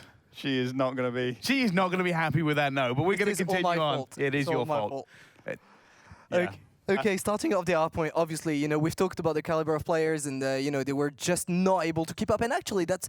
I was talking with the Hadouken players before the game, and they were saying there is no way that we're winning our point. We're absolutely terrible at it. Diablo even said, if we score more than 100 points, I'll be screaming of joy. And they scored 101, and that says a lot about, you know, their confidence going into that game type. So no surprise. Yeah, it was still really. When you're going, if we get over 100 points, I'll be happy. That's that kind of sets it up. And for me, I don't know. Like, how far can you go in this tournament if that's the way you're going to start off a series? Well, they said they were extremely confident with their S&D, and it didn't show because they got they got beaten 6-1. But regardless, they don't rate themselves as a good R-point team. That's not a map. But that's a serious. That's not a small. That's a serious issue. That's 2 maps. That's 2 maps. But going into S&D, you know, Shocks, for example, the German player in that team, when he was playing with Killerfish, it was making hell of a difference for that team in S&D. He was able to bring the win to Killerfish back at Definition SWC last year. He was not able to produce the same kind of a gameplay here, but going into the rest of the pool, that's where I see them maybe excelling. Those uplinks and those S&D. The problem is they've got no safety. Yeah, I mean, the difficulty is if you're going into a series thinking, I'll be really happy if I get 100 points in this hard point, you're not going in to win. So you already know that you're going to be defeated. 19-0 on an uplink game kind of tells the story of the series, really. It was just complete annihilation from Infused. What do you think Infused did really well then? Because obviously, admittedly, it's maybe not the greatest of showcases for how good they are in that kind of a beating, because you can never tell how Hadouken are really matching up against other teams. You don't have the greatest benchmark. But, Rel, what did you see that kind of stuck out for you from Infused? I mean, it's just in terms of the chemistry. We heard Marky there just saying in the post-game interview about how the fact he's been on and off teaming with Moose. Obviously, you know, he's got a long-standing history with Petey there. And they do just seem to gel so well. Communication and the flow that they have in each single map, they just seem to bounce off each other so well. If one goes down, there's always someone there to take the place. And you can just see it. It's so evident because sometimes Hadouken were just scrambled and they just couldn't pull themselves together. It was very fluid. He was very, very confident in his shot. So maybe this could be a big kind of lift for Moose. Yeah, if this is the return of the moves that we know and that was able to achieve top 3 at MLG Anaheim with TCM, then other teams could get in trouble because he can be an excellent player. But I think what strikes me most, it's about getting the job done, not being the most impressive. Yeah, I think this team is one of the ones that maybe the combination of chemistry and the fact they've played together again may really just kind of maybe be greater than the sum of its parts. Well, I mean, it's like Marky said as well. They've lost 2 players and gained 2, and for them, they almost feel like it's a benefit as much as it is for the team that they've lost them to. So they're really happy with their position. They're going to be thrilled with that performance, and I think they are confident. It's like you said, Jonas. They have such a systematic approach to every game, which is no doubt thanks to Marky's leadership. He commands the squad through each map, and I think they're in a good place right now. Oh, yeah, 100%. I mean, what the hard point, was a blowout, 250 to 101. The S&D, again, 6-1. And then the uplink, we shouldn't really talk about the uplink. Yeah, they probably gave up, they probably gave up at some point. I had to check that they were still in the booth at Hadouken at one point. It was genuinely just so horrifically one-sided. I mean, you got to see it here. It spiraled out of control. And that's the only way you can go for it here. Hadouken almost stopped putting up a fight. Like, they just kind of started evaporating as the game went on. And again, comparing to last year, Infuse was incredibly good at uplink at the start of the game because they understand the game, they put a lot of thought into it. And what I think is going to be the most interesting thing to watch about Infuse coming in against bigger teams is, are they going to be able to do that playstyle and make the other teams pay for their mistakes? Because you see a team like Splyce or Orbit, when they make a mistake, usually their skill compensate for it. But with Infuse, they must be able to make those mistakes very costly for the other teams. That's what I'm going to be looking for. Yeah, and I'm excited to see them against other competition in their group as well. I think Infuse now, they have shown we're still dominant, we're still top level. A lot of people are kind of wondering just how far they can go. And I think this is at least a reminder that, we should be considering them in the same breath as Orbit, as Splyce, as Elevate. Because it has been the case, but we've just not mentioned them as much. I mean, this is it for me. I've kind of said 2nd to 5th place is pretty much wide open, and Infused form part of that for me. I do think Splyce are going to take it. I think they're going to kind of, I wouldn't say cruise through, but they're going to comfortably win the event, in my opinion. But Infused do fall 2nd to 5th for me. All right, well, before Infused come 2nd to 5th, the big game in their group is against Fnatic, who, funny enough, are playing next. But they are not playing them. They will be playing Black Forest Gaming. So that is coming right up after this.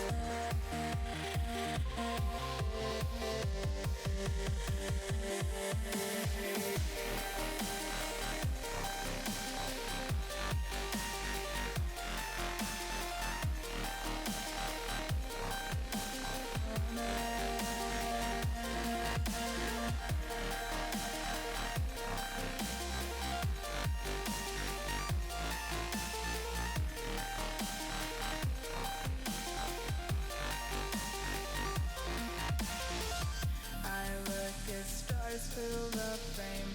They say we're lost without aim. Today the stars will read red. Soon blue will guide us instead.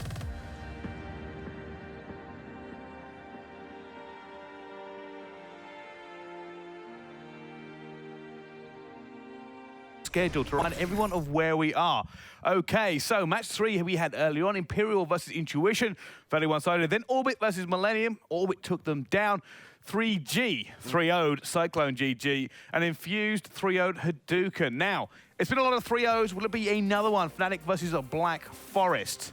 Yes. Brycey, I am 2-0 on predictions so far today. I'm going to be sure to remind everyone of that as often as possible. This will be another 3-0 in favor of the Fnatic lineup. Teams called Fnatic, yeah. I feel like there's one thing that I don't know if it'll come in this series or whatnot, because I feel like Fnatic's probably pretty confident they're going to win this one. But is there any nerves representing such a big organization, like having that kind of weight, representing Fnatic coming back to Call of Duty Esports? You obviously want to put your best effort forward. I don't think it's a match like this where they could potentially slip up, but in one of those high-profile matches, I feel like they could. I think realistically on this, you kind of have to look at the two squads. Now, the issues with something like Fnatic is not Tommy, it's probably not Sunny B, it's not Scraps, it's the new player, it's Scraps' brother, it's Wuskins. Yeah. He doesn't have the experience his brother has. His brother's already been in the CWO. He's had ready tutelage for, a good part 6 months. Tommy's now a great leader, and he's probably working most on Wuskins to make sure that he's okay in this game. They believe he can deliver, but delivering, when you're playing at home, when you're comfortable, and your brother's there in the same team with you, and coming to a big event and being worried about living up to some of the legends you're sitting next to, that could be an issue. Well, one thing I was actually thinking, and I was doing my homework prior to coming to this event, there was no, the other two on this team, Scraps as well as Sunny B, they really just broke out last year, right? I mean, so this is a squad of 3 players that have under I mean, Wuskins just brand new, but then 2 others that really have only had a year in the spotlight of really trying to build themselves in EU, in the CWL. Then you've got Tommy, who's one of the winningest players ever in Europe, has been around since 1990, it feels like, and is still on top of his game. So it's so crazy to see the differences between these players on the team, and I think it might actually work out for As Maven would say, they're young guns. He calls everybody young guns. Yeah, but then a lot of young guns. Yeah, so compared to Maven, everybody's a young gun. Yeah. So very true. It's kind of... You got him. Yeah. It's kind of one of those things. And let's quickly move on to Black Forest Gaming. Now this, you may have heard some of these names. I know you guys are American and you only see some of our elite that we send over. Revolt, Torres, Baldy, and Subsys. Now some of these names jump out at me. Torres has been around for a while. Revolt and Torres. Yeah, he's been around for a long time. Well, this is Black Forest Game's second time like re-entering the scene, and originally they got Revolt and Revoltables for obviously Champs, it was, if I'm not mistaken. So now coming back with him leading this lineup, maybe they see something in him. Maybe they know something I don't, but I'm hoping that they can at least represent them well, because it's always great to see new organizations join COD. Yeah, I mean, I just want to see some of these other European teams grow, play better games against the top competition, because as we said, it's pretty top-heavy in Europe, but we have seen some of these, good skill from these bottom teams. It's just they need to put together, the compositions just teamwork-wise. I'd like to see them be a little bit more consistent in the way they pick this, but I tell you what, the predictions are now coming in. So I'm going to start with you, X. What are you thinking? I know you maybe don't know Black Forest as well. I think we see a Fnatic 3-0. I think they kind of keep going on with the theme of the day, where the top is really strong, and that the middle of the bottom to the 16 teams we have here, they have great skill. They just don't have the teamwork. 3-0 as well for Fnatic, in my opinion. I don't see this these sweeps stopping anytime soon, and even for the last match, I'm going to say 3-0 as well. I think realistically it might be a little closer, but I'm a little bit unsure. I think maybe that there's just the betting in for both of these two teams. Yeah, if one of our last 2 series was closer, I feel like it would be this one as opposed to the Epsilon Intuition match. Yeah, I agree with you. Well, I believe we are about to find out. So let's hand it over to our casters. This time, it's Jonas and Momo. Thank you very much, Bryce and the boys on the analyst desk. Yes, I am joined here with Jonas for the first time, and hopefully not the last this weekend. I keep saying weekend, it's more like a week. However, Jonas, we've got Fnatic here, a team which a lot of people have their eyes on. Of course, Tommy having a lot of fans home as well. As Black Forest, we're going to have a good one. Yeah, we're going to have a good one. I actually think Black Forest might be one of those underrated team underdogs, if you want to call them that way, because they've got a bunch of players who are capable to cause an upset. Is it going to be in group stage? Is it going to be against a team of the caliber of Fnatic? I doubt it. But looking at Torres, a lot of experience. Actually, Torres got more experience probably than some of the players in the other teams.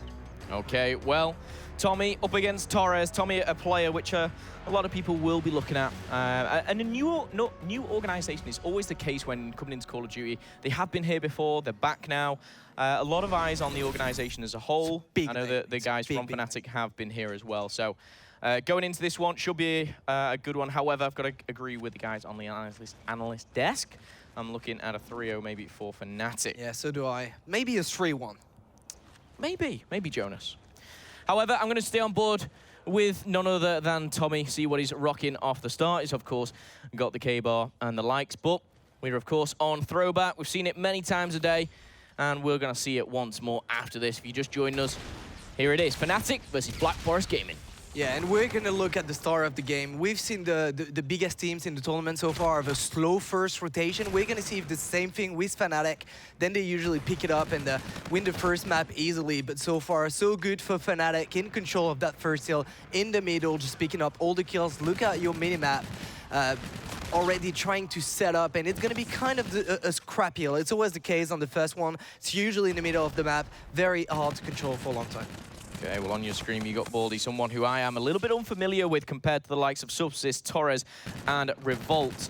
However, going up against a star quality team here, Sunny B and Wuskins teaming up there on the flank, as they do take down 2. But the score pretty much even, as expected, really coming off a middle scrappy hill. But you've got to look at the rotation. Fnatic do have that rotation. Tommy's going to solidify that by taking out Torres. And now we're going to, let's jump on board with Tommy, actually, because he's going to be the one battling people off left, right, and center right now. But I do like the way Black Forest is playing that. They just wait for each other. They go on the left side of the map, trying to win the spawns. But Tommy, very, very solid in that anchoring role. He won an important gunfight to start the hardpoint against Torres, and now just staying alive, causing a world of trouble. And you can see the Black Forest players looking for him, not able to find him. He's still alive, I believe.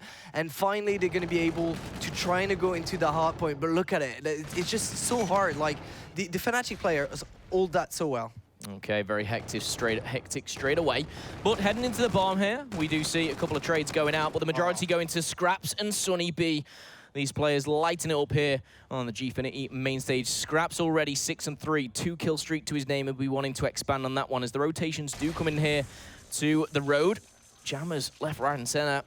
And with 5 seconds left, they are literally clumped around this one. I think the entry was going to go to the boys' Black Forest game, but 2 kills back-to-back do put them on the back foot. Torres answers back with 1. Revolt with an ice, but Sunny B comes out strong. Fnatic take the bike path. Yeah, this hill is very hard to control because it's so easy to go in there and contest. And if you want to kill the players on the other side, it's very hard to just like slide through that underpass. You're usually going to get picked up by someone up the bridge. However, Fnatic, you're just picking up all the kills and they're going to be able to control now. You're going to see Tommy push on that right side, trying to outspawn the opposing team, and is not going to be able to do so, just going to die off. But look at the leaderboard already, 85 points for Fnatic, only 20 for Black Forest, not looking good for those guys. Sunny B finally taken down. Tommy and Skrapz do trade out with a 2-2. And now Wuskins on your screen. Torres gets the better of him. And Baldy coming off spawn. We are going to see the last 10 seconds go in favor of Black Forest here, but you do see a significant lead, roughly around 60 points going into the next hard point. And Fnatic once again controlling those spawns. Let's see if Torres can break through. Yeah, Fnatic just so efficient at trading.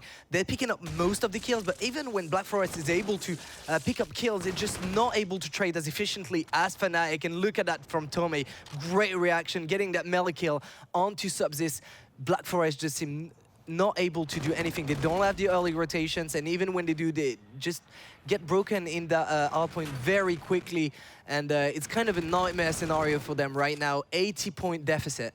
I'm not actually liking the way Black Forest are playing this. They just seem to be running in single file. They really need to slow the pace down, push in as a team, trade those kills out, because they're going toe-to-toe with Fnatic sometimes on this this trade-in, but it's just going Fnatic's way every single time.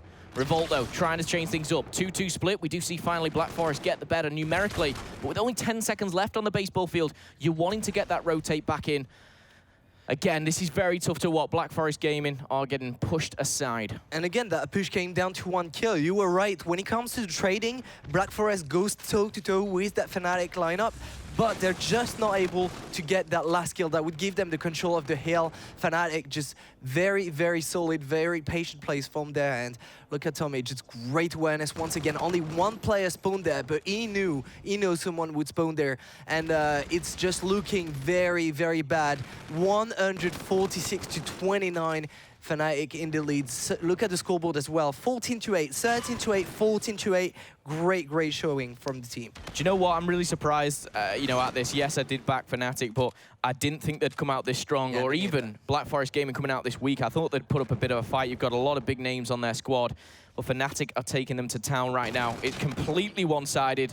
Subsist and Revolt putting a kill either side. Sunny B answering back now, but, you know, that whole middle hard point is all gone Fnatic's way. It's huge what Sunnyb just did there. It needed to pick up those 2 kills, and it did. And, you know, it's a 2-on-1 scenario for Black Forest going for the anchor, and Sunnyb was in a very predictable position as well, so they should be making those kills right now. You can tell they're kind of panicking again. We see those weaker teams panicking when they are in the deficit so much and not able to get the comeback. So once again, just the biggest team showing why they are considered as elite. Absolutely. Fnatic taking control. Skrapz, Wuskin, brothers in arms here, holding the farm, doing some damage, and now Wuskin and Sunny B. Skrapz adds to the tally, and time after time, Fnatic light up that kill feed in orange, and you're going to see the last 25 seconds more than likely go in their favor, and they're going to break the 200 mark if they carry on here, Jonas. Yeah, just another day at work for Fnatic, making it look easy against the Black Forest team. We expected much more from them, and once again, Wuskin in the hardpoint, just going to manage to stay alive. One gunfight, again, could have helped Black Forest enter the hardpoint, but they're not able to pick up those kills that matter so much. Finally, 200-point mark for the Fnatic lineup. Moving on to back pass now. Black Forest need a full 60 if they even want to consider coming back into this game. Okay, now Black Forest do have control of the bike path. However, jumping on board with number 4, it is Wuskin's backed up by Tommy. Let's see what he can do to break this. He's going to contest it with his teammate there for a second, and there is one player just lingering around. You can see with the X-ray vision jumping up and down. Skrapz finds one. Wuskins gives damage. Torres answers back now, and it is a battle of the beast. But again, numerical advantage goes for Fnatic. They're 40 points away from taking map 1, but it is not over just yet. Yeah, Black Forest are gonna have one more try at breaking this one. They're gonna have to think about getting the scrap, because otherwise Fnatic is just gonna be way too close from finishing. But at the same time, they need to keep the control of the spawn, which is what Torres is trying to do. So far, so good. They have the control of the spawn. 10 seconds before the hill rotates, and Fnatic is within distance of that win. Skrapz, big 2-piece there. He's got active camo. Wouldn't be surprised to see him use this going into the next path. And you're going to see him, he's actually going to collect that hard point, walk straight out, and he doesn't even need it right now. Let's just flick on board with Wuskins. He's going to get a double in the middle, finds the first. Revolt does answer back, but Wuskins and Skrapz again. Tommy with a double. It's so one-sided here, and you know what? Fnatic are coming out strong. This is a team that a lot of people have overlooked here. They're looking at the orbit, the splice. Do not underrate Fnatic now. 250 mark coming up very shortly. 2 people are going to try and break, but it's not going to be enough. Skrapz again with the double kill. Oh, my goodness. Gets the third as well. This is just disgusting from Skrapz. Great showing from Fnatic. This was painful to watch if you're a supporter of a Black Forest game. Not able to produce anything. Fnatic wasn't even worried for a little second. Look at that. Smiles all around. Sunny B and the lads here. Fist bumps as well. And nothing kind of pleases me more, you know, 2 brothers in the same team going at it. I think that chemistry is unmatchable sometimes. Do you mean that you wish Rel and you were like that? Don't say it, Jonas. Don't say it. Me and Rel are not very good at COD. You were okay. Rel on the other end, it was a different story. But when it comes to Skrapz and Wuskin, definitely showing some great brotherhood and chemistry in that Fnatic lineup. 250-69. Looking at the score on the other end, Revolt 18-21, 16-23 from Torres. No one going massively negative, but just as a whole, the team wasn't able to do anything special. And look at that. I try and steer away sometimes from the kills. Torres and Baldy not a second on the hill. Yep. It just, for me, I don't know, that's not enough. That's not enough kind of overall pressure. You look at the likes of Fnatic, not one player on their team has under a minute. Not one player on Black Forest has over a minute. It just kind of tells the story. But definitely a masterclass in hardpoint right there coming in from Fnatic. Something I was waiting to see. I wanted to see how this team played on LAN, and so far impressing me greatly. Yeah, no, absolutely. They definitely lived to the expectations. We expected a lot from a team that has Tomei as the captain, and going into that first map, they really delivered. Going into the second map, however, it's you know, we talked about S&D. This is where upsets can happen. You've got players that have a lot of experience in S&D. They're going to be able to try something different. But again, we've not seen any upsets today. We've not seen any upsets in S&D. We, you know, the previous game, we said maybe, I said, well, and I was wrong, said Hadouken maybe stood a chance, but they've just been fearless. Yeah, the problem is sometimes we talk about slip maps and we say these top pro teams sometimes make a slip map of an S&D. Fnatic I look at, and I think there's some very, very talented S&D individuals in there. Very true. Sunny B, CWL Stage 1 and 2 was awesome at Search and Destroy. Tommy, I'm not even going to kind of go into. His S&D speaks for itself. And then Scraps, we've seen so much talent. Wuskins, you know, he has a point to prove coming into this event, you know, representing such a prestigious organization, team with 3 very, very talented players. You know, a lot kind of riding on him, but first map, if that's anything to go by, very impressed. Yeah, very, very impressed as well. And, you know, if you're Wuskin at the same time, you know, you've got the pressure, but you've got your big brother with you right there to guide you through every step of the way. And I feel like that is a big perk for, you know, a new player coming into the scene. And you can look at their faces, not necessarily chill, just very focused into the game, making sure that they can get it done. I thought you were going to say how much they look alike. Look at the faces they do, but yeah, true. Sitting in the middle there, of course. But Wuskins and Scraps on the other side, though.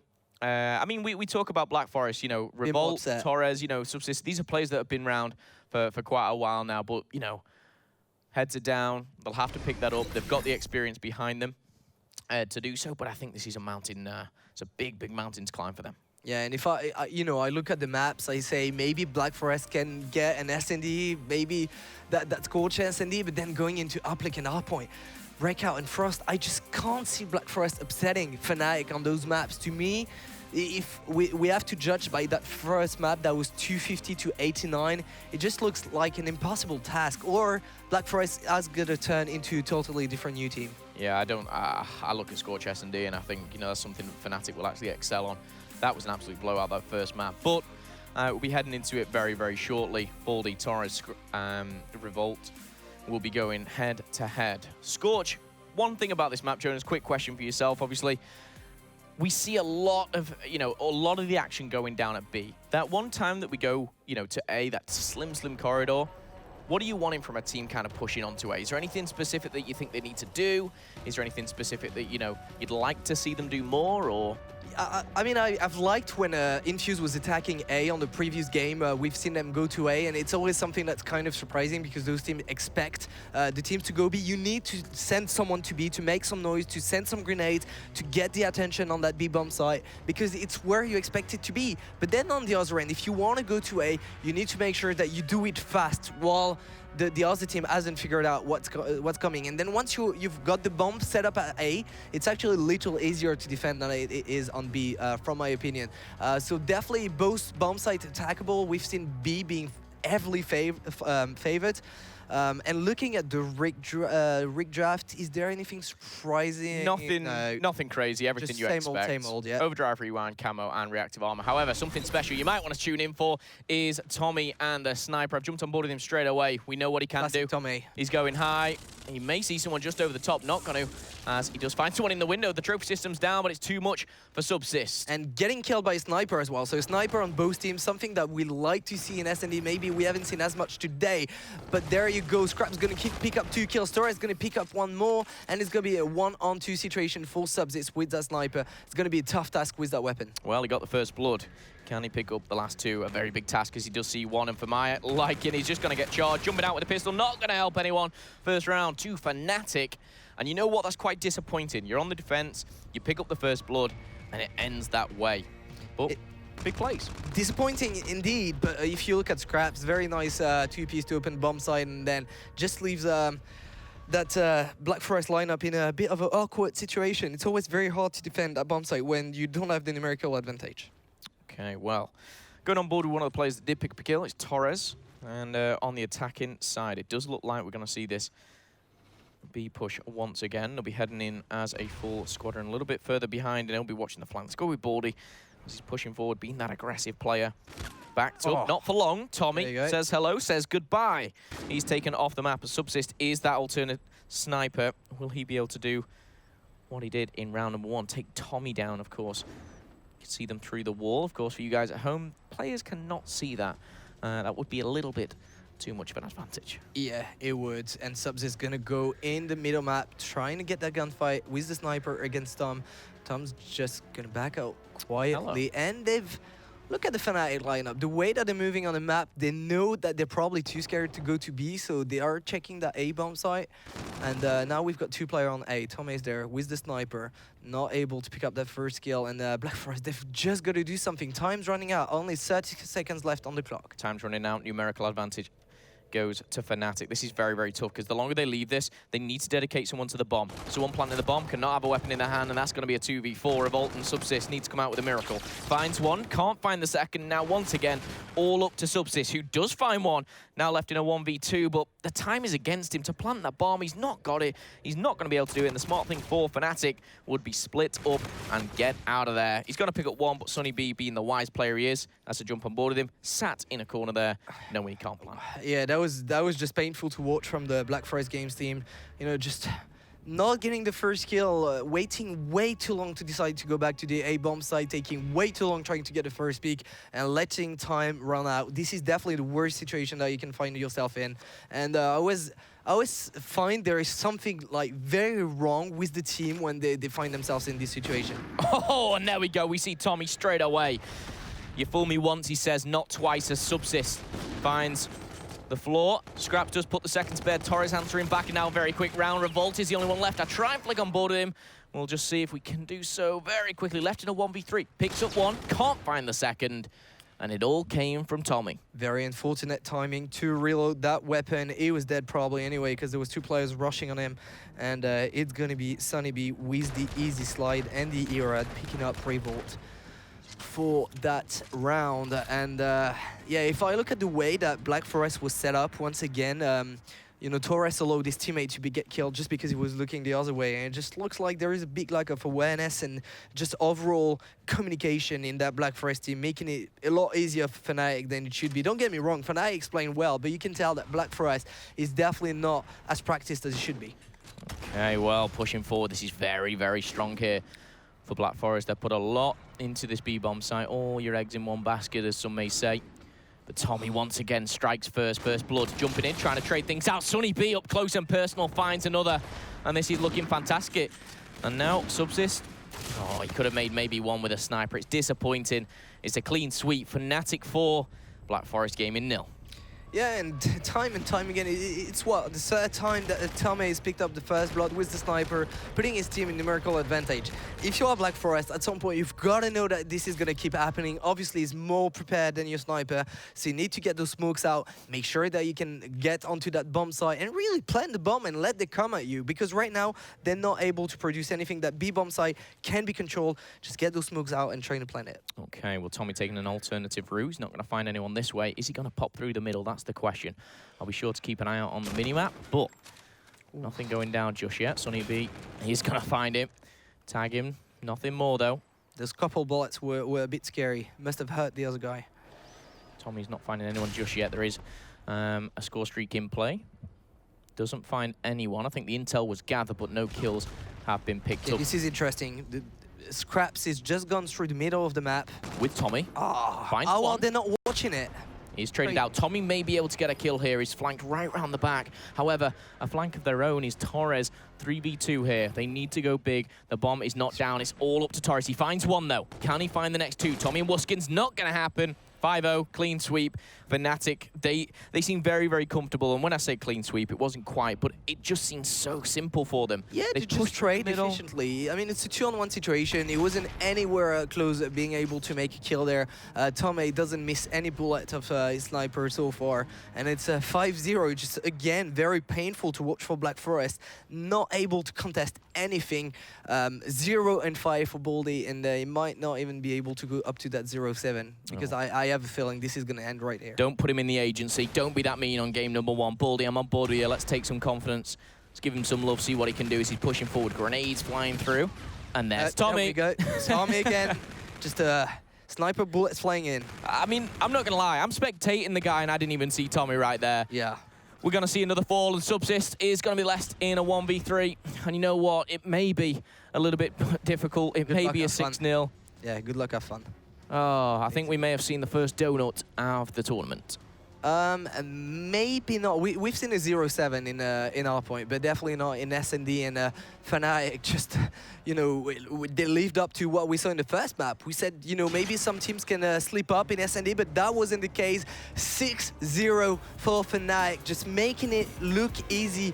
And this had to be a very, very fast map, maybe the fastest map today. Yeah, this is what I talked about with Fnatic. They're a team which will excel in Search and Destroy. Search and Destroy specialists in their own right. Wuskins, once again, not disappointing.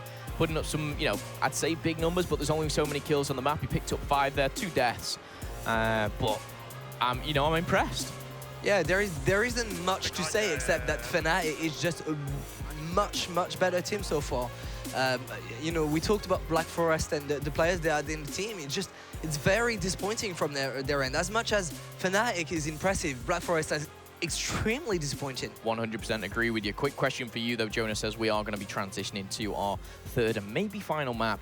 We do have Pool D, which is amongst us right now, that have, you know, consisting of Black Forest, Hadouken, which we've already seen, Infused, and Fnatic. A lot of people will be looking at Fnatic and Infused to go through. That's, you know, the obvious. What do you think about them head-to-head? Well, with the way it's been looking, it's very hard to predict because, honestly, Infused looked brilliant in the previous game and they were going up against Hadouken and arguably they've got some great players in the team, but so does Black Forest. It's actually a group that I was looking at, I was like, there might be an upset. But so far, Fnatic and Infused just making it look easy. So it's very hard to predict. If I had to say, because it's pool play and because it's the start of the game, I would pick Infused. Going into a championship Sunday, then maybe I would favor Fnatic because I feel like Tommy just, you know, he has it in him to get that win on the championship Sunday against a team like Infused. Yeah, it's really interesting. Obviously, Pool A definitely defines their favorite of a Splice and, you know, the fight for second. Pool B, you've got Elevate and maybe Epsilon trying to drill that forward. You've got Imperial as well, a strong squad. Again, fight for second for those. I think Elevate will come out on top. And then Pool C, Orbit, most likely the favorite. And again, it's, you know, the toss-up maybe between 3G and Millennium. But Pool D, I look at, I think Infused v Fnatic, that's gonna be an absolutely beast-like game going into PE, Marky B, Moose, and Nolson. Tommy, Sonny B, Scraps, and Wuskins. It's gonna be an interesting one that, of course, coming up. I'm not sure when that'll be played, maybe tomorrow, but a one to watch out Probably tomorrow. For sure. Yeah, and the other game that I will look at is 3G against Millennium. I think that's one where we can't really tell which team is going to make it out of the groups. Obviously, 3G is going to be the favorite team. They have the highest seed. Millennium didn't look too great in their game earlier, but they definitely have the players and the experience that is required to qualify for the bracket. So we'll see how that game goes. In the meantime, it's going to be back on Uplink Frost between Fnatic and Black Forest, and Black Forest backs against the wall, and I almost want to say it's already game over. With the way this game has looked, there is no way Fnatic can let this one go. Jonas, I'm going to put you on the spot. I like to do this. Give me a scoreline for this game in particular. 85-0? No, okay. Probably something like 16-2 or... Yeah, 16-2 sounds like a great. Do you know what? I'm just so surprised at how poorly Black Forest are playing. And I don't know if that's me underestimating Fnatic, overestimating the individuals in Black Forest Gaming, or, you know, this being just a new game, new time, and these players are playing differently. But absolutely spot on, Jonas. We'll be playing Frost Uplink for the third and maybe final map here coming up against these two squads. A miracle is needed right now if you're a Black Forest Gaming fan. You need to do the reverse sweep. As if you just joined us, ladies and gentlemen, they are 2-0 in the deficit. We'll see if they can claw their way back in. Anyone you want to particularly watch, Jonas? Let's stay on board with Wuskin. We haven't seen too much of him. You know, we've talked a lot about the fact he's a new player, and I definitely want to see how he's going to be delivering. Plays a lot with the MV4, if I'm right. Well, at the moment, let's see how it's going. We are on board with Wuskins. He's going to be pushing through the middle and again to this uplink. If you're new to uplink, very simple. Grab the drone, pop it in, or throw it in, should I say, for a 1-point play. Or you can carry that drone in for a nice 2-point play. And my goodness, Fnatic starting strong. Torres is going to fall. Which player is going to be the one to pick up that drone? It's none other than Sonny B, but he doesn't get the throw off. He's going to fall. He's left it in a pretty good position. However, one player trying to flank is Scraps. Not going to be successful. Tommy giving it his best shot. Oh, and this could come back. Go for 2. This could He's come got back. one more kill to make. Is he going to make it? Yes, he is. Very clean play from Tommy. Just going to play it safe, get that 1 pointer. He could have gone for 2. He could have done, but one thing I did like about his plays, he's made the play, now he's in the enemy spawn. He can put a lot of pressure here. But Tommy is the only one on the map right now. The drone is going to be picked up shortly, I'm guessing, from Black Forest Gaming. I'm very surprised that it's been left so late. All the players are spawning up. Would have liked to seen something a bit quicker. We're going to see Tommy go back to the middle of the map, and just with the perfect timing, that player is not going to see him just a little second earlier, and Tommy would have been dead surely. You know, little reaction from the Black Forest game. So we've seen much more many kills in that situation than they did earlier. Yep, Tommy is 7-0, keep that in mind. Scraps is yet to get off the board, he gets his first, but Tommy finds number 8. The bombardment is available, he's going to finally fall. But what a great start. Tommy is a player as well. You know, he's always been amongst the best of the best. And I think in this squad, a lot of people have overlooked it. You know, he's almost made this squad himself. He's picked the best players he could. But with the leadership of Tommy, anything is possible. Yeah, he's got a lot to prove. You know, he's kind of been taken out of those elite teams from the caliber of players that you're looking at. He's not playing with the likes of Mad Cat and Judd, as he was for a very long time, or Swanee. So definitely maybe want to prove himself again, and you know, also helping that new generation go through. It's something that, you know, when you're a player like Tommy and you have so much experience and so much in-game knowledge, it's also good to be able to pass it on to the next generation, if I might say. Yeah, 100%. Another 1 point play goes in, and I tell you what, you know, seeing Tommy on a squad without Swanee is a bit of a shock, but to see Swanee not on an event like this at all, it's disappointing. I hope to see him back soon. I'm sure he will be. He'll be back. I hope he will. Gaming as he always is, such a prolific player within the Call of Duty scene and has been for so long. However, Black Forest Gaming trailing by 2 both in map and score. And series indeed. Who is the one on the drone? It's Wuskins as he puts it in for 1. A nice clean throw there as Tommy continues his dominance. 12-3 now. And again, the Black Forest, the only kills that they're able to pick up this far are only defending kills. They're not able to grab that drone, get any control of the map, get in a position where they could be worrying for Fnatic. And look at Tom. Just hide. Yeah. Torres was actually scared. He probably knew that was Tommy. He was trying to hide away, but Tommy is going to hunt you down and find you. And this is exactly what he's been doing all along. 13 kills already, and it's just very hard to watch. It's just very hard to watch, I feel. Watching Tommy play this, it's like he's just running around in a public game right now. He's actually just running around. It just seems so easy for him. I thought he was going to use his bombardment, but he didn't. He does save that maybe for a rainy day. And on the drone, oh no, Torres. Oh, that was... goodness. Torres has just been absolutely destroyed. Yeah, Not what you want to see. I think at that point, when you're missing that kind of kills or missing so many bullets, you know it's game over. It means they don't have the confidence in their gunfights. They don't really have the confidence to come back into this game. And it's 4-0. Tommy is going to hit that lower roll run. I'm going to come like back this. up. Yeah, I like it as well. He's going to wait for his teammate. Very well played. Sneaking round, Melee's one, that's going to be Baldy. Can he find the 1 point play? Maybe intercepted. And he uses the rewind to stay alive. That would have been tasty. But I don't think they... did the play actually go in? It did, I think. Or did it get reset? I can't even make that out. I was too entertained by the playstyle in hand. But Tommy's still on a rampage. Watching him go around is... If you want to learn how to play Call of Duty... He's actually playing alone. He's not even waiting for his teammates whatsoever right now. He's just trying to put as much pressure as he can. And also 2 point goes in. It's going to be 6-0. I mean, if you're Black Forest right now, you just want this game to hand. It's just been painful, embarrassing. It's very bad experience for a team like that. Difficult to watch. However, if you're a Fnatic fan, then you'll be rubbing your hands together as they are absolutely storming this series right now. 10 seconds left. Can they extend the lead? They'll be wanting to. Sunny B's the only one there. 2 shooting him. Goes high. He goes long, but it's not going to equal a transition into points as we will close out the first half. 6-0 Fnatic. This is a very one-sided. If you're just joining in us, ladies and gentlemen, the hard point was a one-sided affair. I think it was like 250 to 90. Then we saw Search and Destroy go 6-0. And we sit here at second again. half, 6-0 in the uplink. Tommy's 19-7. He's just having some fun, I think, out there. Yeah, and it just comes down to, again, we've seen that time and time again today, just the difference between those top, 5, 6 teams and the rest of the teams. It's incredible how much difference there is. And you would think that, maybe some maps would be close, but right now it's just Fnatic, so prepared, so practiced, just tearing apart everything that comes their way. Absolutely, and now the start is strong, and Fnatic extend the lead with another 1-point play. 7-0 is the scoreline with 30 seconds gone. It's not taken them long to break the deadlock of the second side. Wuskin's big plays there. He's going to be pushing out. Let's go on board with him because he does have overdrive. Talking of overdrive, so important. I'm glad he stopped there and just went high above the player. He nearly jumped right over him, but 3 fall down, 4 for a second. Overdrive, here we go.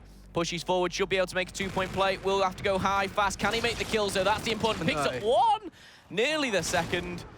Nice plays. It's just stylish at the end of the day. Yeah, he shouldn't even be able to pick up 1 kill. I mean, you've got 2 players looking at him, expecting that he's gonna go into the hard point, and they should be aiming already, and just getting killed like this, it shouldn't happen. And there is a problem. Just doesn't come down only to team chemistry, just overall practice, confidence, focus. It's 11-0. That says it all. We've seen a very one-sided game, and if you're Black Forest, you've got to feel very upset about the way you've been playing. Yeah, Revolt 17-17 right now. Neutral as his teammates decide to shoot him. Not wise. He's going to finally fall to Tommy. And falling off the map. Who has that drone, though? I was going to say for a second. It's just been reset. It's passed left and right. Difficult situation there. Reset again. But again, taking it. the problem is, Jonas, obviously, at this point, the time's ticking. And every second, every 30 seconds, minute that passes is just in favor of Fnatic. They're happy to just sit here, slay out, trade kills. No one needs to do anything in particular. And, they're actually extending their lead, which is the impressive stuff right now. Well, they are staying focused, and we've seen in the past teams kind of sleep up because they maybe underestimated their opponents after a first map that was really convincing, and this is not the case today. We've seen those teams, the top-level teams, just so focused and delivering the level of gameplay that we expect from them on every single map at every moment. They will play literally until the end, and this is maybe the professionalism that we expect from them now. Okay, well, we're coming into the last 2.5. 11-0 is still the scoreline as you see the kill feed light up in orange. Make it 4, why not? It looks prettier, as they say. Sunny B will be lighting up, 21-16. You got Wuskins dropping similar numbers. Tommy, 27-12. It is so one-sided. Something I really didn't... I came into this game hoping for a bit more of an even score. And Jonas jokingly predicted 85-0. We're not that far away. Hey, well, I was...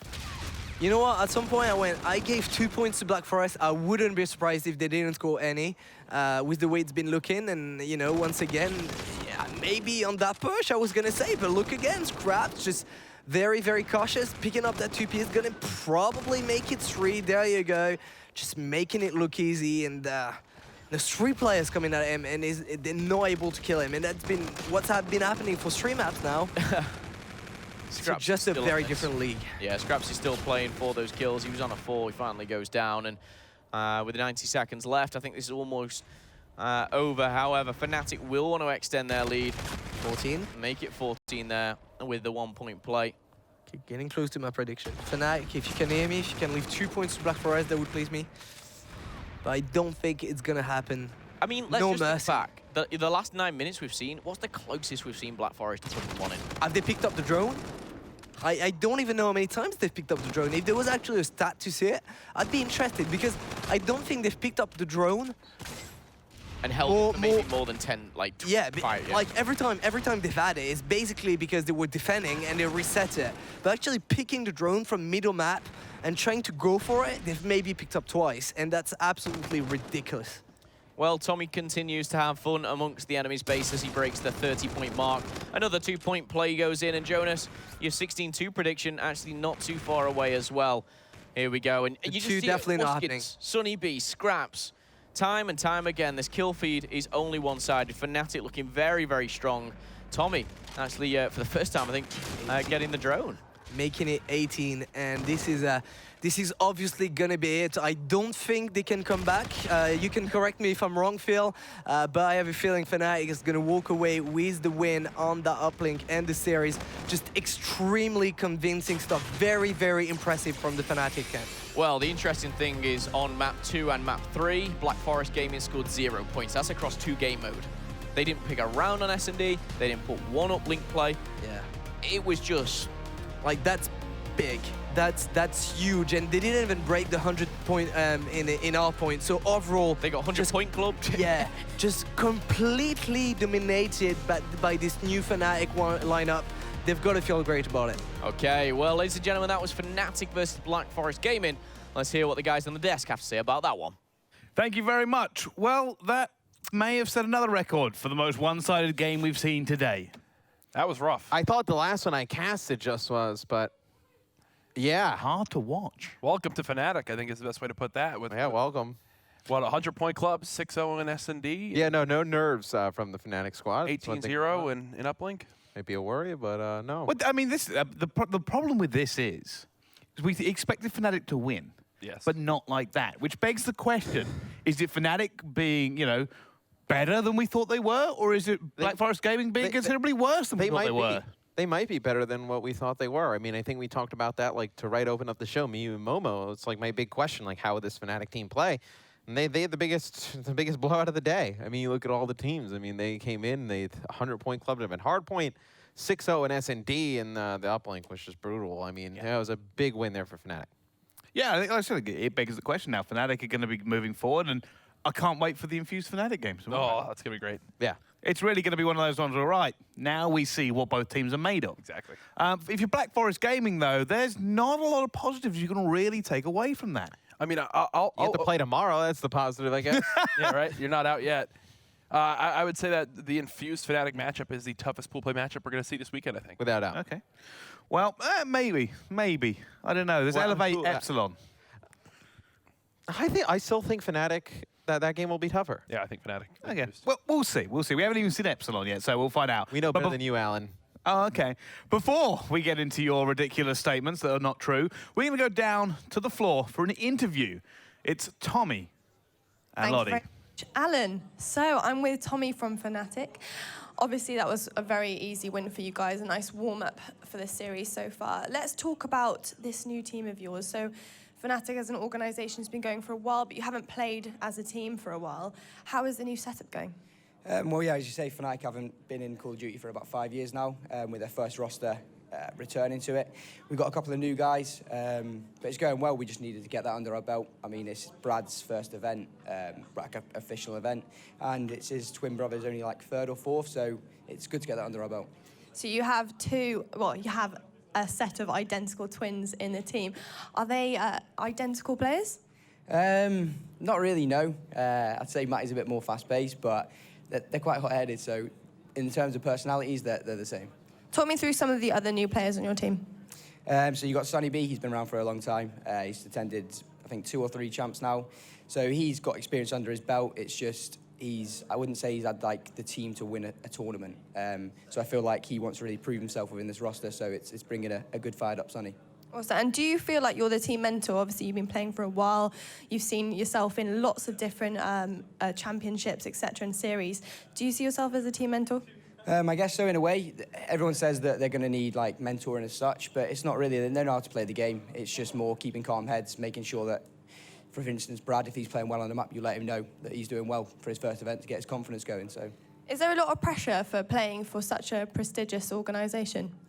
Yes, I'd say definitely with Fnatic. They have the best teams in pretty much all the titles, and within Call of Duty 5 years ago, they had the best team back then. So we have that pressure, but they're not under any illusion that we're going to be dominant straight away. They know we're a work in progress, new guys on the team. We're going to work towards getting better and being more of a force at bigger events. Well, we've seen a little bit of what you guys can do already. Do you fancy yourselves to the win of this series? I'd say we have the potential to win the whole tournament. It's just, is it there yet or is it not? We'll find out from that. We played really well, but then again, you could say on the flip side, they didn't really have a good game. I mean, tomorrow I think they'll play a lot better and they'll show what they're worth, but today we were just better. Well, best of luck for tomorrow. Thank you very much, Tommy. And right back to you, Alan. Thank you very much, Lottie. Well, It seems like Tommy may think that Black Forest could play a little bit better. Yeah, I think. Well, I don't even think he meant it in a roast. I think. No, I mean, Yeah. yes. yeah, I would say they could absolutely I'd play hope better. so. That they will play better. Yeah. I'll phrase that a different way. Yeah. No, I think they absolutely can. It's great to hear from Tommy. He's one of my. I hold him very high in the list of EU players that you hate. Respectful. And I think you just saw more of the potential this Fnatic team has. I mean, I've watched Tommy stream for a while, and there are some times where like he is just yelling at those guys to get in the right positions. I think we saw one clip where he was yelling at Scraps. He's like, "What the hell are you doing?" He's standing right next to teammates in search and destroy. Yeah. So I think, look, you look the leadership that he brings to the squad, obviously the LAN experience that he has. I think that brings a lot to this team, and I think you see the potential that they have. Well, what I really like too, and sorry to cut you off, but was I was talking about the seating charts, and I do believe they positioned Tommy right next to Wuskins in the booth, and it makes a lot of sense. You want to have your vocal leader being able to see what's exactly on your new teammate's screen, be able to communicate, and be right next to him in the booth to help him with everything. It makes a lot of sense. I feel like this is a completely different team than Tommy's used to playing with. Like, he's used to playing with consistently the same players over and over again. Recycle. Mad Cat, Swanee, Jerd. I feel like at times when you play with the same people over and over again, you kind of like, I don't want to say like get burnt out or you get like bored. I feel like this could like revitalize like Tommy like as a player, so to speak, playing with some new guys. Well, I think this was the point I wanted to touch on here. We talked about, you said you watched Tommy stream and he's shouting at Scraps. Like, there's no way he was really doing that last year when he had Swanee, Magada. It just wouldn't have worked. So yeah, I think Tommy, although he downplayed being a mentor, clearly it's a new role for it. Yeah, I mean, an old role that he's kind of slipping into. You'd have yelled at Mad Cat last year, he would have just left the team and then came right back within 30 minutes. Ooh. Right, on that note, I think it's a good time to kind of wrap this conversation up before you say any more. We do have a game coming up next. Intuition against Epsilon. They made their way down here today to play in this one. We'll see you right after this.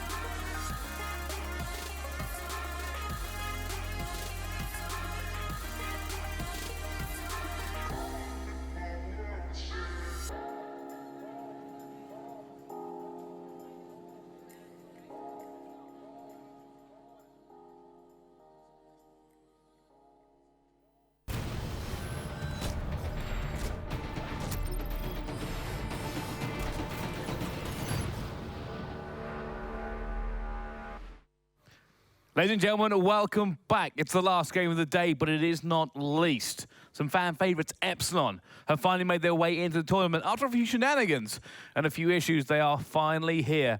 So they've got a lot to prove coming up in this game, and maybe a little bit of a warm run out for them. It's going to be against Intuition. I'm not alone, though, to bring you the action for this game. Joining me on the desk, two wonderful guys who match outfits. It's Tun and Jonas. I mean, we're just going to talk about the height discrepancy, aren't we, surely? Yeah, we match outfits, but not height. Sadly. But okay. I think something else not going to match. It's probably the level in this game. I mean, if I look at both teams, Intuition going on against Epsilon, we saw Intuition play earlier. We didn't really know them. We weren't really impressed. Is the list I can say. No, Yeah, I was just going to reiterate that this is probably going to be exactly the same as what we've seen when they went up against Imperial. Nobody really knows what's going on. Epsilon, I said, have probably got a lot to prove. Yeah, I think realistically for me, this is Epsilon's shot at redemption. They weren't going to be here. They were not going to be here. There were obstacles in their way. But now they're here. Not only that, but they've not had a great start to this game either. They missed out at 2K. They didn't have great results. They've got so much to prove after that fantastic showing at XP that now they finally get to sit down in a booth that, just this morning they didn't think they were going to get a chance to go into. They've really got to bring the fire. Yeah, they've got to be hungry. I mean, if you look at the Twitters recently, they've been making a lot of statements that they were going to come back hungry, make the difference. They knew they thought they were going to miss out on this event, and yet they were hungry. Maybe some other teams would have been very disappointed, mad at themselves, maybe even splitting up in some cases. And they've stick together, so it really shows how composed they are and how much they think they can achieve, because they've achieved greatness at Champs. No one thought they were going to be that great. So definitely, I think in this tournament, they are the team to watch as an underdog. And again, just to sort of reiterate your point, is like that, it's good for the integrity of the tournament that they're here because they're seen as a top 6 team. And I think if they hadn't been here, it would have been really hard for them to advance on through the rest of the year with the way that the pro points are working. So pro points to get the next event, to get the next event, to get the next, as it sort of rolls on, it would have been a real stumbling block if they hadn't actually made it here. So the fact that they're here now has really saved their season, and they really need to make sure that they take this chance that they've managed to get, fortunately, actually, and grasp it with both hands. Yeah, I mean, and let's not mention the fact that, Imperial and Elevate are kind of sitting there going, oh, this is not as easy a game as we were hoping for. Yeah. They know that, the kind of the caliber that Epsilon can bring in, the ex-Fab E squad. So, yeah, I mean, for me, this team is a big group of slayers as well. So they're definitely going to have that kind of chops to go toe-to-toe with anyone. I'm just really excited the fact they're here. Yeah. Like you said before, it's great to see them here, and now I'm wondering where they fit in. Because before all the predictions of this event, we didn't know where they were going, because obviously they weren't here. Yeah. But now they're here. Are they getting out of groups? Is this scuppered Imperial's chances? I think it might have. Yeah, to be honest, I think on paper anyway, you look, Imperial played very, very well before, but it's hard to really distinguish how good of a performance it was because it was against Intuition. No disrespect to them, but obviously, they're not as good as everyone else here. They know that as well. But yeah, it's going to be hard to judge until Imperial go up against Epsilon, but I think it's going to be. I think Elevate are definitely going to top that group.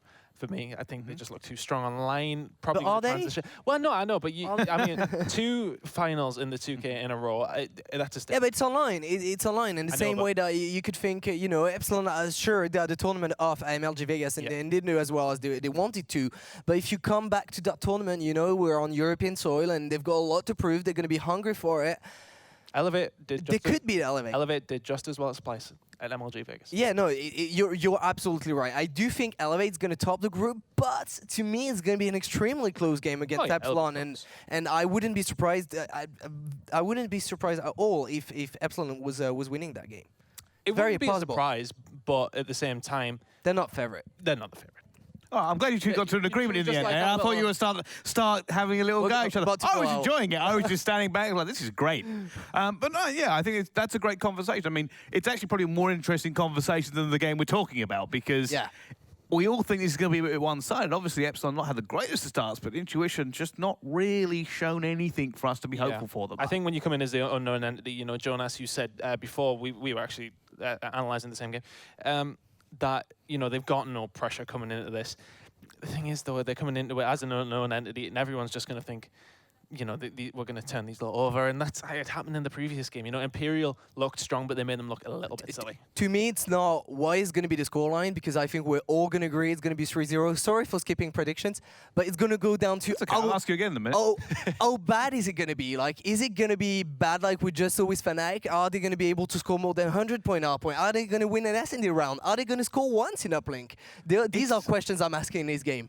I don't think that kind of sets the tone for what we're talking about here. Like, if we were going to rate the teams in this group, it's Elevate, and they're top, right? They're 100% going to be top. Imperial, maybe not second, probably third. Epsilon second, and then Intuition last. On paper, yes, but obviously I think we know what it's like. You know, we know what Call of Duty's like. Surprise events, surprise results do come out every once in a while. There could be a surprise result in there. But a lot of teams are quite evenly matched in this group. But we definitely 100% put these guys in fourth Bottom position. us, yeah. Rock bottom.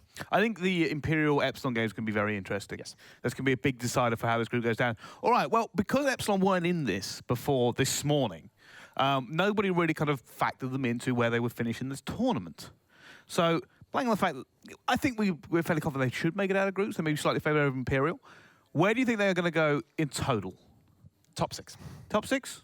I think I can see them anywhere between 3 and 6, but the interesting fact is they are actually quite close from Imperial in pro points, so it's going to be very interesting to see which one is going to be said. All right, well, let's just get the predictions because you're both going to say 3-0, so I'm just going to throw it straight into the game. Let's go right into this one. It is, of course, Epsilon versus Intuition. Thank you very much, Brycey. Yes, myself, Rel, and Momo going to be guiding you through this final series of today. And wow, what a day Epsilon have had. Yeah, finally those guys have shut up so we can get into the game. We've already missed the first 30 seconds, but never mind. We're all into it. And Epsilon, yeah, a lot of points to be proven here. Starting off strong, though. 27-3 is the first split. But the one thing I do want to point out here, a very SMG-heavy base team in your face. It is Epsilon Esports, Dave, Desire, Hawkey, and Vortex, a team you're all familiar with, coming up against Xeno, Jambo, Monk, and Levox, a team we've already seen today and have seen not do too well, Rel. Yeah, I mean, the thing is, Epsilon are coming here with such high expectations now. I mean, they're the guys that have been pulled out of it last minute and told, look, you need to turn up. You've got some games to play. If they've come all this way now for absolutely nothing, it's going to be devastating for them. They are the favourites, definitely the favourites going into this, but they just need to keep composed and look at the scoreline already. Yeah, this is quite shocking. Jambo actually coming up to maybe a 2-minute mark or 90 seconds. He's yet to put a kill on the board, so he needs to change that. I'm sure he will do. However, we're on board with Hawkey, Dave picking up 2 on 1 apiece. Desire, though, is the man on your screen. He's going in for the rotation, a key one, to say the least. And the important thing is, I mean, I'm saying rotate early, but right now, Epsilon, they just seem to be brute forcing their way through. Yeah, and I mean, look at the amount of kills that Dave's got right now, 10 and 5 already, so going double positive for his team, doing absolute work. You can see the other guys kind of trailing behind somewhat. It's Dave and Hawkey that are really paving the way for the guys here of Epsilon. And, you know, it's been a really controversial day, I suppose, for them. So a big storyline behind this game. And I know there's a lot of eyes that are going to be watching them. Yeah, and talking about Hawkey, I've spoken to a lot of the pro players, you know, the top tier, the elite teams, and some of them will say, like, Hawkey has the best individual kind of gun skill there is, you know, but he doesn't have the rest. And, you know, there's a lot that goes into the rest, if you like. But Hawkey definitely one to watch when it comes down to those individual gunfights on a 3-kill streak now, tallying up that time on the hill, and he's breaking 100 very, very soon. Rocking the K-bar at the moment. He will find that he can just hang back a little bit, let his team rotate. I don't know what Jambo is doing right now. Well, let's give Intuition some love here, because they are certainly struggling, but they're going to need a bit of support if they want to pull through on this, because 111-15. This could be the biggest scoreline victory in a hard point we've seen all day if they keep up this performance. Yeah, I thought Jambo was actually challenging the last hill, but he didn't. He rotated, which is fair play too. And finally goes down, and Monk is the one maybe putting up a few more kills, make it double digits for him. We're seeing score streaks coming in straight away. They shouldn't connect just yet, as we do see Jambo hiding away in the case. But this hill needs to be broken. Coming in for Epsilon. Let's go on board with Dave, see whether he can break through here. An assist comes in as Hawkey picks up the nice double. Desire finds one, and Levox got him traded out by Desire, and there you go. It is now under Epsilon control.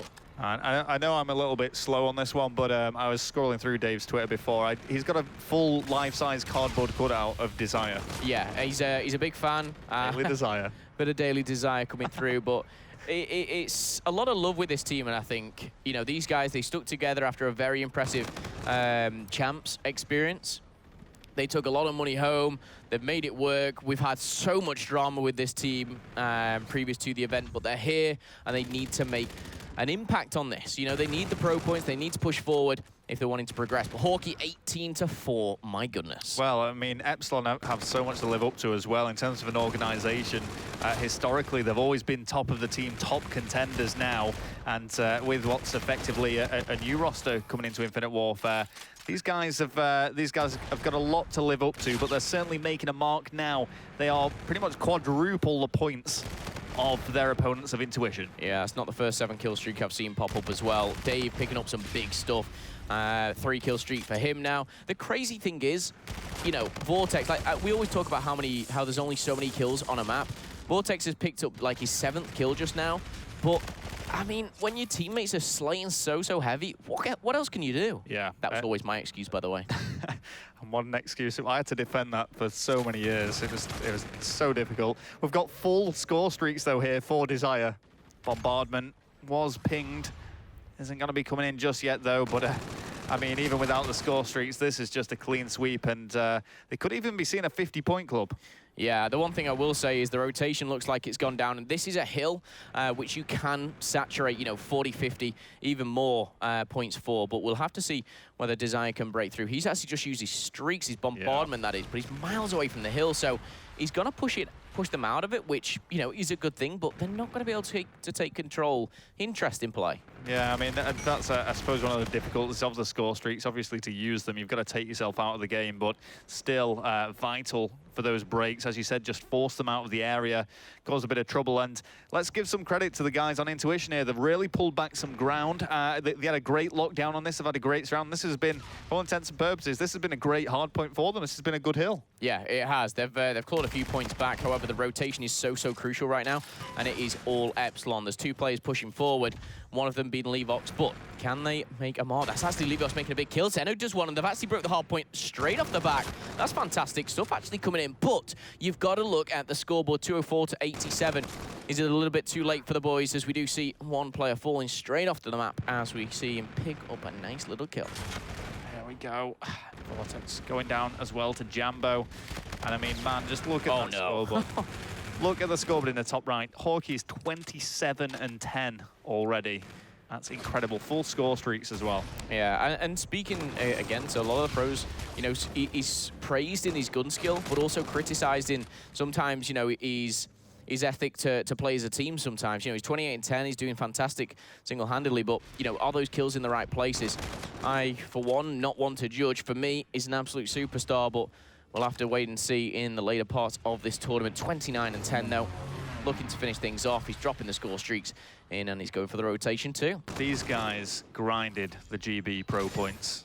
I mean, they were hammering. Vortex was getting a bit of a name for himself as smashing them out continuously, and to work so hard towards something to eventually not potentially end up coming to the event must have been devastating for them, but now they have this opportunity to redeem themselves. They've been given a lifeline, and they are grasping it with both hands as they take the first map 250-96. Excellent plays from Epsilon. Intuition maybe a bit out of their depth here, Momo. Yeah, I think this is very hard for them.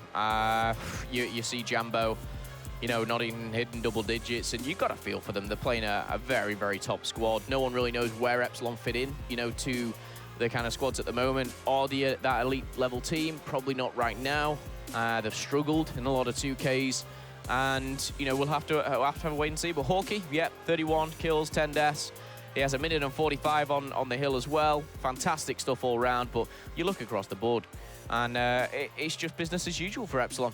Yeah, and that's going to be a sterling performance. I know a lot of people will have waited up for this match as well, both partly because of the drama that surrounded it, will they or won't they turn up, but also because they've got so many fans that are going to be supporting them through this and through the entire tournament. The competition's really started heating up in the EU as well. I mean, we've been endlessly discussing the fact that there's some real contenders here that could potentially go all the way. I'd arguably say it's between 6 teams. Yeah, there's a lot of talented players, and it's very hard when you have a squad like Intuition, you know, they've come here, they've been invited, fair play to them. They've played, you know, for these pro points, and rightfully so. But a squad like Epsilon, who, you know, a couple of months ago were over in LA playing for, you know, $2 million, you know, everything on the line, and they took out 4th, and, you know, it was a great tournament for them. Yeah, so it kind of really does show, and we talk about the pros and cons of does experience lead to complacency, or does it shine through in terms of being experienced and more level-headed? Does the newbies, do they have kind of the ambition or the drive to go further, or can the nerves really shake them? And it just does show time and time again, experience counts for so much. It really does. I mean, one thing that these guys can take from this experience is it's actually quite a privilege to even be here. You know, a lot of teams, a lot of good teams have not made it to this. You know, you've got to be invited. You've got to have so many pro points. You've got to have played so well to be here. You know, they've made it. However, they've got a big mountain to climb ahead of them, obviously, not only in just this game, but, you know, the tournament in general. And this is where you get your best practice. This is where you gain experience. And everyone's got to start somewhere. Well, they are going to start selecting the rigs. We'll have them up shortly, but no surprises, really. There's kind of an understanding, I think, already within the community of what the stronger rigs are for the specific game modes, and that's been fairly consistent throughout. We've not seen any particular surprises, have we? No, pretty standard, and you're always going to see your camos, kinetics, camo, reactive armor, and rewind. You're going to see a bit of a variation on your overdrives and such, but sometimes Centurion, I guess, for the hard point, but yeah. Aside from that, it's fairly standard stuff, and it's, you know, it does offer that consistency and that continuity. You can really start getting some good comparisons between teams as a result of this. So it's very, very interesting to see. Obviously, the rigs having the trait as well as the payload. Look at Desire. He's got his head on his hands. I don't know what he's doing. Dave's found his lucky glove. But I still can't believe they're even here after everything. Well, I mean, this is it. You wake up one morning. I think there was a bit of trouble in the fact that one of them was still asleep when they were getting the call up. They had absolutely no idea. So for some of them, you know, it's a big day of traveling, and to straight away, a lot of the guys got in yesterday, some this morning, so they've had time to kind of get to their senses. But these guys have literally got here, turned up at the event, and just played straight away. So Desire is... He is tired. He's having a quick nap. He is very tired. He's worked hard on that first game. Well, yeah, he needs to keep it up, though, because if they start slipping up now and dropping the games in the pool, and, you know, it's going to be devastating for them. Okay, well, we'll see how Desire particularly performs in this next match. Of course, the next match is going to be Search and Destroy. Now, a lot of you guys will have seen Scorch, but this time you're going to be going on to Throwback. It's a bit of a different rotation, of course. We've already seen Intuition play already. How this one will go down will be an interesting one. Xeno, Jambo, Monk, and Levox heading up against Epsilon Esports. Desire, Dave, Hawkey, and Vortex. You guys at home, us on the caster desk, the analyst desk, the guys in the crowd, I'm sure, are all leaning one way. Well, we always say we shouldn't rule any team out. It's very hard not to, given what we've seen so far, but let's give Intuition some credit. They did show that they can hold on to some hills. You know, we've seen that they pack some firepower, but it just didn't seem to be enough in that first game. This is a completely different game mode. It's played a completely different way and on a very, very different map as we take it to the 1950s style main street of USA atop the giant Taurus-shaped space station. Never gets old. Never gets... The good old 1950s. Here we are. 1950s with very futuristic weapons, bit of a mix. Well, this is it. It's been styled this way. They've built a space station, as you can see. And as the players kind of... You like this bit at the start of the game, don't you? Where they kind of flick around a bit. But hey, here we go. Search and Destroy now on Throwback. And we're going to start off with the aggressors. Let's see where this bomb is going. Oh, the bomb is definitely going towards A. One player's already been taken down. Monk makes it number 2. Make it 3 with Jambo, and I just feel like I'm going to say 4. Wow. Oh, that was... Desire. Just put up a fight. Shoot some bullets back. Considering Desire had his head in his hands about 20 seconds ago, to just throw himself in and get a 2-piece straight off the bat, you know. He had his rest. That's all he needs. That's it. He just needed a power nap between He's probably having another quick one now. Quick one round by round. He's probably saying, come on, guys, let's get this one done. Let's keep this one short and simple. But Desire and Vortex double up for the double themselves. And again, they're pushing through for an A push of themselves. All right. Are they going to be able to draw blood and get something out of this round, or are they just going to crumble even further? On board with Desire here. Kind of seeing the perspective of Epsilon once more. Just kill after kill. There's the exchange, though, and now it is a 1 versus 2, and that is going to be another round going towards Epsilon. Yeah, clean sweep, clinical round. They did bite back, got a couple of kills on the board, but again, that was very, very easy for Epsilon. Sometimes I think, why do they make it look so easy? But, it's why they're in the position they are, why they're in the organization they're representing. They are the professionals at the end of the day, and they're showing why here. All right, well, let's see if they can continue this form. We want to keep on board with the attackers. So we've seen a little bit of Jambo. Let's see what's going on with Monk. He's the bomb carrier. He's actually made the push towards the A-bomb site. Very reluctant to go any further and doesn't really have too much support on that flank by any of his teammates. So he really is all out on his own there. Does pick up a big kill. If he went down, they'd call out that bomb drop. Yeah, that was Desire, who's on a 5-kill streak. That's going to be traded out, and now we have Zeno in a 1v3. Make it a 0v3, both in score and players there. This is a repeat of the hard point right now. Yeah. I mean, it's just dominant play. It's what we would expect, I guess. I mean, there were a few concerns, as we said. Epsilon could be a bit of tiredness there. It's a long travel to just go straight into playing Call of Duty. But I suppose fate has landed fortunately in that, Intuition maybe don't have the accolades and the achievements that some of the potential competitors at this event do. So whilst I don't want to take anything away from the Intuition guys, obviously, as you say, Momo, done extremely well to qualify to get here. We know what Epsilon are capable of. We do indeed, and Vortex just going to have to sit down for a second as Hawkey is putting some bullets in his own teammate there. Long shot as Levox takes down Vortex, bit of shaky shooting. And now a 2v2 as Dave takes it to the sky, goes high, finds one, should finish him off, and Hawkey's going to come in for the trade, but a 1v2. Finally, we see a round go on the side against Epsilon here. I think this was a quick double kill in the back. Yeah, and we've got to say, I mean... wow. That is ridiculous. That is the luckiest two-piece I think I've ever seen. Well, you got to have a little bit of luck sometimes. Wow. Lady luck on their side for that round. But hey, there you go. I mean, let's stay on board then with the attack inside. We've gonna go with Monk now, and again, just they're persistently going for this A-bomb push. We've got to think as well, Epsilon probably would have taken that other round if it weren't for the team kill. Yeah, and obviously a little bit of luck at the end to face off, but with 90 seconds on the clock, shortened to 60 here, we have a trade, a 3v3. Currently, as Monk holds the bomb back. He's seen one attacking him. He should pick up the kill. He does. That's Desire who falls, but he's surely going to be traded out. Now a 2v2 as Monk in a very difficult position. Where is Zeno? He's taking damage as well. Backing off, sliding back and forth. Left in a 1v1. Hawkey versus Zeno. Hawkey just on your screen to see where he is, but has Zeno spotted him?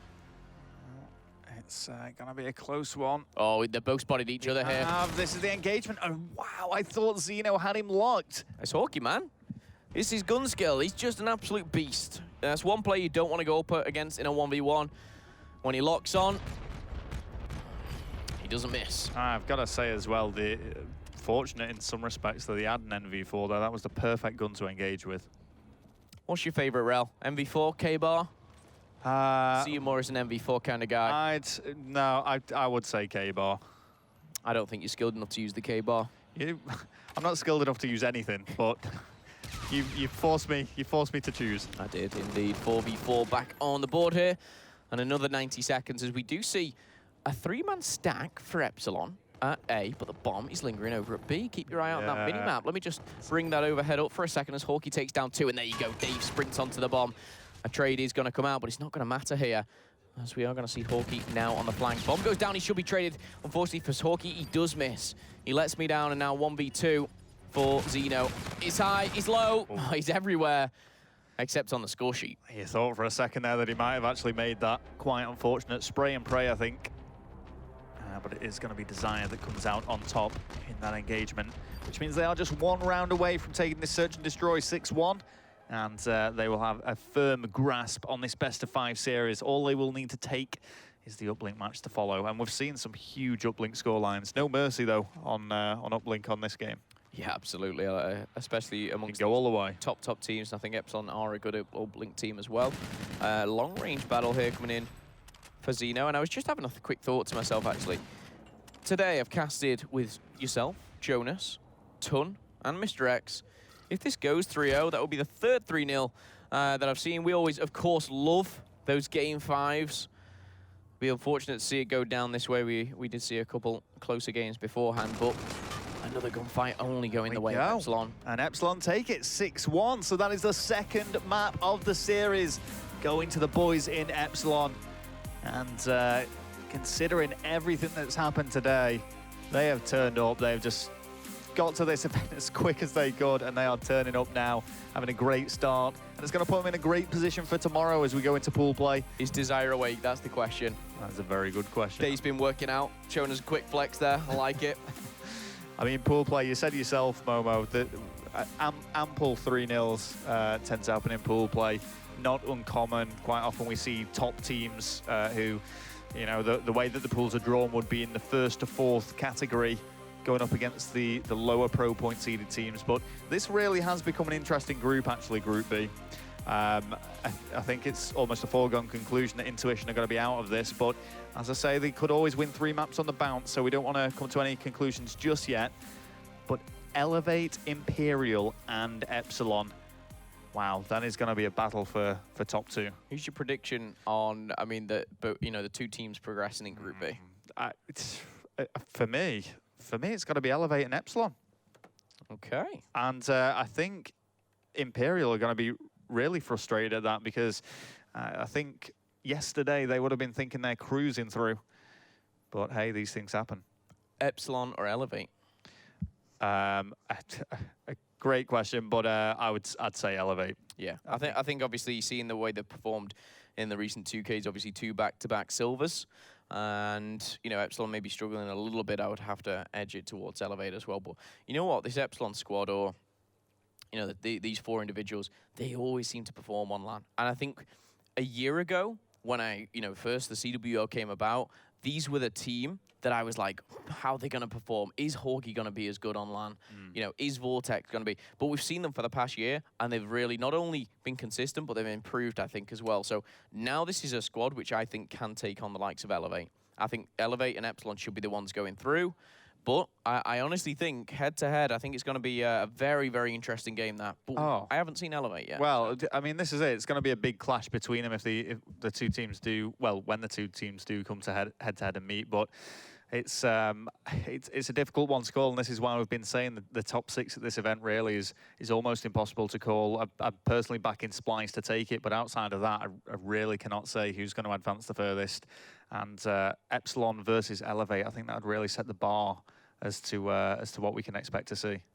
Now, Rel, you're a very motivational person, a role model to a lot.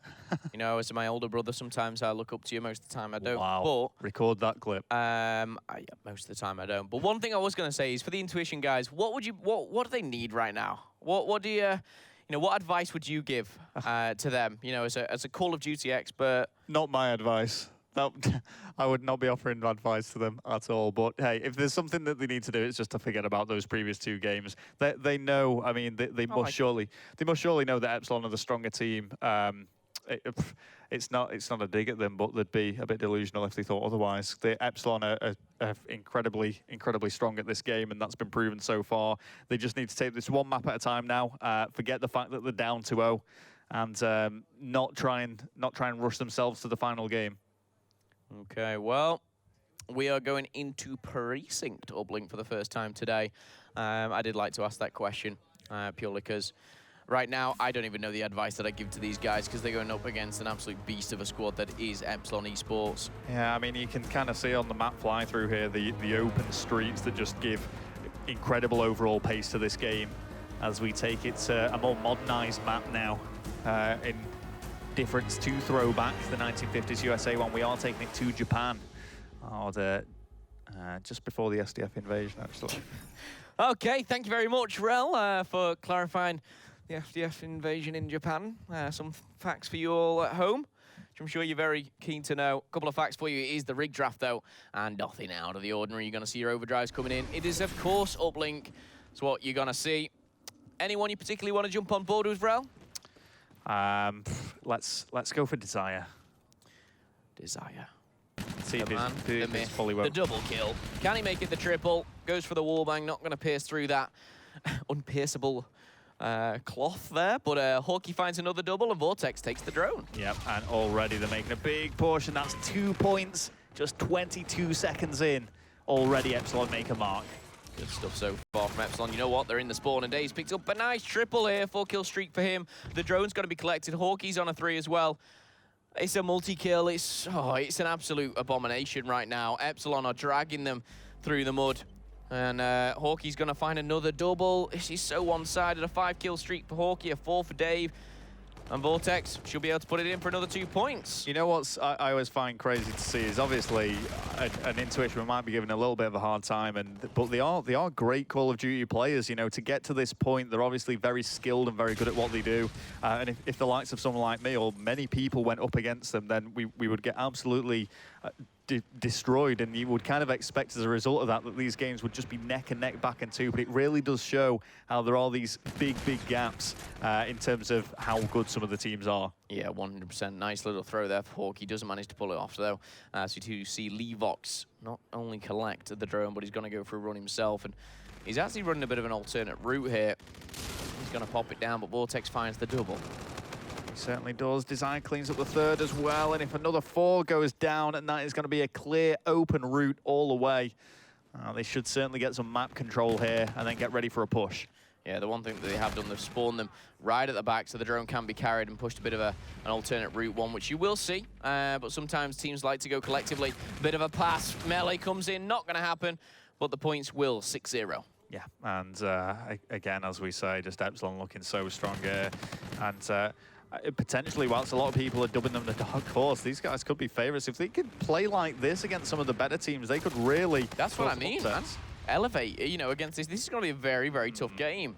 You know, these teams today, admittedly, I mean, this is my 4th game casting over, obviously, and analysing the rest. There's been a lot of 3-0 sweeps, Rel, and it's not something we're unfamiliar with in Call of Duty, especially on day 1. You're going to have those higher-seeded teams playing the lower ones. But I genuinely think there's, you know, we've talked about it, 5-6 teams that can really push each other, go toe-to-toe, and really makes for some entertaining Call of Duty. But right now, Epsilon, they are making a mockery of Intuition. Oh, they are. They're doing absolutely incredible here.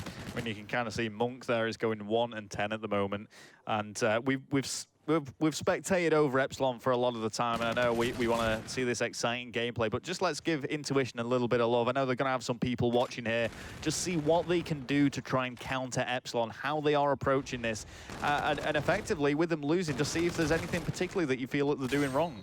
Well, I've tried to jump on board, all 4 do fall, and Zeno's going to be the first off respawn. Only picking up his 3rd, but the drone is pushing forward. I will say they have picked up 1 point, which is more than some teams could do. We saw obviously in the previous one. A clean sheet coming in for one of the teams. However, Vortex has the drone, he's pushing forward himself. He really has taken this objective role. Not that there is particularly one, but he's just kind of, he doesn't really care who's shooting who. He's going to use the rewind. He's going to get the kill, and my goodness. I'm not surprised in my voice, and it's just because of what we've seen in the series so far. But a play like that, phenomenal. Yeah, the rewind is amazing. It's probably my favorite one to see, and it's great to see it used so frequently now. It's very similar to Glitch from the previous title, but it's just used every game now, so I love seeing it come into play. Vortex does fall whilst he's away using his score streaks, and as we go into the last minute of the first half, 11-1 is the scoreline. Hawkeye slaying like he always does, 16 kills to his name.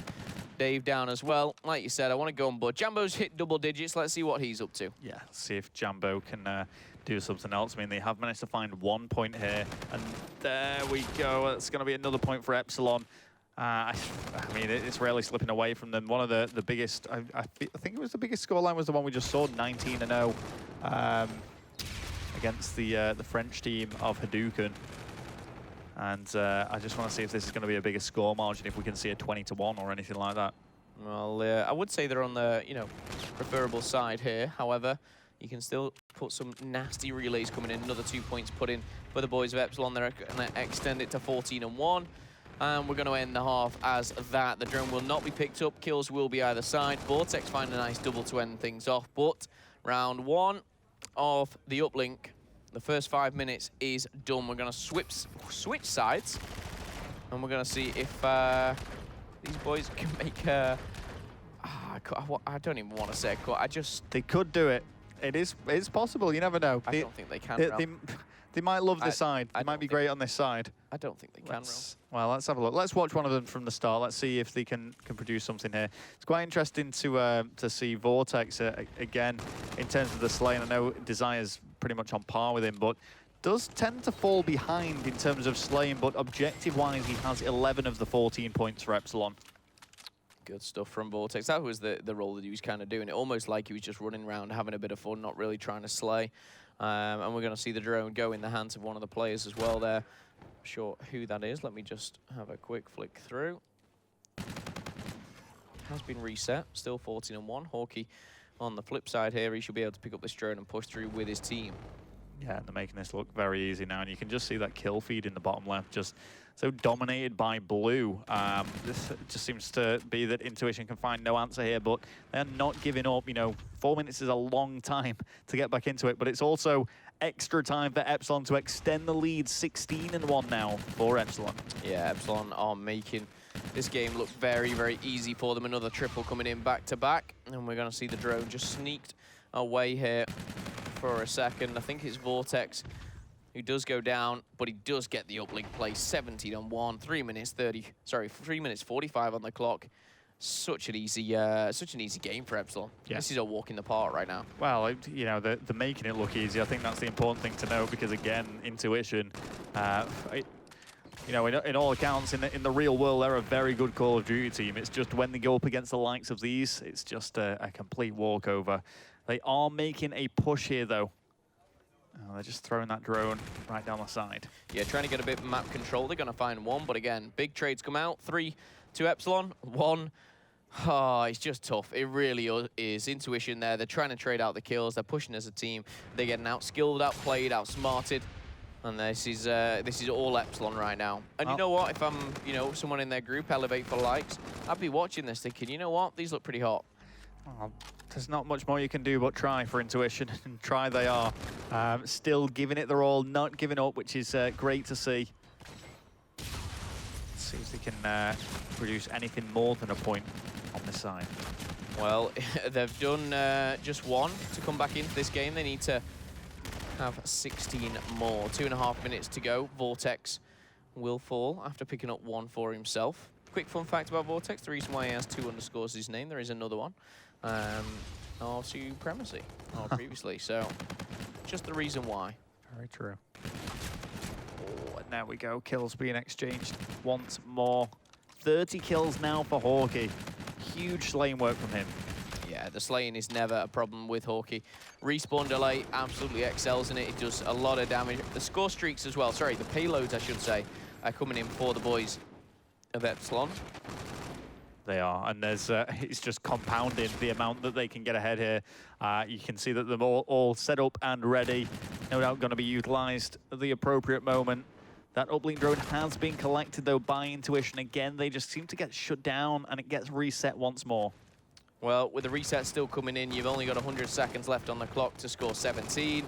I hate to call games, and I'm not going to, because anything can happen. I have full faith, maybe not so much. But, again, these boys, Intuition, they've come here, they've given it their best shot.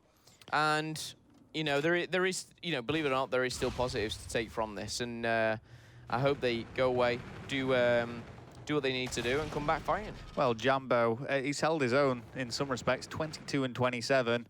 Has dropped slightly, Neg, but no, not more so than the rest of his teammates who are also falling behind in terms of slaying. And again, it's quite interesting in terms of the slaying. It is, once more, it's Dave and Hawkey that are putting up the big numbers. Both Desire and Vortex are actually both negative.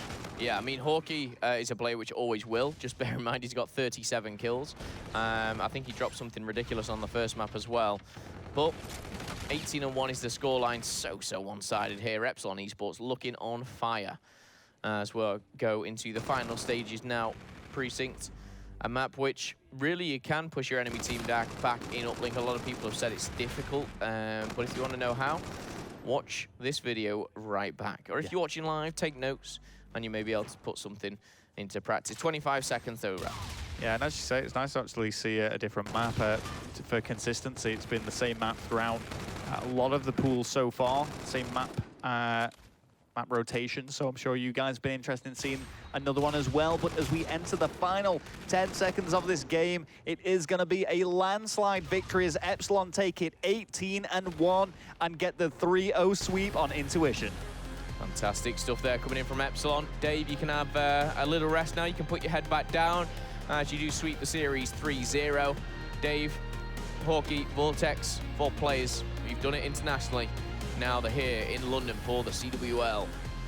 Invitational, yeah. And great plays from them. And as you say, you know, we've seen some really strong performances by some of the European lineups here. And it's going to be very, very interesting as we go later on in the bracket. Well, we've picked at that game as much as we can. I want to hear what the analysts thought about it all. Over to you, Bryce. Very much. Wow. Epsilon finally turned up to the tournament. Intuition didn't. I think some of these teams are really kind of having a competition for who can put up the biggest scoreline. Yeah, I mean, we said the game previous was probably the biggest whitewash we've ever seen. That was like watching a public game. Yeah, and the worst part, the worst part is the other teams were actually trying. Like, you could tell Fnatic was really trying. I don't think Epsilon were trying that hard. I think they were actually pretty chill. I think they were. If I'm honest, I think they were. I think because they were here and like, you know what, watch this. It was like, yeah, we should have been here. We're about to show you why. And unfortunately, the first thing they played was Intuition, and Intuition, obviously, one of the lower ranked teams here. They're just not in the same caliber as the rest of them. Just kind of felt the wrath. All that frustration Epsilon have had running up to this event, Intuition just felt it.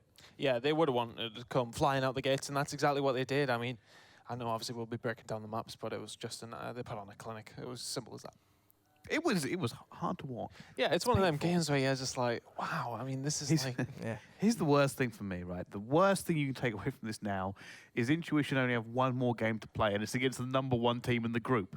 Yeah, they really got unlucky there. Like, they came into this tournament obviously not expecting much, but they could have been in a group where maybe there was one winnable game, but they come up against 2 arguably of the best teams in Europe, and Imperial is maybe not one of the best teams, but it's definitely a good team. There. They are. Yeah, it's up there. They're a pro team. They're still a pro team. Yeah. They're in. I would rank them in the top 8. So you've got to feel for Intuition. I mean, fair play to those guys for coming here, for getting to practice. I hope that they take good. It's experience. Yeah. At the end. I think that's pretty. The greatest thing you can take away from this is that Intuition were never supposed to do anything. Yeah. And while it's quite fun to have a laugh and say, well, they've got massively beaten. They are playing a high caliber of competition, and there may be people at home going, they're terrible. I said they're still probably, top maybe 30 in Europe easily. So they still do a really good job against a lot of these teams. I actually think. Unfortunately, this is high caliber. This is not. These teams have not come here to joke around. Imperial are not a squad to be sniffed at, and neither are Epsilon, who, like I said, have come into this, and they're going to have some serious fire for them this tournament. Yeah. Absolutely. I think, Intuition have come into a situation, as said, where they have their backs against the wall, and it has exactly showed. It doesn't make them bad players or anything like that. They're just up against a higher caliber of competition than they would have expected to go up against. Yeah, now that's out of the way. We pretty much know Intuition is going to finish rock bottom in that group. Now we're going to be able to focus in that group onto the big games, Imperial against Epsilon, Elevate against Epsilon. It's going to be great games for sure. I can't wait for tomorrow to see some of these games. Epsilon looking great, and I'm sure they're going to have a great round this weekend as well. Yeah, I think that's the kind of thing we were looking for. Like, Epsilon are a great start, but to come into that, that's certainly a confidence booster. After all the troubles you've had and all the issues, you come in here, last game to do, and you absolutely smash it. Well, before we go too much into this game, let's go down to the floor. It's Lottie and Desire. Thank you, Bryce. So, Ben, you made it, finally. How was your journey over? Well, Steve-O did mess up a little bit, but at least we're here now, so that's all that matters. So how was that game for you guys? I know you're really, really tired, but the scoreline speaks for itself. You guys smashed them. It's expected, really. Like, the first games you play at events, you always play teams that aren't on your level, so you just kind of know that you're going to win. But then tomorrow and Sunday are the days that matter. So obviously with this easy win today, but are you guys underprepared for the rest of the series? No, we'll be fine. We've played enough. We'll be good. Awesome. Well, thank you so much, and good luck for the rest of the series. Thank you. Thanks, Ben. I know, I realised straight Back over to you, Bryce.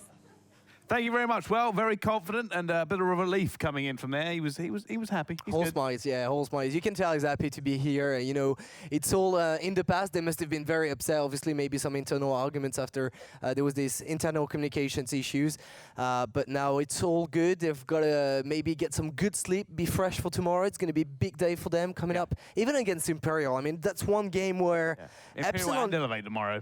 Today. Imperial is the game I'm going to be looking at. This is going to be the team that's going to decide. I mean, that's the battle for second place, isn't it? Surely. I mean, everyone sort of expects Elevate to win the games. And I don't know. I know it's not Epsilon against Elevate. I think it's going to be a fantastic game. I think so. so. A good game, but realistically, if we're basing our predictions off how Elevate have played recently, pretty decent placement at MLG. I mean, they beat the world champions at the end of the day, albeit an under-practiced MV team. They still beat them in a LAN environment, which is a big thing to do. They've looked very good online. The 2Ks, they've came second 2 in a row. That's not fluke. 2 in a row. Albeit it's online, but you know, any of the facts. Oh, it's not going to be. Just saying. They're not going to 3-0 them. You know what I mean? It's not going to be what they might, but you know, it's. But here is the be a thing. Close game. I think Imperial can actually beat Epsilon or have a very close game, but I don't see them beating Elevate just because I just feel like Epsilon, despite their performances last year, is still a younger team. They don't have the experience of someone like Reedy. So I'm actually feeling like Imperial could upset. All right, well, we'll find out tomorrow. But let's have a little look at today, the groups, and so far how it has all gone down. As you can see so far, Splyce and Aware taking away those first 2 wins. Obviously, big wins for them as well in Group A. Fab and Bando looking for a better game tomorrow. Group B, Imperial and Epsilon, of course, setting the world on fire once again. Elevate yet to play in this group, but Intuition are 0 and 2. So maybe redemption for them tomorrow as well. Group C, Orbit and Team 3G. Again, dominant performances coming in from both of those 2 teams. Cyclone, GG, and Millennium. Neither of them have the greatest of days either. And that's pretty much been the case. Yeah, it's pretty much been the case the entire way through here. Group D, Infused and Fnatic. That's going to be a game we are looking forward to tomorrow. A lot of people have kind of got it as their best game to come down. But we'll find out. Tomorrow is certainly going to be incredibly action-packed. Don't miss it. We're going to go live at 9:45. First game starting at 10. We'll see you there.